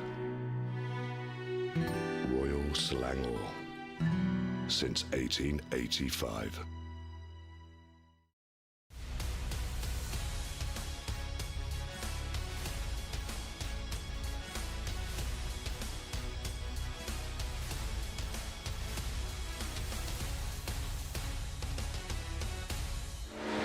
Ladies and gentlemen, welcome back to a continuation of our 12 hours of Spa here, a special race brought to you by eRGP. My name is Victor Cax.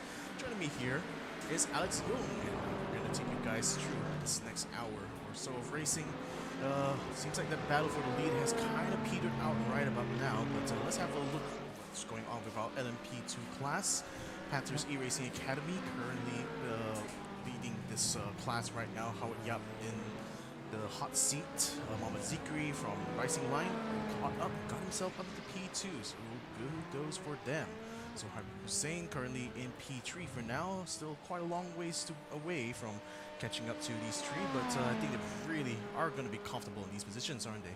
Yep, absolutely. That's the top three in the LMP2. But yeah, none of these three are in the same lap, so big gaps right now for LMP2. And I think these drivers are just going to be thinking about keeping it clean and getting to the finish. However, in GT3, it's still pretty exciting. We got Jerry Khan, who's leading this race and putting in some very fast lap times.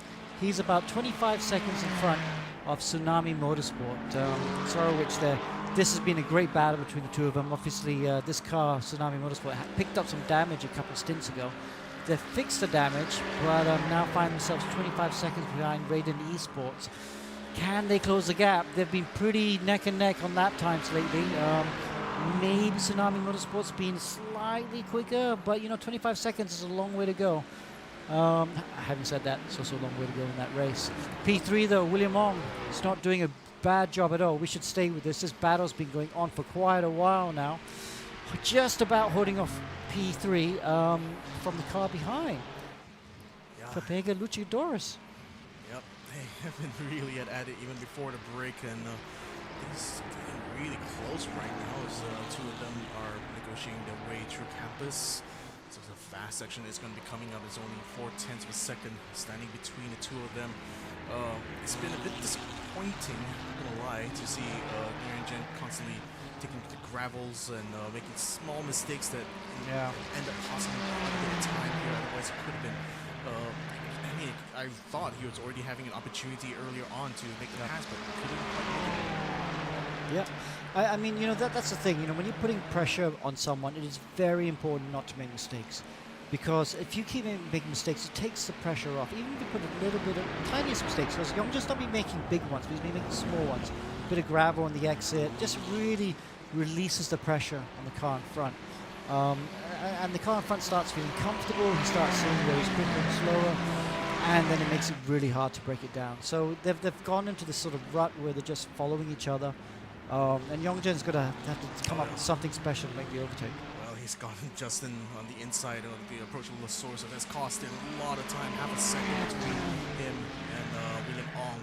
By the time that's all said and done, Justin does get through both of these cars, but unfortunately, that's put our battle on a little bit cooler. Yeah, there we are back with Ethan. Yeah, he's just taken over from Justin. This is his first stint back in the car. He's been showing good pace, to be honest. Arguably the quickest car out there, or second quickest car out there. The car in the lead has been very quick as well.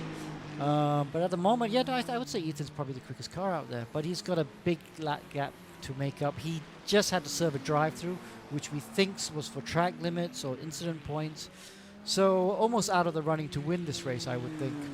Yeah, very unfortunate, and like you said earlier on, I think very much out of running when it comes to the actual race lead itself. There's still 43 seconds to make up to one Afik, and another almost a minute to make it up to Imran Ahmad Azhar at this point. So very outside shot. I think P3 is certainly going to be the target for them to at least keep, perhaps maybe try to close the gap to one Afik at some point in this next 5 hours of racing to go here.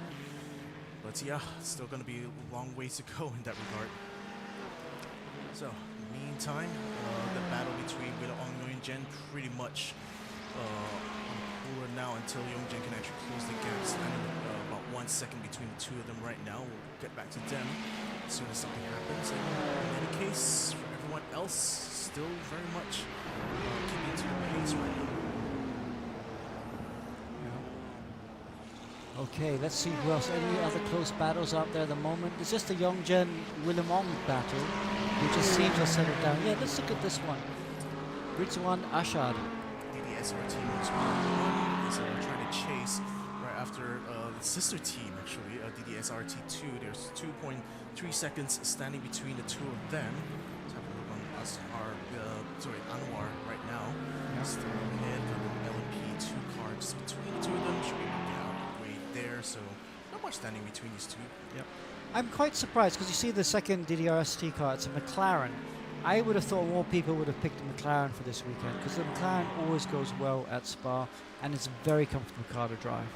I suppose maybe like does the Mercedes AMG have a bit more of an advantage when it comes to top speed? I don't think so. I mean, the BOP that's been set here means the cars are very even. But historically, the Mercedes, works best on most tracks. It's very good on curbs. I think, over the course of a whole different tracks, it's constantly right up there. Very easy to drive and fast. But here in Spa, in every game we play, and even in real life, McLaren is always very strong here. And we tested it a couple of weeks ago, and it was very easy to drive as well. So, having a car that allows you to be consistent is also very important. And that's why I was surprised not more teams picked McLaren. I think William almost still half a second. I think it's already managed to make up half a second between the two of them. So the pedals back on once more. Well, it's the closest battle we have on track, so I guess we stay with this. The car behind is obviously a back marker, or was he a fast guy trying to unlap himself? I think, how to tell who exactly is it? Unfortunately, I thought it's well-versed with deliveries here compared to Ammo, but we'll try our best. Ammo's so quick with deliveries. So I know who that is. He goes straight to him. Yeah. I think because he does most of the deliveries as well. Ammo's quite talented with that. So I think pretty much. He's in charge of making all the spotter guides that we usually put out for this. whatever that car is, it's fast. I think he's trying to unlap himself. Obviously got a fast driver in right now. And actually, if I was Young Jen, if I can't make the move, I think I'd let the guy unlap myself because give him a chance to try and go with the Barbie car. Maybe he can force the Barbie car to make a mistake. I mean, the last few times they managed to get close enough to the Barbie cars when the LMP2s or the GP cars were passing. Good idea, but again, not too sure whether he's lapping himself, unlapping himself. Ooh, Hobby Culture has just got another drive-through penalty for themselves. Oh no, which Hobby Culture? Yeah, the Hobby Culture Evo. Wow. Drive-through penalty for them. So Gosh. that is while only William and Jen are still streaming through here, still blocking out. Hit the camel straight. This should be a good chance now for William and Jen to get the turn. He's close enough. Go to the inside now. Don't. Oh my gosh, Young He's Jen. so delayed. You're so delayed. If I was a Barbie car, I would have cut across your brow. But he'll round the outside. That's pretty impressive. Still runs the outside, still stays ahead. William Jen throughout, and William Jen still not able to get the job done there. The Barbie car gets back ahead. Yeah. I would have to say that's really good defending from the Barbie car, although it would have been safer to defend the inside, I feel, at Lacombe. But Young Jen's going to be very annoyed with that because he knows he could have done better with that. He had the inside. He should have just tried to make it a bit more difficult for the Barbie car. Gave him too much space, I feel. Taking out a bit of gravel that's been thrown on the track there as an enter Ron. Jen still keeping within 0.3 of a second now to William, and at this point something's got to give between these two drivers here, but unfortunately William is certainly not one to crack here. So again, still single file going through now a fast section here. Could be another opportunity ahead after this, but can William Jen actually make the move right? That's the big question now. Been stuck in this battle here for the best part of like 15 to 20 minutes now. So, and it's the hemorrhaging time. William is not very quick compared to the cars in front of him and behind him. And Youngjan's just stuck. He's just fallen into that classic mistake you make when you're overtaking someone, where you just start following what they do, and then you can't overtake because you're not actually faster than them anymore because you're just following what they do all the time. He really lost his opportunity. If he'd made that move stick about 10 laps ago, he'd probably be about 20 seconds off the road now. As it is, yeah, he's stuck, and I think it's gonna have to take something a little bit special overtaking now. right. I mean, here go another chance. Definitely much better exit out than Soros. He's even closer. Much closer now. Less than just over a tenth of a second between the two of them to come up to Radion. Yes. Keep it together here, stay right behind that Barbie car, get the toe. We've done Nguyen tried it in the previous lap. Can he do it one more time here? The Barbie car taking the defense finally. Nguyen wrestles his way through, tries to get in on the inside, going up to Lacooms, still side by side. William Bond still able to stay late on the brakes, still able to defend very well through here. Can he defend the next one? Don't think so. Still going to be side by side. Unfortunately, he's going to have to kick up a bit of gravel, and finally, Nguyen gets past. Well done. Good move by the young Malaysian. And just to make things interesting, we had the leader in the hypercar going through. So, well, no, it wasn't the leader. It was Puppy Culture. But still, exciting stuff. Still good enough. It could have been done much earlier, but finally he got it done here. So this bunch of cars are now a minute behind the lead. I don't know if they can close that down. Yeah, It's going to be tough. I mean, again, it's a very, very long way to go here before they'll be able to catch up, much less try to pass them for position here. But at least for this battle, it's finally done and dusted here. So let's see who else can we try to focus on right now. I think another close. There's actually two people that are close. So this one here, Muhammad Neil Harris, Quinto Racing Team, catch up to Select Machine. 3.7 seconds between them, and a little bit forcing him a little bit wide there. There's another car that I think is trying to lap right now. 37, Aiden Tan, so he just lapped him. Once he tried to unlap himself, going down Eau Rouge, tries to gun it, coming out of the source, couldn't quite get alongside enough through these sequence of corners, so it looks like he's giving that up. So again, there's still about 3.6 seconds to go here before he catches up to Select Machine. That was the BMW we saw in the front there. Not a lot between the two of them, not a lot of traffic though for Select Machine, so he's gonna have a nice clean air to run in. Lap time wise, I think Chalet is actually a little bit faster on the last one, isn't he? But Harris is still actually catching in spite of that in this particular lap. It's down to like 3 seconds now. Getting closer. And into the hypercars, we're seeing that. Let me see. That Pepega are just in pit lane for their latest stop, and that's going to drop them down to P4 by quite a bit. Yeah, they are going to go a lap down, in fact, because the leader right now is Mampu Motorsports. He's probably going to come around and lap him. Maybe he's lapped him already, actually. Aggressive run here for Mampu, despite the fact they were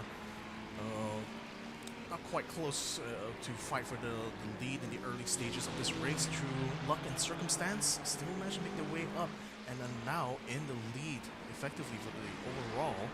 Trying to get through a bunch of cars now, passing the Green Gen just now. So certainly on the pace here. Wow, I'm seeing this right. The 2:0. Oh, sorry, that was a different thing I was looking at there. 2:03.7. Last lap he's able to do here. Not quite one of the fastest here, but unfortunately it's not quite a legal lap. It's interesting. Stallion is one lap down. They were in P2, like 10 seconds off the lead. Now it looks like they're one lap down. They must have just come in for another pit stop, but they must have had a slow pit stop. Let's see. Oh, not that slow. Seems like a normal pit stop. Let's not face out from where Mampu was. In the battle here, strategy-wise, with Mampu Motorsports for the overall. So some surprises, like their strategies are a little bit staggered in that regard. Yeah, well, I think Mampu Motorsports has put a lap on these cars. There's such as being the pace of the leader and lack of pace from the other guys. Yeah, these cars all getting quite close. There's Pepega way down after their pit stop issue. Sorry, their drive-through. But the battle for second might get quite good, actually. It's not too far apart, in fact. No, Zed McKenna and the Hobby Culture car is closing the gap on Number Iman and Stallion. Showing the pace as well with that last one there, he's quite close to what the Mampu Motorsports car is doing right now, in spite of the traffic going on here. Hopefully that hasn't cost him enough time, but yeah, certainly something to watch out for. Possible battle for P2. In the meantime, Neil Harris is also caught up to Select Machine, so in spite of the fact Machine was running quite fast in his laps, he's actually lost a bit of time in his previous one. Now, Neil Harris is all over Select Machine, trying to find a way around the outside. Can he find it? Can he find a way on the inside? It's a very fast car. Lachmont, might make it to the chicane first if he can get the slingshot effect, but has to take around the outside of doing this one here. Machine not able to block on that one this time. Comes around the chicane, and he comes out in front. P8 here for the Genie Tree in for Harris.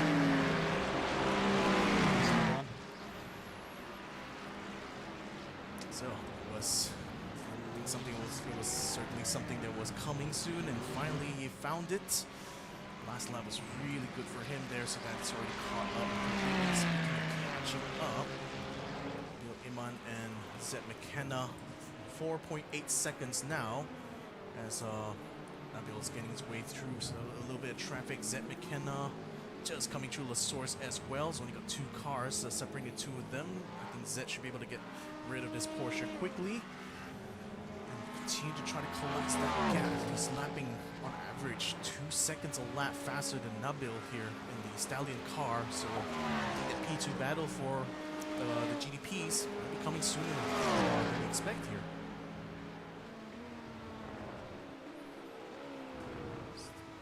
Keeping as quick as he can on the camel straight.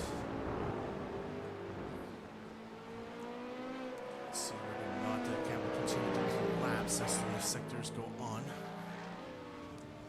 Not seeing much else from the rest of the grid right now. This probably is going to be the one battle to watch out for. Currently sitting at 213 laps right now after 7 hours and 40 minutes of running here. We're witnessing here a battle for P2.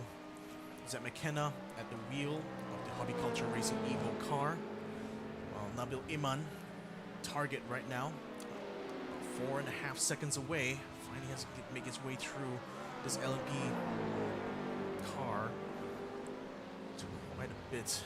Doesn't quite chew up much of his time though. Still, it's actually gaining on Nabil Iman in spite of that. It's Nabil having a bit of traffic in front of him. No, I think Nabil's just struggling a little bit with pace at the moment. And yeah, we're going to get a great battle for second position very soon. Might have been traffic. I did see an LMP2 car behind, so I think Nabil was finding a struggle trying to catch them at a particularly fast-powered track there. So that's held him up quite a bit.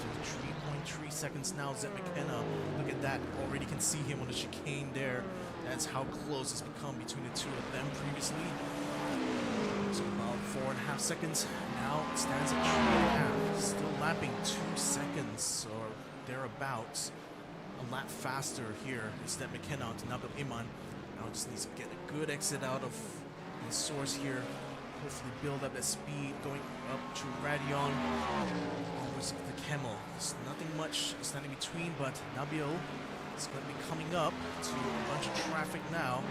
Look at that. That's very congested here. Lots of GD trees to get through. Be able to take 1, 2. Will not be able to get the 3rd. So it's going to be held up a bit. This is going to be helping Zed McKenna. In fact. Yeah. It's interesting, guys. It's the gap between the leader and Stallion right now in second position is really big, where it wasn't so big about an hour ago. I don't think it was just a pit stop. I think Stallion must have had a moment, maybe a spin or a half. Oh, somebody there. It's a green car. What was that? It was a Homer Simpson livery, but I can't remember exactly whom that was. But that's certainly out there. I think still stuck. The car number 31. There. This guy. Trying to see if we can find it. This here. Yeah, this is where Ammo is so good at picking this stuff. I think Savvy here. Savi, oh yeah, Savi Radniaki. There we go. There we go. The back end completely fallen out here. Oh, Ceylon Motorsports Club car having not a good day at the moment. This rear wing is still on. Maybe he can continue. Maybe. It's when they lose the rear wing that it's a real problem. We did see it like facing the wrong way around the track there, so Well, hopefully not much damage on the rear, like suspension. Oh, you can see it's still twitching as he Yeah. comes out of Savalo. Yeah, the diffuser's probably damaged. Oh, definitely. So Well, he's in position 22 in the GT3 class, so I think he'll probably go in and repair that. Who else do we have? Yeah, so well, very settled down at the moment. very settled. I mean, everyone's kind of like still lapping consistently all throughout here. Meantime, between Nabil and Zemekina, still 3 seconds. I think we can jump back in as soon as you see. Yeah, this looks like Radiyaki decided to go in the pits. So Regan. The leader in GT3 is coming to the pits. Louis Cheng looks like he's going to be behind the wheel here, so he's going to concede the lead of this race now to the Tsunami team, so which Somai still behind the wheel will continue to trot on here. So quickly out. Yeah. So this car will need a splash and dash for the end. That's a very good point. Let's go back to the leader now, which is Tsunami Motorsport. They have not boxed. Okay, it's 15 minutes ago. They need to go 15 minutes. If they could stay out for 15 minutes, they will not have to do a splash and dash. We should keep an eye on that. I don't think so. I think I think there was only a 2-lap offset, if I remember correctly. 2-lap offset means that's not going to be enough. This car will also need to splash and dash. But we should keep an eye out, because, I would be thinking about fuel saving a bit, try and lift and coast and hit those lap times. Because a splash and dash is very costly. Even if you give up maybe half a second a lap, it's still worth it to not do that splash and dash. Considering they had taken a bit of like time whilst their hood was missing Yeah. early in the phase, so they certainly want to try to save as much time as possible, I would believe. Yeah. Let's see. Anyway, Howard Yaps, who's getting that car? Let's see. Lewis Cheng's in that car. Ooh, so he's just got in, I think. Just got in, coming out of the pits now here for the Rated Esports So, racing. Mr. Lewis Cheng from Hong Kong, you're under a lot of pressure now. You have to replicate the same lap times as your teammate that just got out of the car, because he was doing a great job. If you're not, if you're bleeding half a second, 3/4 second a lap, that's going to put this team under big pressure. Yeah, it's about, there's only like a 54-second gap between him and Robert Aprilino right now. There's only, what is that, well, it's about 2 laps up until Tsunami Motorsport, but mind you, they still have some pit strategies to consider right now, so we still have to see how that will turn out for them. But yep, it's going to keep it nice and consistent this time around. His teammates done a very good job to bring this car up into P2, but now it's going to be in his hands. Okay, well, I'll just keep an eye on that, see if he comes in the pits. If Raiden Esports comes in, if Tsunami Motorsport come into the pits the next couple laps, then they will still have to splash and dash. Okay. So, Nabil Iman actually gained 9 seconds ahead of Zeb McKenna. Did he have an off or something? Whoa. He's lost 10 seconds of time. Yeah, Zeb McKenna must have had a half spin or something. 10 seconds is not a small amount. Indeed, he did go off the track in his Yeah. previous lap there, so I think he made a mistake somewhere, and that's a shame because Yeah. he was chasing Nabil up until that point, but now 9 seconds stands between P2 and P3. Yeah, that's a big relief there for Nabil Iman in the Stallion car. Big relief. Because he was right on the tail. Hobby Culture car was right on the tail of the Stallion car before that mistake happened. I wonder if he maybe went off track trying to overtake. I mean, his previous stint that I saw with Ammo earlier on, he was having either some sort of struggle with the grip or something. He constantly was twitchy, especially in Sector 2. So I wonder if something similar to that has come to bite him again. He did have another spin that caused Hobby Culture to lose quite a lot of time early on, so has the same thing befallen his team once more, or rather to the same driver. Yeah, maybe. Well, if the car is a bit oversteery, it would have been worse a few hours ago when the track was very hot. It should get better now the track is cooling down. So maybe the car will hopefully for their sake at least, be easier to drive. In case he's still going to be able to close the gap a little bit now. It was 9 seconds earlier, so he managed to shave off about a second now. So he's still continuing to find pace here in spite of that off. So hopefully be able to catch back up into that. In the meantime, let's see who else maybe potentially in position to battle here. Alio Pianata is in 2, is still trying to make its way through the gaggle of cars. Pushing his way past this AMG here. Very long way to go here for substitute MPR Apex Racing 9. Still try to say that as My quickly as God, I can. that's really impressive. Victor, there's no way I could have done that. That was impressive. Well, I swear I think they're taking the piss, aren't they? well, I mean, again, it's what we aim to try to do here to represent these guys as best we can. But a very distinctive car here, not least due to its name, but also its delivery here, a split half and half due to the collaboration, the partnership between MPRGP and Apex Racing 9. And it's brought them quite a lot of success in previous Endurance editions. Let's see what's going to bring some good luck this time around, because they're certainly going to need it. So, what else do we have that's going to be in the hunt for some positions? Adam Hakim. Okay, we're kind of keep an eye on like Louis Cheng. He's right now lapping 218 last time around. Adam Hakim 220.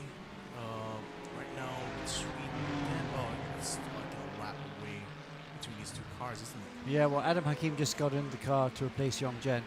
Not sure he's got the same pace as his teammate.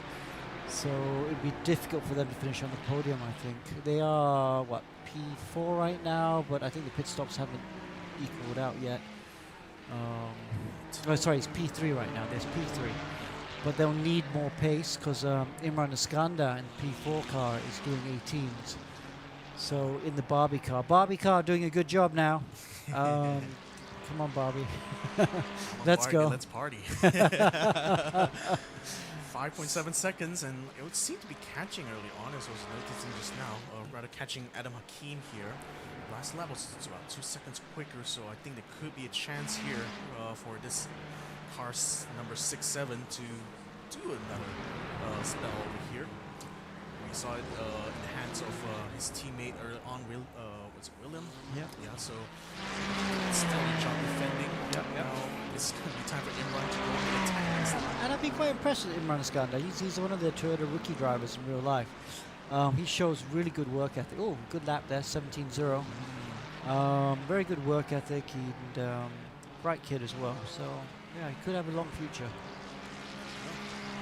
Starting somewhere for sure, and what better place to do it than here, getting a podium position here.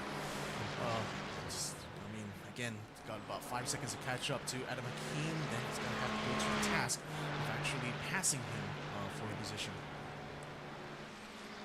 So, 218 laps.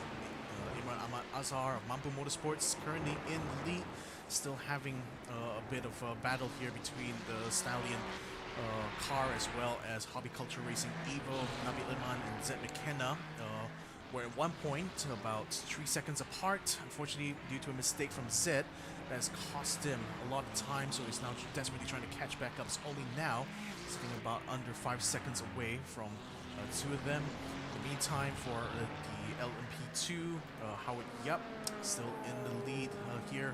Very long lead indeed, 10 whole minutes between him and Mohamed Zikri here.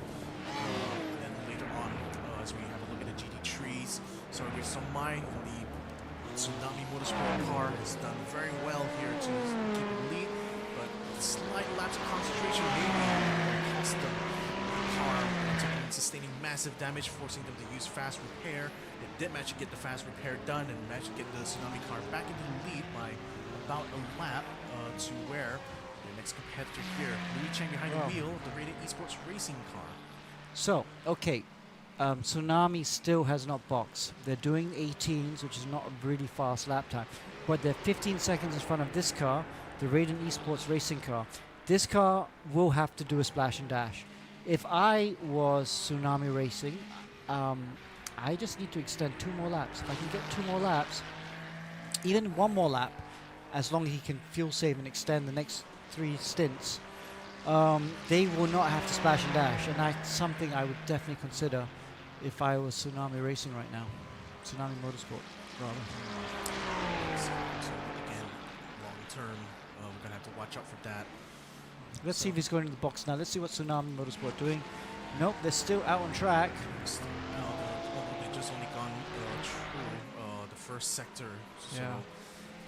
so it remains to be seen what they will do in the next one here. But surprised. Well, actually, because we did the special event last week. Basically, they could easily do 25 laps of stints. That's just short of an hour. But they can go to 26 lap stints. They just need a fuel economy of 3.83. So that's quite a bit of lift and coasting. But if you do it right, they'll only be losing about half a second a lap. But then they won't have to splash and dash. They are in that window to do a 26 lap stint. They won't have to splash and dash at the end of the race. I wonder if they know this. If they're listening to our commentary, then they will know this. Yeah, you're just giving too many suggestions right now to them on how to win, isn't it? Yeah, well, I mean, it's 26 lap stint will be over an hour, which will mean that they don't have to splash and dash again. Because for sure, the car behind them, Lewis Cheng in Raiden Esports Racing, they will have to splash and dash.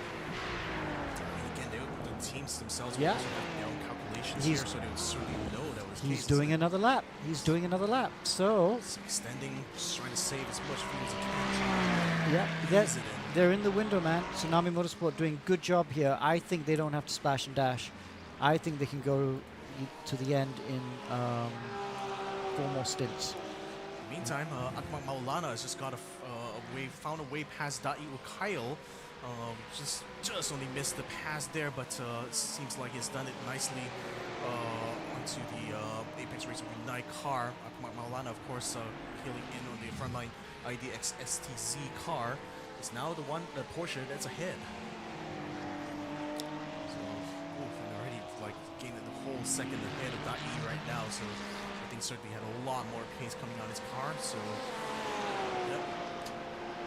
So look right now, and who else can we keep our eyes on? I mean, I've been looking right Oh, now. look at how his close. P2. Oh, Well, no. not close enough. Not close Still- enough. Still 4.5 seconds away, but these Zed McKenna is keeping pace. Still about 2/10 of a second. I think Nabil Iman's finally gotten the pace up quite significantly here. So he's lapping in the 2:05s. Is the Stallion car right now. So at the very least, he's keeping that 4 second buffer, 2/10 of a second a lap on the advantage on Zed McKenna. Okay. And Mampu Motorsports, the leader of the whole thing in GTP and overall, just did a 2:02. Not just on the line 2:03. So that car is just flying at the moment.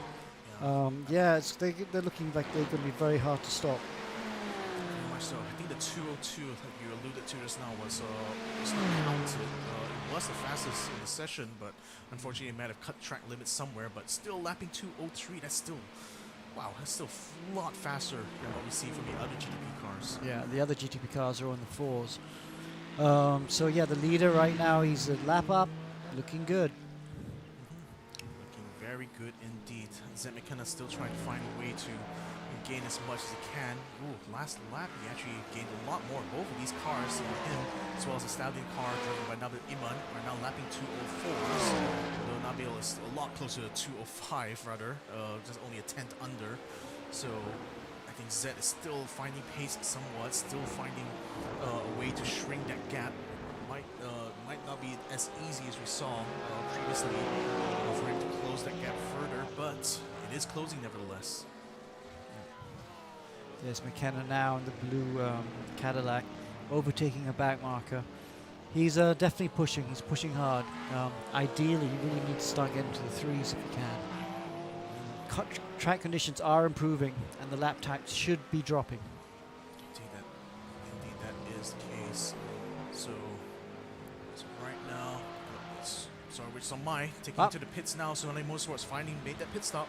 Cool, that's good. There's still didn't quite reach the hour mark. There's 7 hours. With 7 hours 58 minutes now. If he'd come in with 8 hours done, if he'd done one more lap, I would say definitely easy peasy. Doesn't need a splash and dash. He will need to do a bit of fuel saving to not have to do the splash and dash, but not much. For me, Tsunami Motorsport right now are favorites to win the GT3 class if they can execute these next 4 hours well.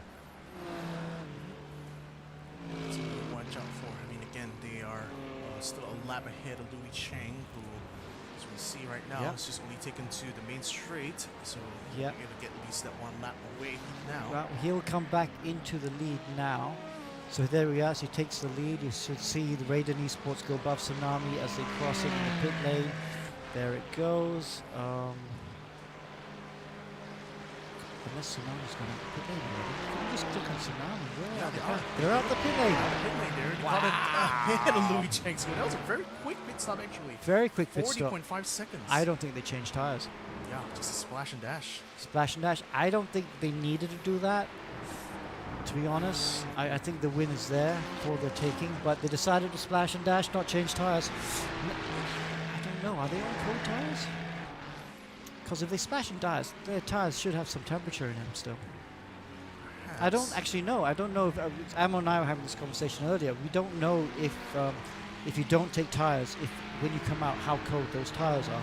For sure, if you take new tires, the tires are cold, and it takes a couple laps getting up to temperature. But if you got used tires and you didn't change them, they should be up to temperature and it shouldn't be an issue. But I don't know if iRacing simulate that. Again, we don't know. We don't know. Like, Let's see. We'll have to see right now. So if Sora Witch is still able to pull in the similar kind of lap times as he did previously before taking the pit stop, then there will be our answer. But I think the car looks very stable right now, so perhaps not that cold. Yeah, I agree. It doesn't look like he's struggling with pace, does he? Well, struggling with tire wear. So I think they didn't change tires and there's some temperature in those tires right now. Yep. But they will be warm. So you would think Louis Cheng would be all over the back of him, maybe try and make the overtake at some point. It's already about a second between the two of them. A bit of traffic negotiation going on here for the Stallion car. Still not able to get through, so that's going to get in the way right now of Louis Cheng. So that's, interrupting this little battle going on here. But Louis Cheng is still he's able to get the game. So which now it's going to be able to let that GDP car through, and 0.8 seconds stands between him and Louis.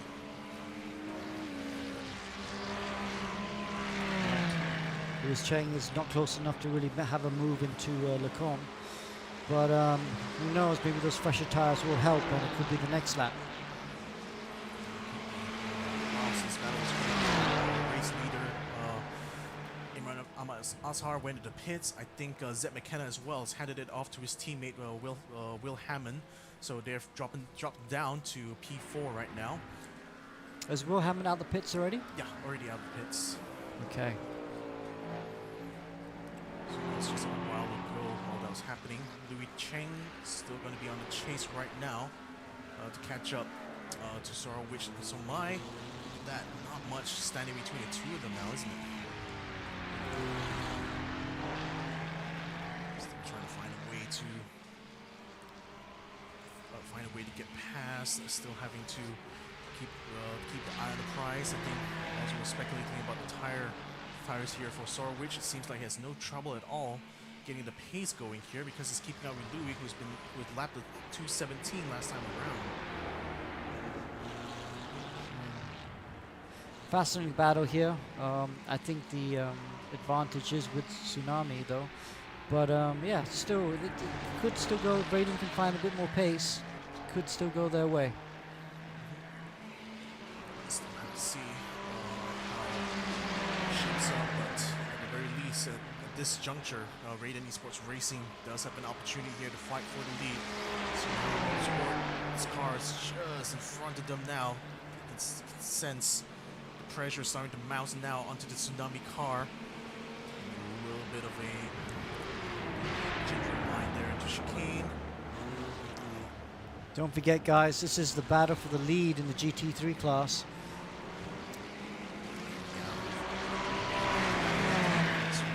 It's good on Somai to be able to get his car out just in front of Louis, but I think taking on the additional weight from fuel is going to It's going to nerf him a little bit in pace. 217.8, 4 tenths a second actually.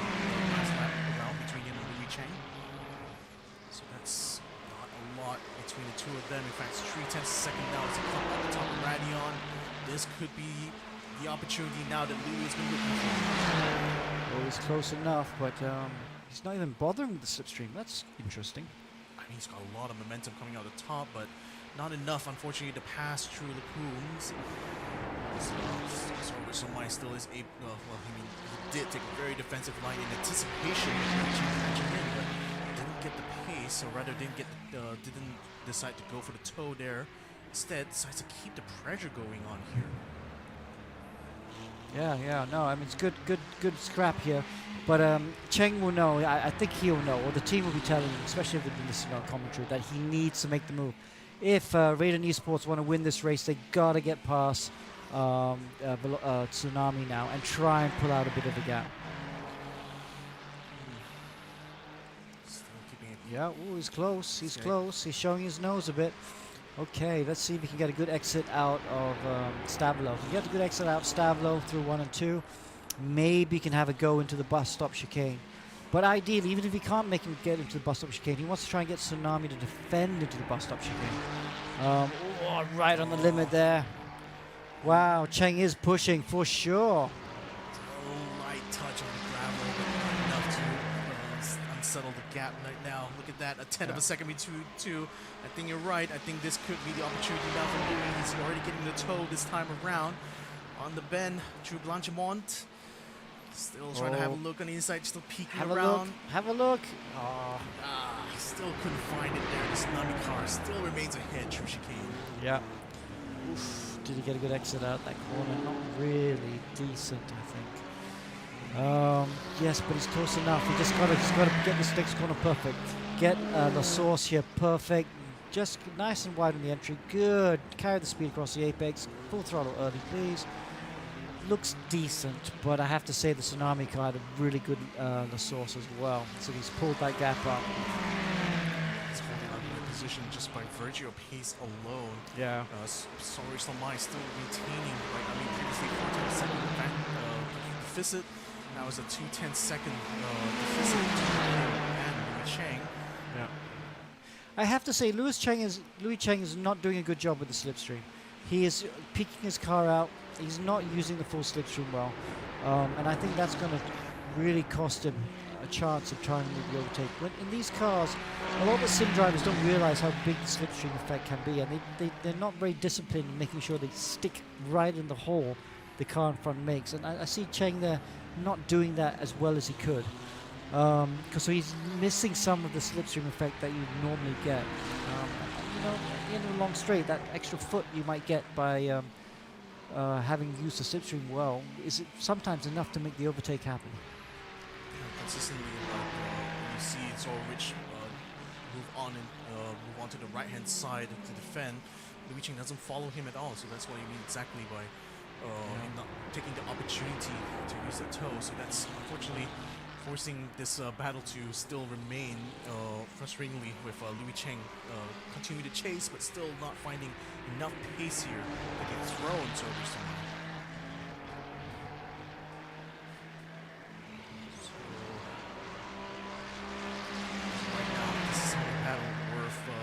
Focusing on here because this is for the lead of the GT3 class. Somebody knows what had plenty of drama in the previous hours, but now they're just still hanging on, and by virtue of their driver Zorrich Somai continuing to hold off Louis Cheng lap after lap. Rather, Louis Cheng not taking full opportunity quite yet to make the pass. Pace between them still was very evenly matched. Use the slipstream. He decided to go wide instead. Still trying, but that's not an easy way to pass. Well, no, it's good though, because he's made the Tsunami car defend. He's too close though. He's going to get too close. He's going to have to lift through a Rouge. Yeah, he can't overtake into a Rouge. You just got to try and stay there, try and minimize the lift if you can. Looks like he's done a good job through a Rouge. Oh, he looks close enough. This could be it, Victor. This could be it. It's going to be a get toe. Look at that. as Sorowich takes to the right-hand side. So he does. Finally, he decides to make the move around the outside. Into Lacumi goes. Can he get the braking late? No, it's even later for the Tsunami car, and he still stays ahead of Louis Cheng. Yeah, it looks like the car in front, Tsunami, is doing a really good job with the racecraft. Doesn't have the same pace as the Radeon car behind him, but he's placing the car in the correct spots and making it very tough for Louis Cheng. Esports racing still needs to find something for Louis in order to be able to get past, but Louis did try that last time. That was a lot closer and a lot more excited between the two that last lap, but still the battle rages on as they go in through Puan. It is. So, round 2 or round 3 or round 4. Let's see if we can Stavilo again. The key, you know, when the pace advantage is so little, is to try and get the car defending into the wrong spots. So if he can get a good exit out of this corner, Stavilo, and can force Tsunami to defend into bus stop, then maybe he can force Tsunami to defend to the source, and then make the move on the straight after Rouge into the com.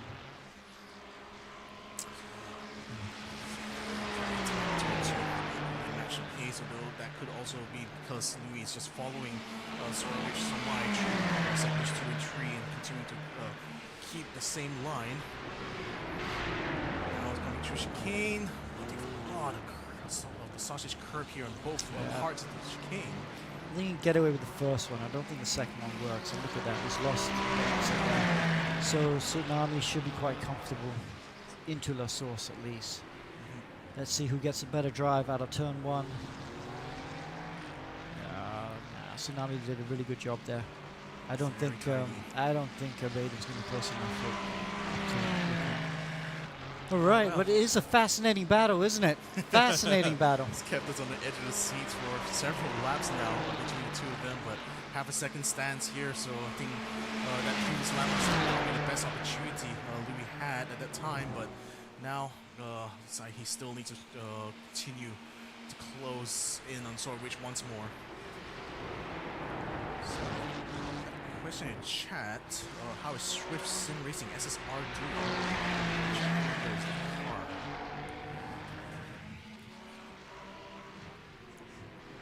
So we'll go ahead and look at that. Which team Justin is in? If you're talking about Justin Raul Dev, he's in the Good Boys, which currently his teammate Ethan Z is behind the wheel off. That's currently sitting in P3 right now, so his team's doing well as far as we're concerned. Only about 20 seconds away from Nabil Iman, who's in the Stallion car. So Swift Sim Racing is car number 86 in the GT3 Ferrari. And that's right there, driven by John Paul Mansilla. Yep, there he is, P15 in class, 25 overall. Yeah, so at the moment, rather close enough to the car in front, which is a DDSRT Motorsport 1. There, I think they potentially might have a battle on here because Jeffrendi last lap was a 2:20, so John Paul Mansilla is actually 2 seconds in position here. And speaking of 2 seconds, 2/10 between Sorowich Somai and Louis Cheng. I think Louis Cheng's getting another close opportunity right now, coming to a chicane. Okay, keep it neat. Got to nail this exit here. Yep, good. He didn't use the sausage curb. Gosh, Tsunami did a good job at the exit. That's impressive. He still keeps the consistency going out to a source. A bit of a jink on Apex there. Still keeps it tidy somewhat. Okay, Tsunami did not get a good exit out in the source though. So Louis Cheng is just the perfect distance behind. You don't want to be too close up a Rouge. He's just the right distance. He just needs to make sure he keeps it pinned through a Rouge and Radeon. He does. He's got the toe. And okay, now he's on the outside this corner. He might have to tuck back in. I think he's got enough delta there. He should be able to take the lead. He's got to brake late though. He's got to brake late and go around the outside through Lecom. In the car in the background in the meantime, struggling to find a way through. Go. Round the outside and now into the inside. Here goes Louis, but the Tsunami car still is hanging on, still is staying alongside, and still is staying ahead here of Louis Cheng. Yeah, no, not aggressive enough, and the tsunami car was just the right aggressiveness. And Momo Zikri will go around the outside of these two battlers here after having to stay behind them throughout the whole battle. Yep. But it's back on again. Louis Cheng still on the case, still bumper to bumper right now with Sorwich Somai. Yes, looking close indeed.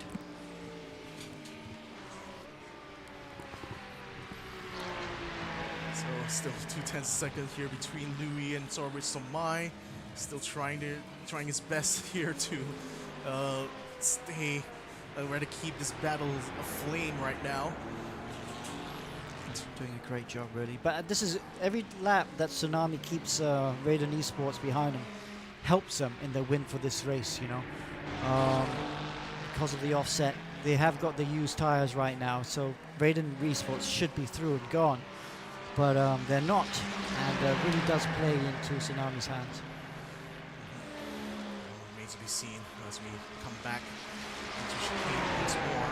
Still very tiny gap between these two cars here as they come to Largemont. So still could be another opportunity for Louis. He's going to again look around the outside. Can he get later on the brakes this time around? Not quite. Tsunami still is able to beat him to the apex, forcing Louis to back out a little bit as he come out of chicane. Still no dice. Let's see, last lap Tsunami did not do a good exit out of La Source. Let's see if that happens again. He might be struggling with tire wear now. He might. Indeed, I mean, both of them pushing so hard, so consistently over the last several laps. Now it's up to the 219s for the two of them. Matching each other's pace, but still, that is just the magnitude of difficulty here for Louis, as far as trying to catch up to where Sorwich Somai is. Very, very tough one here. Yeah. Oh, look at that. How close are they? No. Switcheroo. Oh, nice defense there. That's moving under braking. You've got to leave space. You got to leave the car's width on the braking there. He's got to be Tsunami got to be very careful here. They might get they're too aggressive. They're going to end up with a penalty. Oh, Louis going to go for the dive, and inside the contact between the two cars. Yeah. Somai gets spun around. Louis Cheng gets through. But oh my goodness. Well, I think both of them might get two separate incidents. A bit dodgy by both of them. This is what happens, I guess, when they just start racing. You start getting more and more aggressive. You get like this. You put something in it, and you just can't back it out, and these things happen. What is it? It's a fallacy. Anyway, did not work well for them. Did not work well. I mean, if they both end up with penalties, they'll cancel each other out, wouldn't it? Who knows? Who knows? Well, regardless where they stand now, Sorwich Somai still is able to stay in P2. After all, like both of these battlers were a lap ahead of Adam Hakim, so they are not really in threat of losing at the very least a P2. But Sorwich Somai certainly would not be happy being punted out like that. But again, Louis Cheng, to his defense, probably will say that Sorwich was moving under braking. So who knows who's wrong here? I mean, again, might just be both of them. Yeah, I don't know. Let's see what. From the head-on shot, it didn't look great, at least anyway. Yeah. Okay. Anyway, so but Sorwich needs to keep calm here. There's still plenty to play for. They've still got good pace. Like I said, I did not think they need to do a splash and dash, whereas Raiden Esports, I believe, need to do splash and dash still. So let's see. Iman Iskandar battling for P3 with Adam Hakim.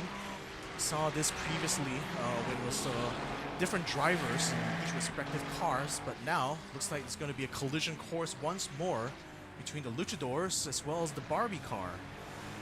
Luchador's car taking a little bit of a wide line through Bruxelles. So Iman Iskandar is sitting less than a second away from where Adam Hakim is currently, so it looks like both of these cars might come to blows quite soon indeed. Last lap round for the two of them. Looks like the Barbie car is slightly faster than the Luchador car. Still going to be able to keep in pace, is still going to continue to keep reeling him in fact. Coming out through campus now. It's actually gaining about a tenth of a second through there. lot of touching gravel for the luchador car in front. Maybe the pressure is already mounting now. Adam Hakim. Yeah, Imran Iskandar doing good pace. Whoa, there's a couple cars. Big crash there. Who's that? That's a... Oh. Is that our leader? That is Our leader. Oh my God. Mampu That's our leader. Motorsports Mampu Motorsports. teleports into the pits. Nabil Iman will be inheriting the lead as a result. That was massive damage to Oh the my rear. gosh. They've lost the tire as well. Do they have fast repair? It doesn't look like it, does it? We don't know. Well, no, we had because of teleport. Teleport means Teleport they're means they're going to be towed. stuck there for a while.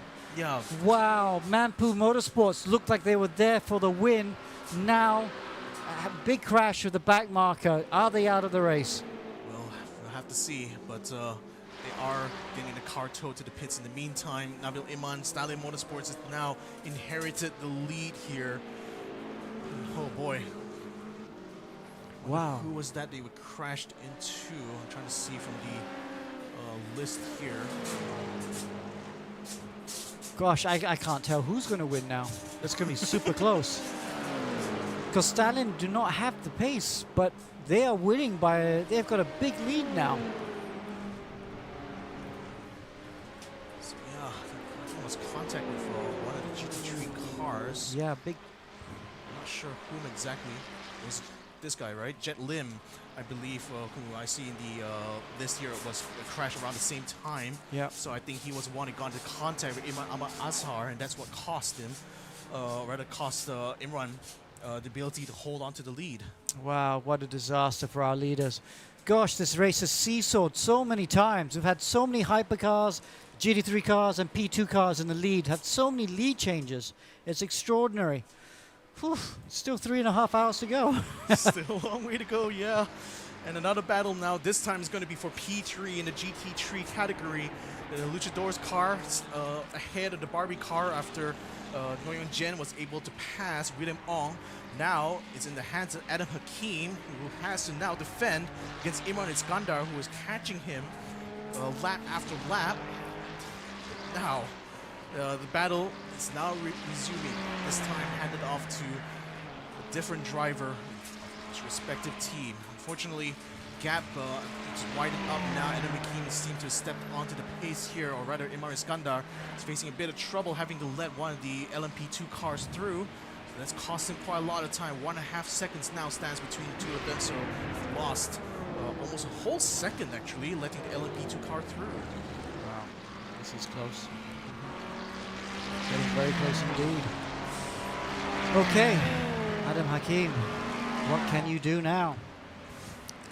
Yeah, he's now going to have to let the LMP2 car through, but it's going to be easy to do it here. Well, they're both charging down the source, but the good news for him at least is that another car has gone in between him and Imran Iskandar, so it's further add more time, more buffer between these two cars. So if we breathe a little bit easy for now.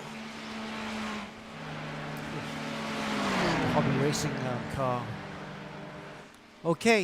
So, ladies and gentlemen, we're going to be taking a break now. 8 hours and 21 minutes of running here in the 12 hours of Spa. We're going to say goodbye to Alex as well as, yeah, go ahead and see how we're going to continue on here. We still got a long way to go here. We got a massive, massive change there with Mampu Motorsports crashing out and losing the lead of this race. They're currently still stuck in pit lane. This car needs to take time to be towed here and, well, see whether or not they will have enough time to repair. My name is Victor Cax. Joining me here was Alex Young, and we'll be right back after these messages.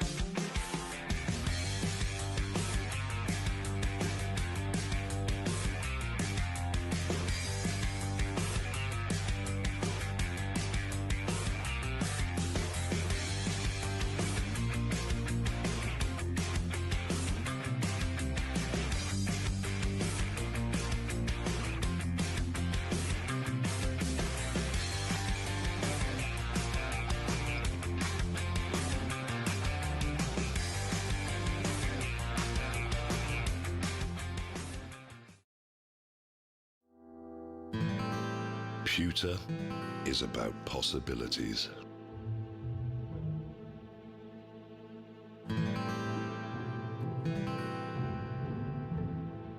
It is an idea made real.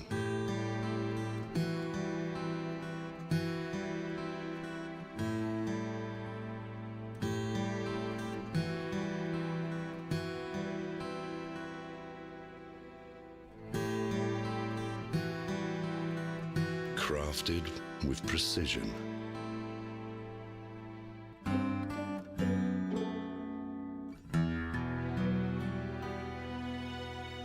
It can make tradition timeless. Pewter evolves.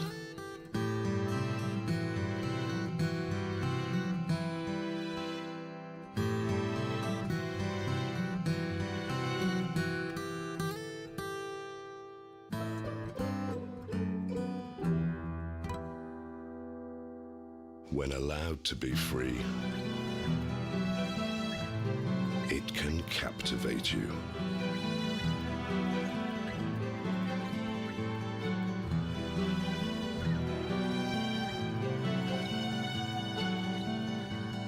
Pewter is our legacy, and we're keeping the legacy alive.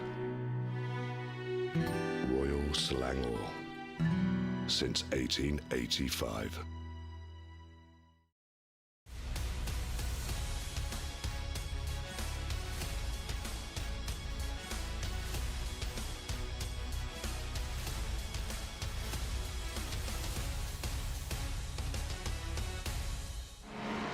Back, ladies and gentlemen, to 12 hours of Spa, 8 hours and 25 minutes have passed so far. We saw our race leader unceremoniously crash at chicane, and now still in the pit lane, waiting the car to get fixed up. Wow. And well, Nabi Ilman earlier was inheriting lead. This time he's seems like he's pitted, and Will Hammond is now in the lead here for Hobbyculture Racing Evo. But my goodness, like he would think that 8 hours into a 12-hour race that not much would change. A lot has actually changed right now, and who knows who's going to be the one to catch the checkered flag first in this race. Are we actually daydreaming right now, or is this really happening? What did that just happened? We can't believe it. We did say earlier that the Mampu team had probably gotten this in the bag, and by Jove, they had the race lead in hand. But then suddenly, that happens. That is probably the biggest plot twist I've ever seen in any type of race. It's crazy, crazy times going on here. Oh, a drive-through penalty, this time for Raiden Esports Racing. Oh. What have they done? Is it because of the collision with the Tsunami team earlier? It could, might have been. We need to check the Discord for that one, because again, can you imagine two pivotal moments happening for the race lead, one in GTP, one in GT3, and it all happened relatively around the same time. The race story could not have been actually twisted in any way, shape, or form in this manner. This is just it's gonna be quite the task for us to even keep track of all of these here, but my goodness, you guys who are watching from home, it's really gonna be eating very, very well for all the drama that's going on the track.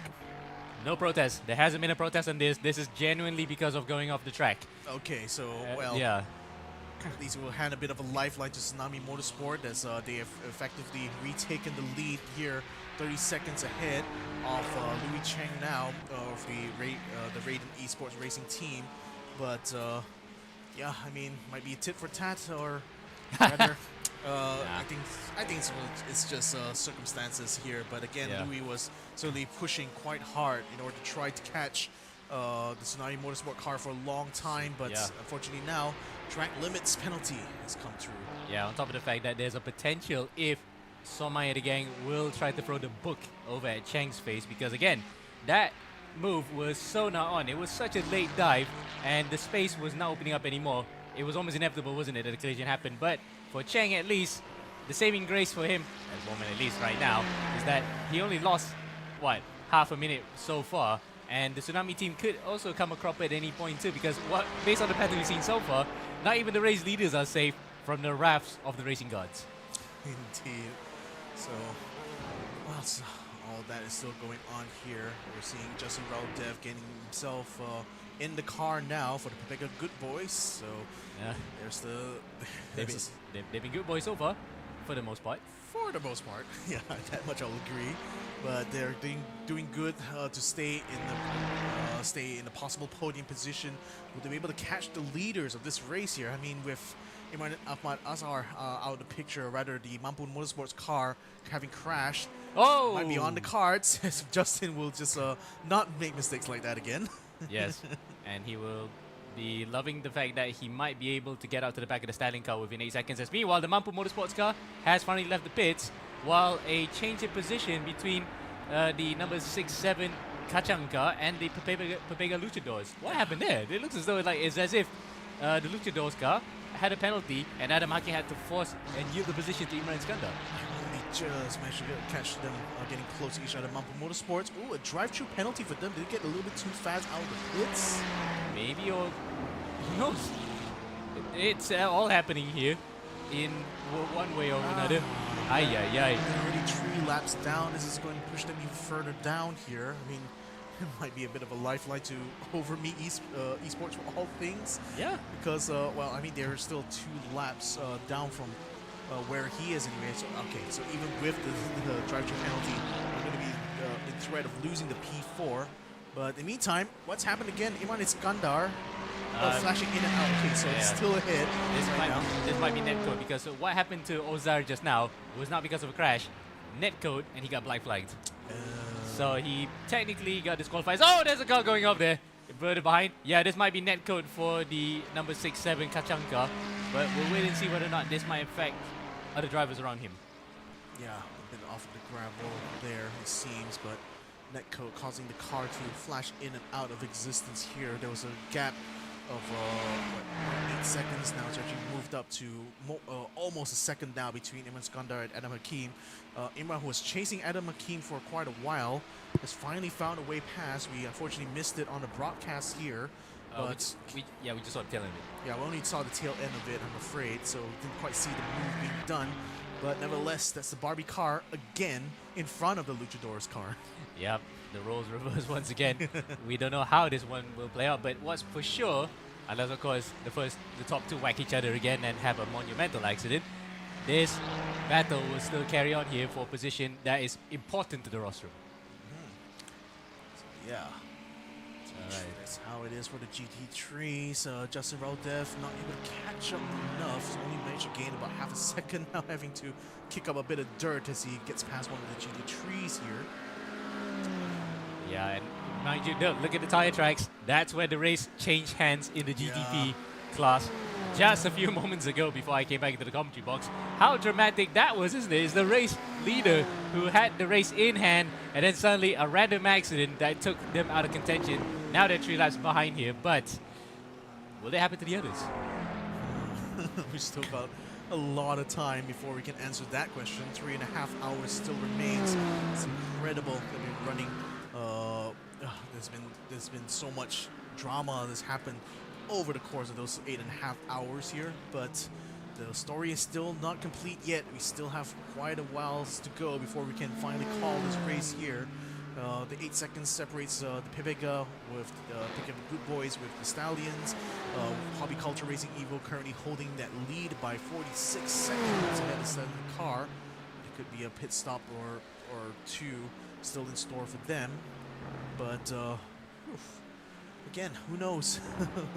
It's still like the odds are we're still going to be seeing perhaps another dramatic event. I mean, again, it's been so unpredictable this whole race.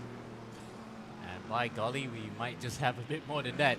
As in terms of retirements, we sadly had to say goodbye to the number 44 Amigos car for what could possibly only be netcode issue, because we didn't detect another accident. Sure, the number 44 was involved in a crash that took it out of the contention for the lead, but then what happened later on, we do not know, but it might be just because of netcode issues that got them black flagged. Similar to the number 5 Velocity Pantera car, black flag because of connectivity issues, so that's the reason why we lost them from the race as well. You can see that the GTP and LMP2 classes, those 2 cars are out. The Aventa car, unfortunately, also suffered somewhat of the same fate, but it's more towards the fact that the collision was so substantial that they had to pull out. Yep.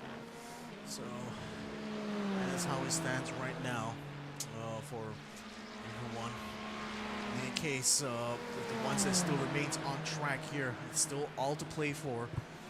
The GDPs still are within touching distance of each other, still on the same lap phase, so it still could be anyone's it could still be anyone's game as far as I'm concerned between these three teams. Yep. And speaking of yup, Yep, Howard Yup. Howard Yup still has.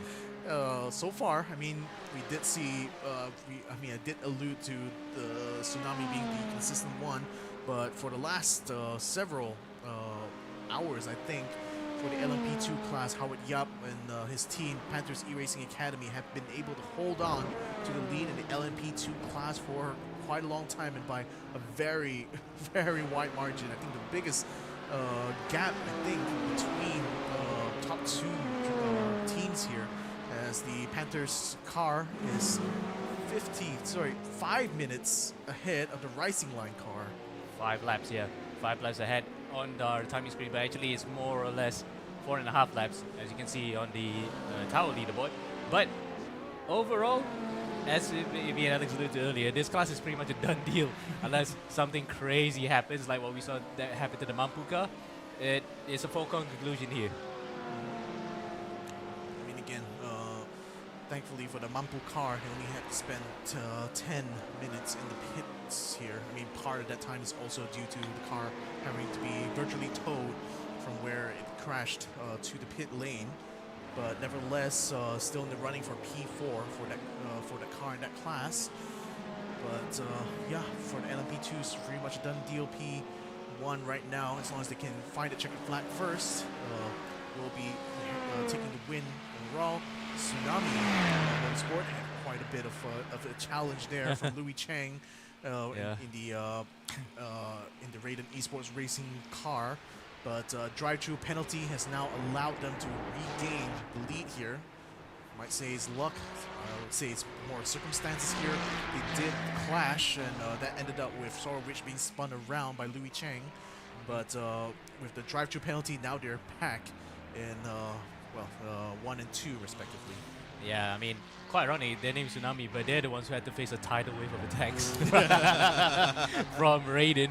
And the fact that it's Raiden that came across after the fact that they actually took the lead was testament to both. They got a bit lucky, but at the same time they were unlucky to be in the collision too. So how they will love to have not have that to begin with. But right now, in the way that the cookie crumbles, this is probably the best possible outcome for the number 68 Tsunami car, because they're in the lead, well clear of the Raiden car in arrears, and potentially, if they were to actually protest the incident that the both of them had together, will be about a lap plus if that was the case. Yeah, that still remains to be seen. I mean, when we saw Louis Cheng trying to pass earlier, prior to their collision, it appeared, at least on our screen, that the Tsunami car, Sonmai, might have moved under braking, but again, I think that will be something to be adjudicated later should a protest come through. But I think with now, Porsche on Porsche there. Porsche and Porsche violence of the two different classes here. The Stallion car getting ahead right now. Nabil Iman right now has to deal with a shrinking gap between him and this guy, Justin Raul Dev, because the gap that was at 9 seconds is now shrunk down to just under 6 seconds.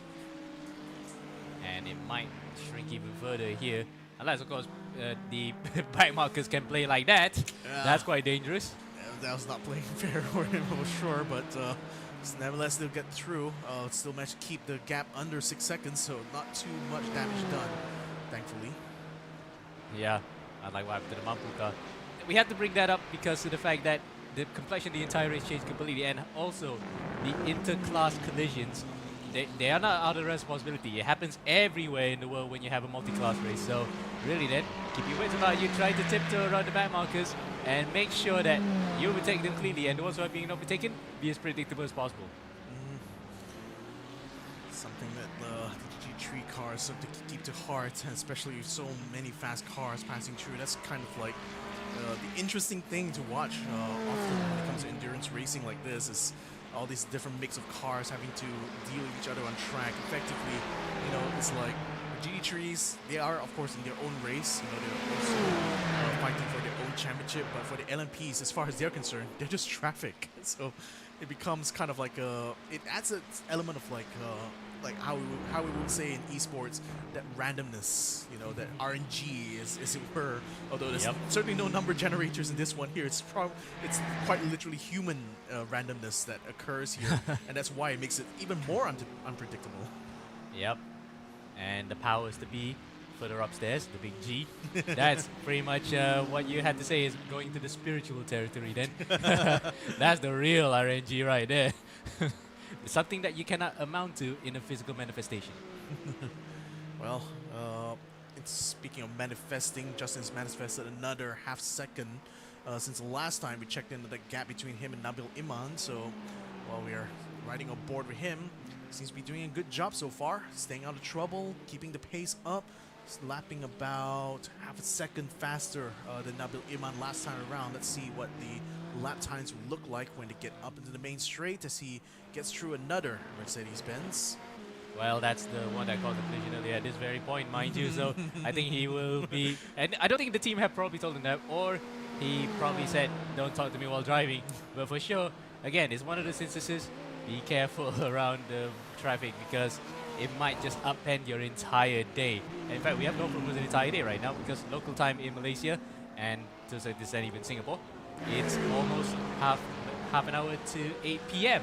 So, an entire day of racing is almost coming to an end. This is the crescendo now. About 2.5 hours to go right after this. And then, well, we can say goodbye to the racing here, but it has been very exciting, isn't it, for our first ever 12 hours on iRacing. Not our first ever 12 hours as a whole in the LGP. We've done that before, especially in the Global Endurance Edition. One of the very first races in 2021 was a 12 hours around Barcelona, then a 12 hours around Spa, and now this is, I think, our third ever 12 hours, but on a different platform. It's great that we're able to go through the roster of different sim racing platforms here in eRGP. I mean, we went from Race Room to Assetto Corsa to Assetto Corsa Competizione, and then now iRacing is further added to the list. I mean, what else would you want? The only thing missing right now is LMU, Le Mans Ultimate, LMU. But again, as what Alex said in the Discord, if anyone saw that one, he says that LMU just needs to get their stuff sorted together, to put it lightly, so that we can go racing on that. But yeah, they have not really sorted out the driver swap-ish thing, apart from you can use it for special events. Yeah, I mean, sometimes there's a trouble of a completely new game, a new platform entirely here in the LMU series. Although, from what I hear, it is very much based heavily on the previous game that Motorsports Games had dealt with, which was R-Factor 2. So one wonders how long it was going to take for them to get that sorted, but hopefully they do, so that we can add another game to the list here. But as of right now, iRacing is going to serve us here for the next 3 hours or so. Yeah, or maybe for the next big event. And also the fact that, to be honest, R-Factor 2 was never fully sorted to begin with. Still has all the bugs anyway. And I come from a background where I play R-Factor 2 quite regularly anyway. So, yeah, it's just quite a crying shame that in terms of physics, great. In terms of it as a game, quite a dud, if I'm honest. If they sorted out the gamification part, it would have been a slam dunk on R-Factor 2. But on LMU, they just built on top of R-Factor 2 and pretty much inherited most of the physics and setups. They also inherited most of the bugs. Well, that's going to remain for us to see in the future here. And, well, whilst we're all talking, it seemed that Justin Rebel Dev has found another half second, so continues to lead on. You can already see Nabil Iman making his way through Lacooms just as Justin Raul Dev is halfway through Kemmel. So that goes to show how much the gap has shrunk now, isn't it? Yep. And I think he would have probably been wrapping his knuckles around that wheel because we saw Nabil's view before. He smiles, he grimaces, but overall he races. So that's why he just, keeps it going in the right direction here. And in fact, if anything, I don't see that much histrionics from Nabil. He's been very clean as a whistle throughout his entire race. Not much incident between him, nor in fact Wanafi as well. They both have been driving superbly, but now, coming into the end stages here, 2.5 hours left to go, you can see, total game face.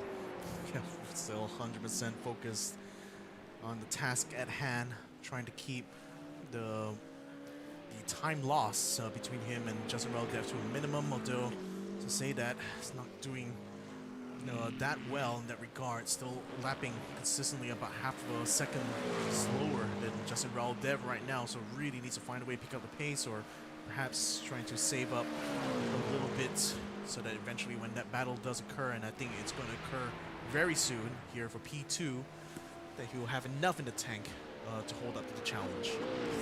Yep, both literally and figuratively. What he has left in his particular manifestation, his body, whether or not can keep up with it, and his mind, to keep up with the pressure behind, and after that, whether or not he can actually battle it out with Justin. We know Justin's G'd up ever since the word go, because that early collision with Bardia in the Amigos car probably set him back quite a bit. They were hoping that they were in a winning position.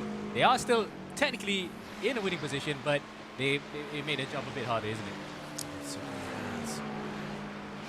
So, Justin Reldev last lap went off track, but he's gained more than a second to Nabil Iman right now. So, oh boy.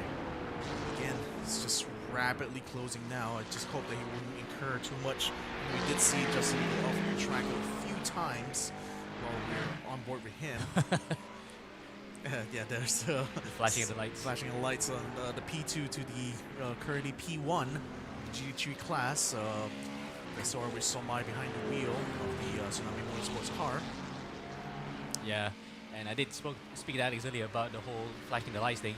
There is a bit of a leeway when it comes to sim racing and indeed racing in Asia, because they don't police that. But in the World Endurance Championship and other championships outside of Asia, IMSA, European Le Mans, they police that. You cannot even use it in big bursts. You can only do it like 3 times and that's it. That's for that particular instance. You cannot use it more than that, because otherwise you'll be penalized. But that's the thing, I always find like real-life motorsports officials, or rather like officiating bodies, tend to be a lot stricter. They police a lot of behaviors very tightly. I think like one really good example I can give for local motorsports is the clampdown on track limits by the MEM, because in real life, like Malaysian touring cars or in the Toyota Vios, they do, like in sim racing, if you cut track limits too much, at most you get a drive-through penalty. If you cut track limits at any point in the real-life races we have here in Malaysia, you get fined. You get fined 100 ringgit each time you incur a penalty. And get this, in the last MTCC, not the last, but the 2 previous MTCC races, they've actually gotten a total of 13,000 ringgit in terms of fines for track limits. So yeah. And I would imagine that's actually much less expensive than the catering deposits. But yeah, that actually is quite insane, because again, I know that our actual LMP2 engineer Lim Han Tan has told us before about fines in the Le Mans 24 hours, where it's much worse than that. Anything that you do, it's basically going to be worth a lot of money. For example, speed above 1 kilometer per hour in the pit lane, €100 fine. Well, 100 or it's 1,000. I forgot what he thought, but it is quite genuinely, stupidly expensive. It's weirdly consistent with the kinds of like traffic fines you would get if you speed on the public roads in Europe anyway. So yes, I mean, overzealousness aside, it is to enforce order. But to a certain extent, sometimes you might say that it's not even about saving lives; it's just about making money. I mean, that's just always up to debate, isn't it? But sometimes I think like it unfortunately disadvantages those who are already tight on money anyway, isn't it? Like I think we've always had the knowledge here as most sports enthusiasts that it's very much a money game, you know, both in terms of like R&D, you know, to the expenses that you incur in running a race team, and then also now in terms of fines that you have to deal with if you happen to break the rules. So that does bring the argument that does this all make motorsports like safer, or does it only make it so that like only those who are able to afford it can actually participate in the sport? Call it a money game. Let's call it a monk's game. I mean, certainly officiating any kind of sport, as far as I'm concerned, is a monk's game. Whether or not you want to keep it fair or you want to keep it safe, as you said, it's up for debate. Anyway, we have a bit of a battle here on screen between two teams, by the way, teammates to each other. This is DDSRT. Well, in the official entries, they call them both of them DDSRT, but luckily here it's split into DDSRT Motorsport 1 and 2. The number 88 McLaren, which has been involved in the wars multiple times, including the almost terminal damage that the car had to be dragged on 3 wheels back to the pit lane. It's still going, but yet somehow the DDSRT Mercedes, which was ahead of among the two, has fallen back here. Now between them to 12 and 13. Jeffrendi Zulendi, who was the one that drove that damaged car back, he's in the car again. And behind him is Al-Hadi Aidid, who's driving in the Mercedes. Let's see how these two are going to battle it out. I don't want to put a betting analogy on this, but what would happen if they both hit each other? Would you put your money on that? I mean, there's no. I mean, again, there's a lot of precedents for that to happen. I don't know whether that happens a lot in Spa in particular, but certainly might have been something here. Oh, I think Nabil Iman. No, Nabil's been caught by traffic there by the frontline ID BMW, and they've overtaken as well one of the Ceylon sim racing cars with the Top Gear livery. We need to highlight that after this. It is a funny car that I saw when I was navigating through deliveries. But look at that. Nabil lost so much time that Justin is within earshot. He might be able to try and take the lead for the first time here. Oh boy, this is now shaping up to be a good one, isn't it here? I mean, Justin Raoul-Dev had done well to close the gap between himself and Nabil Iman. Now it's going to be a fight for the lead of this race. A Stallion car up in front, Justin Raoul-Dev just behind. Should be able to get through that nicely. The chicane didn't have to take too much of a wide line there. I think Justin didn't. Yes. So it's very much game on now. Yeah, and the fact that Danveer Mukkunen in that car had to literally yield so that he doesn't get clattered. So now, oh, you can already see Justin putting headlights on now. He's already warning, giving the warning shot, as it were. For this GT3 car to stay out of the way here. He's got a lead to chase right now. Justin Raoul-Dev, who we're right on board with now. He's already finally got to pass that just on the top of Radeon. Lost a little bit of time, I'm afraid. Half a second, or maybe more than that, actually, by the time he managed to get through that. So that's unfortunately going to be a bit of frustration here, but he's already done so well to close the gap. He can certainly do it again. Yep, and the fact that traffic has fallen his way very fortuitously multiple times right now, so literally then the only thing left to do is to try and do the overtake. Meanwhile, someone's asking how's SSR doing. Yeah, Swift Sim Racing. That's why SSR means not super rare like you get in gacha games. Yeah, I mean, while we wait for Justin to close the gap to under a second, let me show you guys the SSR Swift Sim Racing car. 24 overall, still in P15. But unfortunately, not quite catching up to the number 89 Isan right now. Half a second still between the two of them. Well, Mansilla takes a little bit of gravel here to try to get past this one. Now to get passed by the Raiden car, which is now trying to drive without getting too much of a red miss, because on top of the drive-through, they've lost so much time to the Tsunami car. Now then, we will get back to the battle for the lead, because it's only within 0.6 of a second and closing rapidly then between Justin Raoul-Dev and Nabil Iman. Now Nabil is probably going to gnash his teeth while driving. Yeah, there's also another battle heating up in the meantime, but we won't switch to that yet. GT3's P3 position between Anna Hakim and Riman Iskandar.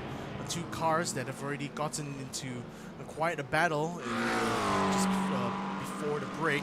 It's now within touching distance of the other again. Justin Raoul-Dev is now closing in on Nabil Iman. There's going to be a bit of traffic just in front. The AMG is going to be in the way throughout, coming out of the source. And that was an opportune moment as well, because he was supposed to be carrying minimum speed there, but got bogged. And now this is Justin's prime opportunity. Does he have enough battery in that hybrid of the Ferrari to get back there, and the slipstream as well for good measure? Yeah, They're definitely going to get the slipstream now. 2/10 of a second. Hit the camel straight. Another bit of traffic that's going to force the Stallion car to move aside. Justin moves as well, trying to keep on the inside. Couldn't find it on the braking, unfortunately, into Lacooms. So still has to tuck in behind. Meantime, let's jump back to the GD trees here. Bit of traffic going on. Wow, the cars surrounding this battle right now. And that's going to be bogging down the Luchador's car. And that's going to allow the Barbie car to get through. And that's the teammate as well to the other Pepega car, the Bing Chilling car, to the Luchador's car. Worst possible moment to catch up to Genevieve Boyd. And Genevieve now has inadvertently given the position to the number 6-7 Imran Iskandar. But here comes the Pepega car back at it. Oh my goodness, he's gone! Oh, they touched each other! Oh, he's on the brakes. Wow, that's very good driving. That's very good save. Very good save from Imran. What a save, but he lost a position anyway. Meantime, let's get back to the other Pepega car because he's now still within 2/10 of a second coming out of Lacooms, or sorry, no, coming out of campus right now, and into Stavolo they go. Still nose to tail, bumper, almost to bumper. Not much of a bumper, but front splitter, yeah. Front splitter to rear splitter then between these two cars. It is nothing in it between the both of them. Justin flashing his lights again, firing warning shot after warning shot. He is trying to actually get Nabil Iman to psych out, but Nabil is actually holding firm. Justin then driving with pure red mist in his eyes after what has happened so far this season. Look at that. The focus, the steely determination. Can he get it through? Nabil is holding on firm, but I think this might be the best opportunity so far for him to try and overtake. Yeah, best opportunity. Just try to find a way through, or rather stay behind as close as possible up into top of La Source. Now we go downhill towards Eau Rouge. A GD3 car is in the way. That could become a bit of an obstacle later on when we get onto the Camel Straight, but they have to be able to get the speed right out through Radion. I think. Oh, he's lost it! He's actually got boxed! He got boxed in by the Ceylon number 81 car, and there goes Justin into the lead of the race! Would you believe it? He got caught in the worst possible moment there, Nabil Iman, and Justin took opportunity with both hands. With both hands on the wheel indeed. Now another GD3 car is showing up. This time it's a Tsunami car who is leading the GD3 category. Is he going to be able to stay out of the way of this battle for the lead here? Yeah, just stays barely out of the way there, allowing the two of them through in Bruxelles. Wow, Justin then runs a bit wide. I could hear from my ear just now a few groans from people managing these guys like, oh, he just lost it at the worst possible moment after taking the lead. Now then, let's see if he can actually build on that, because the pace advantage clearly is with the Ferrari compared to the Porsche. 204.7 last time out, 205.0 for the number 22, Nabil Iman. So, now then, ball is in Justin's court. What is he going to do with it? I mean, as far as I've seen, just continue to lap faster. I mean, that's what he's been able to do in that Ferrari compared to the Porsche throughout the last several laps. He's going to continue to do that this time in the lead of this race. The Pepega Good Boys in the lead once more here, ladies and gentlemen, after such a long time. And they've been good boys today, that's for sure. Not much in the way of penalties. They have been unfortunate incidents, but now, after 8 hours and 56 minutes, stuck behind multiple cars, getting through the traffic, slogging it out, they've done it. They're in the lead. Now, the next point of action, finish the job. Yeah. In order to finish first you have to finish. That's the immortal words of Murray Walker back in the day, and it still rings true even here in 2026. Actually, it was Mario Andretti, I was thinking. It was Andretti. Yeah, it was Andretti that said it. Yeah, Andretti said those seminal words that have been enshrined in motorsports lore. But I don't think Justin will be thinking about that too much. Well, he wants to just probably, okay, finish first, yes, but just keep the car out of trouble. Finishing is not even part of the plan right now. He just wants to actually get it over with first. Wow, it's been incredible watching everything that's transpired, over the course of this. Well, now it's approaching 9 hours here of 12 hours total. Spa-Francorchamps. We are quite literally now in the final quarter, actually, of the race this time around. Let's hope I got my fractions right this time. Yes, finally. Finally, indeed. Okay, now I just want to call the final third. The final third of the race. So, yeah. No, it's a final quarter now?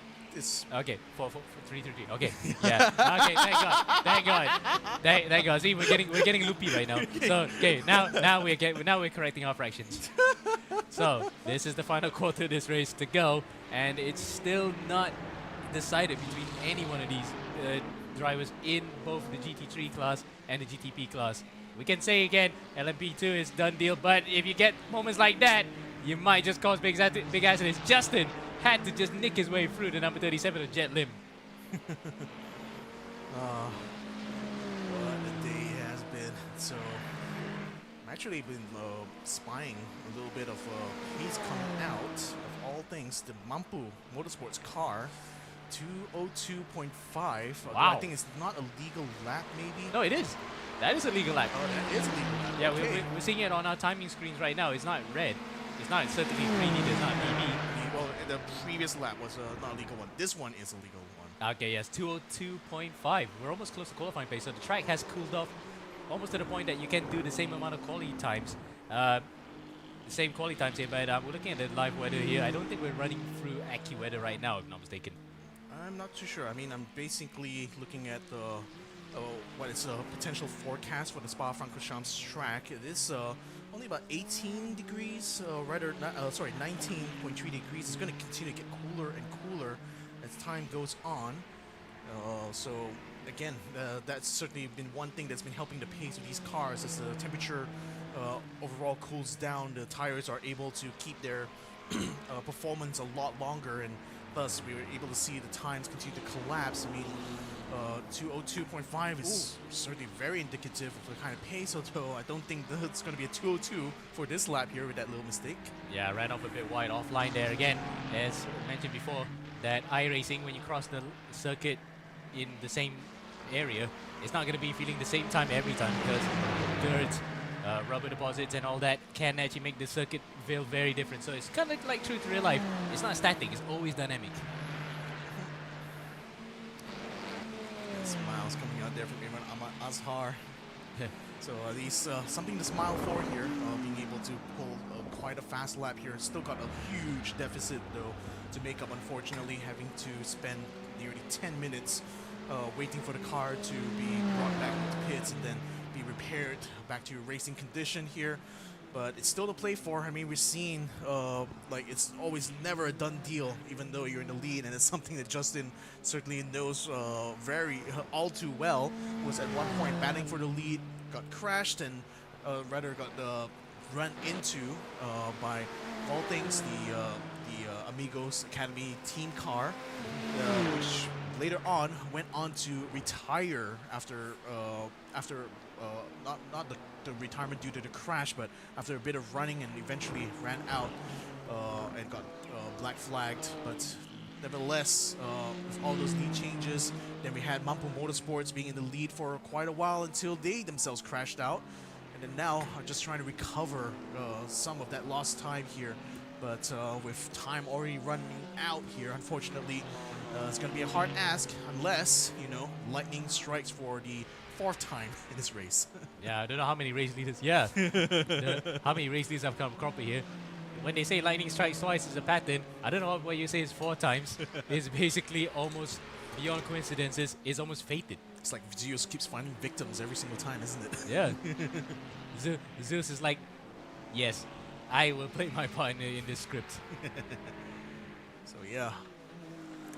Speaking of which, I think someone else is also attempting to chase some good time here. Will Hammond set a 202.9. And I think that was in red just before you selected the car there, so I think it might not be a legal lap, but it still goes to show that the paces are definitely collapsing quite rapidly here, at least amongst the top of the class. But I think even when you look at like GT3s, it's on average like 218s, but some people are able to set some consistent 217s. In fact, no one's beating the absolute best yet, but well, that's what I was saying that. 201.8. 201.8. It's in the red though. No, it's legal. It's actually purple. That's purple. Oh, that is purple. So yeah. on our timing screen it says purple because that's the absolute fastest lap of the entire race. Well, that definitely was coming, wasn't it? Because we know that he was already in 202s, but Imran Azhar proving that his I rating really walks the talk, isn't it? How fast he can drive, and this definitely shows that if that accident didn't happen earlier, they would have been right up there at the front, imperviously in the lead. Well, I mean, it's easy enough to say when, unfortunately, circumstances has deemed that you will still be outside of the podium position here, but you never know. Again, with how topsy-turvy this race has been, anything could still be on the table here, so hopefully Mampu Motorsports will actually be able to find a way back up to the podium and maybe even the top step if circumstances allow. Still got quite a way to go if things are going to continue as per.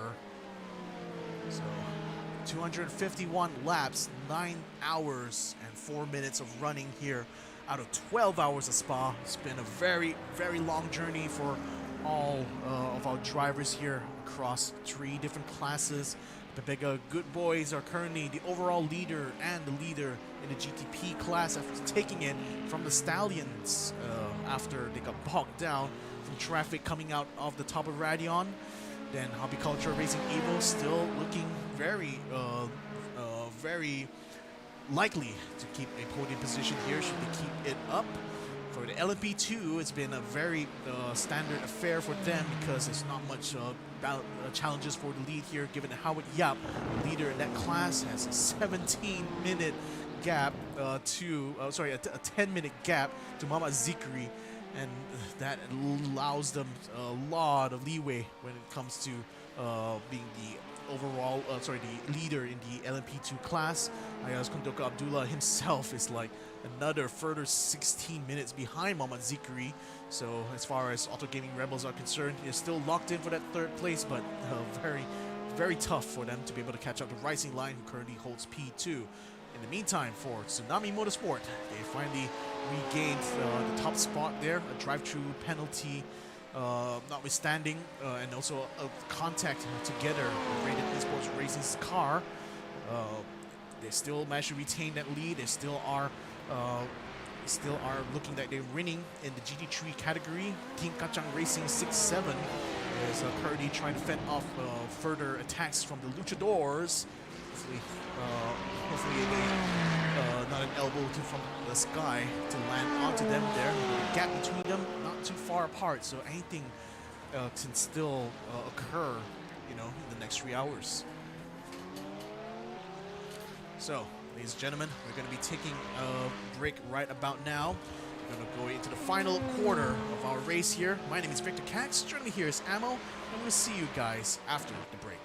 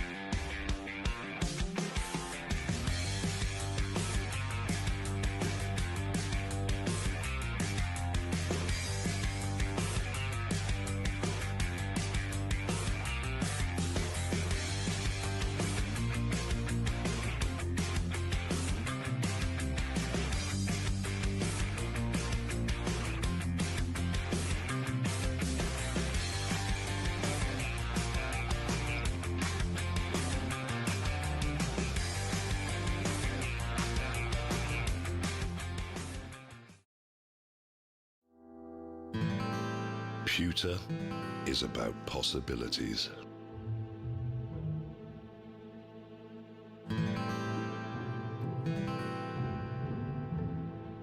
It is an idea made real.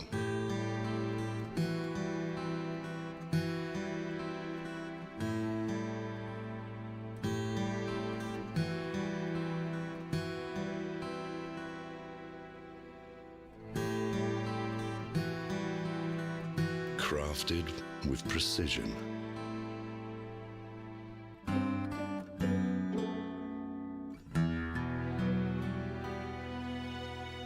It can make tradition timeless.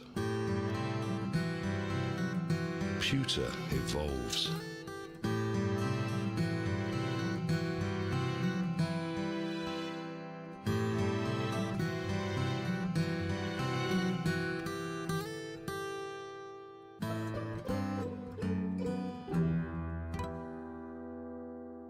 When allowed to be free, it can captivate you.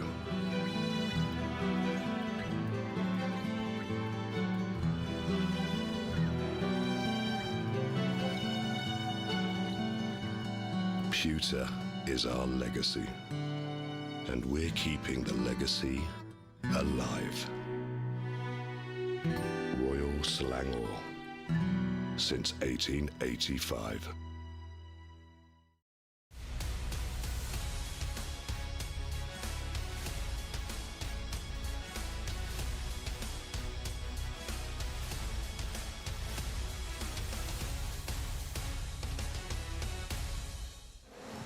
Final 3 hours coming your way of this special 12-hour of Spa. Brilliant stint from Victor and from Amo. Des Corkill alongside Amo now. And so much has gone on, particularly in that last hour. I mean, you'd think 12 hours, it's going to be sedate. It's been anything but. We've had crashes going out and changes of lead in all three categories, Amo. Apart from the LMP2 class, which has not seen a change in leadership since the 4th hour at least, but that was when I was last in, Sorowich. Okay, that's when he got back in. Okay. Yeah. So GTP and GT3, you cannot really script this. How on earth that the battles went on that to the point the race leader that was in for, it was almost a shoe-in for the win, went out because of a back marker. GT3, they actually knocked each other silly. All right, let's just quickly go through, just to remind me as much as anybody else, that in the first event, we've got Justin and the Papega Good Boys. Now, these were in the lead. I was last in here 6 hours ago. And these had been in the lead, dropped down dramatically, went back up, dropped back down. Now they've got themselves back into the lead and looking pretty good. They are on lap 254. Last lap, they're still around the 205, which is very, very consistent. And so they are leading the class. Nabil Iman alongside them in P2 for Stallion. And Hobby Culture, who have been down as low as P7, but obviously they can't be because we've got two crashed out. They are in P3. Will Hammond is back in for what must be his third stint at the wheel. Definitely his second, maybe his third. Maybe because right now we're going into halves because there's only two drivers in that car between him and Zed McKenna. But apart from that, yes, he will be hoping that his stint will be fast enough to actually regain some time because they're still within a shout for the win. Ah, they certainly are. What is the lead? The lead is only 38 seconds. Gosh, this is close enough to really think that Justin has got a lot of work to do. He had a tough time as he comes into the pits here. Right on cue from Justin and from Papega Good Boys. And he has done a brilliant job. And in fact, that he dispatched Nabil in the best way possible by going up through Radion. And the other guy got blocked, so he just breezed past him and built up a 17-second gap before coming to the pits. He was T-boned in Radion last time I was in the commentary box, so it's been an eventful 9 hours so far for Justin and for Papaga. Papega, yes. Papega. Pick up a piece of pickled pepper. As he comes through. Right then, as we shift through maybe to... Where are we? We go to LMP2, yes. Okay. And Rukit, he's been consistent as well. His lead is quite a convincing one.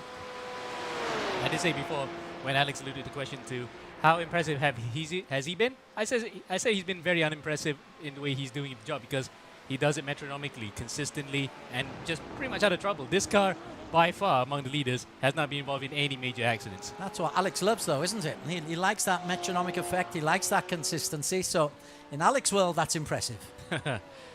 In my world, I want him to be smashing up cars left, right, and centre. Well, you got your wish there. Here he follows the tracks, though. Coming down Spa. It's been pretty good. The weather has been very kind to the combatants, I believe. Too kind. Yeah, we haven't had wet weather at all. In fact, no sign of it. It was cloudy for a while, but then no sign of rain. Not really Europe at all. Maybe we'll have a torrential downpour in the last couple of hours, but we will see.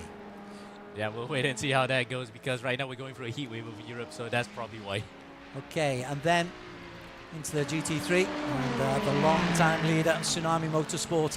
They had an eventful first 4 hours, but once they got themselves back into the lead at the start of your first stint, I think they've been very, very impressive, and particularly with Sorowitz Somai. It's a good combination that the Thais have put together, and so they are your 3 class leaders. Yep, Somai, Chuchen, and the rest of the team who are involved in here have actually recovered quite well, especially they crashed at this very point while we were commentating, while you were away for a while, in the lead. Managed to fix the car up, even with the damage being still visible in some parts, but yet somehow still in the leader race. Wanafik has gone into the pits for Team Stallion. He was in P3, will probably remain in P3, in fact will remain in P3. He's got a huge lead over Imran. Yeah, 3 laps because Imran was the one who led the race and then got whacked by a GT3 car in dramatic fashion. But other developments elsewhere, we have a penalty for the Pepega boys. You can see the black dot there, a drive-through penalty for Justin Raul-Dev. And this might just throw a spanner into the works because he only had about a 17-second gap in front of the Stallion car. This might just change the complexion of the race completely again. Certainly, my Will Hammond will be delighted with that one because Justin Raul-Dev was... will have that drive-through. What's the rules? How quickly has he got to take it? Pretty instantly or in his own time? Within a few laps. Okay. So he will be able to just go through the pit lane and come back out again with not much fuss. But the main crucial thing is the lead that he built up before the pit stop in front of the Stallion car will be all for naught because he has to actually trundle in pit lane for the next 50 seconds or so. It is 1:23 at the moment. Wanafik is back out. He's on his out lap now, having changed tyres, topped up with fuel. It's always awkward, isn't it? And concentration now. If these guys have been paying attention for the last 12 hours, concentration will just get that little bit more perilous the longer this race goes on. Yeah, and then for some of these guys, they might have been up since early morning, so they will be having some problems with micro-sleep even on driving. This is Justin Raul-Dev going in for his drive-through. Drive-throughs are terrible anywhere, even worse at Spa. It seems to go on forever and ever and ever because you've got to go that straight in, that straight there, and then down the hill as well. All the while you can hear the zooming of the cars going past, and they're all GT3s zooming past. And this is torture for Pepega Good Boys. Yeah, they've been good boys up to this point, but in terms of penalties, I think this is the second drive-through that they've gotten here today, so for the Pepega boys, it's not going to be fun to watch. And in fact, I think Justin's going to come in to stop even, I think. But looks of it, he has. He has. So it's actually not just a drive-through, it's a pit stop. So he actually wants to get this out of the way and then do the drive-through, so he's going to lose more time if that's the case. Okay, so Wanafik is 1:23 behind. I think there's enough there for Justin, but Wanafik, I'm sure they'll be aware of what's going on and maybe put the pedal down. Ooh, as he goes too wide, does he put the pedal down just a little bit too much there? Yeah, too much on the brake pedal there, locked it up, and mercifully though, he had enough of road to actually recover from that. But sure, that will actually wake him up too. Justin is still in there. This is a pit stop now of 1 minute and 38 already. Okay. In fact, total pit time right now is approaching 50 seconds, so that will be about the normal stop time, around 1 minute, 1 second. But this is torture for him because now, whether or not that penalty clears up remains to be seen because the Stallion car's come by. He's up through Radion and onto the Camel Straight. So that's the net race lead gone. Interesting for Justin. Now he is back out. And the penalty's clear. And the penalty's cleared, so well, he's done all right. Still 3 hours to go. Got to remind us of that one. There's still a quarter of this race to go. From what we've seen in the previous 9 hours, there is a chunk that will still happen in these remaining 3 hours. But Justin Dev, he was in the lead when I came into the box 15 minutes ago. He's now in P3. And the fact that we're about 2 Grand Prix distances in between. So, again, as you said, anything can happen. Even Alex and Victor and myself, we will say that you cannot rule out the possibility of something, another twist in the tail that throws a spanner into the works. Of course, of course. Who's racing? Not many are racing just at the moment, are we? A bit spread out, yeah, because, again, pit stop cycles and some incidents happening in between. But the real development here is the strategy, because that's when we all keep the mental tabs on where everybody is, where in terms of how they are in strategy and who pitted before this. And if we bring up the the pit lap time, pit lap. This will be the one we can see when they are gonna play out. There we go. That's how it shakes out right now. You can see that the Pepega good boys. It should say 258 by the time he comes by, but that's when we know where the strategies converge. Because right now the Hobbyculture Evo guys, they pitted a bit earlier, so they're a bit much earlier than the rest of the other teams. Stallion and Pepega boys, they're actually about the same time because they're about the same sequence. The managers, Pepega have got, they did have 4 cars out there at the start. I think, have they still got 4? All 4 they must have. Yeah, all 4. So the managers have got their minds cut out. They must have their brain cut into quarters as to what the pit strategies are in the 4 different cars. But that's where they have their assistants or other team members become ones to delegate the task. So it's not everyone having to watch, but it's just that when they list the team managers in the entry list, it's only the ones to be going up to the headmaster's room and say, why did your car do this? Okay, as he comes round, Will Hammond is still the man who has the lead, a healthy lead to 35 clear. In fact, it's over a lap ahead, so he's got a lap in hand, but he's due for a pit stop. He owes us that one for now, because he is by far the ones that is following the proper intervals, because as far as we're concerned, the 23 car has been involved in the wars, but not enough to the point that they needed to pit for damage, unlike what happened to Pepega earlier. Indeed, indeed. They've been very consistent. They were way down. They were down in P7, well, P6 for a chunk of the early stages, but they've kept on the black stuff, and it's very, very basic. But if you keep on the black stuff, you put yourself in with a chance of getting up to the top, and that's exactly what Will Hammond and Hobbyculture Racing is all about at the moment.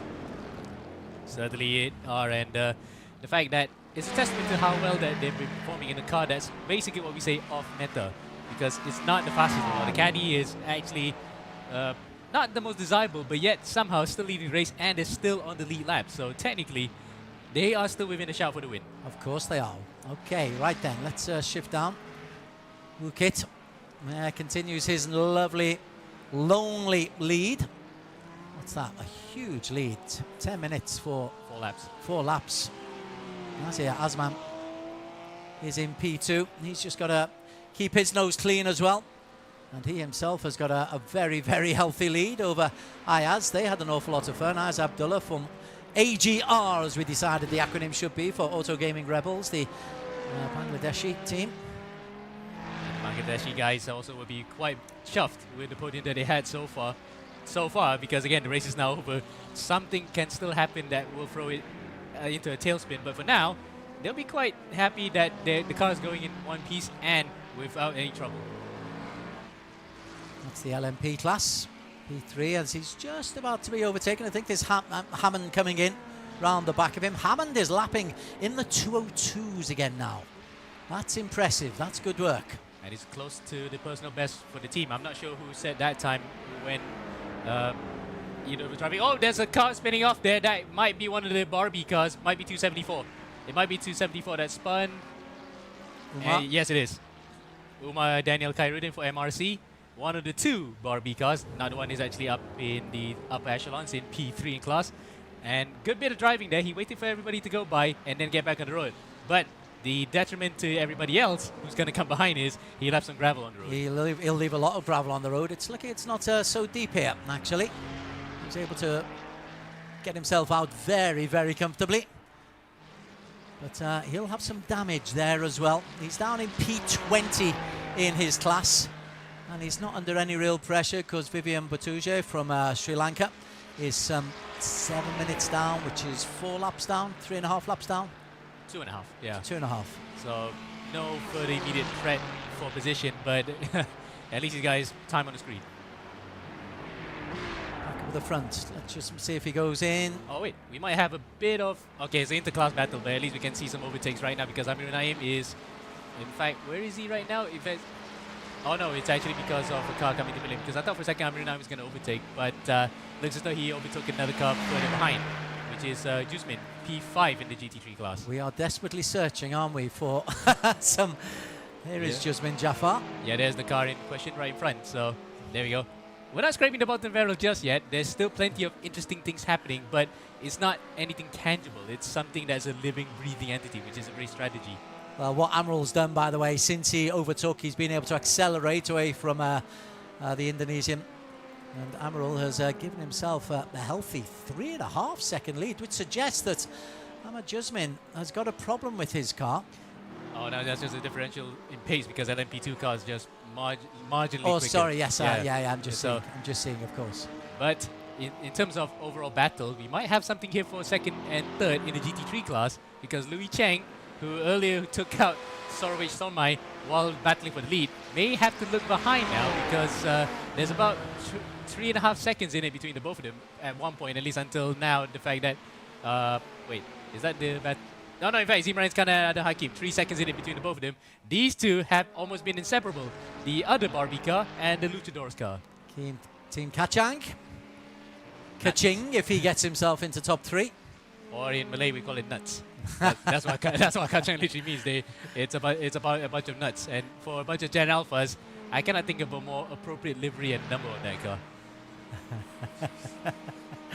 We can edit this later. Sorowich Sonmai is still leading the way. And there is Imran.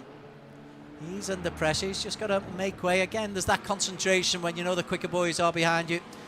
Although you're racing as fast as you possibly can. And to be fair, he's got good acceleration. Stay out the way, which he does. And that could get quite tight. That got very tight. In fact, the AGR car went on the inside there at the worst possible time. He was supposed to be carrying minimum speed, but got bogged a bit. Now it's going to be the do or die moment. Do you want to take it at Oruge and Radion? Very close there, but luckily the closing distance is quite distance away from getting a hit. But Imran had to give there. Of course he did. You just, from your previous comment, didn't think he would. I mean, for the guy behind, yes, and look, he flashed his lights at the Dalmatian car, the AGR car. He wasn't pleased with that one. Okay, well, he's the man who's got to give way. There is behind him, Yep. Adam Hakim. Only 1.8 seconds. And between the both of them, lap time wise, it's pretty even Stevens. About 18.6 for Imran and 18.8 for Adam Hakim. Okay. But I think Imran might be the faster of the two cars by a variance of at least a quarter of a second because of the fact that in clean air, Imran's able to just get away from the Luchador's car. Yes, you just look with your bare eyesight and can see that Adam Hakim isn't getting any closer. In fact, that gap is now up to 1.5. Ooh, okay. It's closing, but ever so slightly. It's just ebbing and flowing because sometimes you can see that visually the gap gets closed during the lap. But then when you look at the overall stakes, somehow the car that's being chased has a faster lap time. So the net gain is pretty minimal at best. Further down, who haven't you given much love to? Jetlim. We haven't seen anything from Jetlim. There he is. Car number 37 comes through in the blue and the red. This is for the Hobby Culture Racing Nova. And Hobby Culture Racing Evo are leading the way in the GTP. The Nova down in P28 overall, which is P19 in his particular class. Okay. And the fact that we're going to get a camera on him for now because we hear our broadcast directors talking about him. But it's apparently not a Jet. So the thing is, this is the car that took out the Mampu Motorsports number 15 for the race lead. So slightly naughty boy there. Or maybe it was number 15 that collided with him. Who knows? But whatever it is, that GTP class has been thrown wide open. Here is the man you were just talking about, Imran Ahmad Azhar, for Mampu Motorsports. Gosh, there is such a huge difference. Mampu, though, they are 2 laps down, a long way down on Papega Good Boys. And there is Imran on our screens on the far bottom right corner on the inset. Very stable rig. That's actually aluminium with a screen that's as close as possible to him, so he's got a good field of vision. But apart from that, he's probably driving just for kicks right now because he's holding the fastest lap of the race, 2:01.8. But it's a big ask for him right now to gain back the 2 laps he lost from that collision. Yes, you can maybe get 1 lap back in the 2.5 hours remaining. We are down to 2.5 hours. God, it flies past. You do think 12 hours is going to go on forever, and it doesn't, because there's always something going on. Always got to have your wits about them. Yeah, even in a field of 38 cars, which is a substantial number, we are glad to have a huge entry. Not a bumper entry, but a huge one nonetheless, to just give us a lot of action on the road. And for our, even in our wildest dreams, we didn't expect that the action could be this crazy. Absolutely, absolutely. It was going almost from the first lap. Okay, again, we'll just go down the various classes. Wookit, bit of love for him as he goes away, and there's your Barbie car once again, just having to take some evasive action. In fact, I think that evasive action might have actually cost him time, because there's only 8 tenths of a second between the Kachang 6-7 car and the Luchador's Pepega car. Right about there. This might actually turn into a battle here. Certainly might do. Okay, Imran is there. Adam Hakim is right behind him. They have been this close for quite a while, but when it comes to the long straights... Oh, okay. Again, slight netcode issue, but it has actually resulted in a couple of disqualifications, including the number 5 Velocity Pantera car that led for quite a while in LMP2, and Alistair Young, if we suspect, because Alistair might have been kicked out due to netcode issues. He's racing from Europe, so possible. You know how tough Europe is at the moment. Well, they turn the electricity off in Europe. Best part of the world to be is this part of the world. Yeah, that's what happens when you get rid of coal power. Indeed, indeed. Let's not talk political, though. Yes, I will put it out there so that I can put my neck on the line. Indeed. Let's be more abusive to the individuals. It's much more fun when you do that. And this is a good race. Wait, 0.34 of a second. Imran is under pressure here from Adam Hakim. And he's weaving. He knows he's under pressure. He actually tries to break the toe just about, but you can tell that Adam Hakim is faster than the two at this current juncture. Yeah, Adam Hakim. And he's got a bit of a slipstream. Yeah, he's working desperately hard, is Imran Iskander.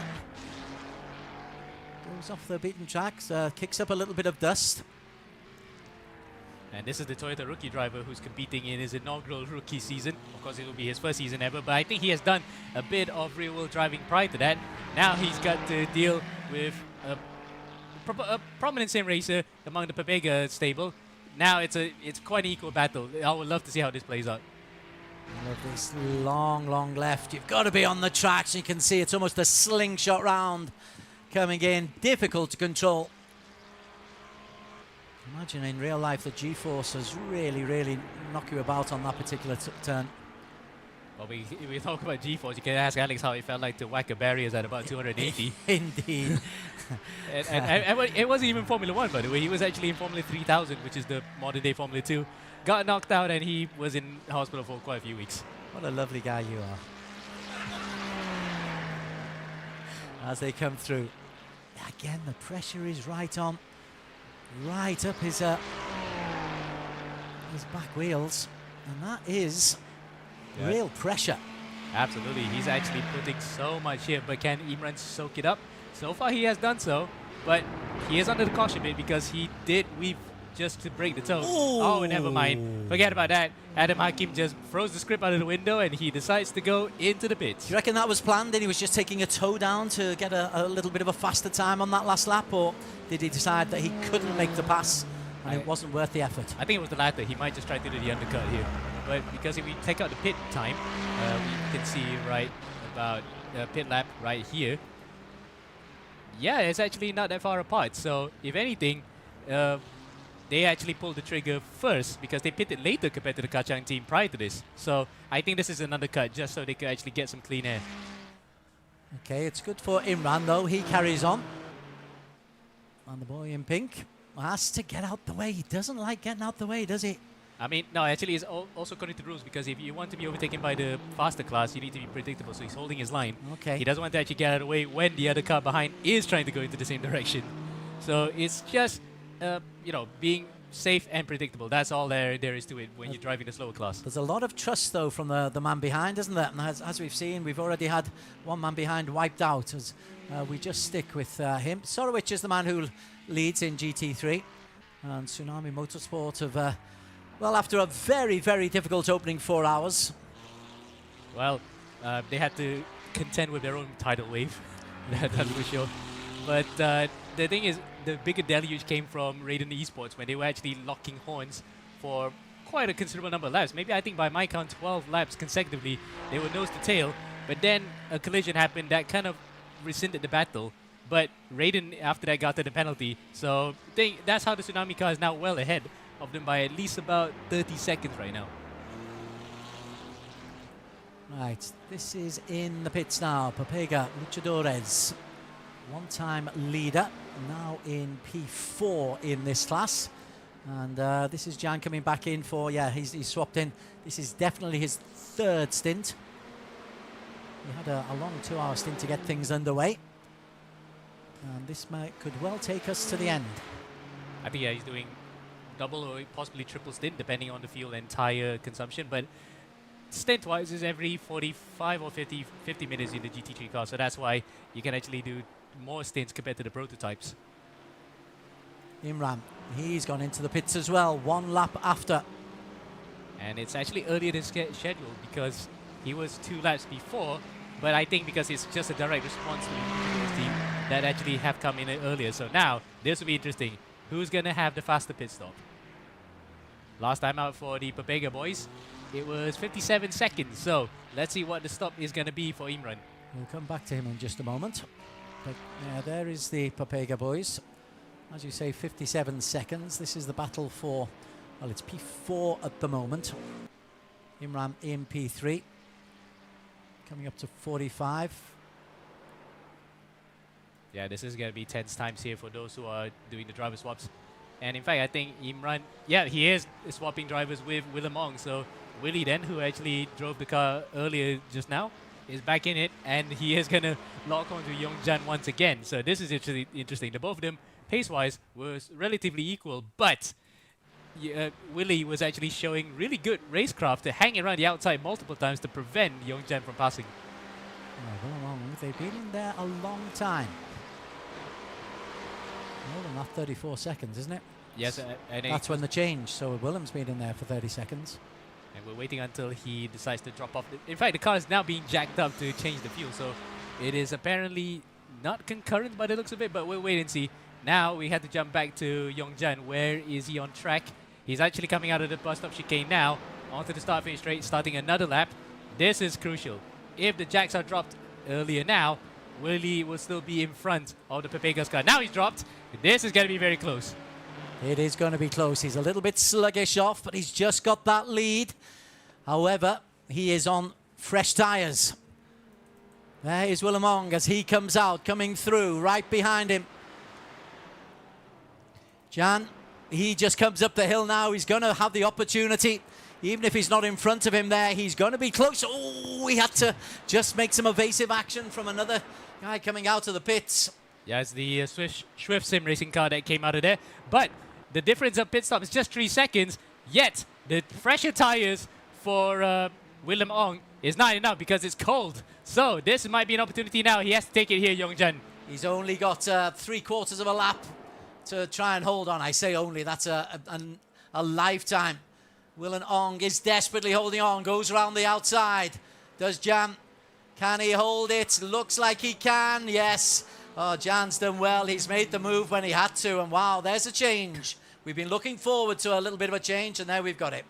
And look at that, the difference between 1 lap of a pit stop. Because Yongjan pitted earlier, he had 1 lap more extra time to get the tires up to temperature, and that's the difference right there. Now, Willem Ong has to wait for a lap for himself so that the tires can get up to operating window.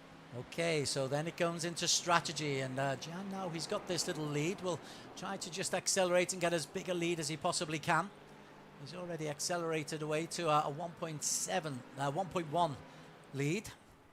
Oh, that would not do the tires any good. That kicks up a bit of gravel, but I think it's to be expected because they want to use as much road as they could to find lap time. We'll wait until this battle actually comes back into the boil because Willem Ong is still trying to get his tires up to temperature. But Yongjan, it looks as though that undercut works because, again, had to reiterate, for all these cars, there's no tire warmers. Oh, there's a spin! Number 86 has gone for a spin. John Paul Mansilla spins off into the gravel trap and manages to catch it. Just catches it, and look at the gravel that he's left on the circuit as well. That'll be a lot of clattering going on the undercarriage there. Mansilla, oh, stays out on the track. Besides, there isn't any damage on that. It was just a spin, but what he's done is he's held up. Is that Will Hammond he's held up? No, it's D53, Ayaz Kanonka Abdullah in the AGR Dalmatian colored car.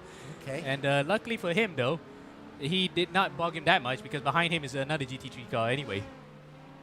Is that full position? No, it's not. In fact, the Hobby Culture Nova car is more than lap behind the Shrift car here. So luckily for him, nothing gained, nothing lost. So Ancilo, he enjoyed a little trip into the, well, not quite the bushes, but onto the gravel track, and looks not too bad. Wonder if it's done any much damage to the tyres. Again, simple gravel. Yeah, I mean, spill shouldn't hurt too much. Well, you say he went to the bushes, but I'm pretty sure he had a number 2. Repeat, what a lovely guy you are. Sorowich is there. Sorowich still leading the way. I've missed you on there. Yep, lovely to be back here. Great to work alongside again, especially from a Liverpudlian and in England. Indeed. Well done. Well noted. As Somai, very much a tie. He's been so impressive. What's his? He's averaging still in the 218. So he's changes into the 217s. But Lewis has gone into the pits. The Hong Konger from riding esports. So far ahead of Jam. Lap and a half. Yep, it's pretty much a toss-up between these two cars at the front at this point. But again, if the Tsunami car and the Raiden car were to lock horns once again, we might just be in for a barnstorming finish because the battle they had was absolutely stupendous. And there is the Tsunami of Sorowit Somai. Nice and sedate just at the moment, in splendid isolation. From the right of the screen, you can see how spread out they are on the circuit. It once upon a time was 38 cars. We are down now to, what are we on? Ongoing 32? 32 still on track? 32, yeah. I mean, 32 cars out of the 38 that started, that's not bad. I mean, early stages, we looked like it was going to be a race of attrition, but then suddenly, when everything just plateaued out, everyone's just minding their own business and trying to get to the end. Everyone's been driving relatively safely, apart from a few major collisions. Right, let's have a look at Juan Afik in P2 as he goes through a little bit of traffic. And between the two charges that I've had spent time with for some race setups, the Quenzo team and the Technoverse team, they'll be happy to put a screenshot up there that they raced together, but not for positions, and certainly not for the race win as they were hoping for. I saw your graphics on Facebook. Very, very pretty too. Very good as we are on board with Juan Afik. He's in P2 at the moment. He's on lap 267 of him. Will Hammond has already started lap 268. And by the looks of it, wearing a Manchester United shirt. Yeah, it is. Well, it's one of the training kits, but I'm more surprised he actually watches football because he's more towards K-pop. Insider knowledge. But you can see that we mentioned earlier. I mentioned with Alex how close his wheel is to his chest because he's driving basically like this, like grandma to the shops. But he's driving quite fast though. But a bit quicker than grandma to the shops, yeah. But it's just that kind of driving position is very unconventional, and for me, it doesn't feel quite comfortable to be sitting upright that way. I prefer to be, like in a. It's almost motorbike-esque, isn't it? You're leaning almost over the steering wheel. Yeah, I mean, he could tuck in if he wanted to, but he might not want to do that. He might slam his face into his screen, and twitching his nose while driving as well for good measure. He is well and truly lucid behind the wheel. He's not in a sort of flow state. And he's trying to get the better of Mohamed Azza just at the moment. He gets the better of Mohamed Azza. There is Azza, who's in P6 at the moment for Apex Racing Brunei. One-time leaders many, many moons ago. Yeah, the Triple Tree, of course, is the current champion in the Endurance Edition class. After so many years of trying, they finally got it, the top class win. And it's in the same cars and colors as well. Yeah. Though they found it tough going in this particular race because the Porsche, as I said before, with off-meta, is not really one of the fastest cars around here. Yeah, the Ferraris generally have been the fastest, but it's not the Ferraris who are leading in the top class, in the GTP class. Although, fade aside, yeah, the Ferraris were actually one of the fastest, but again, fell by the wayside. Two of them, the number 15 Mampu car and the number 44 Amigos Academy team, they fell by the wayside in the most strangest ways possible, if we're being honest. Is he making any headway? The answer's no, although Jan and Leo, they're not too far away. In fact, it's actually between Willem, sorry. Yongjan and Willem, yeah. And the fact that after getting up to temperature, it looks as though Willem has not been able to make any inroads on Yongjan's advantage. I think he might have actually been spooked earlier by the fact that Yongjan pulled off a brilliant move to get up to third place. And he did try for so long to overtake. Now that he got one over him, maybe it's just a psychological advantage. And there he goes, passing the sister team car, the Ayam Gepuk car. What is that gap now between them? 2.8 seconds, getting up to 3. It was over 3 before this technical part of the course. But you're quite right. When you first get into the car for Willem, you'd just like a nice sedate first lap, an out lap, just to get yourself together, and immediately was racing, and immediately was overtaken, and that can take a little bit of the spirit out of you. But it doesn't take away the entire winner of his sails, because he can still fight here for the podium. And again, you cannot throw the possibility of any penalties or even collisions with the faster class out the window, because it has happened already in this race, and it will certainly happen after this. Yeah, that is the man in P3 at the moment. Willem is there in P4. Ooh. Oh. Team tactics here. Ooh. Yeah, unfortunately, our overall race leader had to come at the worst possible moment to make it look more like a team tactics. And in fact, it is. Look at how much that the 246 car is blocking. Cyril Young actually is blocking so much that it's costing momentum for it. Now Willem's fallen even further behind. Okay, Willem, he was blocked off there. You're quite right to say that.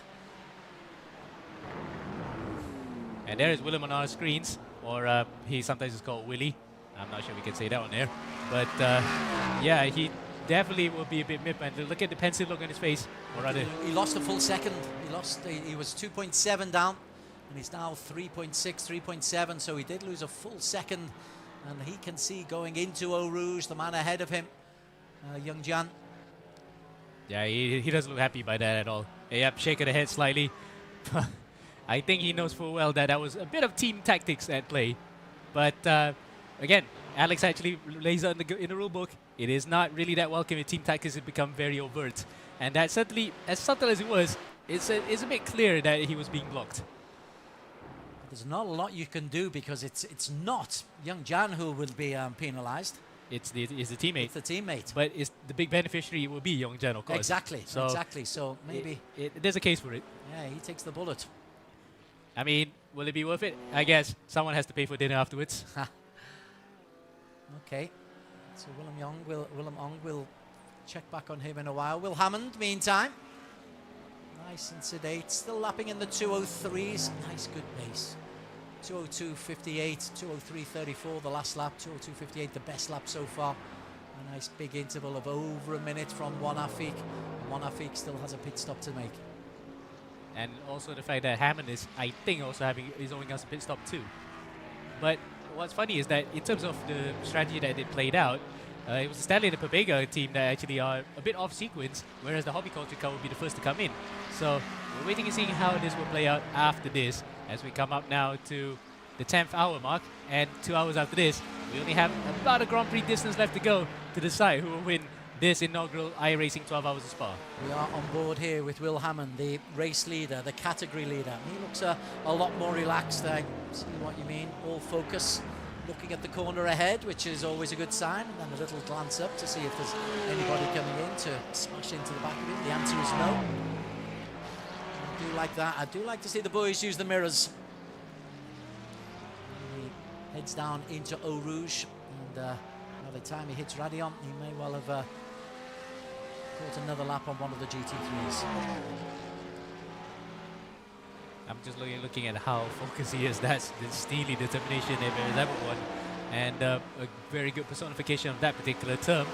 Though right now, I think he's trying to build up a bit of a gap to the cars behind, because he knows that a pit stop will actually send him further behind. Of course, that's inevitable. But how much can they actually build up on that remains to be seen. If he's about a minute and a half ahead, he'll probably be in good nick to actually just keep that lead after this. Because total time lost in the pit lane for last time out was 1 minute and 2 seconds. So 1 minute and 7.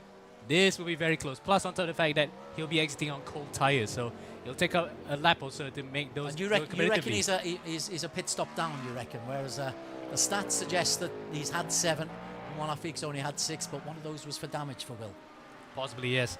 And the fact that he's a minute ahead, but he's a pit stop ahead too, suggests that he might be just a pit stop under, as you said. So he might be able to just nick this by virtue of the fact he can just lift and coast. But we can't be so sure, because sometimes they could also count the pit lane when you have a drive-through. Willenong, meanwhile, we had a look at him. He is going backwards. 4.5 seconds now further behind. So not to say he's gone off the boil, he's still pushing.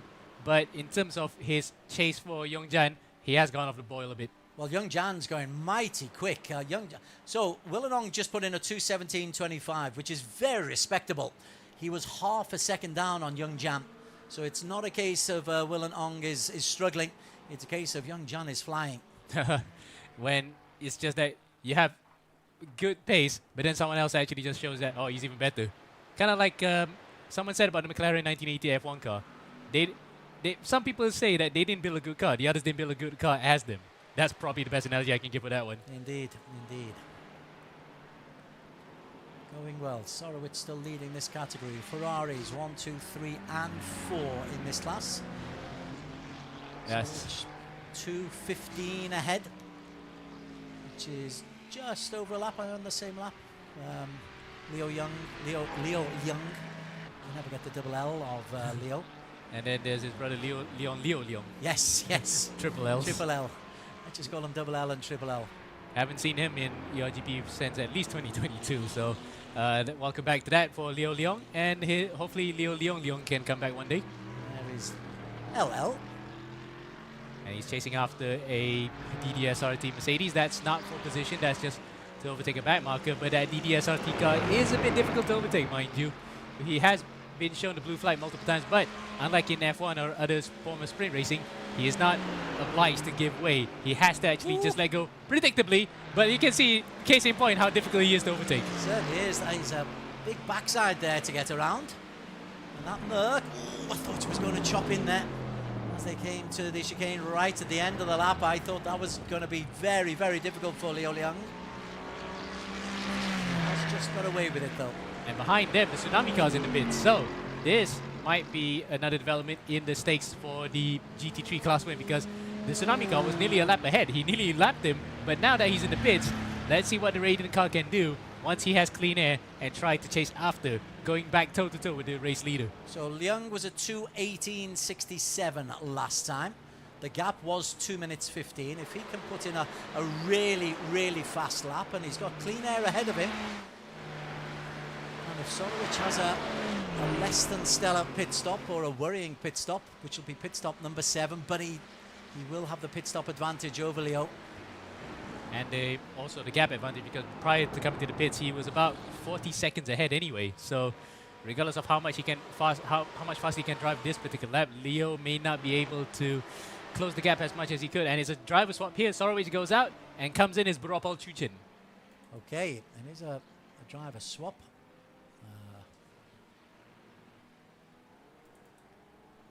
We seem to have a bit of a camera issue. There we go. We're back in. Back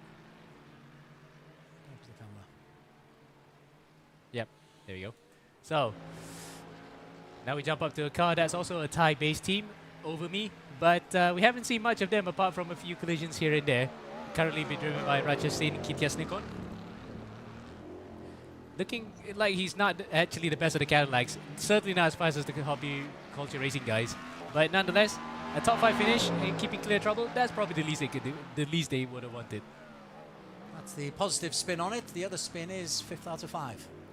Well, 5th out of 7, or 5th out of 5th out of 5 on the road. 5th out of 5 who finished. 5th out of 5 on the road, but 5 out of 7 in the overall stake. So at least he's not last when you put it all together. Indeed. Okay, we'll just nip down. Buropon is in and out of the pits. Where is Leo Leung on the lap? Too far ahead. Too far away.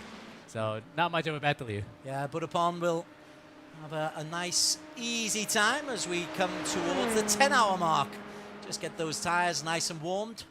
So Buropon is there as Leo Leung is only now towards turn number 1. That's quite a healthy lead for Buropon.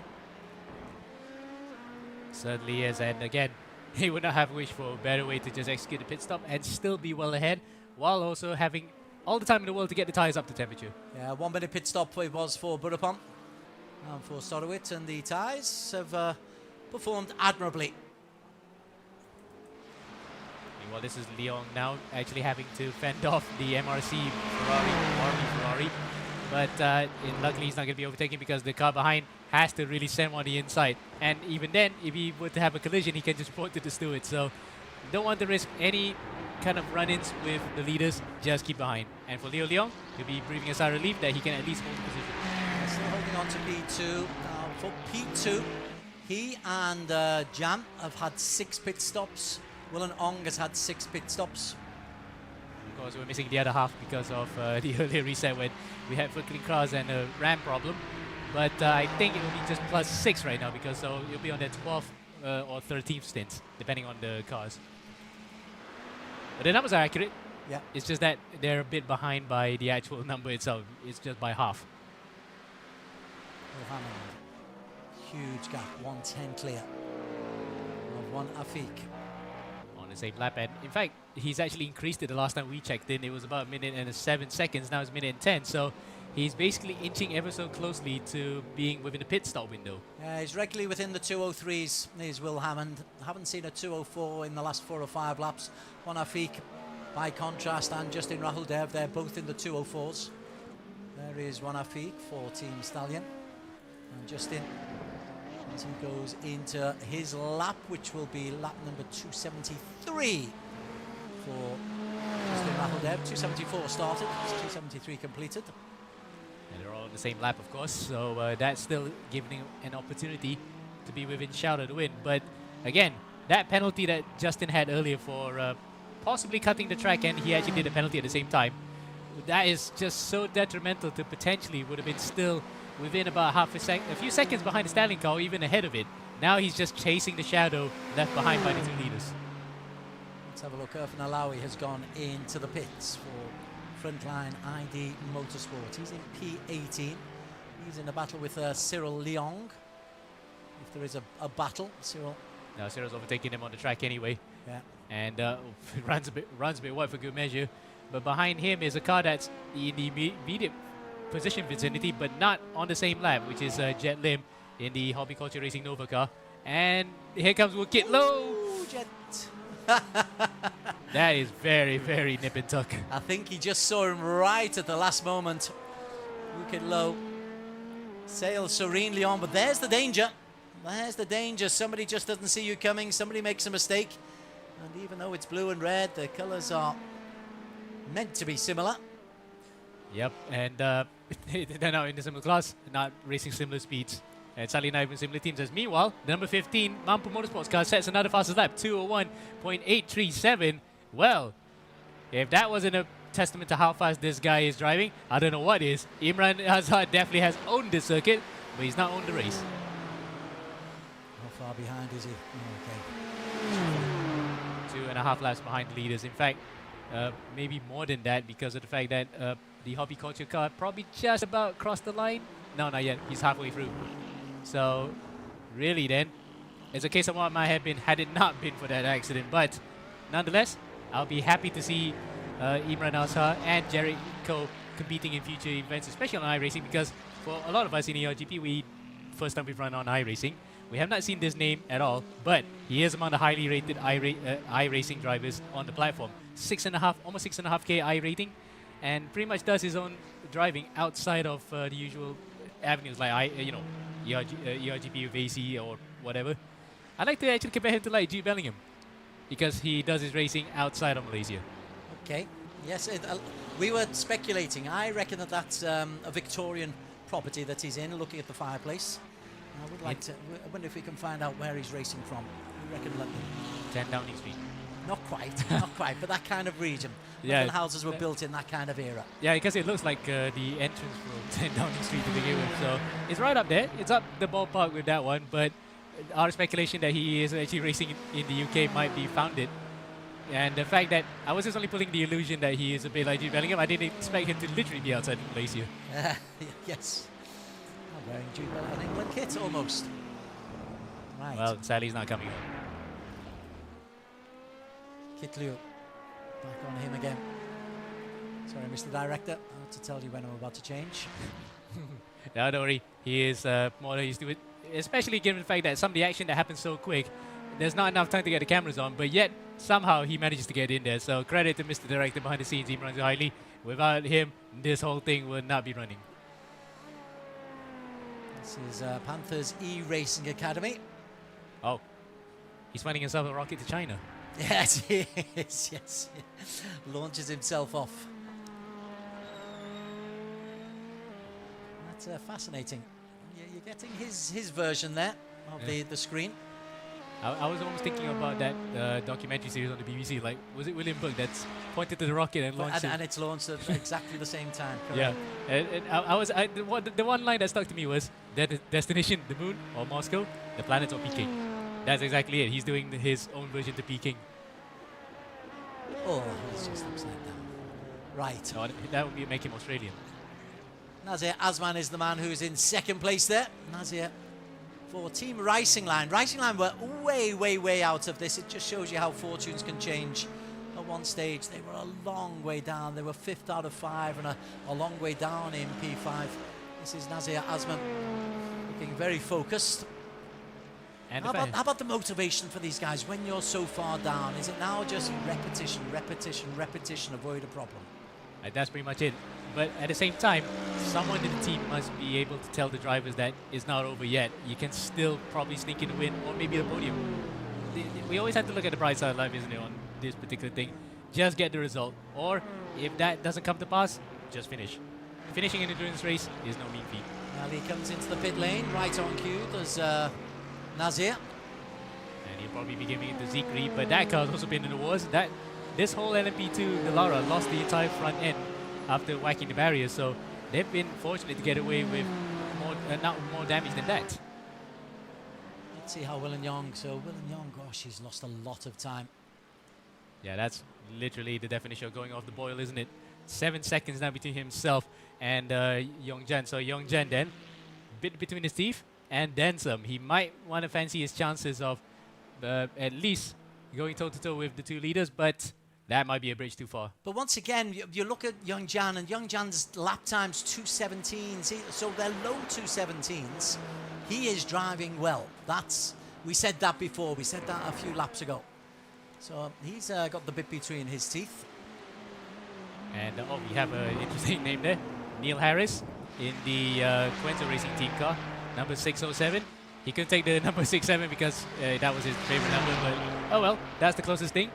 Right now, running in P8, but they had high hopes coming to this race because during the practice race we had a couple of nights ago, they were actually on the podium. So that definitely was a sign that the team had pace, but just not the luck. And well, I'm surprised he's wearing a Chelsea shirt. He said that he is an on and off Chelsea supporter, like some people who are born again Christians.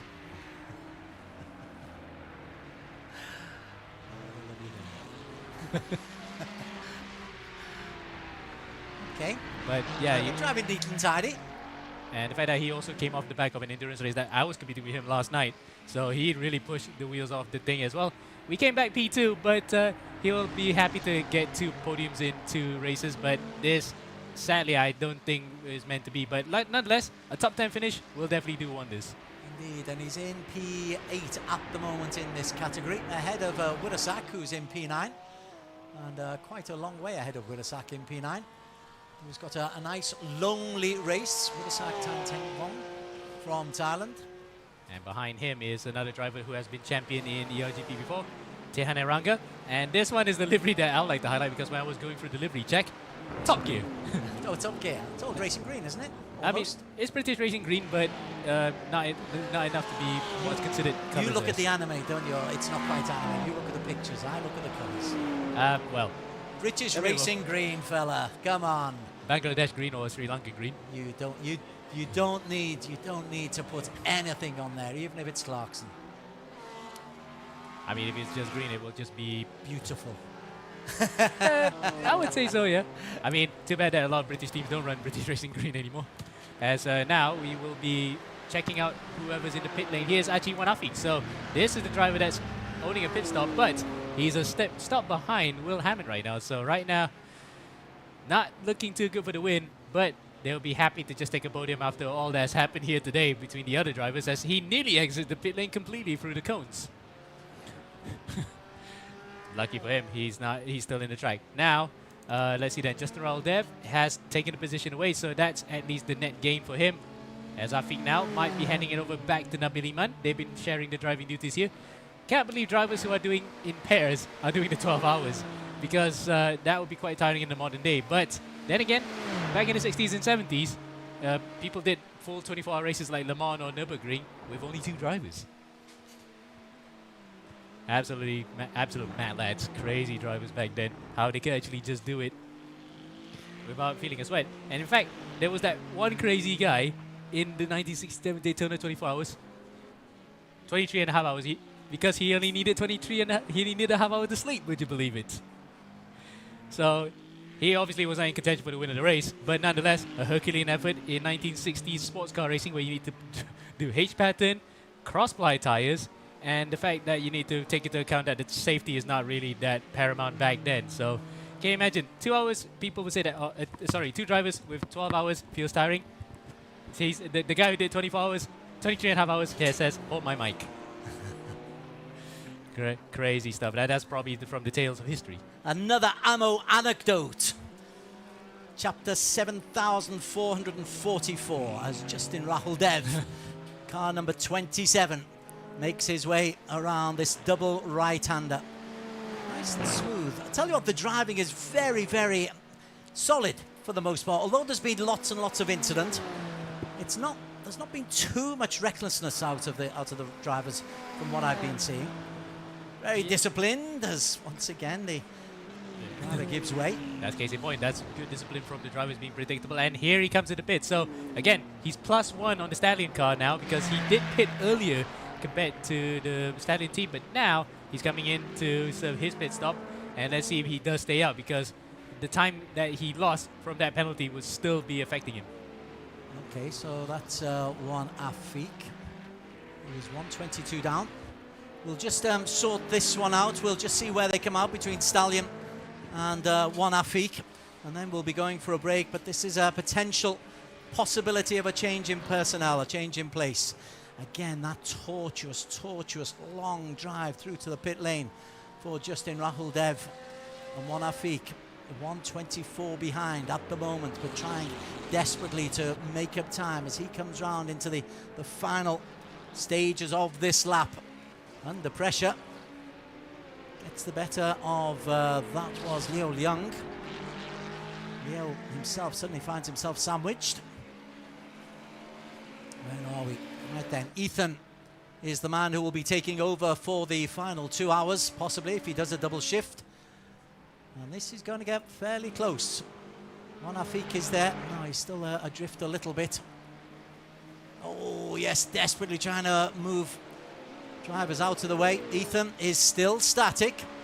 And one Afiq comes into the chicane at the end of the lap. And now then, Ethan's still static. He's been in this pit now for, well, he's been on board for 37 seconds. And one Afiq is going to go second on the circuit as he comes down into Eau Rouge, and even if Ethan gets underway, he'll be on cold tyres. And so we have a change of position to celebrate before we go into commercial break, as one Afiq moves into P2. For Stallion rides away as he comes up, and Ethan, well, he just begins to make his move.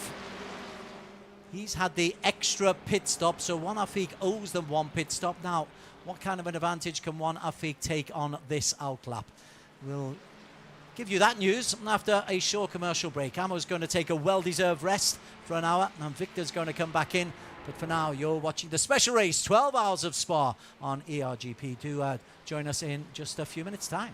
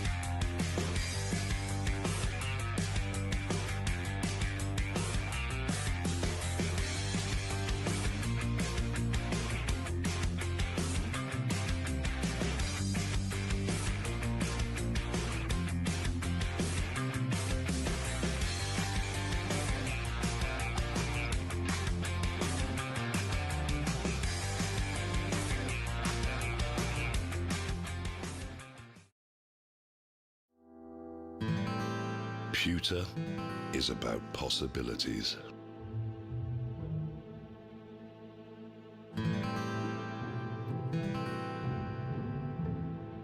It is an idea made real.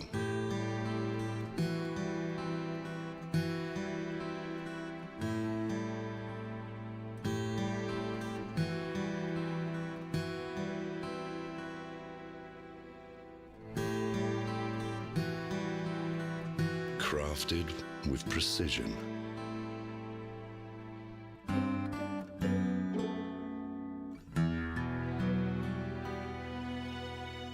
It can make tradition timeless. Pewter evolves.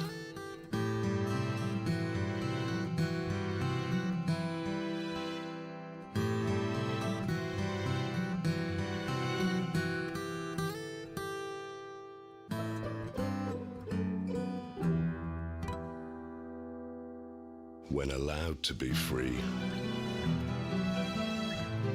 it can captivate you.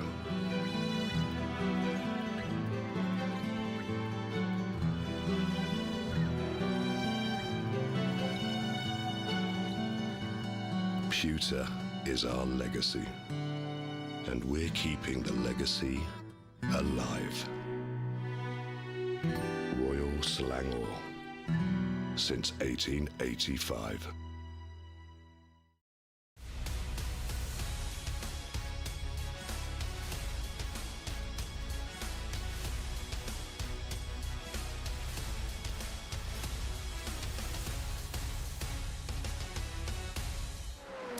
One hour and 50 minutes to go in this 24-hour or 12-hour of Spa, sorry. Yes, just want to frighten everybody. A special race. It's a one-off race. Victor is back alongside Des Corkill, just trying to describe the action, and the action has been pretty good so far. Papega, good boys. I always get it wrong at the start of a part. They're in with Ethan Sato, and Ethan's coming through. He's in P3 just at the moment in the GTP series. The leader in that particular class is Will Hammond. And Will, as he goes through for Hobby Culture Racing Evo, he's got a lap lead over Stallion. With less than 2 hours to go, we can be brave, I think, Victor, and suggest who might be going on to take the victories. Yeah, nice pun going on there. I mean, to be fair to you, it's probably 24 half hours. Yes. That was definitely what you meant there. They do they do double timing. They do double time indeed. So yeah, it's great to see how things have shaped up here with Hobby Culture. I mean, they still owe a pit, that's for sure, but it was exciting actually getting up to that final, just before the break, that pit stop we saw coming out from the good boys. So we're still keeping very good tabs there on that little battle going on here for but nevertheless, Wanafik only about 16 seconds in front of Ethan right now. That's a nice gap. You'd like to have that, and but Wanafik owes a pit stop, so Yeah. Ethan. Yeah. Still could be possible. I mean, unless Wanafik decides to do something with Coast or so. I mean, it's still got 2 hours, so maybe they could try to squeeze in like a saving stint, just to make sure that you can extend one less pit stop here. But I mean, again, they're still very neck to neck, so I think they're still calculating like what are the options going on here as the time continues to run out. In that GTP category, in the pits, we have got Imran Azahar. He is in P4 out of the 5 in this category who are still on the circuit, and also Rachasin has just come in as well for Over Me 1. Rachasin is a long way down. But Imran, his pit stop, well, he's been in there for a while, huh? Oh yeah, 4 whole minutes now. That's a lot of time. No, he spent possibly a tenth of this whole So yeah. 10 hours so far in the pits. Wow. Right then, in the LMP2 category, there's your leader, car 632, Bukit Low, and he has been serenely superb. Superb indeed. Currently leading his team, Panthers eRacing Academy, have a huge margin to go to the P2 here. Mohammad Zikri of Rising Line currently holds that unruly distinction here. Unduly distinction of having to face an 11-minute gap. That's incredibly wide here between the top two of the LMP2 class, and Rising Line certainly had their fair share of drama to contend with in the early hours of this 12-hour race, but now looking pretty solid here in this second place, only a lap down, in fact, compared to where La Wicked is. Then in third position, Auto Gaming Rebels' Ayaz Kandokar Abdullah has certainly done well to stay in that third position, but even further down compared to not only where the leader is, but even from P2. And Amir Naim, who currently is piloting the subsector MPRPG X Apex Racing Brunei car, is certainly in a struggle of his own. Two GD3 cars are splitting himself and Ayaz Kandokar Abdullah. I think they're the only 4 out of the 5 who started in that LMP2 category. As we move on to the GT3s, well, it's the Thai combination Burapom who is leading the way for Tsunami Motorsport. A massive lead. 1 lap down and 39 seconds clear of Leo Leung with a pit stop. Yeah, with a pit stop advantage as well. Pit stop advantage, that's very crucial here for Tsunami. I mean, they did have to. Oh wait, no, it wouldn't count as far as pit stop's concerned. But nevertheless, I think Leo Leung will be doing as much as they can right now for Sports Racing to keep this battle alive for the GT3 category. But 39 seconds, that's there and about a pit stop, so if they can somehow save a little bit more, that might work out for them. And Pepega Luchadors right now, I think are currently in the third position in the GT3. Go Young Jin is the driver behind the wheel right now for that car, and unfortunately very far off from where P1, P2 is. So solid. I say solid. William Ong, who currently is driving Team Kachan Racing 6-7, has been quite the thorn on their side, constantly getting into battles for this final step on the podium for PG. Well, he was up until about 10 laps ago, just about 10 minutes before you came into the commentary box. Willem and Young Jam were very, very close. In fact, Young Jam only had a very, very short lead coming out from a pit stop from Willem.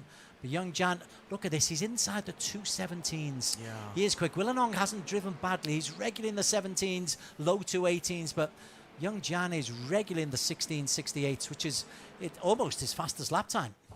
Yeah, so I mean, that 216 was a lap where he went off track, so it may not be totally representative, but then again, it still shows that pace-wise, he still is keeping ahead of William Ong somewhat. So that still allows him to build up that 16-second buffer advantage to Team Kachan. Let's have a little look at some of the guys we've not been able to give any TLC for. In the top 10 is the Racing Green colours of Tivanaranga from Ceylon Motorsports Club. At one stage they were chasing a podium position, but that was many, many moons ago. It's been quite a while indeed, but they've certainly had their fair share of battles in as far as like their races with other teams here, but so far he's in isolation at the moment. He's 248 behind Wirasak and 241 ahead of Mohammed Hishamuddin, who's in the Pantasso racing team. And Pantasso were in the top 5 for a long period in the first 3 or 4 hours. It's a long time, is 12 hours. So much can change very, very quickly. Indeed. I mean, we saw plenty of that happen with some of the other classes, and sometimes even in the GT3 class alone, although not quite in the top 5 per se. So who else can we also keep an eye on? Let's just go down the list. This is P12, Ridwan Arshad for DD SRT Motorsport, who we've not given much love to at all. Well, we did feature them a little bit. We did when they came very close together with their sister team, the other DDSRT Motorsport car. Although now they've got a car splitting the two of them there, the Balapan Random Motorsports car, which is currently piloted by Farel Zaya from Indonesia. And so they will be happy to have the buffer rather than having these two sister teams battle it out amongst each other on the track. Yeah, 20 seconds. This is Malik, who is on the second of those DDSRT machines. They didn't coordinate their liveries, did they? Well, again, a little bit wayward. A little bit wayward for everyone, actually. The Ferrari behind them as well, going a little bit off track there. think it could be John Paul Mancilla, or is it someone else there? So Yeah, that, yeah, it is John. yeah, John Paul Mancilla is just behind. Let's just go down while we can at the start of your section from Faisal Alim from Sri Lanka. Good Sri Lankan representation today. 1, 2, 3 teams from Sri Lanka. Very lovely to see what seems to be. Yes. It's actually like Alex described it as vomit. I mean, vomit is like, I think pretty apt. It's basically kind of like a sticker bomb. It's like where you take individual stickers, you sticker all over the car until they cover up every last square inch of it. And yeah, that's what it pretty much looks like, vomit. But artistic vomit. Artistic vomit, yeah, for sure. Mancilla, we've just mentioned, he was involved in an instance earlier on, and what is he? He's 46 seconds behind Faisal and 1:30 ahead of Cyril Young from Papega. I am. So Papega, this is the 4th of their teams. Yeah, I wonder how your spice tolerance is like, because I am Gopuk is the type of chicken that you don't want to take if you cannot handle your chilies, that's for sure. But it's been, I mean, it's chilly in the literal sense when it comes to Spa-Francorchamps. According to the forecast, 18 degrees Celsius out there in the Ardennes forest.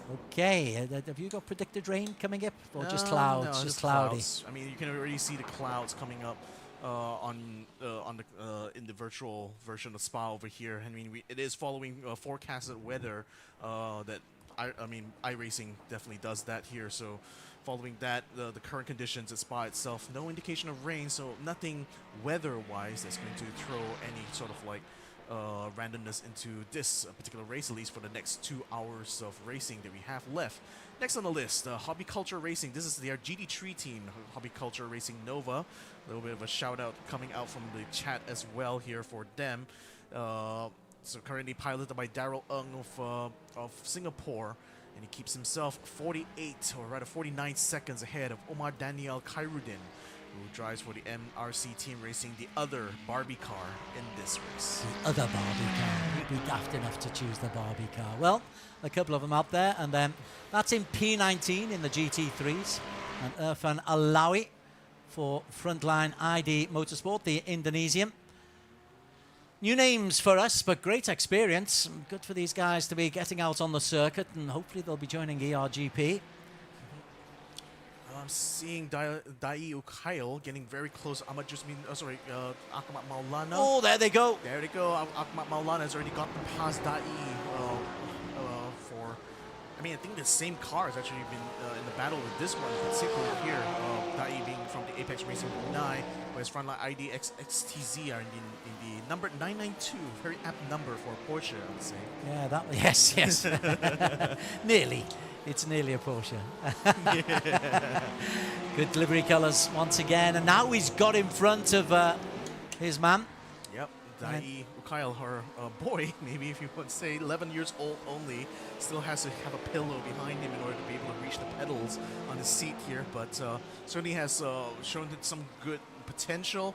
Hopefully races like this will continue to develop his talent. That's exactly as we want, as Dai has decided, okay, he may have just lost a place, then showed responsibility, was well aware of the riders coming behind him. I think that was Ethan who was coming behind him.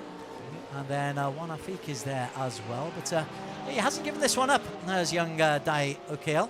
This is as close as we've got to a race out there at the moment. It's not a bad position at all. P7 in his class right now. Definitely working very well with his teammates there to keep the Apex Racing Brunei car in a very competitive spot. So still have to see where they end up at the end of this entire 12-hour-long affair here. But so the number 323 continues to shine here in the top 10.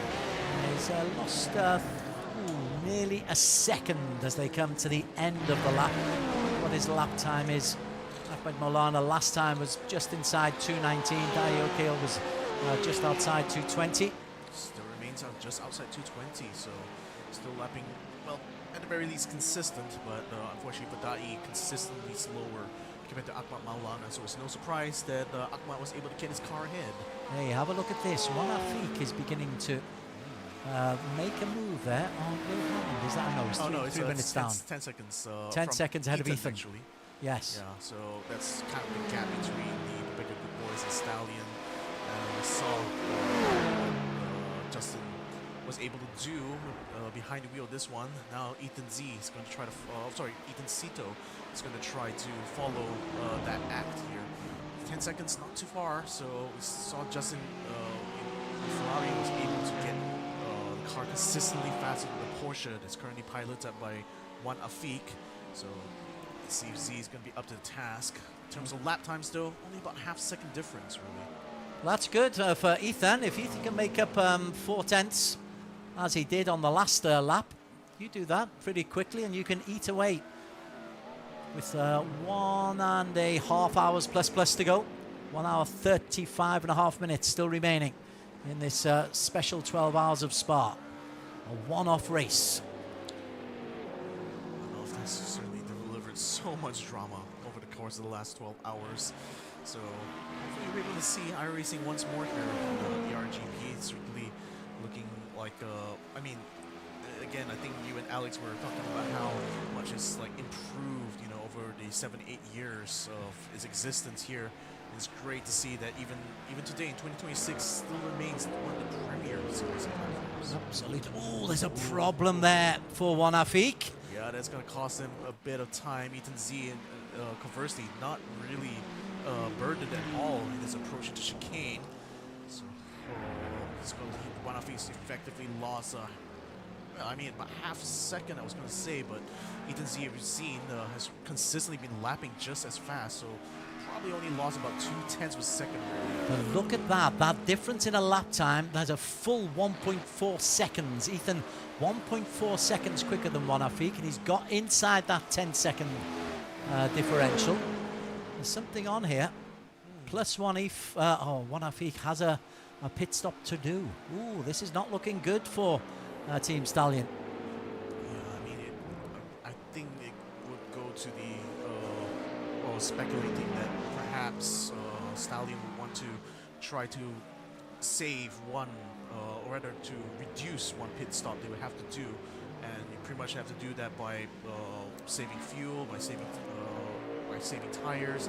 So that does mean your lap on average slower compared to someone who's not doing that kind of strategy here. So if Ethan Z is like indeed pushing, as we see he's been consistently under 204s. Well, Juan Afiq, conversely, by trying to save, is losing a deficit of more than a second here. So, I mean, 9-second buffer between the two of them has gone back up again. So I think a bit of a hold up, unfortunately, for Ethan Z as he caught up to the same bit of traffic that Juan Afiq did before. Yeah. I think you did right. He's got past that traffic, so it looks like it's clear. But Juan Afiq, well, it's 9.85 as they come through. We're focusing on the top guys. Well, P2 and 3 anyway in the GTP class. Only 5 up then. Mampu Motorsports, right. What's happening with Mampu? They are apparently out. I mean, I don't see them on track. Looks it, doesn't it? Looks like they're out. Not even in the pit lane. There's a black and orange flag that's shown, but we don't see them on the server here. Even on our Disappeared. Yeah. Disappeared completely. So it's Imran. Well, they had that long pit stop, didn't they? Long pit stop, but that pit timer is not even going up, so we're not even sitting on the pits as well as we can see. And then there were 4. And then there were 4. So one more has bit the dust, and that leaves only 4 more competitors here. Coming out, having a little look there is Juan Afiq as he goes past his man. Or does he? No, still side by side. That's over me. Over me's got to give here. Yeah, it's got to give eventually, and he does give, but that has cost Juan Afiq some time, 1 whole second, maybe even more than that, as they finally make it to Bruxelles, and even KTS Gorn is he's feeling like it's quite difficult right now to try to keep his car ahead of the over me car. What's your rules there? Because he's a lap down, but I suppose he's still trying to unlap himself, although he is being lapped once again, was Rachasin. I think it's pretty much the same kind of standard you apply as well to the GT3s when it comes to them being overtaken by the LMP2s. Like, I think the over me car was within its rights to stay on the racing line. It's up to the faster car, which is in this case Juan Afiq, to try to negotiate his way past. And well, I think like it's not the worst case. The worst case here if they both end up in a collision, but they still gave enough space to each other. It's just a bit of loss of time, which unfortunately the Stallion car would just have to take on the chin. Let's have a look back at Yong Jan. He did have a healthy lead. He's maintained a healthy lead. He's only 2 seconds behind Amrul Naeem, who's in a different class. As they go through, there's Amrul Naeem. He shouldn't be competing against Yong Jian. I should say shouldn't, but it's what we're seeing up in front here. I mean, they're chasing for track position. The LMP2 car was still lap consistently faster than probably about 10 whole seconds, I think. Yeah, he just has done. Yeah, he's just accelerated away. Just accelerated away. I mean, it's so much faster. And it's just the difference between the LMP2 and the GT3 is so much more efficiency in aerodynamics, a lot more power. So everything that that would separate these two classes from each other here. So Amrul was just coming out of the pits. That's why he was a little bit slow. I've just seen in the commentary. Yeah, in the alerts. So yeah, certainly that is the case here. So he's 2 cars down from where the number 3 Auto Gaming Rebels car is, but not quite that far. But still, still has quite a bit to get through there, nevertheless. Including the race leader for the GT3s, Burapon Chuchuan from the impressive Tsunami Motorsport. Done very, very well, and in spite of a bit of drama between them and Rated Esports Racing a couple of hours ago now, it looks like they're back settled into their seems to be their usual spot here, P1 in the GT3 class. Now they're sitting about 42 seconds now in front of the Radiant Sports Racing car. So very comfortable lead to be having with 1.5 hours left. 2:17 consistent lapping. That's decent. That's acceptable. More than acceptable for the GT3s. Liu Liang behind them also in the 2:17, just 2/10 down. Right then, in the pits, we've got Yong Jian, and following him into the pits is Willem Ong. Those two have been on a very similar strategy. Yeah, I mean, William, both of these cars, in fact, the 6.7 and the 6.19, 2 different memes from 2 different eras, if you would believe that. But nevertheless, have been very much neck to neck here. I think it's still game on for them up until the very end to figure out who's going to take that final spot on the podium. Some would say that Yong Jian will certainly be the favorite in this case here, having a lot of experience also well in real life motor racing.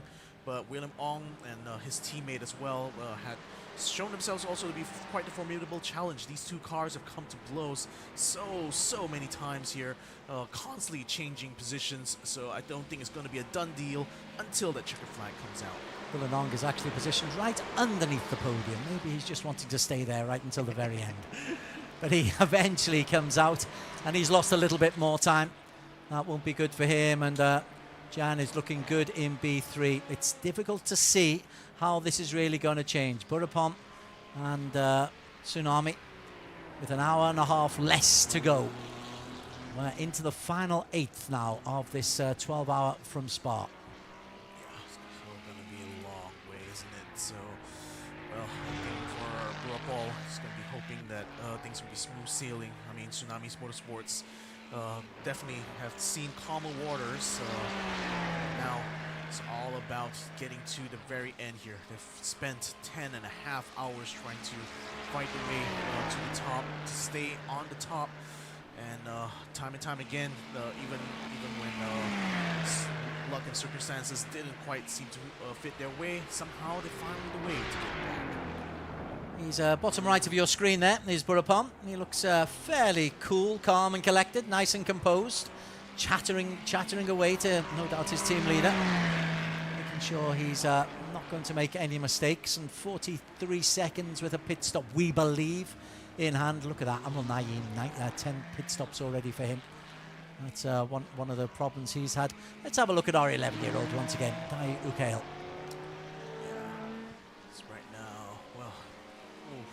lapping in 2:19s now. His pace has dropped off significantly here. So he's going to have to find either find a little bit more time or try to get his lap times a bit more consistent here, because it's around right in front of him. I'm not just minutes already set at 2:17, and 2:17 seems to be the benchmark, I think, right now with the cooling temperatures out on track. So definitely a lot more performance, a lot more to be desired here from our youngster. Right, Wirasak, he had a crash, went into the pit lane, sorted out a little bit of damage, and he's back out again. That to explain, that's why I had a little look at Dai, because he was in P7, moved up into P6, so clearly Wirasak has dropped down a couple of places after that crash. He had a 250 outlap, a 220 now, and now Team Itan won. Just trying to minimize the damage and try to make sure they hold on to a top 10 position. Yeah, I think like from Team Itan, they've been very strong competitors, even the Endurance Edition. They've certainly had their fair shares of successes and upsets this time around. They're going to be looking to make at least a top 9 finish, maybe even a top 8 if they can catch up to Jeremy Yao, but that still remains to be seen with 4 minutes of time between these two cars here. Quenzo Racing Team, though, has I think it's a rebrand of like, or rather, I mean, Jeremy is certainly no stranger to us here in the ERGP, and so definitely no stranger to that bit of curb there. Yeah, it looks like he's intimate there. Riding the same rail tracks that he shouldn't have done earlier on. This is the man in P8 at the moment, lapping 2:17.3, so maybe he's just pushing it. He's really pushing the limits of this track. Yeah, 2:17.3 in his last lap, and but he's got a 10-second gap to make up to Bimo Satya Wibowo, who's driving the 992 Frontline IDX STZ. So I think perhaps he's sensing the opportunity right now to gain some track position. Bima, well, lost 6.5 seconds to Jeremy Yao on the last time. So it's within 10 seconds. This is the battle, well, not quite a battle yet for P7. Someone's gone way off there. I think that could be John Paul Masilla. Yeah, I think it is. Again, it is John Paul Masilla. He's fallen out of the track. Thankfully, no harm done, except to Nico, perhaps. Well, that's the second time that we've been following somebody else, and Mansilo has grabbed your attention. Well, I mean, again, we had a lot of support for the SSR team, Schwipson Racing. That's their full name in the chat. So I've had multiple times to check in on our Filipino friend here, and unfortunately, that probably he would be hoping to not have that caught on camera. Well, sadly, John Paul, we've got you twice. Look out for those highlights. Oh well, let's check in again. Oh, Bima, this is interesting. Jeremy Yeo is really, really eating time. That's another 220s for Bima Satria Wibowo. He is struggling. He's struggling massively. That's a very aberrant time to see from him. It's back-to-back 220s. Back-to-back 220s. Is he having some sort of problem, or is he... I mean, this is very far off to be fuel-saving at this point. I think there could be some damage, maybe even a puncher, perhaps. But the fact that he did not go into the pits seems to show that maybe it's just pace-wise having a lot of trouble.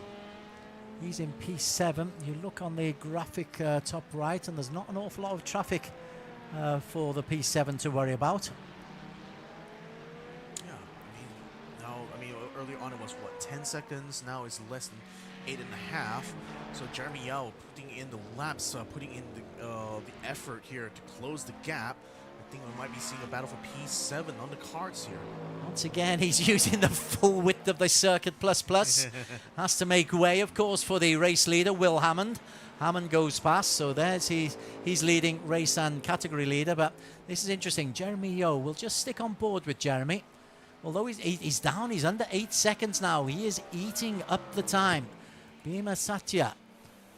Let's have a look at it. Are we on board with Bima or are we on board with Jeremy? We're on board with... Bima right now. Yeah, we're on board with Bima now. Jeremy was in our screen. We'll get back to Jeremy in a moment. But Bima, I'm just wondering, that right there he is on screen. I mean, it's not particularly pushing, it looks like. Yeah, exactly. It's very aberrant to see him lapping so slow. So I do wonder what's happened here to the Frontline IDX STC car, because he's consistently lapping like 5 seconds slower than what what we see from the fastest guys here. Is he going to go in? No, he No. stays out. Stays out, still stays in this one here. Has to get out of the way of Will Hammond. Hammond's barges past him. What's his lap time this time? 2:19. So, I mean, it's definitely a step up compared to the previously, but Jeremy O's made another second. 7.5 seconds. it's still not fast enough to keep Jeremy off his back here, I'm afraid.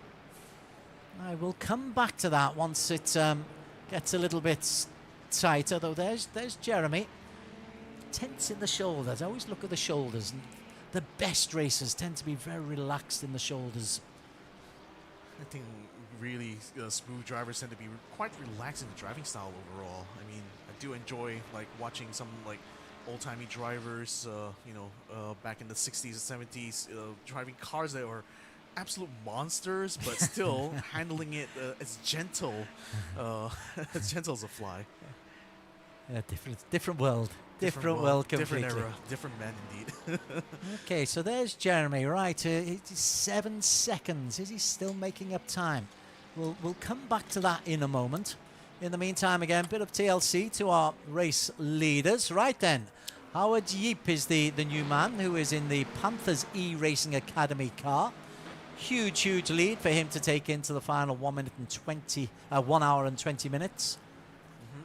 I mean, again, has a huge gap to Imran, to Mohamed Zikri, so he's in no threat of really any. I mean, again, as long as he keeps the plan, keeps the metronomic times going on here, and even if he has a spin out, still has more than enough buffer really to not be under threat of being overtaken here. Just has to avoid perhaps crashing to a wall. I think that's the only. Yes. That's pretty much the only thing that can cost them the lead at this point. Victor's advice: do not crash into wall. Very solid advice. Very solid. You can't argue with it.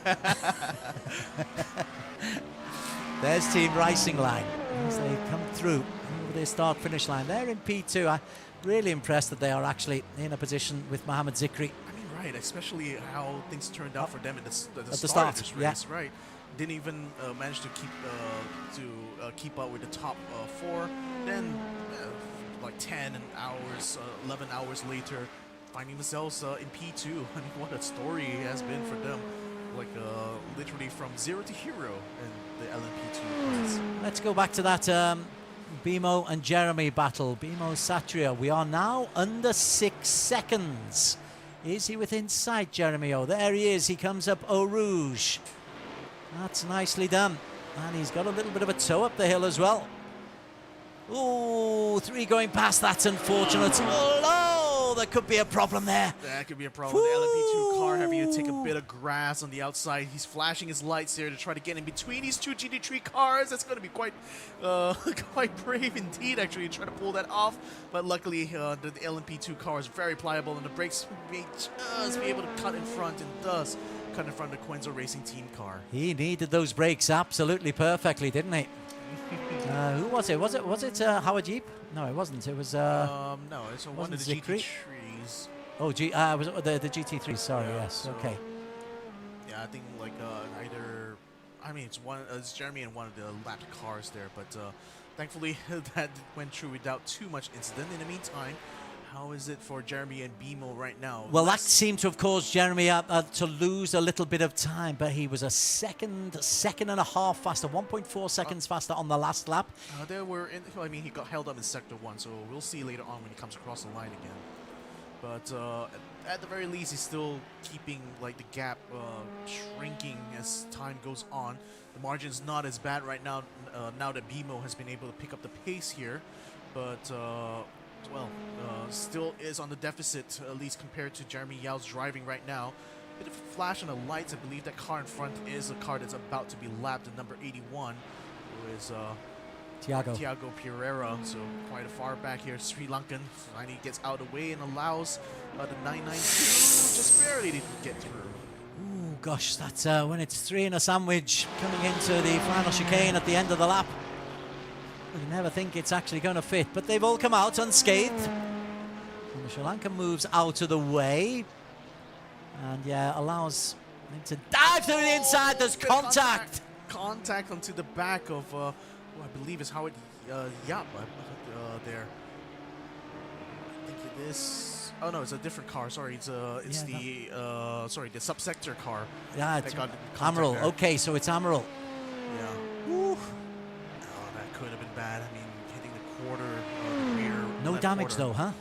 Well, not visually here, at least as far as you can see from the cameras, but we know until we see the pace. But I think they might have just about gotten away with it. It is. It's very, very scary. I must confess, I did think it was number 1 Howard Jeep, but it's not. Colours are the same, but that would have been interesting. They have the split kind of livery going on here. One half is purple, the red, and the other half is blue. So that's unfortunately confused there with Howard Yap's car, who's it's a similar color scheme but very different kind of application. Yeah, same but different. Same but different. Yes, indeed.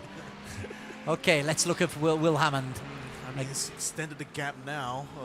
45 seconds last time, now it's 49 seconds. So Culture Racing Evo is still pulling some really good pace in the lead here. He's only 0.3 of a second off his fastest lap, off his team's fastest lap. He obviously had a 2:01 in the past, and there is Will. So P2 is having a bit of a fight right now. As Ethan Sito is right now within 2 seconds of Juan Afik. So this could be a battle to watch here. So there we see it. Not too far apart here. The Stallion car and the Pepeka Good Boys have been had a good run ever since they got punted out very early in this race. Who would have thought they would be back up fighting this time for P2 and maybe even a possible win here. But at least as far as Juan Afik is concerned, he wants to stay in this P2.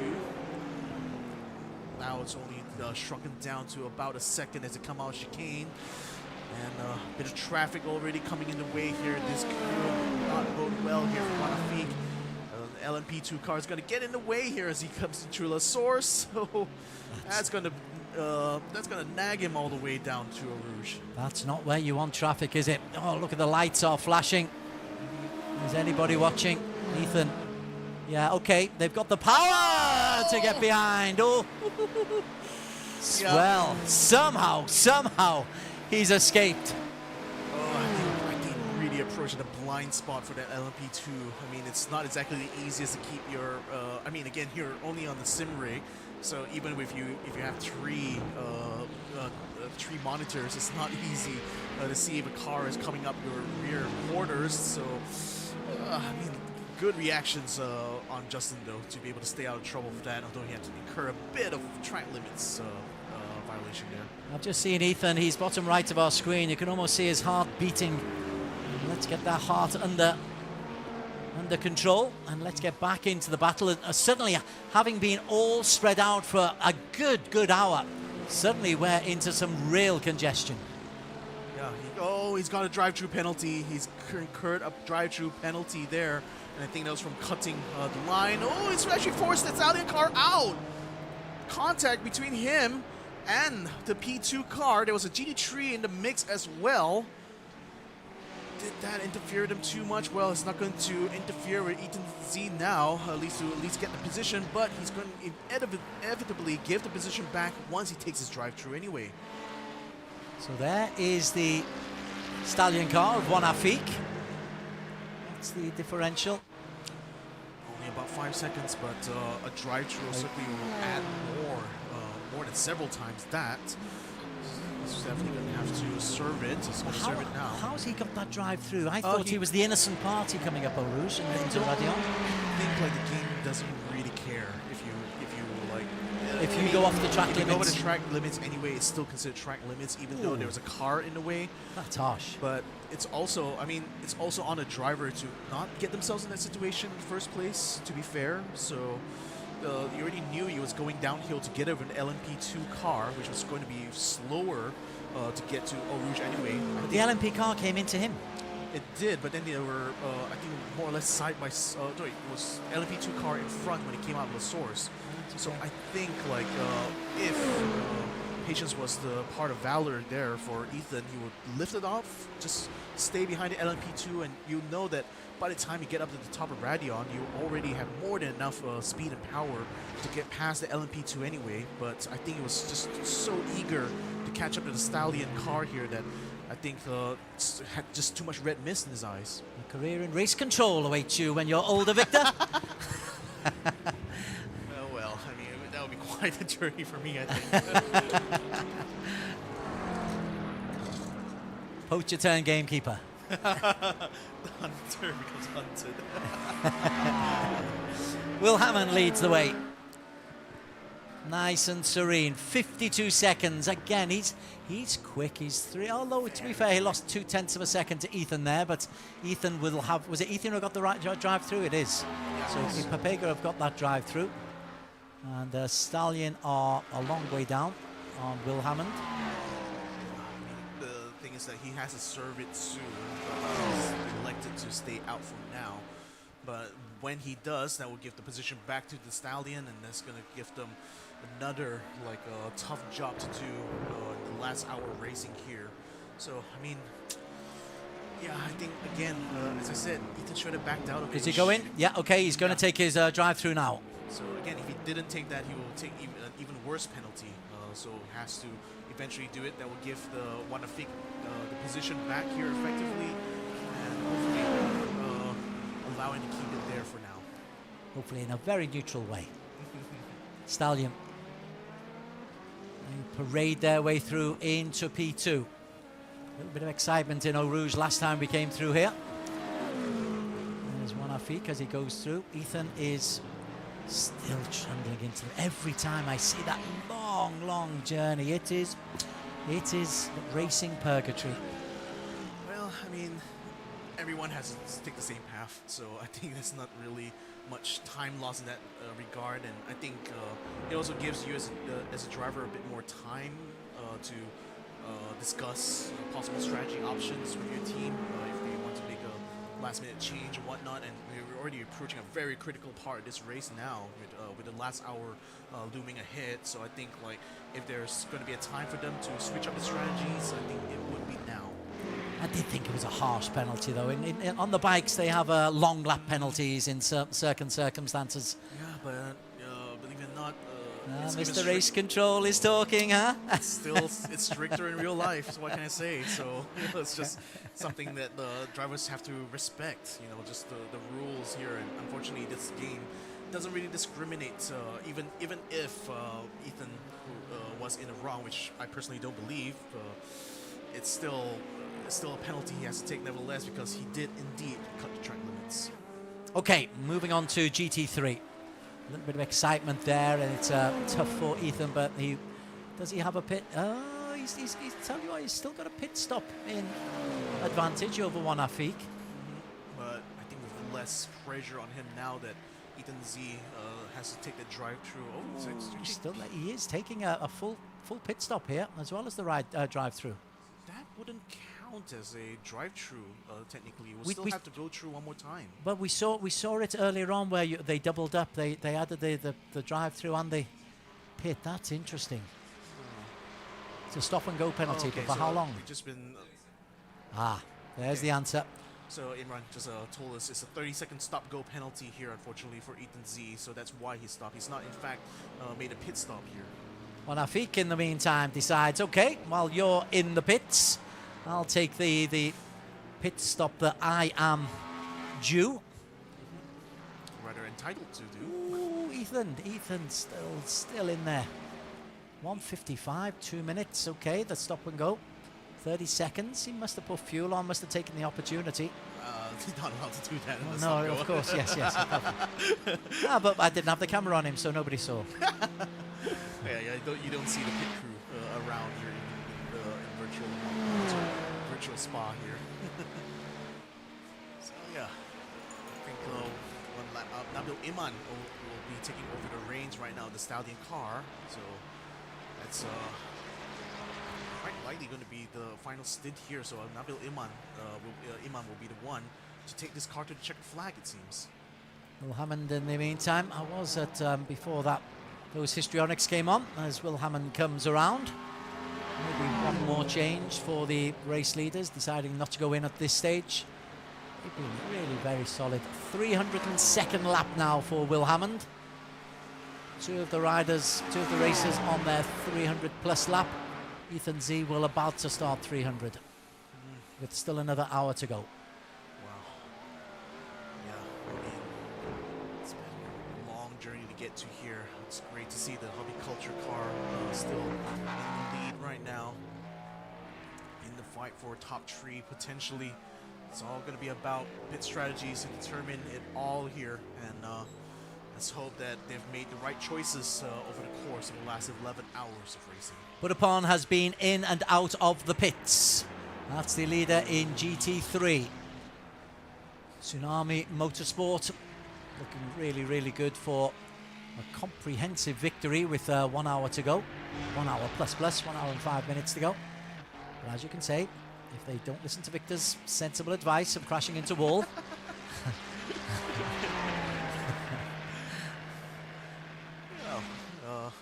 Yeah, as long as they don't do that. as long as they don't do that, should be okay. Okay, they'll be fine. Totally fine. No problem. Oh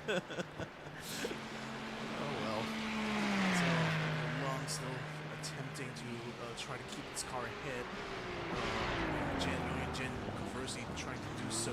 Jeremy Yeo has got himself ahead of Bimo. Did Bimo go into the pits? We were looking at this a long time before. Bimo was leading at one stage by 10 seconds. Jeremy has been able to turn that round. There hasn't been a pit change. I think that pass might have happened while we were focused on what happened between Ethan as well as one of Feek. So it did. I mean, we did anticipate this will come to pass given how fast Jeremy Yao had been lapping consistently compared to Bimo, and Bimo is still in the 219s even at this stage here. So no surprise in that regard that he's finally got the job done. Thiago Pereira's having a fun time there. He's been off track a couple of times in recent minutes. The Sri Lankan. Maybe just a little bit of concentration, a little bit of focus at the moment. Thiago's down in P21 in the GT3s. Let's get back to Hawadeep. Let's see how he's doing. Lovely, splendid isolation for the LMP2 category. 3 categories out on the circuit. Plenty of changes. Certainly in the first 9 hours, a little bit less so in the last hour, 2 hours or so. Having raced so long here, I mean, everyone is going to be on their either the most conservative or the most mindful of driving right now, because the last thing they want is sustaining a penalty or worse, losing concentration and having an off into the barriers or into the walls. Or Hishamuddin had apparently had an off, and the Pantaso racing team, he's in the pits at the moment, and he's been in there just 25 seconds at this stage. I'm not sure if he got it off, because we've consistently been seeing that the game seems to enter drivers crashing as they enter pit lane, and that's happened multiple times for many people. So that's what I'm reading. Okay. So again, I You're suspect, not believing. I mean, non-believer, I guess, but I suspect it might have been some sort of trigger or something close to the entry. It seems to trigger that alert every time someone enters the pits. In the meantime, Buddapon, just a little bit of traffic. He's looking to lap cars. That's really impressive from Buddapon Chitram.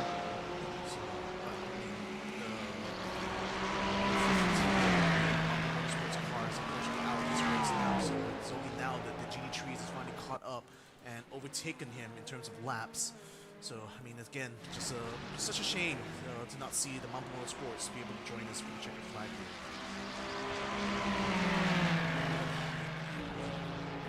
We'll continue on. Regardless, right now, the GT3 class has done very well to stay out of trouble. It's not only culture, racing Evo car with Will Hammond behind the wheel. They are very comfortably in the lead right now, more than a lap up from where Nabil Iman is right now of the Stallion car.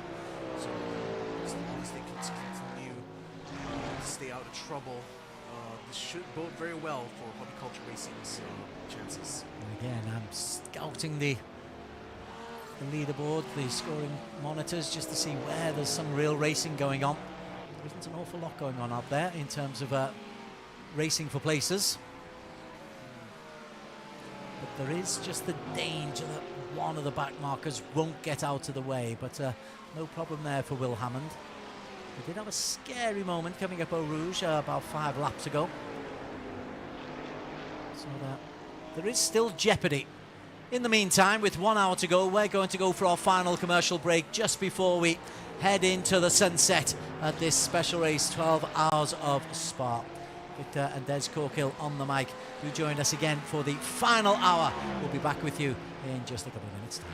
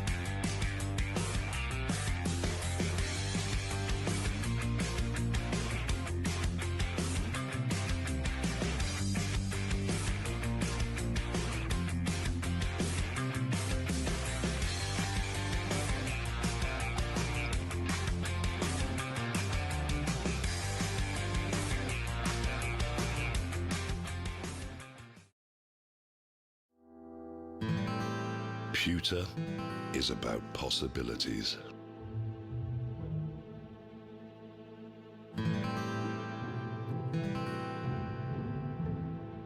It is an idea made real.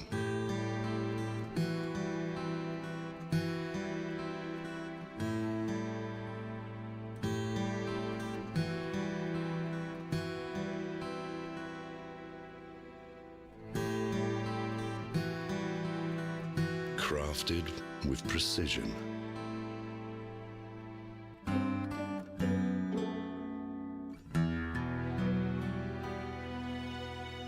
It can make tradition timeless. Pewter evolves.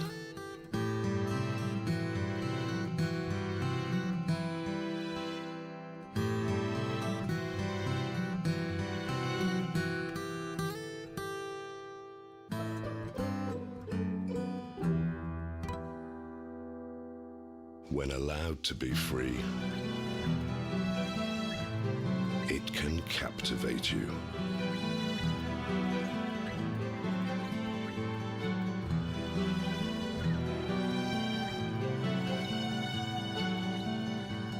Pewter is our legacy, and we're keeping the legacy alive.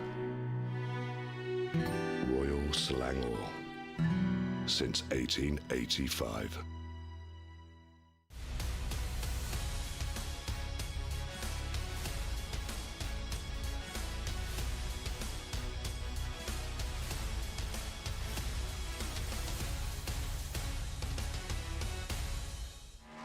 Final stretch on eRacing GP, our special race, 12 Hours of Spa-Francorchamps. We're into the final hour of this 12-hour epic.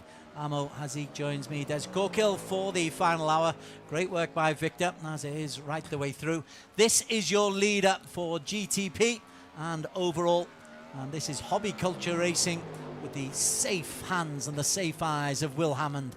A huge lead, 2 minutes and 46 seconds clear. And he's been metronomical over the last 3 hours, certainly, that I've been involved. Well, the last 2 hours I've been involved, and I suspect in the 3 hours before that you had them. And I'll hazard to guess that the time that he made up from all the fastest lap that he set up to this point is the reason why he's actually leading the way. Sure, it's not a fast lap overall, but the pace is enough to keep him ahead of both the Stallion and Papega Good Boys car.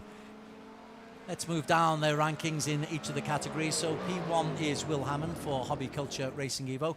P2, it's the pink of Stallion, who had a real boost because Ethan Sato was having just to do a drive-through penalty, and that means that Nabil has been able to establish a 37-second lead over the Papega Bad Boy. And here's the reason why. You can see by those numbers with the X on the side, that's actually the number of off-tracks that are allowed for this particular juncture. So the first 60 will be part of that particular package. But then, subsequent penalties you can get is 30. So it's up to 30 times for each one, then you get a drive-through or stop and go. And in this particular case, the Papega boys, apparently according to Imran, had 120 in total. Okay, right then. So it's not quite been as neat and tidy as we thought. Okay, that's in the GTP class. Into the LMP3. Two, yes, sorry, yes. Not GT, let's confuse. This is Howard Yap. A massive 11-minute advantage over Mohammed Zikri. It would take something absolutely astonishing to prevent Yap and Panthers eRacing Academy to be taking the checkered flag first here. And as we jump to Zikri, a bit of a surprise that he's wearing... There we go. The camera pans to right behind him immediately, so he's behind on the track and on the leaderboard. But he's got a special shirt that he's wearing today. It's the Three Lions. And he has a bit of a lore behind him. Apparently he was born in the UK, in this particular case England, and lived there for about 5 years before his family returned to Malaysia. So technically, there's a reason why he was supporting for Three Lions for the World Cup. Okay, so there's Zikri in P3 from Bangladesh. Zohab Hussain for Auto Gaming Rebels. He's in P3. And the intervals. Yep, and a very lonely P3. We had another further 2 laps behind. Oh, there's a car between there. The Papega Ayam Gepuk car probably was trying to get rid of a penalty, nearly clouting another GT3 and then P2 for good measure. It's amazing how they avoided contact there, because it was, again, coming into that last chicane, such a bottleneck position, particularly if somebody is going into the pit lane. And 3 wide too, no less. You wouldn't even want to try 2 wide there, let alone 3. And somehow all them made it through without any contact whatsoever. Okay, moving on to the GT3s. And this team, Tsunami Motorsport Budapom, is now on his 3rd stint just at the moment. I wonder if they've got another pit stop left in them. I'm sure they will have. He's taken 8 so far, according to our screen, which is 1 more than the likes of Liu Liang in P2 and Young Jam in P3. So he's leading by 120, and he's got pit stops to spare. Indeed, and he could probably just come into the pits and still be ahead if he pits right now, but that's probably not part of the plan at this point. There is Liu Liang, double L, in the yellow livery for Raiden Esports racing out of Hong Kong. And it was a good battle earlier on between Young Jan, the Malaysian, in the Ferrari, and Willem Ong, but Willem Ong has dropped a long way back. It's 25 seconds, the differential there. They've had an equal number of pit stops as well, so Young Jan is looking good with approaching 53 minutes to go. He's looking good. Amal Naeem goes into the pits once again, so Budapom retains play 8th overall. Yeah, man, our screen says Buropol overtook Amir Naim, but that's probably because they were in relatively close combat anyway, so I don't know why the timing screens put it there. Different classes, different cars, but yeah. Oh, you know, that's why Buropol overtook it, because it's P8 and P9 overall, yeah. Yes. So Naeem comes out of the pits. There's a pit stop. About 1 minute and 3 seconds, yeah, Okay. about on average. But still, he will probably, for the sake of pride, want to overtake a GT3 so that he doesn't finish by him overall. Indeed, yes, and Budapom. If Budapom were able to finish ahead, that'd be remarkable. What is the gap between? Oh, it's only 17 seconds, so Amal should be able to make that up pretty comfortably. There he is, actually coming into the same straight. No, that's how it, yeah. That's how it, yeah, okay. Yeah, right, but actually, in terms of GTs finishing in front of prototypes, we had that before multiple times, only in the US, of course. The first time they had Daytona prototypes, none of them finished. The GTs finish ahead. And then the second time that I think I can think of is 2015. In Petit Le Mans, a Porsche finished ahead of all the prototypes because it was raining so badly they couldn't overtake. And Rakamo strikes again. Fantastic knowledge. Let's have a look at Ethan Sato. Let's see what he's getting up to at the moment. P3 at the moment for Ethan. And he will have to avoid getting yet another stop and go penalty there. That was devastating for Justin, and it happened to him too. So that's why in the net race stakes, they have lost so much ground to the number 22 Stallion that this is probably the best they could get out of for today. Unless, of course, the Stallion team run into trouble. But amazingly, despite all that's happened around them, the Stallion team have not really come crop in any way whatsoever. That's P3. There is the Stallion team. I love the way their livery seems to change with the lighting. Yeah. Well, one here looks a bit like it's beige, and then suddenly you can see the sakura flowers blossoming. I think that is a sakura flowers, Japanese flowers. Oh, yeah, it is. So that's why it just looks so beautiful. And a beautiful, nice little gentle overtaking maneuver past Papega in the purple. Yeah, on the luchadors, which is not normally the most gentle way of doing it, especially when those freedom fighters go ahead. Where's a contest going on, Amo? That's what we keep looking for, and the answer is nowhere. You look on the screen to the right, that shows plenty of placing, plenty of distance between the cars.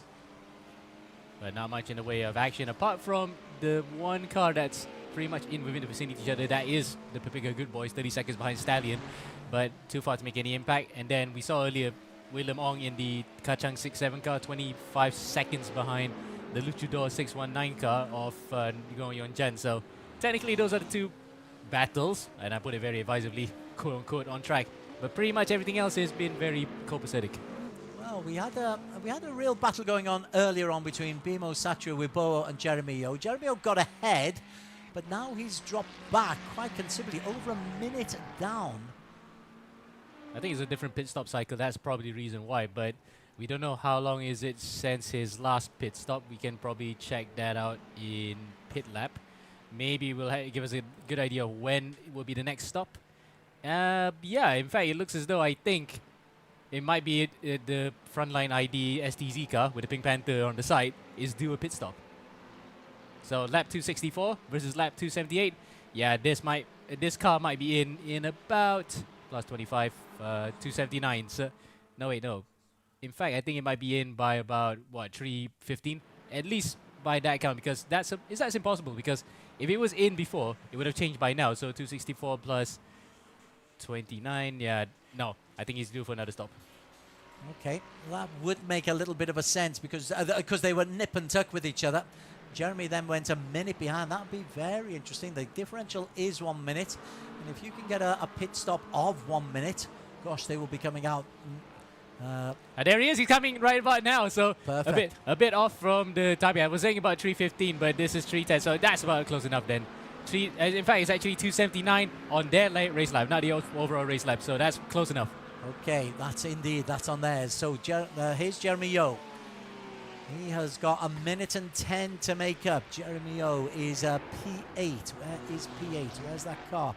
Oh, he's just he's only halfway through the lap at the moment. He might not be able to make it up here. We'll see about that, because before he came still going in. Yeah. In fact, before that, the interval was about 1 minute and 5 seconds, wasn't it, before we came in? That might just be a very close proximity between the two cars. Okay. Keep an eye on Jeremy Yo. Kenzo Racing. And there's a 992. No driver swap. It looks as though Bimo Satria will be in for the end of the race. But crucially, though, Jeremy now coming into the last corner. Now this is where it's going to get really tight. We'll keep a close eye. Bimo is still static. Jeremy isn't quite going past him yet. Bimo still static. And he's only just starting, I think, the fuel process. Yeah, then after that, the tires come on. So I think Jeremy now might just be able to sneak it in. His pit stop was 41.55 seconds. And it looks as though I think Bimo is just about going. And it's 38 seconds. But the 3-second differential makes no difference, because Jeremy comes ahead. Jeremy and cold tires as well for Bimo. He will not be able to get it up to temperature anyway. So that's pretty much a battle done in the pits. And we think that they are now level on pit stops, Jeremy Yo and Bimo. Or does Jeremy still have one to do? No. Pretty much, we need to bring up the pit stop time after this. If we were to calculate by the fact that each stint is about, what, 20-ish laps, then the pit lap one, then you might think that he will need to do a splash and dash towards the end. So that's pretty much by our calculation. So there we go. That's the confirmation on the screen. 278, 281 plus 3. If that was the case, I think Jeremy might be able to bring this home if he didn't pit that later. If pit that sooner before this. Jeremy is 6:07, P15 at the moment, Quenzo Racing. So that was his last lap, 278, which is their last lap. It's not the race lap at the very top left. Obviously, so Jeremy is now on 281. What is BMO on? What's BMO? Is 992. 281. So yeah, this is the lap that they're both on right about now. Yes. Okay, so it's looking good for Jeremy. So yeah, that will be the key thing, is whether or not Jeremy can actually bring it home right now. Will he splash and dash? I think I put the mental arithmetic just now. If it was about 29 laps ish, he might just be able to nick it in here. But we'll wait and see first. It's all about the calculations as well. They'll be having some assistance, no doubt. Yeah, especially with the fact that he has race engineers on board with that Quenzo team. So they've divided to 2 squads, as I mentioned before, Quenzo, and alongside them is Technoburst. So they're working with both same crews and sharing the expertise. They might just be crunching the numbers behind the scenes right now to see if Jeremy can bring it home, or he'll have to lift and coast all the way home. Okay, so that's been a good battle between Jeremy and Quenzo. We'll keep a close eye on that. That's the battle for P7. The championship leader, or the GT3 leader, remains Burapon. Burapon, let's again, we are. There's plenty you can do here. Where's that pit lap that we're after? The pit lap for Burapon. He is going to be coming in lap 274. Well, that was his last one. He's on 285 now. You reckon 30 laps per stop? 29 at least. So I would have to guess like 303, 302. Somewhere around that range. So if they just about get when it comes to 300 range, maybe they can just bring it home here. The other categories, Howard Jeep. Sorted out. Leading massively, 11 minutes up of Mohammed Zikri. Pretty much no contest here, as you can see the interval between the 2 cars. Massive, 5 laps. I think Howard Yap can afford to do at least 2 pit stops and still be ahead. And in fact, on the road right now, he's actually in front of the racing line car. There it is, right behind him. So that would just probably beat the stuffing out of him, knowing that psychologically he can't even overtake the Panthers car because they're that far ahead. And if he even gains a position on them, it will only just take away 1 lap. That's That's P1 and P2 in our category, in that order, except you've got to go 5 laps back Yeah. to make it all level. Yes. Now that's why I said it is actually going to be a bit demoralizing, knowing that even if you overtook them, you only got 1 lap back. Will Hammond goes into the pits. Race leader. He's another with a very, very healthy lead over a lap from Nabil Imam. So there is Nabil coming through. Ooh, close. That was close, wasn't it? As they dart off into that pit lane. Yeah, the other hobby culture car, that's Daryl Oak that time round. Nearly could have got into the front of him, but luckily he signaled his intentions properly and got into the pit lane safely. On board with Nabil. Is he going to be able to eke at least something back from Hammond? And is Hammond actually going to be the man who completes this contest for Hobby Culture Racing Evo? Yeah, let's see if that was the case. I think it might be just a driver swap just to bring in McKenna to bring the car home and just driving things up. Yeah, no, in fact, no. I thought for a second when the name goes away, it's a driver change, but it might be just Hammond bringing it home then.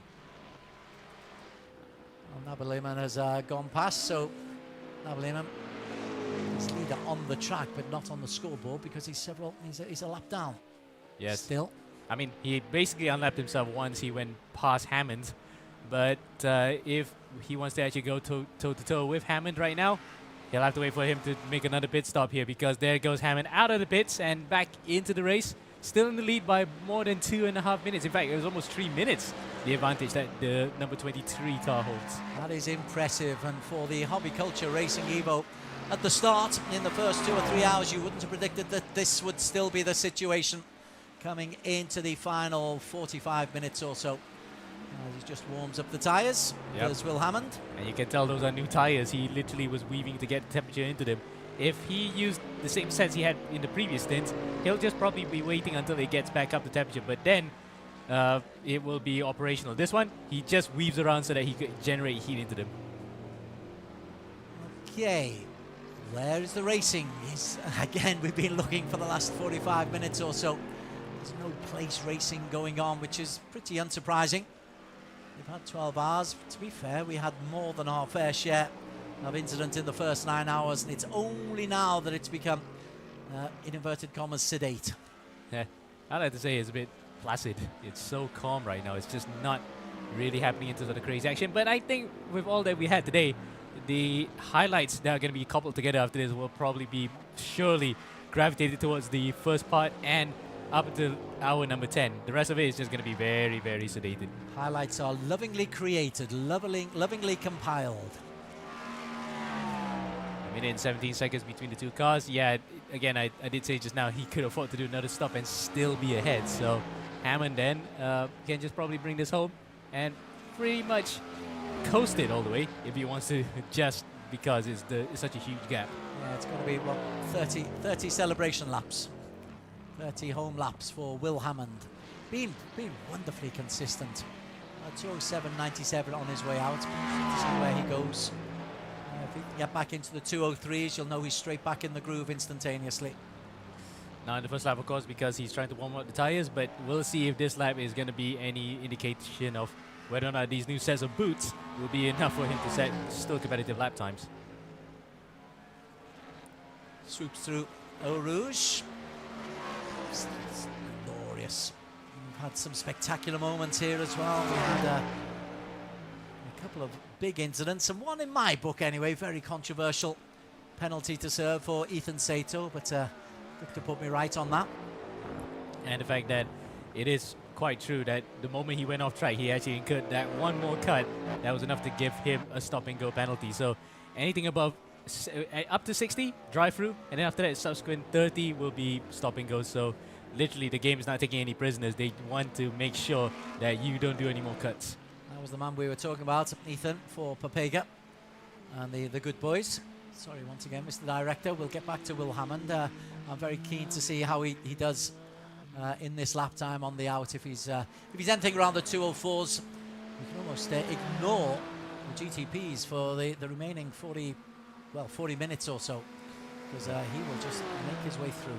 There's Ethan on our screens, looking quite testy, and I think it looks a bit mirrored or it's a bit delayed, but you can see by the time he turns in, the car is on our screen turning, so yeah, just a little bit of a delay in there in the footage. But apart from that, we know it's him driving because he has actually done a Spa 24 just last weekend with the Axel Club team, though with not much in the way of success, but nonetheless, this will be still a good return to form as the number 27 car will be coming onto the podium. And there's a rear wingless number 895, now I'm thinking by the looks of it, the Bing Chilling car. Sorry, I missed that one. That one just for a sec. I just want to see how quick Hammond is. Apologies for that.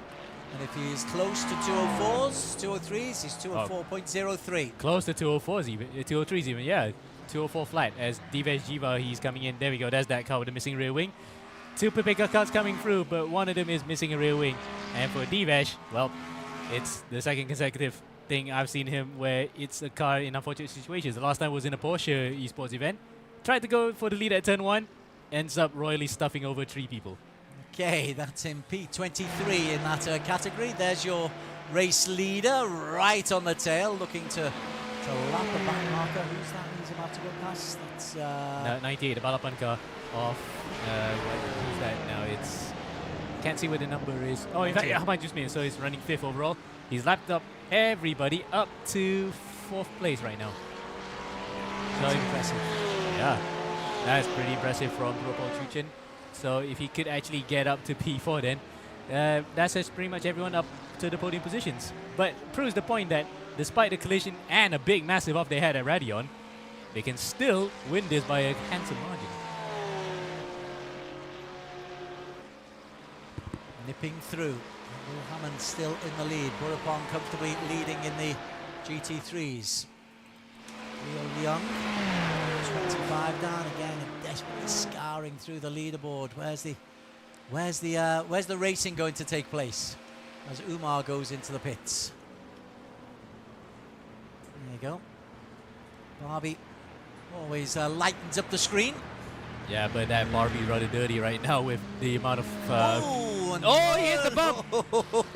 Now, was that on purpose or the fact that he actually knows... No, he's actually doing it for fun. He's actually doing it for fun right now. Or, no, in fact, that's where his pit stall is. But the way that the bumps are there, it makes it as if that there was something wrong with the laser scan. Is that where his pit stop is? Yeah. It is, yeah. Oh, that's very untidy. I mean... I'll be surprised that why on earth will the pit lane be like that? Because on iRacing, all the tracks are laser scanned. It should be perfectly flat, but that looks almost like a definitely sleeping policeman. Well, he's enjoying it, even though he looks a little bit tired, does Barbie. Well, in this case, Umar Daniel, but I think he was just probably having a laugh there. That's an interesting one, right? He's in there. Let's get back up into the lead. Howard Deep is also in the pits. He comes through. He's the category leader for the LMP2s. He's in the pit lane, but as we say, he's got that humongous lead. Yeah, in fact, you might say that by the time that he leaves Belgium, you know, the Spa-Francorchamps circuit, he'll be already halfway to the British Isles and everyone's still stuck here. That's how big the gap is. And then he'll hit the M25 and everyone will catch up. Ah, yes. How notorious, isn't it? Well, there he goes through. Hammond, let's... How's Barbie doing? I think he's still Umar's still stationary. in the pits. No, in fact, he Just is coming moving. out now. Yeah, he's moving, but still in the pit lane, on the fast lane. Yeah. That car has accumulated a lot of muck on the front of it. It looks almost as if he went through a 24-hour race cycle. Well, he's just overtaken Imran, who crashed out earlier on. That's a real shame for the number 15, especially given the fact that holds the fastest lap, but that will not be for naught because he will not be in contention to win the trophies. 4 out of 7 left in the GTP. For the LMP2. There's Got one. 4 out of 5. Oh, Umar spins it out of the pit lane, right in front of the traffic and nearly into the triple tree and the sister Barbie car, which is not even the same team, but that was a big moment here, and hopefully he can get it rejoined back in time. Well, he's given us an eventful couple of highlights there. Well, that's something to look forward to, isn't it? At least we got something to talk about there. Where's Ken when you need him? As Barbie goes on down, I really shouldn't call him Barbie, it's Umar. Umar Daniel Karudin goes down, having given us a spectacular thing. Obviously the tyres, did he change tyres? Must have done. He did. That's why the car was jacked up. So that's why these are new tires. It's cold, and he's not taking as gingerly as anyone else should be. Well, there's a highlight for us coming in towards the final half hour. Again, let's go back onto Will Hammond as he establishes he's 120 clear of Nabil Imam. And just going back to Umar, finishing up on what you were saying about him, he might have had a bit of an opportunity to overtake because in front of him, the Hobby Culture Racing Nova car has a drive-through. So yeah, that's just the end of his particular arc, shall we say. Yeah, it was quite a wild story, even if it's just for about 5 minutes. Okay, sorry, Mr. Director, back up to Will Hammond. You had him on screen before. And there he is back on our screens as meanwhile behind him, P7, the Auto Gaming Rebels car, the number 53 has also been given a stop and go penalty. So right now at this point, we're not talking about drive-throughs anymore, we're talking about stop and goes. We don't have to go back there. Look, you can see the live timing there, the black box. Let's just find the guilty party. There he's Zohaib, and he's going to have to come in. Well, he's just on the start of this lap, so he must have seen the black flag very, very late. He'll do this lap and come in at the end of this lap, we suspect. He's in P3 overall. Again, not in any real danger of being overtaken by Amrul Naeem. Also the fact that, yeah, sorry, but the front of that car looks like as if he got a black nose missing, but in actuality that's part of the livery. Just to point that out, I think some people can unsee that now because you might think there's damage, and also you might think that he has frostbite, but he's not from Nepal, he's from Bangladesh. The nose of Dalmatian, yeah, there we go, that's why. 101 Dalmatian nose. Now we can unsee that. Yes. It's the Dalmatians I can't unsee. Right, okay. This is, so that's in Nabil Iman coming through, about to get the better of him. Nabil for Team Stallion.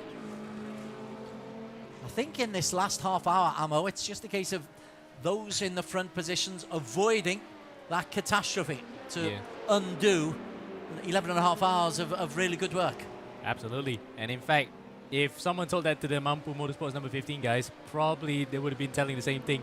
You have such a big lead, don't get into any situations that can muck you up. But unfortunately, maybe it's just one step too far. So that kind of situation might have done it. Absolutely. That might have been. Stallion, but well, they need to take a double breath there because they're 3 different categories. And again, if you're the front man and you've got to give way and you give way and then somebody comes into the space that you've just gone into, it's difficult for you to be held to blame. But Stallion, they escape. They will move now on to lap 317 for them. 317 for sure. But the thing is, I don't really blame the GT3 guy because he was actually Divesh. He was trying to give way. Yes. But then the LMP2 behind him was so close that he nearly got hit. So this Dalmatian car then nearly rear-ended him. And then Nablima was just checking out on the rest of them. Young Jan goes into the pits. That's been an interesting one. His battle with Willem Ong. At one stage, there was barely a second between them. Jan, over the last half hour, has been able to take best part of 2 minutes off Willem Ong. But they are now, we believe, up to level pits. And let's see if Willem is able to dig into that time. It's probably a bit too far back. Yeah, I think now for them it's stint number 16. They have done 15 stops. Just ×2 from what we were seeing so far because we lost about half the pit stop times there. But the point is that right now, this might be just a battle on here. If